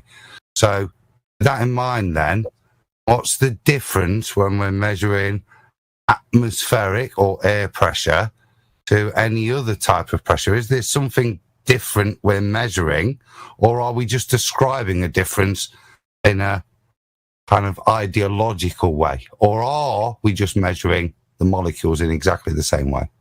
So you're measuring the amount of force. Are we measuring the molecules in the same way? Measuring air and gas pressure, do we measure the gas molecule behavior in the same way? Yeah, so your instrument is Yes obviously... or no? He just asked you Yes a question. or no? So I'm just to move forward, Phil, because it's important. I'm answering it. Yes or no? Is it measuring the same thing? The behavior of gas molecules? You can make up your mind after I've answered it. So you're not prepared to answer something that simple? Why don't you just accept that I'll answer it, and then you can make up your mind about whether I have answered. Phil, I'm more happy for the viewers to listen on such a basic question that a professor isn't prepared to give a direct answer on that. It's quite telling, sir. Quite telling. Are you going to be quiet for a second while I answer it? Carry on. yeah, go. I am go now. ahead, whistling How past humiliated the you yet? question. Okay, so you'd use a barometer, which measures the amount of force, the amount of newtons in a particular area. And you'd use that. So that would generally be how you measure gas pressure anywhere. What about atmospheric pressure? Even atmospheric pressure. So they're the same. The instrument that you'd use would be the same, yes. Yeah, because you're measuring gas pressure. What makes up the atmosphere? Does gases make up the atmosphere? Yes. Then gas pressure is atmospheric pressure. Well, when you're talking about gas pressure inside a container, you're talking about... No. Gas pressure and atmospheric pressure is the point. They're both the same. I concede that, yes. Okay. That's good. Yep. Yes. So gas pressure and atmospheric pressure are the same. And the definition for gas pressure is it requires a container. No, it doesn't. Yeah. Well, you just contradicted yourself. Yep. Because in the atmosphere, it doesn't require a container. Because yes, it does, because it's gas pressure. No. Yes. And if you want to talk about the containment, then gravity would be what you need. Gravity doesn't have anything to do with it. I can be close to the Earth. Yes, it does. Even if I had... Let's go down this lane because this is going to be fun. So, even if I gave you all of the Newtonian force of gravity that you can muster, I'll give it all to you. And then on top of it, I'm going to give you Einstein's bendy spacetime, all of the bendy spacetime times 1,000. Those factors will not affect the entropy of gases one iota. Yes, they do. Oh, yes. You're saying it doesn't make it right, and you have no... Two wrongs don't make it right. Okay, which type of gravity are we talking about, Professor Phil? You've got no standing to say either, and what type of gravity are we talking about here? You said gravity. What type? Just gravity. Just gravity. You know there's two types, correct? Oh. There's the universal law of gravitation, which was superseded in 1915 by the general theory of relativity. Yeah, there's people have different views about why gravity happens. Okay, so what's the current understanding of gravity today? The effect that you notice when you drop something, that's gravity. The effect that we notice, what type is that? Are we talking about the general theory of relativity? Doesn't matter. It doesn't matter. So how does gravity, I want the experiment showing when let's say we blow out, I'm not done yet. You don't know I'm not done yet, Phil. For me we're going to get to Einsteins here in a second. So let me ask you a question. Let's say you blow out your tire, right? And you go to Big Old Tire. I don't know if they have that down under, but you go to Big Old Tire. It's a commercial tire replacement here in the States. You go to Big Old Tire, but you notice you only got $5 in your pocket. So you holler at the technician. So you holler at the technician, and you don't have enough to pay for the tires. So you holler at the technician. You say, "Come on over here, man." You say, "Listen, I don't got enough cash right now. Can you just put the air pressure around the rim until I get home, and then I'll drive back with the cash for the tire?" You thinking or something? Yeah. Doesn't make any sense, does it? I don't think that makes sense. We're closest to the Earth. We're the closest to the Earth with our tire blowout, right? And the technician, he's right up against the Earth, man. He's right up against it. So the gravity, which you're talking about, should be the strongest. However, when he goes to put the air around the wheel without the tire, it doesn't stay there. Where's it go? Why would it? Well, that's my question to you. You're saying it's gravity. Wouldn't it expand to fill the volume? What? You just said there was no tire. Yeah, there's no tire, so it's not going to stay there. So expand to what volume then? Say, it's going to fill the volume of the garage. Space. No, of the garage in this particular example. Yeah. What volume? So, but that's where the gravity is the strongest. So you'd figure it would at least stay on the bottom of the wheel, but it doesn't. It has energy. You know that. Oh, it had. Well, you said gravity just a couple seconds ago. No, but gas molecules and particles have energy. Oh, I know that. That wasn't in contention. Well, then do you see the problem? Yeah, I see the problem. Yeah, everyone sees the problem. We're not going to talk about how you should be institutionalized until later. We're talking about gas molecules, right, that are supposed to form around this tire because of gravity, at least at the bottom. I can understand the top getting away, but the bottom is the closest to the earth where gravity is the strongest, but they don't stay there. But they have energy that can overcome that. Oh, there you go. Thanks for proving my argument. There it is. Ding, ding, ding, ding. Welcome to Forest. Snaps in the back, Phil. Wow. You just got teabagged. And the bathroom's on the left, and DJ's on his way. Not sure. Fucking wow. QE, thank you. QE got 2 concessions so far. Hey, can I That's ask great. him a question? Phil, I do like that. Yeah. I like that. Yeah, go ahead. The floor is yours. All right, Phil. If I have a container and it has gas in it, right, on the earth, and I pull the lid off, what happens? Mm-hmm. The gas will go out. Okay. Well, it depends on how much gas. Let's try again. I got a container on the earth. It's got gas in it. If I pull the lid off, How much? what happens? Would you have more gas than the outside of the container or less? All right, man. Or the equal? gas fills the space, okay? Because you remove the lid, right? Did you hear what I said? Matter. Sorry, Witsit. Is the pressure in? It doesn't matter if you've got your container the same as the pressure outside your container. You mean the pressure would equalise, Phil? That's the point he's making. You're agreeing that what would happen is equilibrium would be reached. Yeah, any differential in pressure would instantly be equilibrated. Yeah, because there is no longer a physical barrier, a container, you may say. Yeah, to contain those 2 separate pressures. And those local conditions, as you beautifully described, it would equilibrate. Yes. Okay, so yeah, of course, outside of it has less pressure, Phil. Stop trying to divert and drag me through the mud. I'm going to try again. Hey, Professor Phil, if you're a professor, you should be a little bit more coherent than this, okay? So if we got a container on the surface of the earth and it's filled with gas, and then I remove the lid, what happens? Mm-hmm. How much gas was in it? Oh, my God. Is it true or is it not true that gases without a container or a broken container will find their equilibrium? Is that true or not? Well, locally, yes, I agree. The gas would escape if there was more of it than the outside. So we established that. Here's the follow-up. Okay, guys, like pulling teeth, dude. Are we in primary school, Phil? More of it, if there was more of it. Do you mean if the pressure was greater inside the container than outside? Phil, you're the only one that sounds like a retard here, mate, or like somebody who's being educated. Don't try and patronise anybody else to try and pretend in some way you're lowering your intellectual way of conversing. Yeah, it's quite clear here, Phil, that we're picking you up, son. So carry on. No, you're not. You're acting like a bunch of idiots. All right, here we go. Don't worry about simple handouts. I got simple, guys. It's simple, okay? It's just a follow-up. He's scared to hear it because I've handed this dude his ass 5 times already.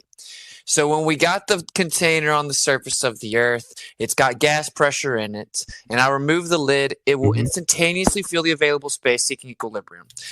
So, Phil, if I have gas pressure on Earth with a container and I remove... Stop. I'm not done. So if I have gas pressure on the Earth and it's a container and I remove the lid, what would happen? If you have a container on the Earth, let's say you've got a gas jar, for instance.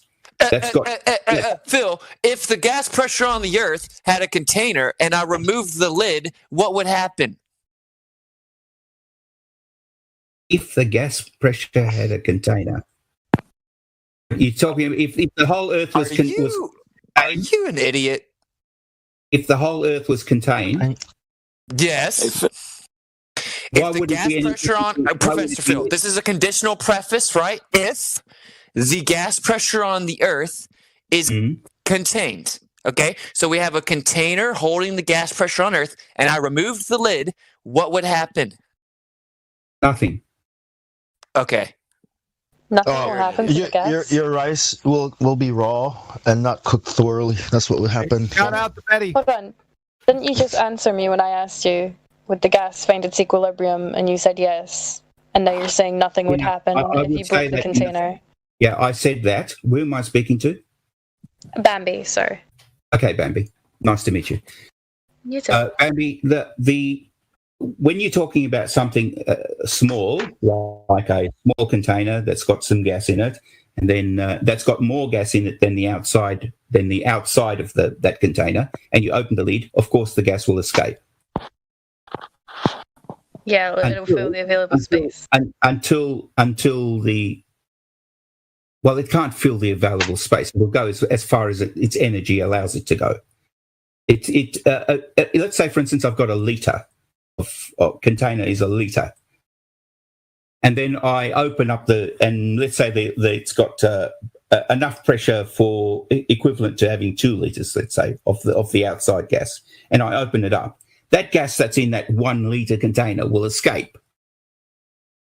It'll just escape to its surrounding area and bounce into other gas molecules that are in the area as well. It's not going to fill any container. It's just going to. So it's going to escape into the vacuum of space. What container? What container? So what's your container for us living next to a vacuum? What's your physical container? There is no container, Bambi. So you're having pressurized gas without a container? It's not pressurized gas without a container. It's You just said there's no container. It's the opposite. Do you want Bambi to finish her conversation or not? No, she just decapitated you. We all heard it. She's done nothing of the sort. My head is you still just on contradicted yourself with back-to-back sentences, Phil. You're a fool. My head is still on my shoulders. Check again. Do you agree with that or not? I think it's on backwards. Oh, look in the mirror. I mean, the words you just said. Did you have anything? Yeah, no, I was just going to say the words you said just contradicted your claim. No, Bambi, it didn't. Bambi, there's no container above the Earth. Okay, so how do we have pressurized gas without a container? Bambi, there's no container above the Earth. So how do we have pressurized gas without a container? If there's no container, how do we have Bambi, our gas? For the same reason that the gas at the bottom of a mountain doesn't rush to fill the top of a mountain. Yeah, it moves omnidirectional, doesn't it? Gravity, Bambi. It's gravity. What reason would that be, Phil? I already explained it. All right. What's it? Okay, I'm gonna go have lunch. I gotta. For one, you don't get the BS known as gravity. You just reify it. There's no physical empirical evidence of it at all. But we'll worry about that later. Do you agree that in your little paradigm brought to you by a Jesuit priest that gravity is strongest, closest to center of mass? Yes. Okay, so if gravity is strongest, closest to center of mass, would you agree that the closest to center of mass that we have attainable would be the surface? Of course. Okay, so if I let gas out at the surface where gravity is the strongest because it's closest to center of mass and it instantaneously seeks equilibrium with omnidirectional dispersal instantly, right? Then how could it be that it doesn't do that much further away from the center of mass where it's weaker? Did you not understand this business about the energy as well that comes into it? Hey, man, I'm going to try and ask you again, okay? If gravity is the strongest closest to center of mass, and then the closest to center of mass that's attainable is actually on the surface, and then when we let gas out at the surface, it instantaneously seeks equilibrium with omnidirectional dispersal, how could that ever be prohibited from happening much further up above the surface, further away from the center of mass where it's much weaker? There's always a fight between gravity and energy. Do you think that just answered my question, Phil? Yes, I think it did. Okay, and you teach other people things? If you have sufficient intellect, that should pretty much solidify it for you. Actually, the velocity of the gas molecules is much higher up higher in the air, right?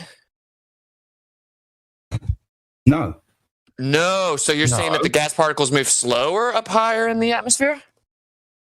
100%. Okay, so they move with the Earth.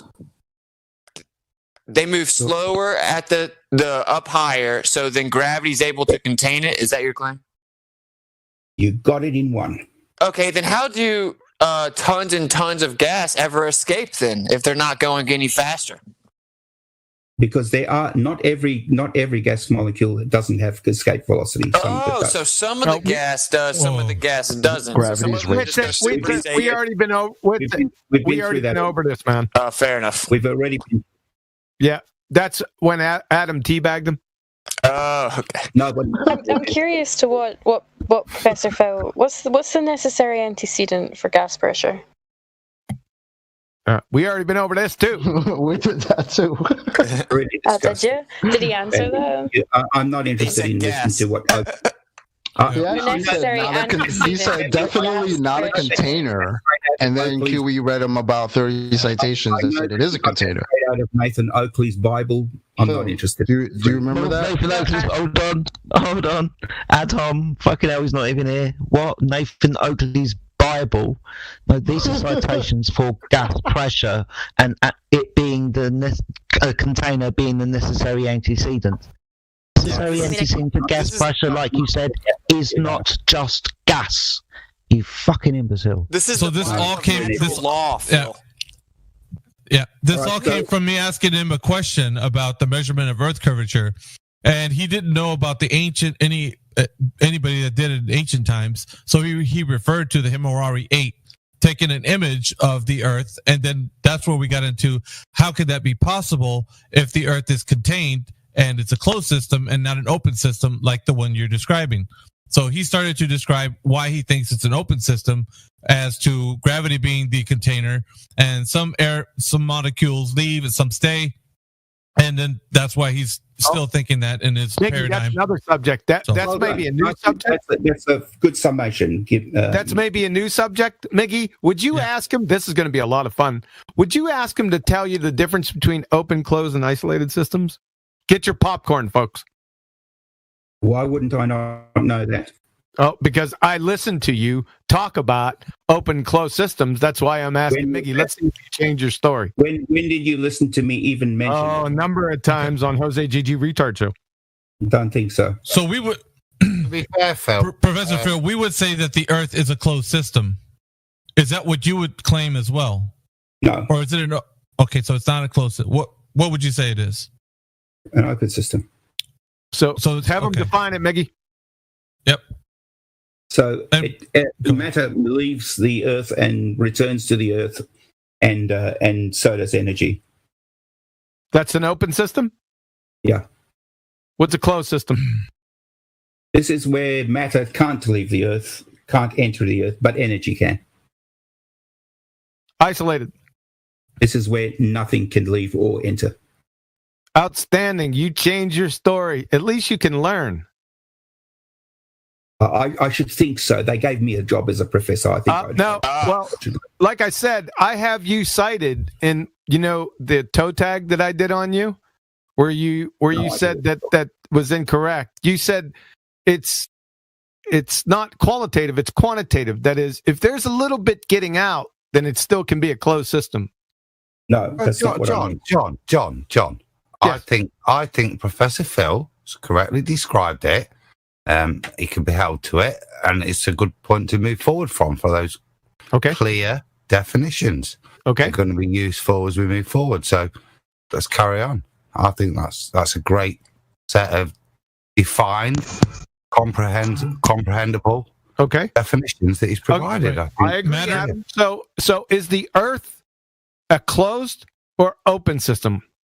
I already told you it's open. So it's an open system with gas pressure.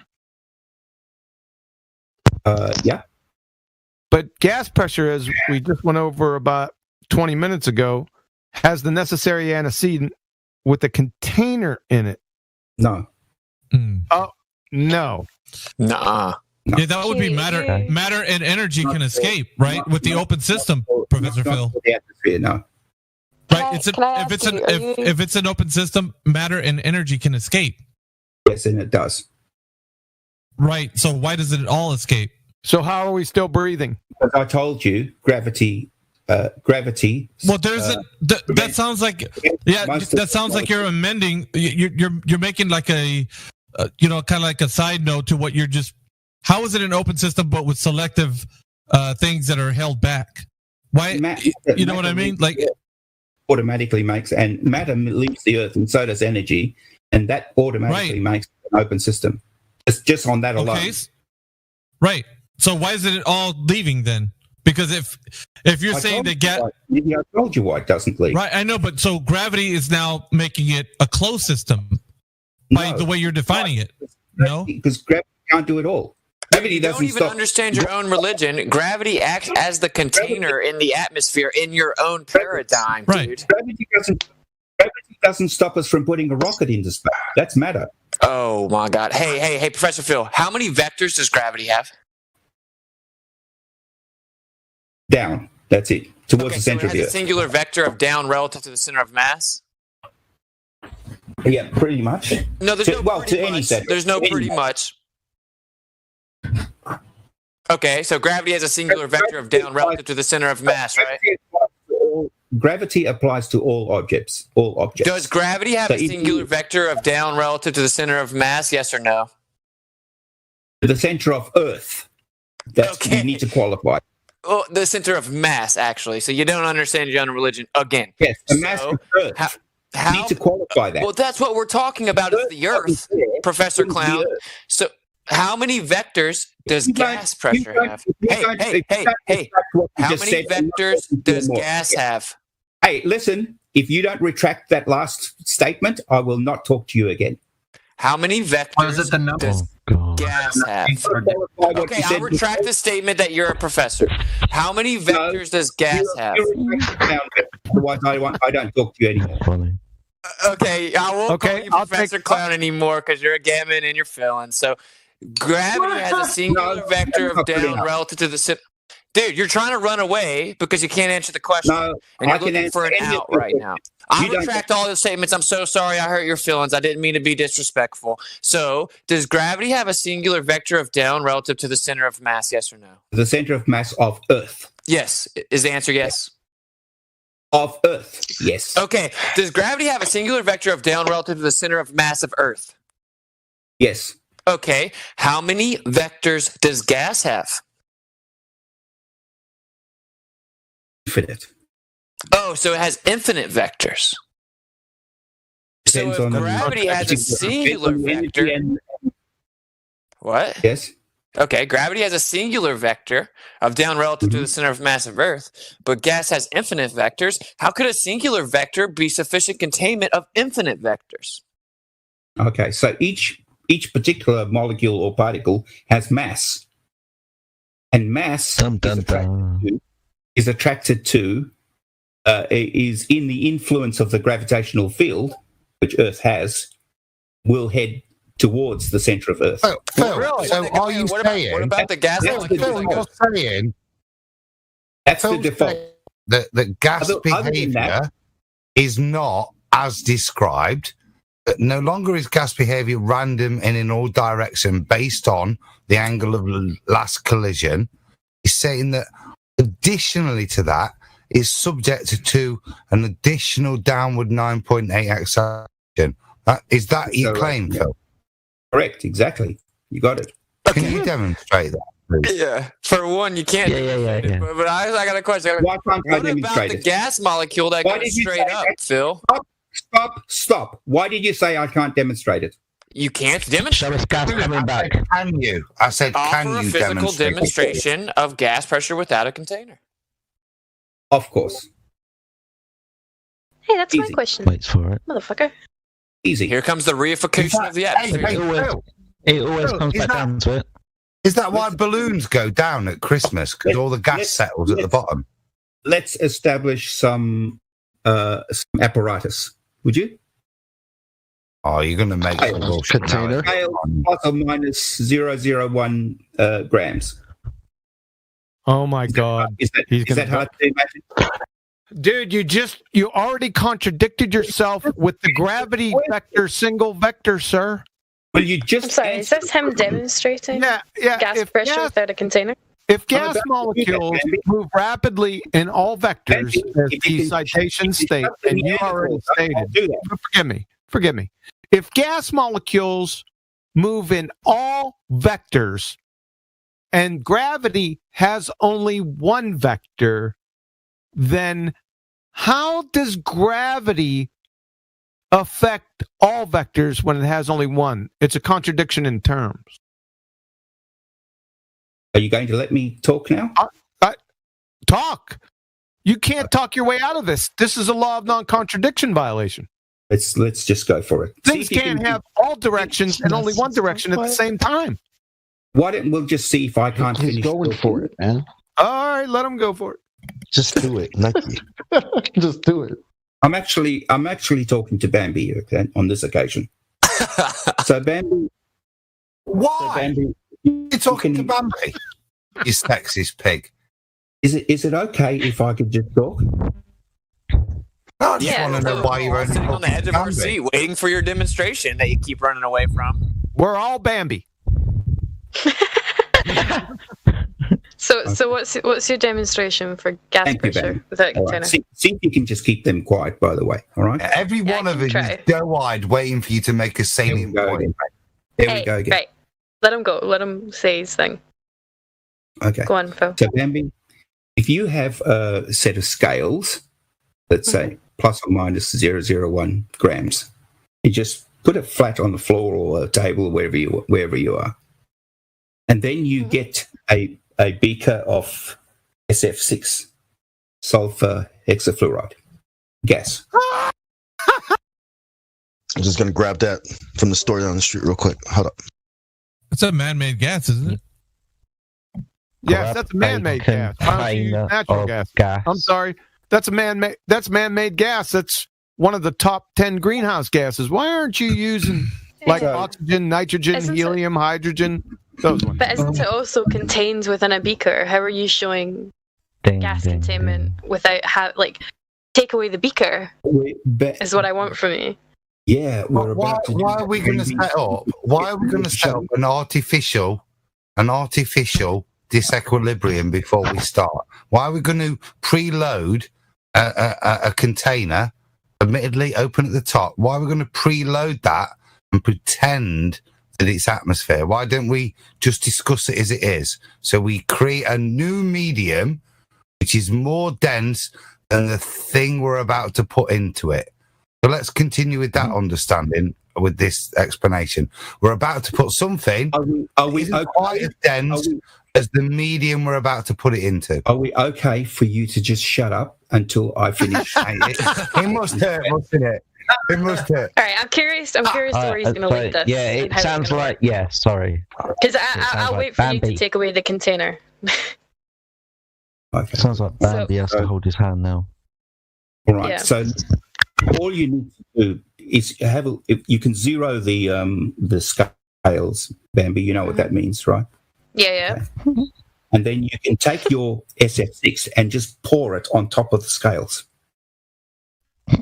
Okay. And it will register a force. It will register. Yeah, will the numbers stay there? Will it just sort of contain, or will it find its equilibrium?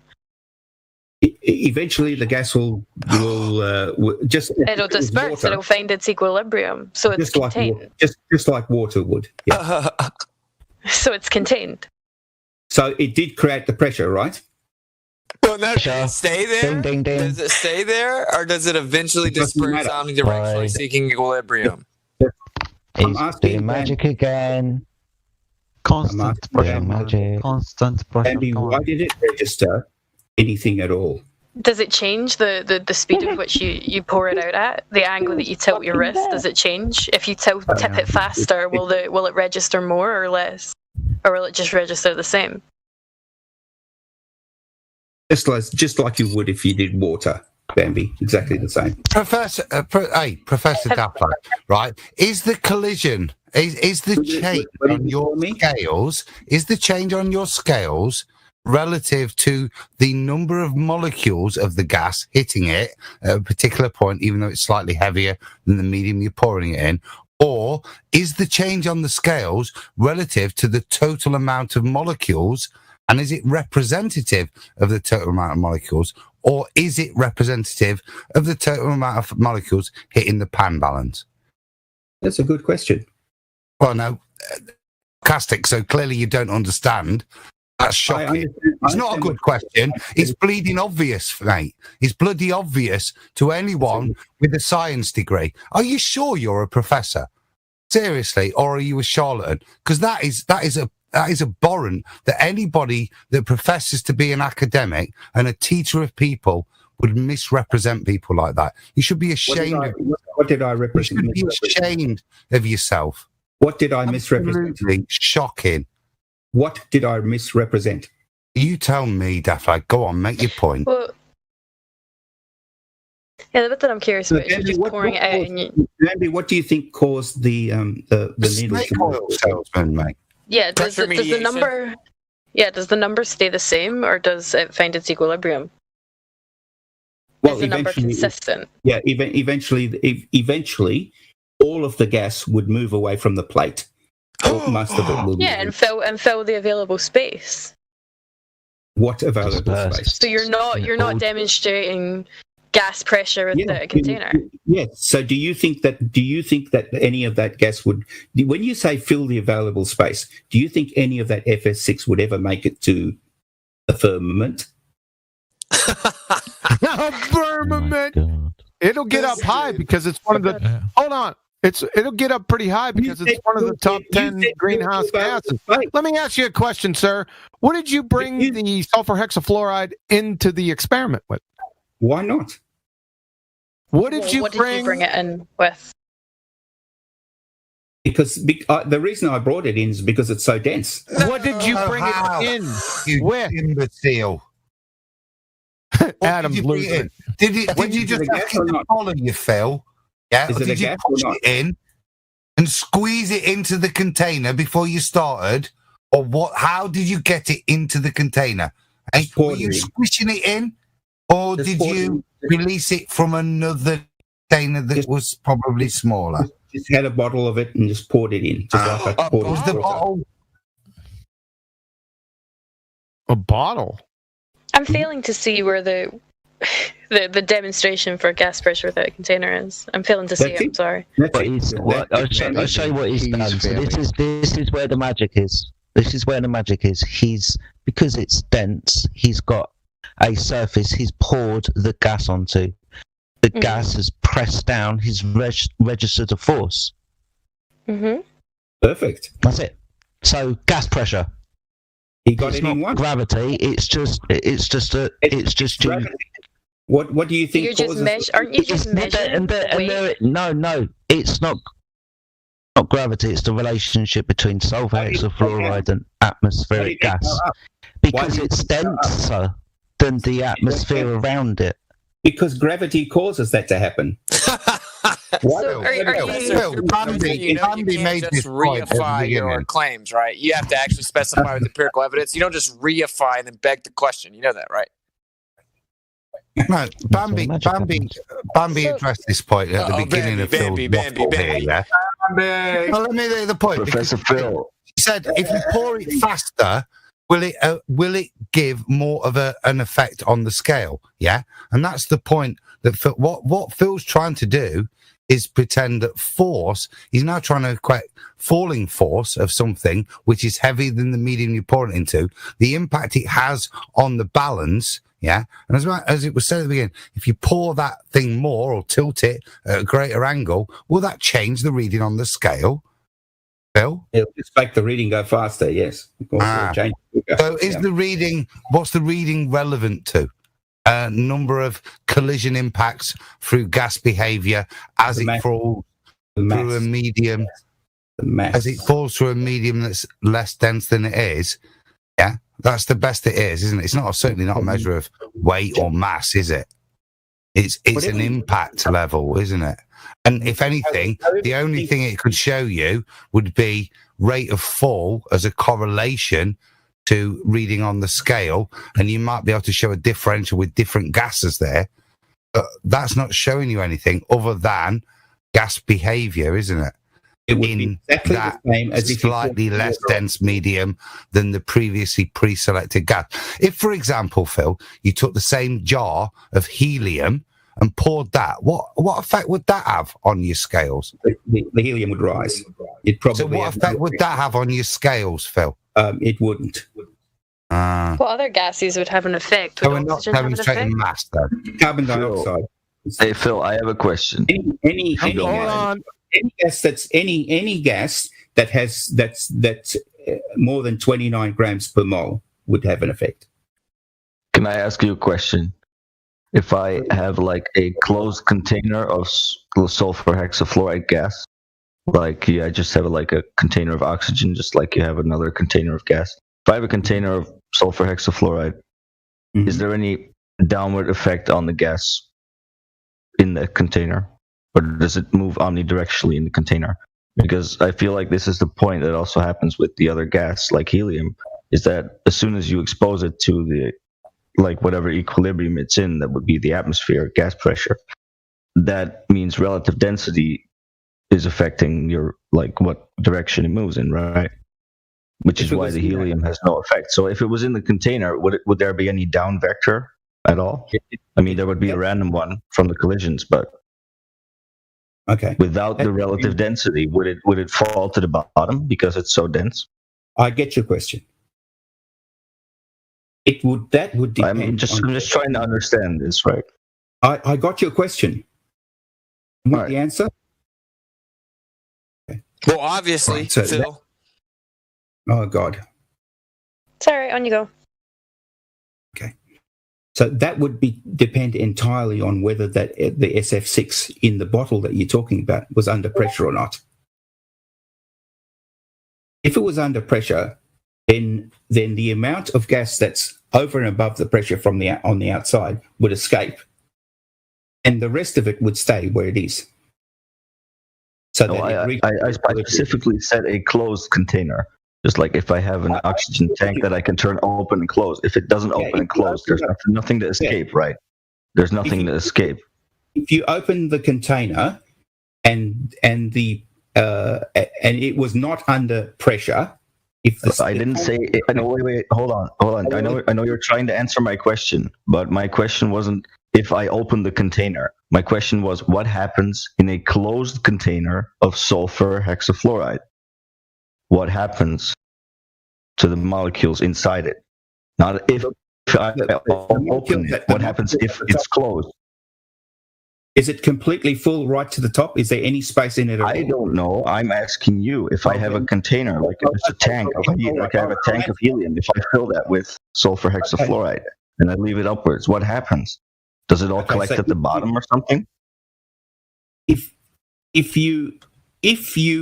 that tank doesn't have any pressure and there's some space inside it, then it's a container, right? There's space inside it. Okay, so at the Phil, surface, it puts two molecules in, right? Oh. Let's keep it simple for you, daft lad. He puts two molecules in the container of sulfur hexafluoride, right? What happens to them? Do eventually they settle and, due to gravitational entropy, settle at the bottom of the container after X amount of time?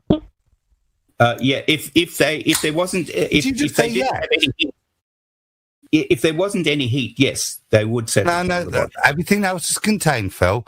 What happens? But there's always heat, isn't there? No, we cool it down. The temperature stays the same.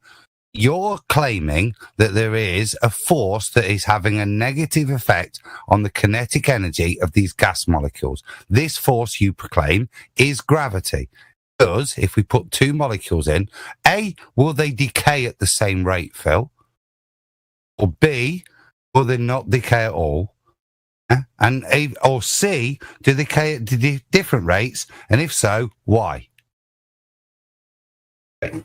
As long as they're losing energy, they would eventually succumb to gravity, and they would fall. They're kept at the same temperature, so they're bunging around the container. Yeah, PV equals nRT. The temperature's the same. Yeah, just the two of them. And you're saying there's an additional entropic force applied to them in the form of gravity. What happens to them? There's always the gravity is always one of the forces that's it's stopping them continuing in their gas behavior, isn't it? Because at the point where they reach the Kármán line, they turn back. So you put those two molecules in there. How does gravity affect them? Describe it, because that's got to be a basic. It's a basic. Gravity always affects them, but and describe it. If they have enough energy, they will keep moving. I'll keep going. Keep them there forever. How long okay, this must be a basic physics question based on that. How long do I have to keep one gas molecule there moving at 5,000 kilometers per hour? How long do I have to keep it there within a container for the negative constant downward force to apply so that the gas molecule loses all of its kinetic energy? That's a basic of physics. Your model, surely. It's fundamental. So every time the gas molecule hits a wall, not going to answer, are you? If the wall of that container, it will lose some of it. No, the wall's the same temperature. No, it won't. The wall's the same temperature, mate. No, the wall's the same temperature, right? So we're fine. Do you understand that when in a collision that some of the energy is lost in the... They're elastic collisions, you doofus! We went over this an hour ago! There's no such thing as perfect elastic collision. Yes, there is! Oh my God, you'd fail. You'd fail junior high level physics. Phil, are you saying then? There's no such thing as perfect elastic collision? Phil, that's absolutely fine. Absolutely fine. Phil, right, but that means that your reason for the entropic loss of kinetic energy is due to non-elastic elastic collision, which is fine. But it doesn't take us away from the reason that you're saying that these molecules lose their kinetic energy. So let's go back to that. Okay, so how does gravity affect the kinetic energy of a gas molecule and gas behavior? How does this apply? I'm assuming it's some kind of downward vector. Another one of those forces that become the net force of that's acting on a particular particle. Okay, so after an elastic collision, so two molecules hit each other and away they go, and they've both got their energy and their angle, and away they go, and we plot its path off to infinitum. How, when within gas law, do we plot a downward additional force applied to that gas particle's trajectory? Can you show me where that's ever done in physics or chemistry? Well, not that particular particle, but no, it's not, Phil, is it? It's not taken. Yes, it's not part of. Because it's not. Because fundamentally, that's not a part of gas behaviour, is it? Yes, in fact, to try and pretend it is would be to have to rewrite all of those laws, isn't it, Phil? Isn't rubbish. it? You don't know what you're talking about. No, it's not rubbish. Carry on then. You rewrite those laws. I'll leave it to you. You don't know what you're talking about. Hey, Professor Phil, let's do this. I'm going to recap what we've covered, and you tell me what I've done wrong, and you voice some contention, okay? So we asked you for a physical demonstration, a practical demonstration of gas pressure void of containment without a container. You then invoked sulfur hexafluoride, a synthetic. I'm still talking, bud. You then invoked sulfur hexafluoride, a synthetic gas, and then you said, oh, well, look, it's going to actually be registered on the scale. We asked you what's going to happen if you leave it there. Well, eventually it's going to gradually dissipate into the surrounding area and fill the available space with omnidirectional dispersal, and you had to actually bring the synthetic gas in a container itself. So you invoked two different containers, and you didn't actually even address the primary thing you're supposed to be addressing, which is the fact that it's going to fill the available space with omnidirectional dispersal over time, because that's what gas does, seeking equilibrium. So would you like to try again and try and give us an actual practical demonstration of gas pressure without a container? No, the one I gave you was sufficient. I just explained 4 different ways that it wasn't. No, you didn't. Okay, it's just a synthetic gas. It actually doesn't just stay there. It still fills the available space, seeking equilibrium. So that doesn't actually answer your question. And to even bring the gas there, you have to put it in a container. So if it doesn't just stay there, then that isn't going to actually address our issue, because it eventually still disperses omnidirectionally, filling the available space, seeking equilibrium, right? What's that, Phil? Nothing you said there made any sense. Wait, yeah, you did. You did. It was coming. Yeah, so it sounded like you just hand waved what Witsa just said, Phil. You bet. Why? You bet. Why did you address it? Because he said something did you hear what he said? Yeah, he said something very damning to what your argument was, and I'd like to. Why don't you have? I want to hear your response. Like, that's what I'm here for. I'm trying to listen to what you got to say. Like, you need to respond to what he said. That this is important. But Phil, can you repeat what Witsa said so we know you understood it? When I told you about SF6, I told you it would behave just like water would. Yeah, but did you hear what he said? Yeah, what did I say?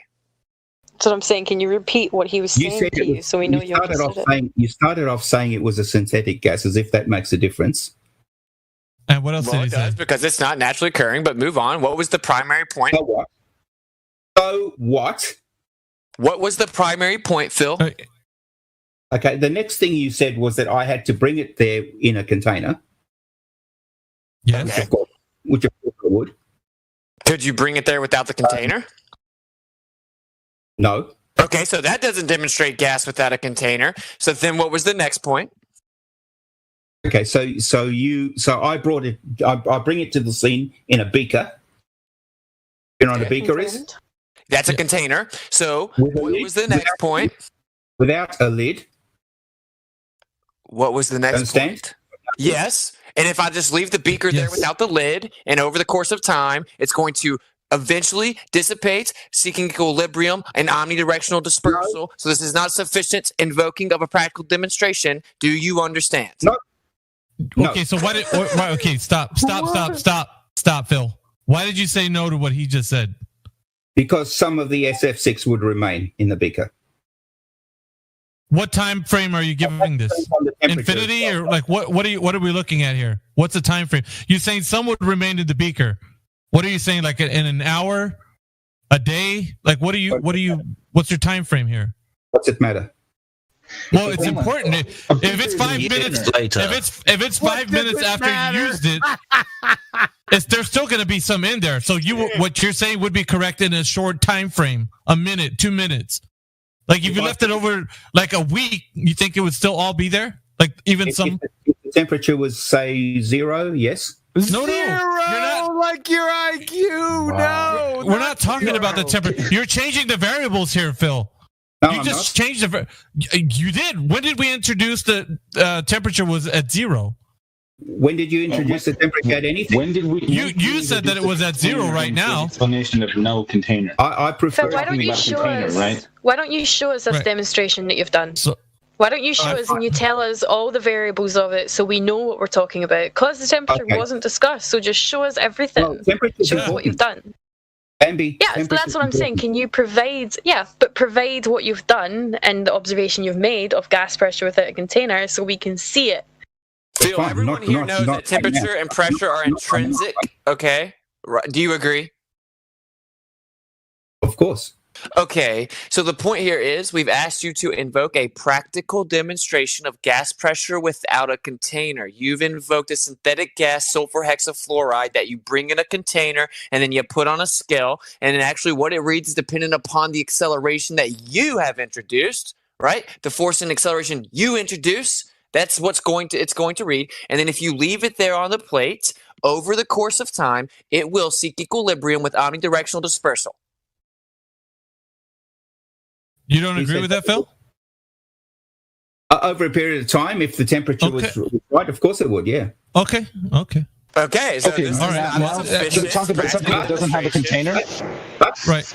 So I guess if the temperature was cold enough, it would stay in the beaker. All right. Well, Phil, here's the thing. I'm still trying to, real quick, Adam. What I'm still trying to do is get to the point where we're going to measure some curvature, because we can't do that if your satellite is in a medium that can't exist. So right now it's. I'm saying. I know you're making a declaration, Phil.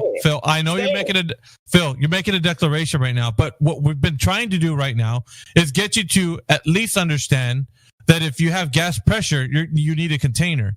But you can't demonstrate that you can't have a container. Like this whole time, I want to say I've been here for like an hour and 30 minutes, Professor Phil, and you haven't demonstrated how you can have gas pressure without a container. It seems like every method that you've introduced, it fails on every level, and I'm waiting for the your opinion of it. I'm waiting for the demonstration so that we can move forward and provide that. I'm waiting for the demonstration so we can move forward to provide the measurement of Earth curvature with your Himawari 8 in the medium that you say it's in. But if you cannot do that, then that Himawari 8 image that you showed me, I have to throw it away because you're not demonstrating gas pressure without a container. So, Professor Phil, let's ask him this. Can you provide any evidence of the convexity of terra firma without invoking something in the very medium that's in contention? Watch the ships go over the horizon. Okay. If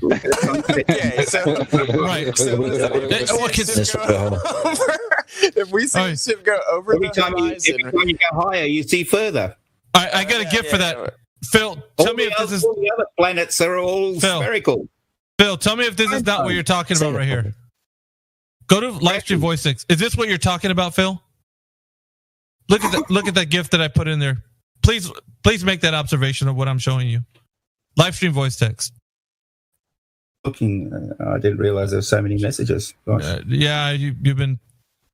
go to the very last one. It's just a gift that shows what you're talking about. I'm trying to get that. Okay. This has been really busy. I've never seen it.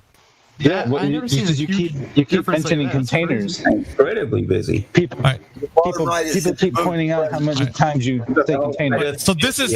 I'm sorry, guys, but this is what Winston was saying right now with what you just told him. So I'm just wondering, is this what you're talking about?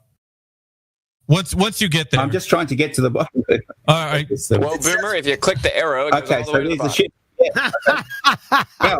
Yeah. That's certainly what I'm talking about, Miggy. All right. What's it? Okay, so my question for you is: if I go back the next day, will this disappear at the same distance?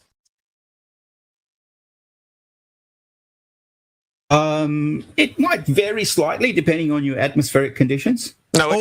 Wait. No. Actually, the size of Earth changes. No. Yeah. That's what I was gonna say. So you're saying slightly, meaning that the position of where we would see the horizon would change?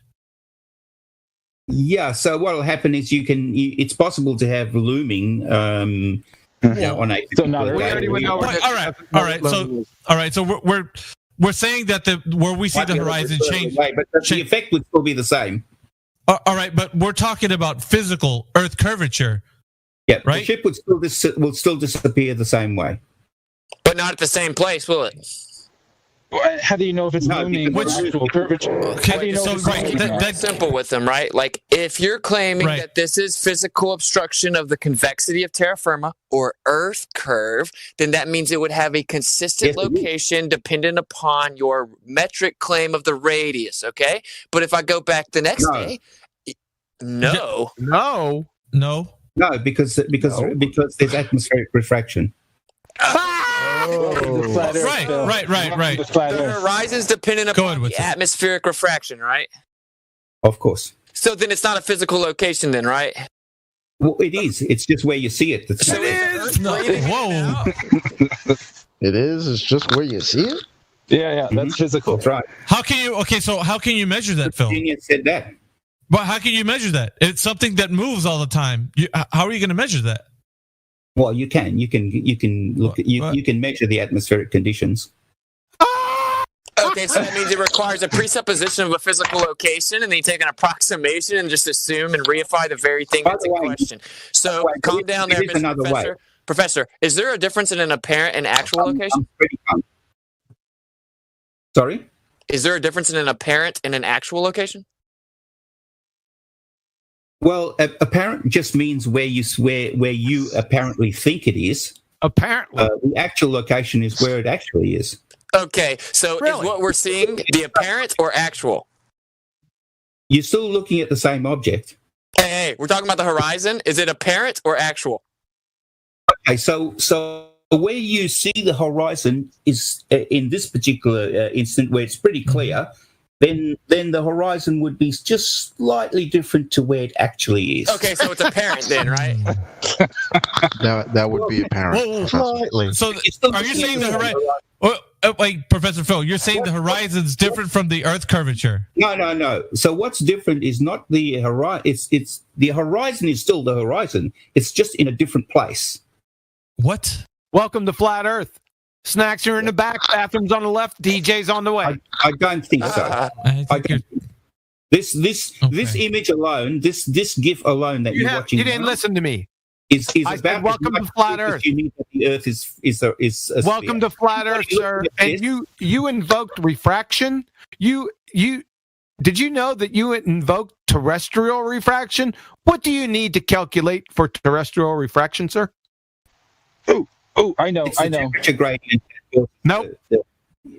Yes, it does. Okay. What else do you need? Well, you need to have a different. You need to have a temperature gradient, or Professor Phil. How often do you? No, hold on a second. No, Professor Phil. In geometry.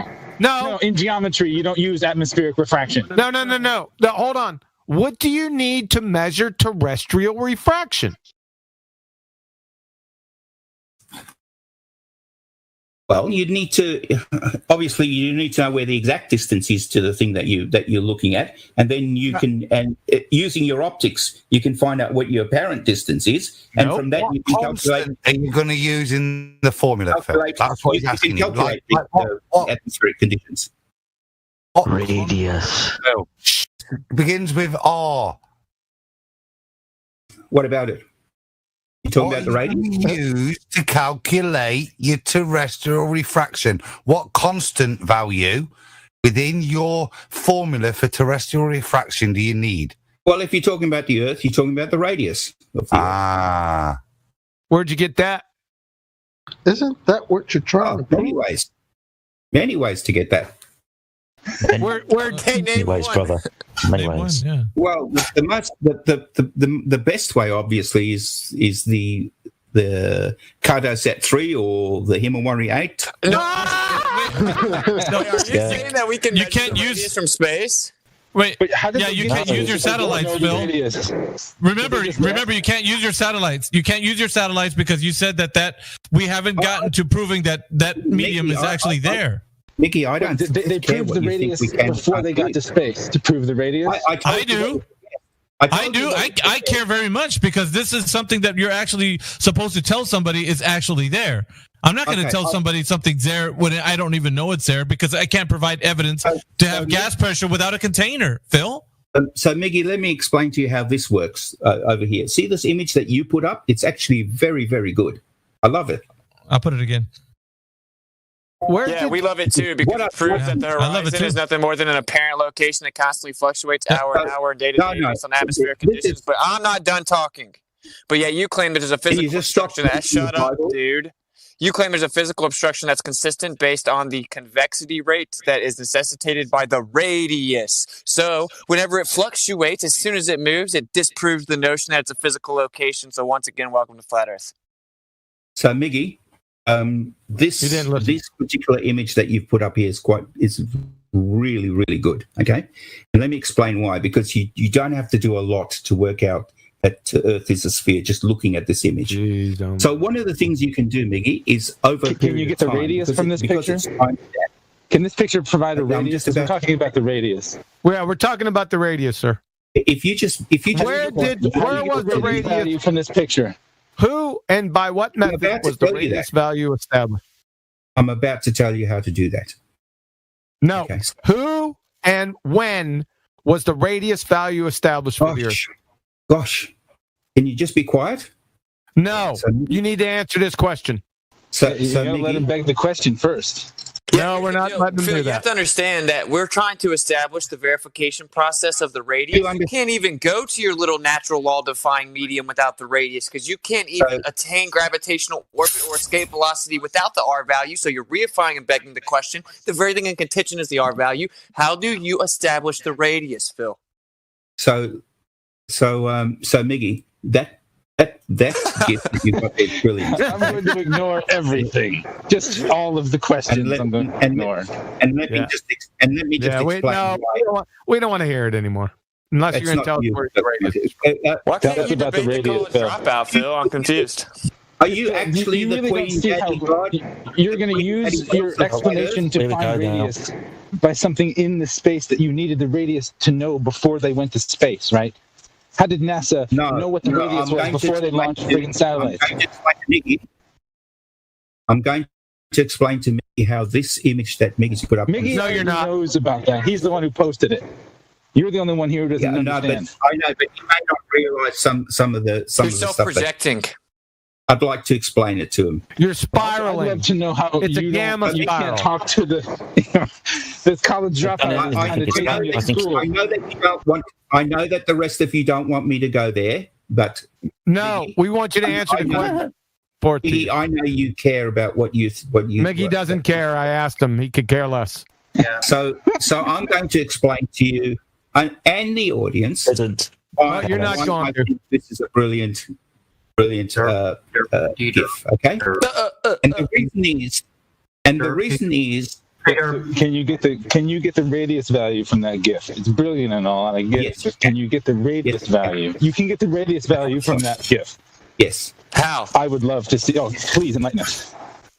Well, exactly what I was trying to do this whole time. All right. The radius. You're going to prove the radius right now. Everyone, quiet. He's about to tell us about the radius from this GIF. Oh, yeah. Go.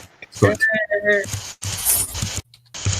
Okay, so one of the things you can do is you can plot the distance that the ship moves against the height that this ship moves away.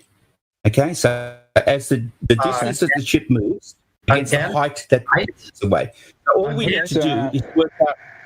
All we need to do is figure out how fast that ship is moving, because that'll tell us how far away it is at each given point when we're looking at the distance above the horizon. Yeah, but it changes hour to hour, though.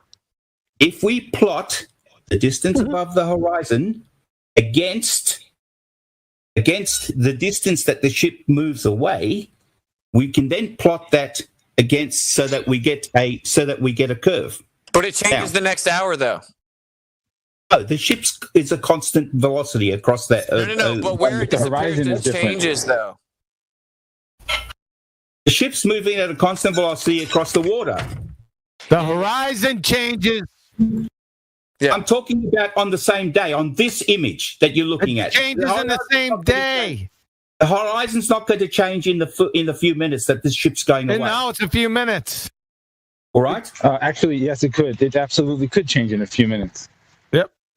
It will be insignificant even if it could. Oh, so that's a subjective interpretation of what's significant.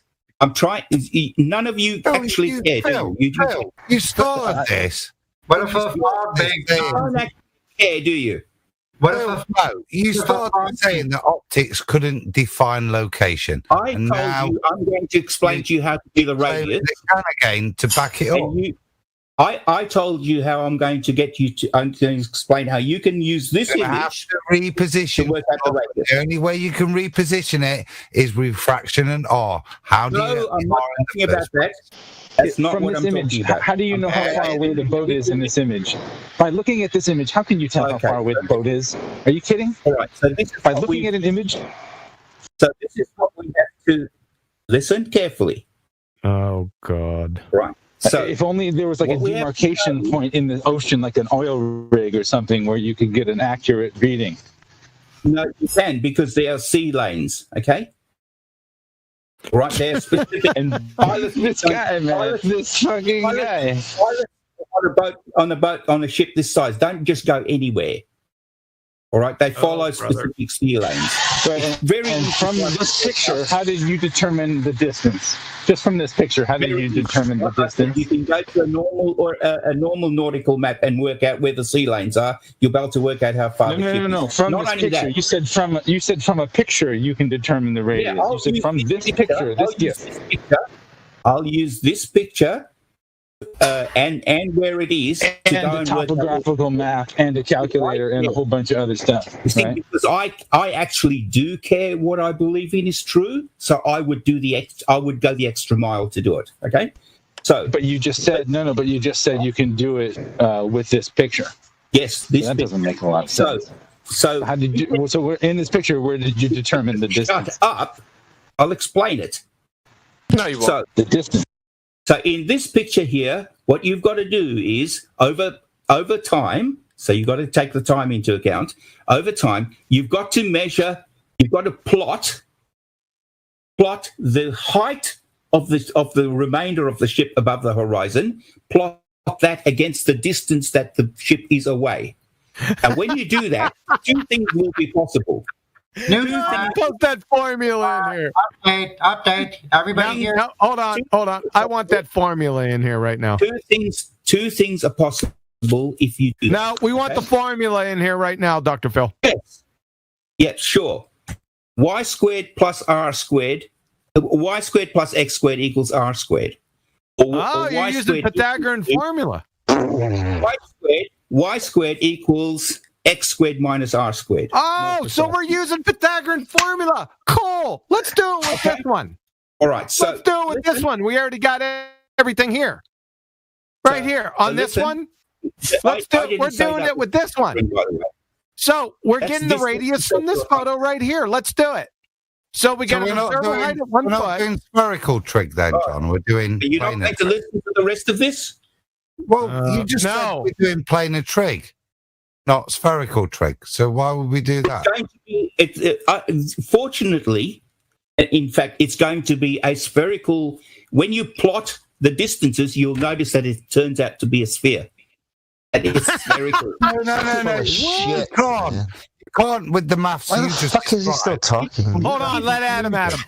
Let Adam at him. You can't. You just described, as John correctly said, Pythagorean theorem. You can't use anything. Well, unless you can't steps, you shouldn't be using it, should you? No, how are you getting a ball from Pythagorean calculation? I didn't use that, Adam. You don't know what you're talking about. Do you not know the formula for a circular function? Go ahead. Put it in live stream. No, so you don't go back on. I'm thinking in whatever thing I was doing, if I was applying it over a ball, pi is going to be in there, and then there's going to be an R value. Whatever formula I'm going to say, it's not going to be, A squared is equal to B plus C squared or whatever. It's not going to be like that, is it? Because it's going to have to take into account distance and the R value, isn't it? It's going to have to be proportionate. No one said that, Adam. You just made that up because you don't know you. Rate of change based on R. If we're going to describe any traversing across a sphere, and rate of change of R is fundamental in any formula, isn't it? Oh. No? I'm just going to write the formula on the screen right now. No! If we're going to describe this... science? Oh. Okay. Can you see the formula I've put down on the screen now? What are the assumptions? Yeah, okay, lovely, Phil. So what are the assumptions? No, lovely. What is it? No, please describe. That's loaded what is full the of formula that I put on the screen just now? Loaded full of assumptions to derive it down to that. So I think it would be relevant if you're going to reduce it to that level, Phil. You need to ascribe the assumptions you make to that level, that you're going to make it bring that down. So go ahead when you're talking about the Earth as a ball, what you do to bring that formula down to that, because that's not. Go ahead. I told you that I would be able to use that particular image to work out what the radius is. Now, right there in the formula, I asked about the formula you're using to back up the statements you're about to make. Please describe the assumptions for the derivation that you use to derive it down to that base level. Listen to what he's saying, Phil. Stop interrupting him. Doesn't there? If we're talking about the Earth, you've got to describe what you negate within that derivation. No, otherwise it wouldn't be. Otherwise, it wouldn't be so pretty, would it, Phil? No, we both know that. No, I don't. No, you don't. Well, I do. So clearly, once again, you demonstrate you don't know what you're talking about. At a much lower level. No, carry on. Of course I am. That's why I just pointed out the formula you pointed out to back up your bullshit. Yeah, rubbish. You don't even know. Assumptive. You don't even requires you to negate. Don't shut up. Lots of the parameters in it for you to derive it to that. And I think you just should be honest when you're putting formulas up. It's a bit like with the assumption to the horizon calculation. You have to derive that it's negligible, certain components of it, i.e. the curvature, to get to that calculation. So, once again, with regards to yours, what are the things you have to consider as negligible and ignore? And I think you'll probably find it's rate of curvature, but carry on, Phil. Okay, so you don't have to assume anything, okay? All you need to do... You're already assuming R, because I've seen it in your calculation. No, I've seen it in your formula. There's an R squared in there. You're assuming it from the... Well, where did you get R from? Where did you get R from? I can make that the subject. No, you can't. It's already in your form. It's not R equals, is it? You're not that sharp, are you? Your equation. You can't make it a subject to make R equals for you. No. Go back to the initial waffle you were starting. It's in there. Where did you get the R from? You don't need to get the R. You calculate the R. You don't need to get the R. You just assume the R then. No, you don't have to assume it. Not at all. No, you don't need to get it. You don't need to assume it. Exactly. What does it come from? Archangel Michael? Does he bring it? Where do you get the R from? I'm just about to show you. That would be Gabriel. Pictures. No, Michael. It's well below Gabriel. Come on, where do you get the R from in your formula? Show you. Is it optics? Are you going to put a picture up? Hey, show me a picture of something. After all we've just been through. I know you that boat miles away and I can't see the bottom 10 foot of it. Is that what you're going to show me now? Have a look at this. Prove you are. I've written down. I can see He-Man. That says it all. What is it? What does it say about the formula? I've written down. Where? You can't see it 36 minutes after the hour. You're using Pythagorean formula. That's not Pythagoras' formula, by the way. Oh, my God. So, like I asked them, Phil, if you're applying that formula to the Earth, you've rearranged it. Well done. Very good. Bag of shite. Okay. It's Pythagorean formula. It doesn't really matter. He just swapped his functions around. Scroll up a little bit, look. Yeah, I know. I see what he did. Yeah, I see it. Now, sometimes this thing I don't know is the best thing to do. Now, do you know where we get y squared from? Y squared is the height. Do you know where we get x squared from? X squared is the distance away from. I already did that on the Black Swan. R, Phil? What's R? That's what he's solving for. Exactly. At least there's one. So I already did that on the Black Swan. Guess what I got? You're actually going back to the point that optically you're going to use X and Y to solve for R, even though what we've just been through. What have we been through that's a problem? With the Pythagorean, yeah. It's not Pythagoras, by the way. You can use Pythagorean formula on that, but you've got not Pythagoras' formula on a sphere, haven't you? You've got to place that triangle on the sphere. It's not a triangle. You've got to assume that the XY coordinate differences and any difference in there is caused by a change in the Y coordinate, isn't it? Yeah, based on curvature.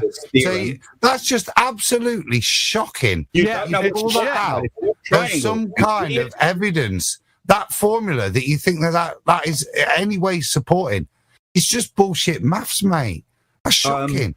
Should be ashamed of yourself. Is that not the formula for the function of a circle? Yes or no? Do you understand that Pythagorean formula is a squared plus b squared equals c squared? I'll leave you to it for you. I know what Pythagorean formula is. That's not. That's it.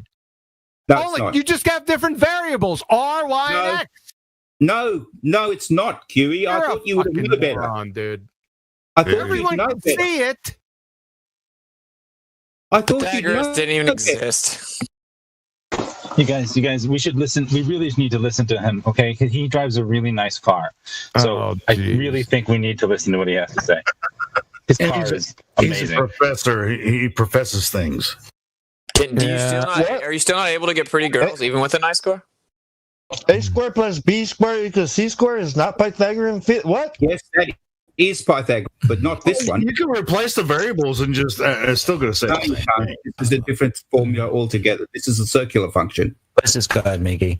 This is a circular. It's not measuring. This isn't measurement of Earth curvature. No. I feel like we've been spinning our wheels here trying to figure out measurement of Earth curvature. I've just given it to you. This is how you work it out. You gave me the formula. Well done. Like when are we going to go out into reality and measure this curvature? Yeah. Remember that image I showed you of that boat? How can we figure out a measurement? Oh, don't worry. I'll work out how we can work out what that sea line is. Do you know how do you know? Hold on a second. Let's get back to the original.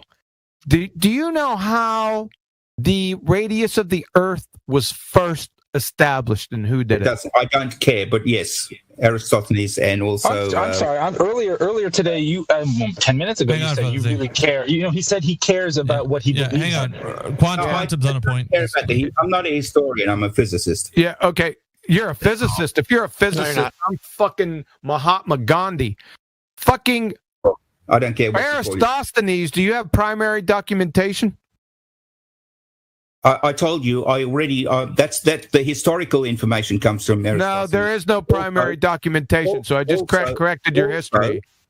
It wasn't Aristophanes, and no matter how you can overtalk me, that's okay because I'm just going to say the same thing with you muted. It's also Eratosthenes. Oh, who was that? They did different things, you moron. Also, apart from that, there's many other mathematicians. No. Who established the radius of the Earth for absolute positive sure, and we have primary documentation of it? Spell his name. Does it start with an A or an E? You keep saying Aristophanes or whatever. No, it wasn't Eratosthenes. No. Well, he doesn't know his own religion.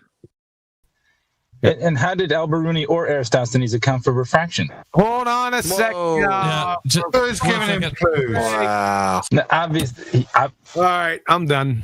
You take it. This is what I'm talking about. You need to shut the fuck up, right? But you can't do it. You just can't do it. Can't help yourself. So I'm out. Have a good one. Phil, do you know how they supposedly got the radius, yes or no? I'm not a historian, but I know that Aristophanes used the sticks. Okay, he just now told you that Aristophanes doesn't even have primary documentation. There's no way to validate the historicity of that claim. It's just a story. So I'm not done talking, Phil. So for one, there's no primary documentation. There's no way to validate the historicity of that claim. In addition, according to your little religion brought to you by Jesuit priests, that's not even the person that actually established the radius. Did you not know that? You can go and do this experiment yourself. Okay, it's not an experiment. And in addition to that, we are not talking about what you think. We're talking about what your little religion claims. Now, they don't claim that Eratosthenes actually came up with the radius. Did you not know that? You can go and do this yourself. Are you like a robot? What's the difference between coming up with the radius and circumference? First of all, that Eratosthenes experiment would work the same. What is the difference between? What's the difference between coming up with the radius or circumference? Well, the supposed circumference, which again was just a fairy tale because there's no primary documentation, was much more vague approximation. They claim that they got a very accurate radius value with a different methodology. Do you know what that was? I don't know I don't know the error that he made, but it would be around about 5%. Don't you find it odd that you run around saying that we know exactly what the radius is, but you don't even know what the methodology was? Yes, because our modern instruments to give us exactly what the radius is. Oh, how do they do that? Satellites. Oh, yeah. So did you use the radius value to put a satellite into orbit? That would be a good idea. No. There's no good idea. You have to have it. What for? Well, you have to know the radius of orbit. I thought you did this for a living. What? And I'm a college. Yes, I do. What? Radius of orbit? That's pretty obvious, yeah. But yes, that's what I do. Do you need the radius of orbit? Yeah. So that means you need the radius of the Earth, then, right? This guy's a troll, man. He's a fucking troll. Yeah, I agree, Leo. There's no way. We're reaching the limit. We are reaching the limit. We still haven't provided measurement of Earth curvature. We're reaching over 2 hours already. Yep. No, it's been we're probably gonna have to part. We're probably gonna have to part ways, and maybe try again some other time, Phil. All right, well, let me ask you something real fast, Phil, before you get muted because people can't stay and listen to your stupidity. Phil, here's the deal, bud. You actually would need a radius value to even supposedly go into space in this fairy tale medium that defies natural law. So whenever you just say, well, we measured it with Stop interrupting me, Phil. You're a little gamma male, okay? But you're not a special boy. You're not a special boy. You're not a secret king. You're going to stop interrupting me, dude. For real, okay? So to go to supposed space, you need the radius value because you have to know the radius of orbit, which means you have to know the distance from the surface to the center of a mass and the center of the Earth. This is objective. No one cares what you have to say about it. So whenever you claim to invoke something in space, you're actually begging the question of what's in contention, which is the R value itself. So you couldn't have gone to space if you didn't have the R value, which what that means is they objectively would have had to definitively establish the R value to even go to space. So how did they do that? Many ways. And well, let's okay. I gave you already. I told you how they. He's just going to keep waffling. Yeah. Hey, I want to point something out about Professor Phil. Right before this whole conversation started over 3 hours ago, I gave him the Globe Earther role. He had plenty of opportunities to post links to information about what he's talking about. But we've been posting information, and it seems like he just found the live stream voice text like 30 minutes ago while he just waffled on for 2 hours, and he wasn't even looking at the information that we were posting while we were talking about it. And so he hasn't posted a goddamn thing except for a couple of equations. And so, Professor Phil, you should be embarrassed, bro. And the pictures. Yeah. Oh, a couple of pictures. He's just an ignorant, stubborn person who, who wouldn't want to listen to people. Professor Phil, here's the deal, okay? Professor Phil, listen, check this out. I'm talking now. Shut the fuck up. I'm talking now. No. Good try. Shut up. Okay, let him respond to what I said. Hold on, let him respond really quick to what I said. Make it really quick. Make it quick. Now, I gave you the picture of the actual Earth. Oh my God! Here we go again. Okay. Go ahead. Phil, here's the deal. So, in order to go to space and to send this little Himawari up there and take supposed pictures, which only come every 10 minutes and it's based on CGI composites, but you're just a clown. The point is, you'd have to have the R value to do that, right? And so we go out and we test the actual Earth itself, which is the only methodology that would be sufficient to actually establish the R value, right? And we've actually falsified the R value because the convexity rate of terra firma necessitated by the R value isn't on the Earth. It's nowhere all over the Earth. So we falsify the R value. What that means is when they told us they went to space, they had to be lying because that would be an impossible task without the R value. This is skipping over the fact that it's a violation of natural law. Okay. So with the falsification of the R value comes the falsification of the entire model. So you might want to pump the brakes and coming in here and making a fool of yourself. If you choose to live in fairy tale land where you believe the religion crafted to you by Jesuit priests without empirical evidence, that's your own decision. But stop acting like you know it's real, because you can't even establish the R value or respond with any specific contention or rebuttal as to our falsification method. That's what I was telling you, Phil, when you first came, when I first talked to you. That's exactly what I was trying to explain to you. And it seems like we haven't gotten the measurement of Earth curvature. So, I mean, you've been here, and just like Helio Skeptic was saying, I mean, you had plenty of time to post as much information as you wanted. I mean, I knew you put that image in there. Over 3 hours. So, yeah, I think we're gonna have to part ways on this one. So Miggy, we're not going to ban you, Phil, but we do other things here. I mean, I appreciate everyone being here. Listen, no, it's just. Do you mind if I speak? You're going to give one more statement. Go ahead. Okay, so the reason, as I told you, the reason that I'm coming here is not to convince you of anything.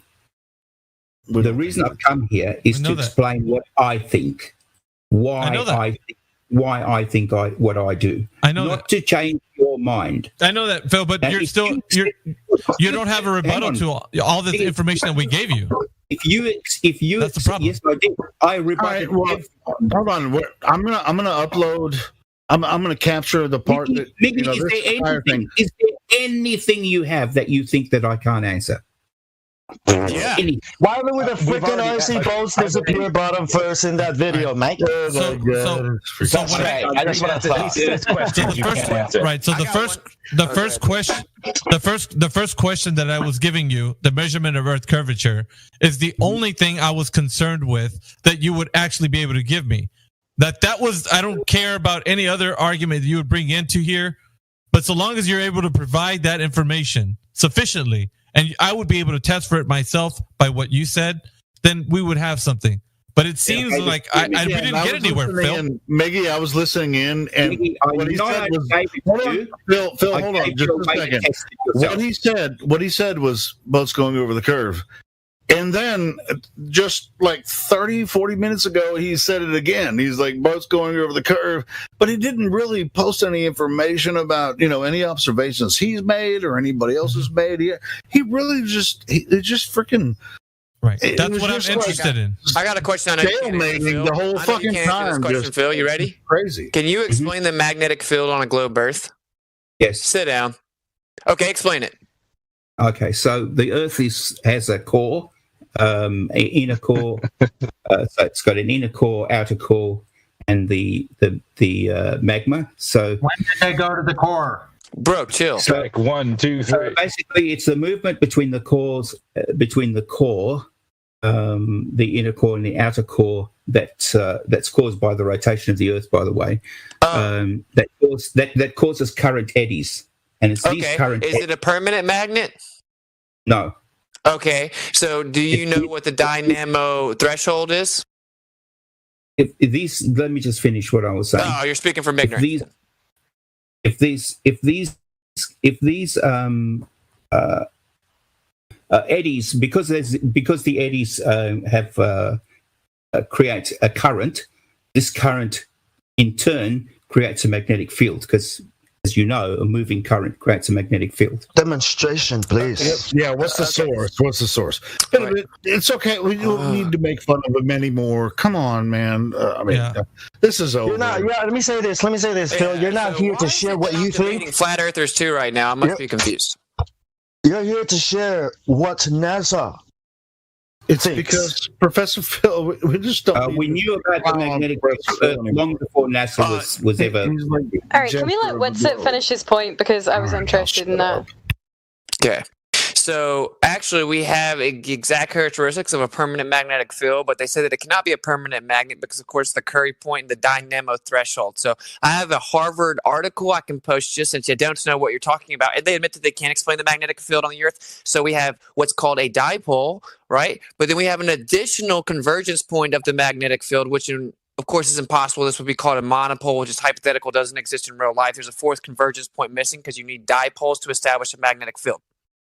This is well known within the top. Listen, this is well known by the subject matter experts in your own paradigm, but you have no idea what you're talking about. They admit they can't explain the magnetic field yet on the globe Earth.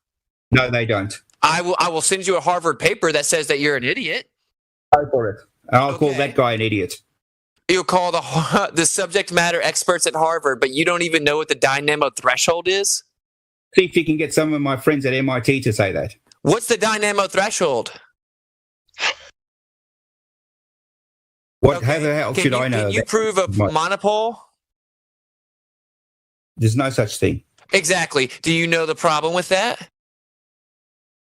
We have a third independent convergence point on the globe Earth. Did you not know that? However small the magnet is, it will have two poles. Yes, that's right. There's no way to have a magnetic field without a dipole. Okay, we have two poles, but then we have a third convergence point without the dipole, which means there would be a quadrupole. So they're trying to explain it. No, bullshit. No, nuh-uh. That's right. Nuh-uh. That's fear. No. Oh no, that's cactus. No. Objectively, just to wrap this up, objectively, here's the deal.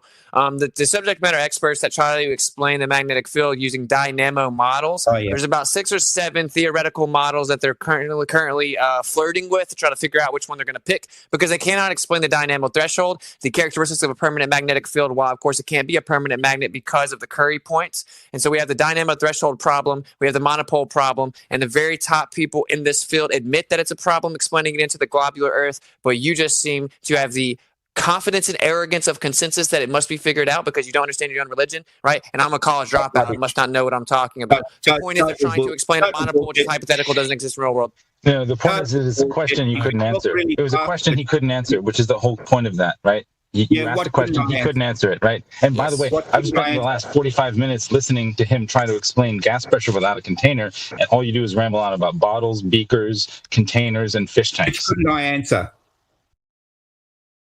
All right, so I guess is this for what right now, Panda server is like? Phil, you could probably just maybe go on mute so we can start talking to other people. Yeah, coming on. So we're gonna move on. So Phil, time. You could probably come back some other time or put yourself on mute, whatever you want to do. But we're gonna actually start talking to other people. Watching 24/7 Flat Earth Discord live. All right. Put a pause on that conversation. I jumped in when you guys were initially talking about the gravity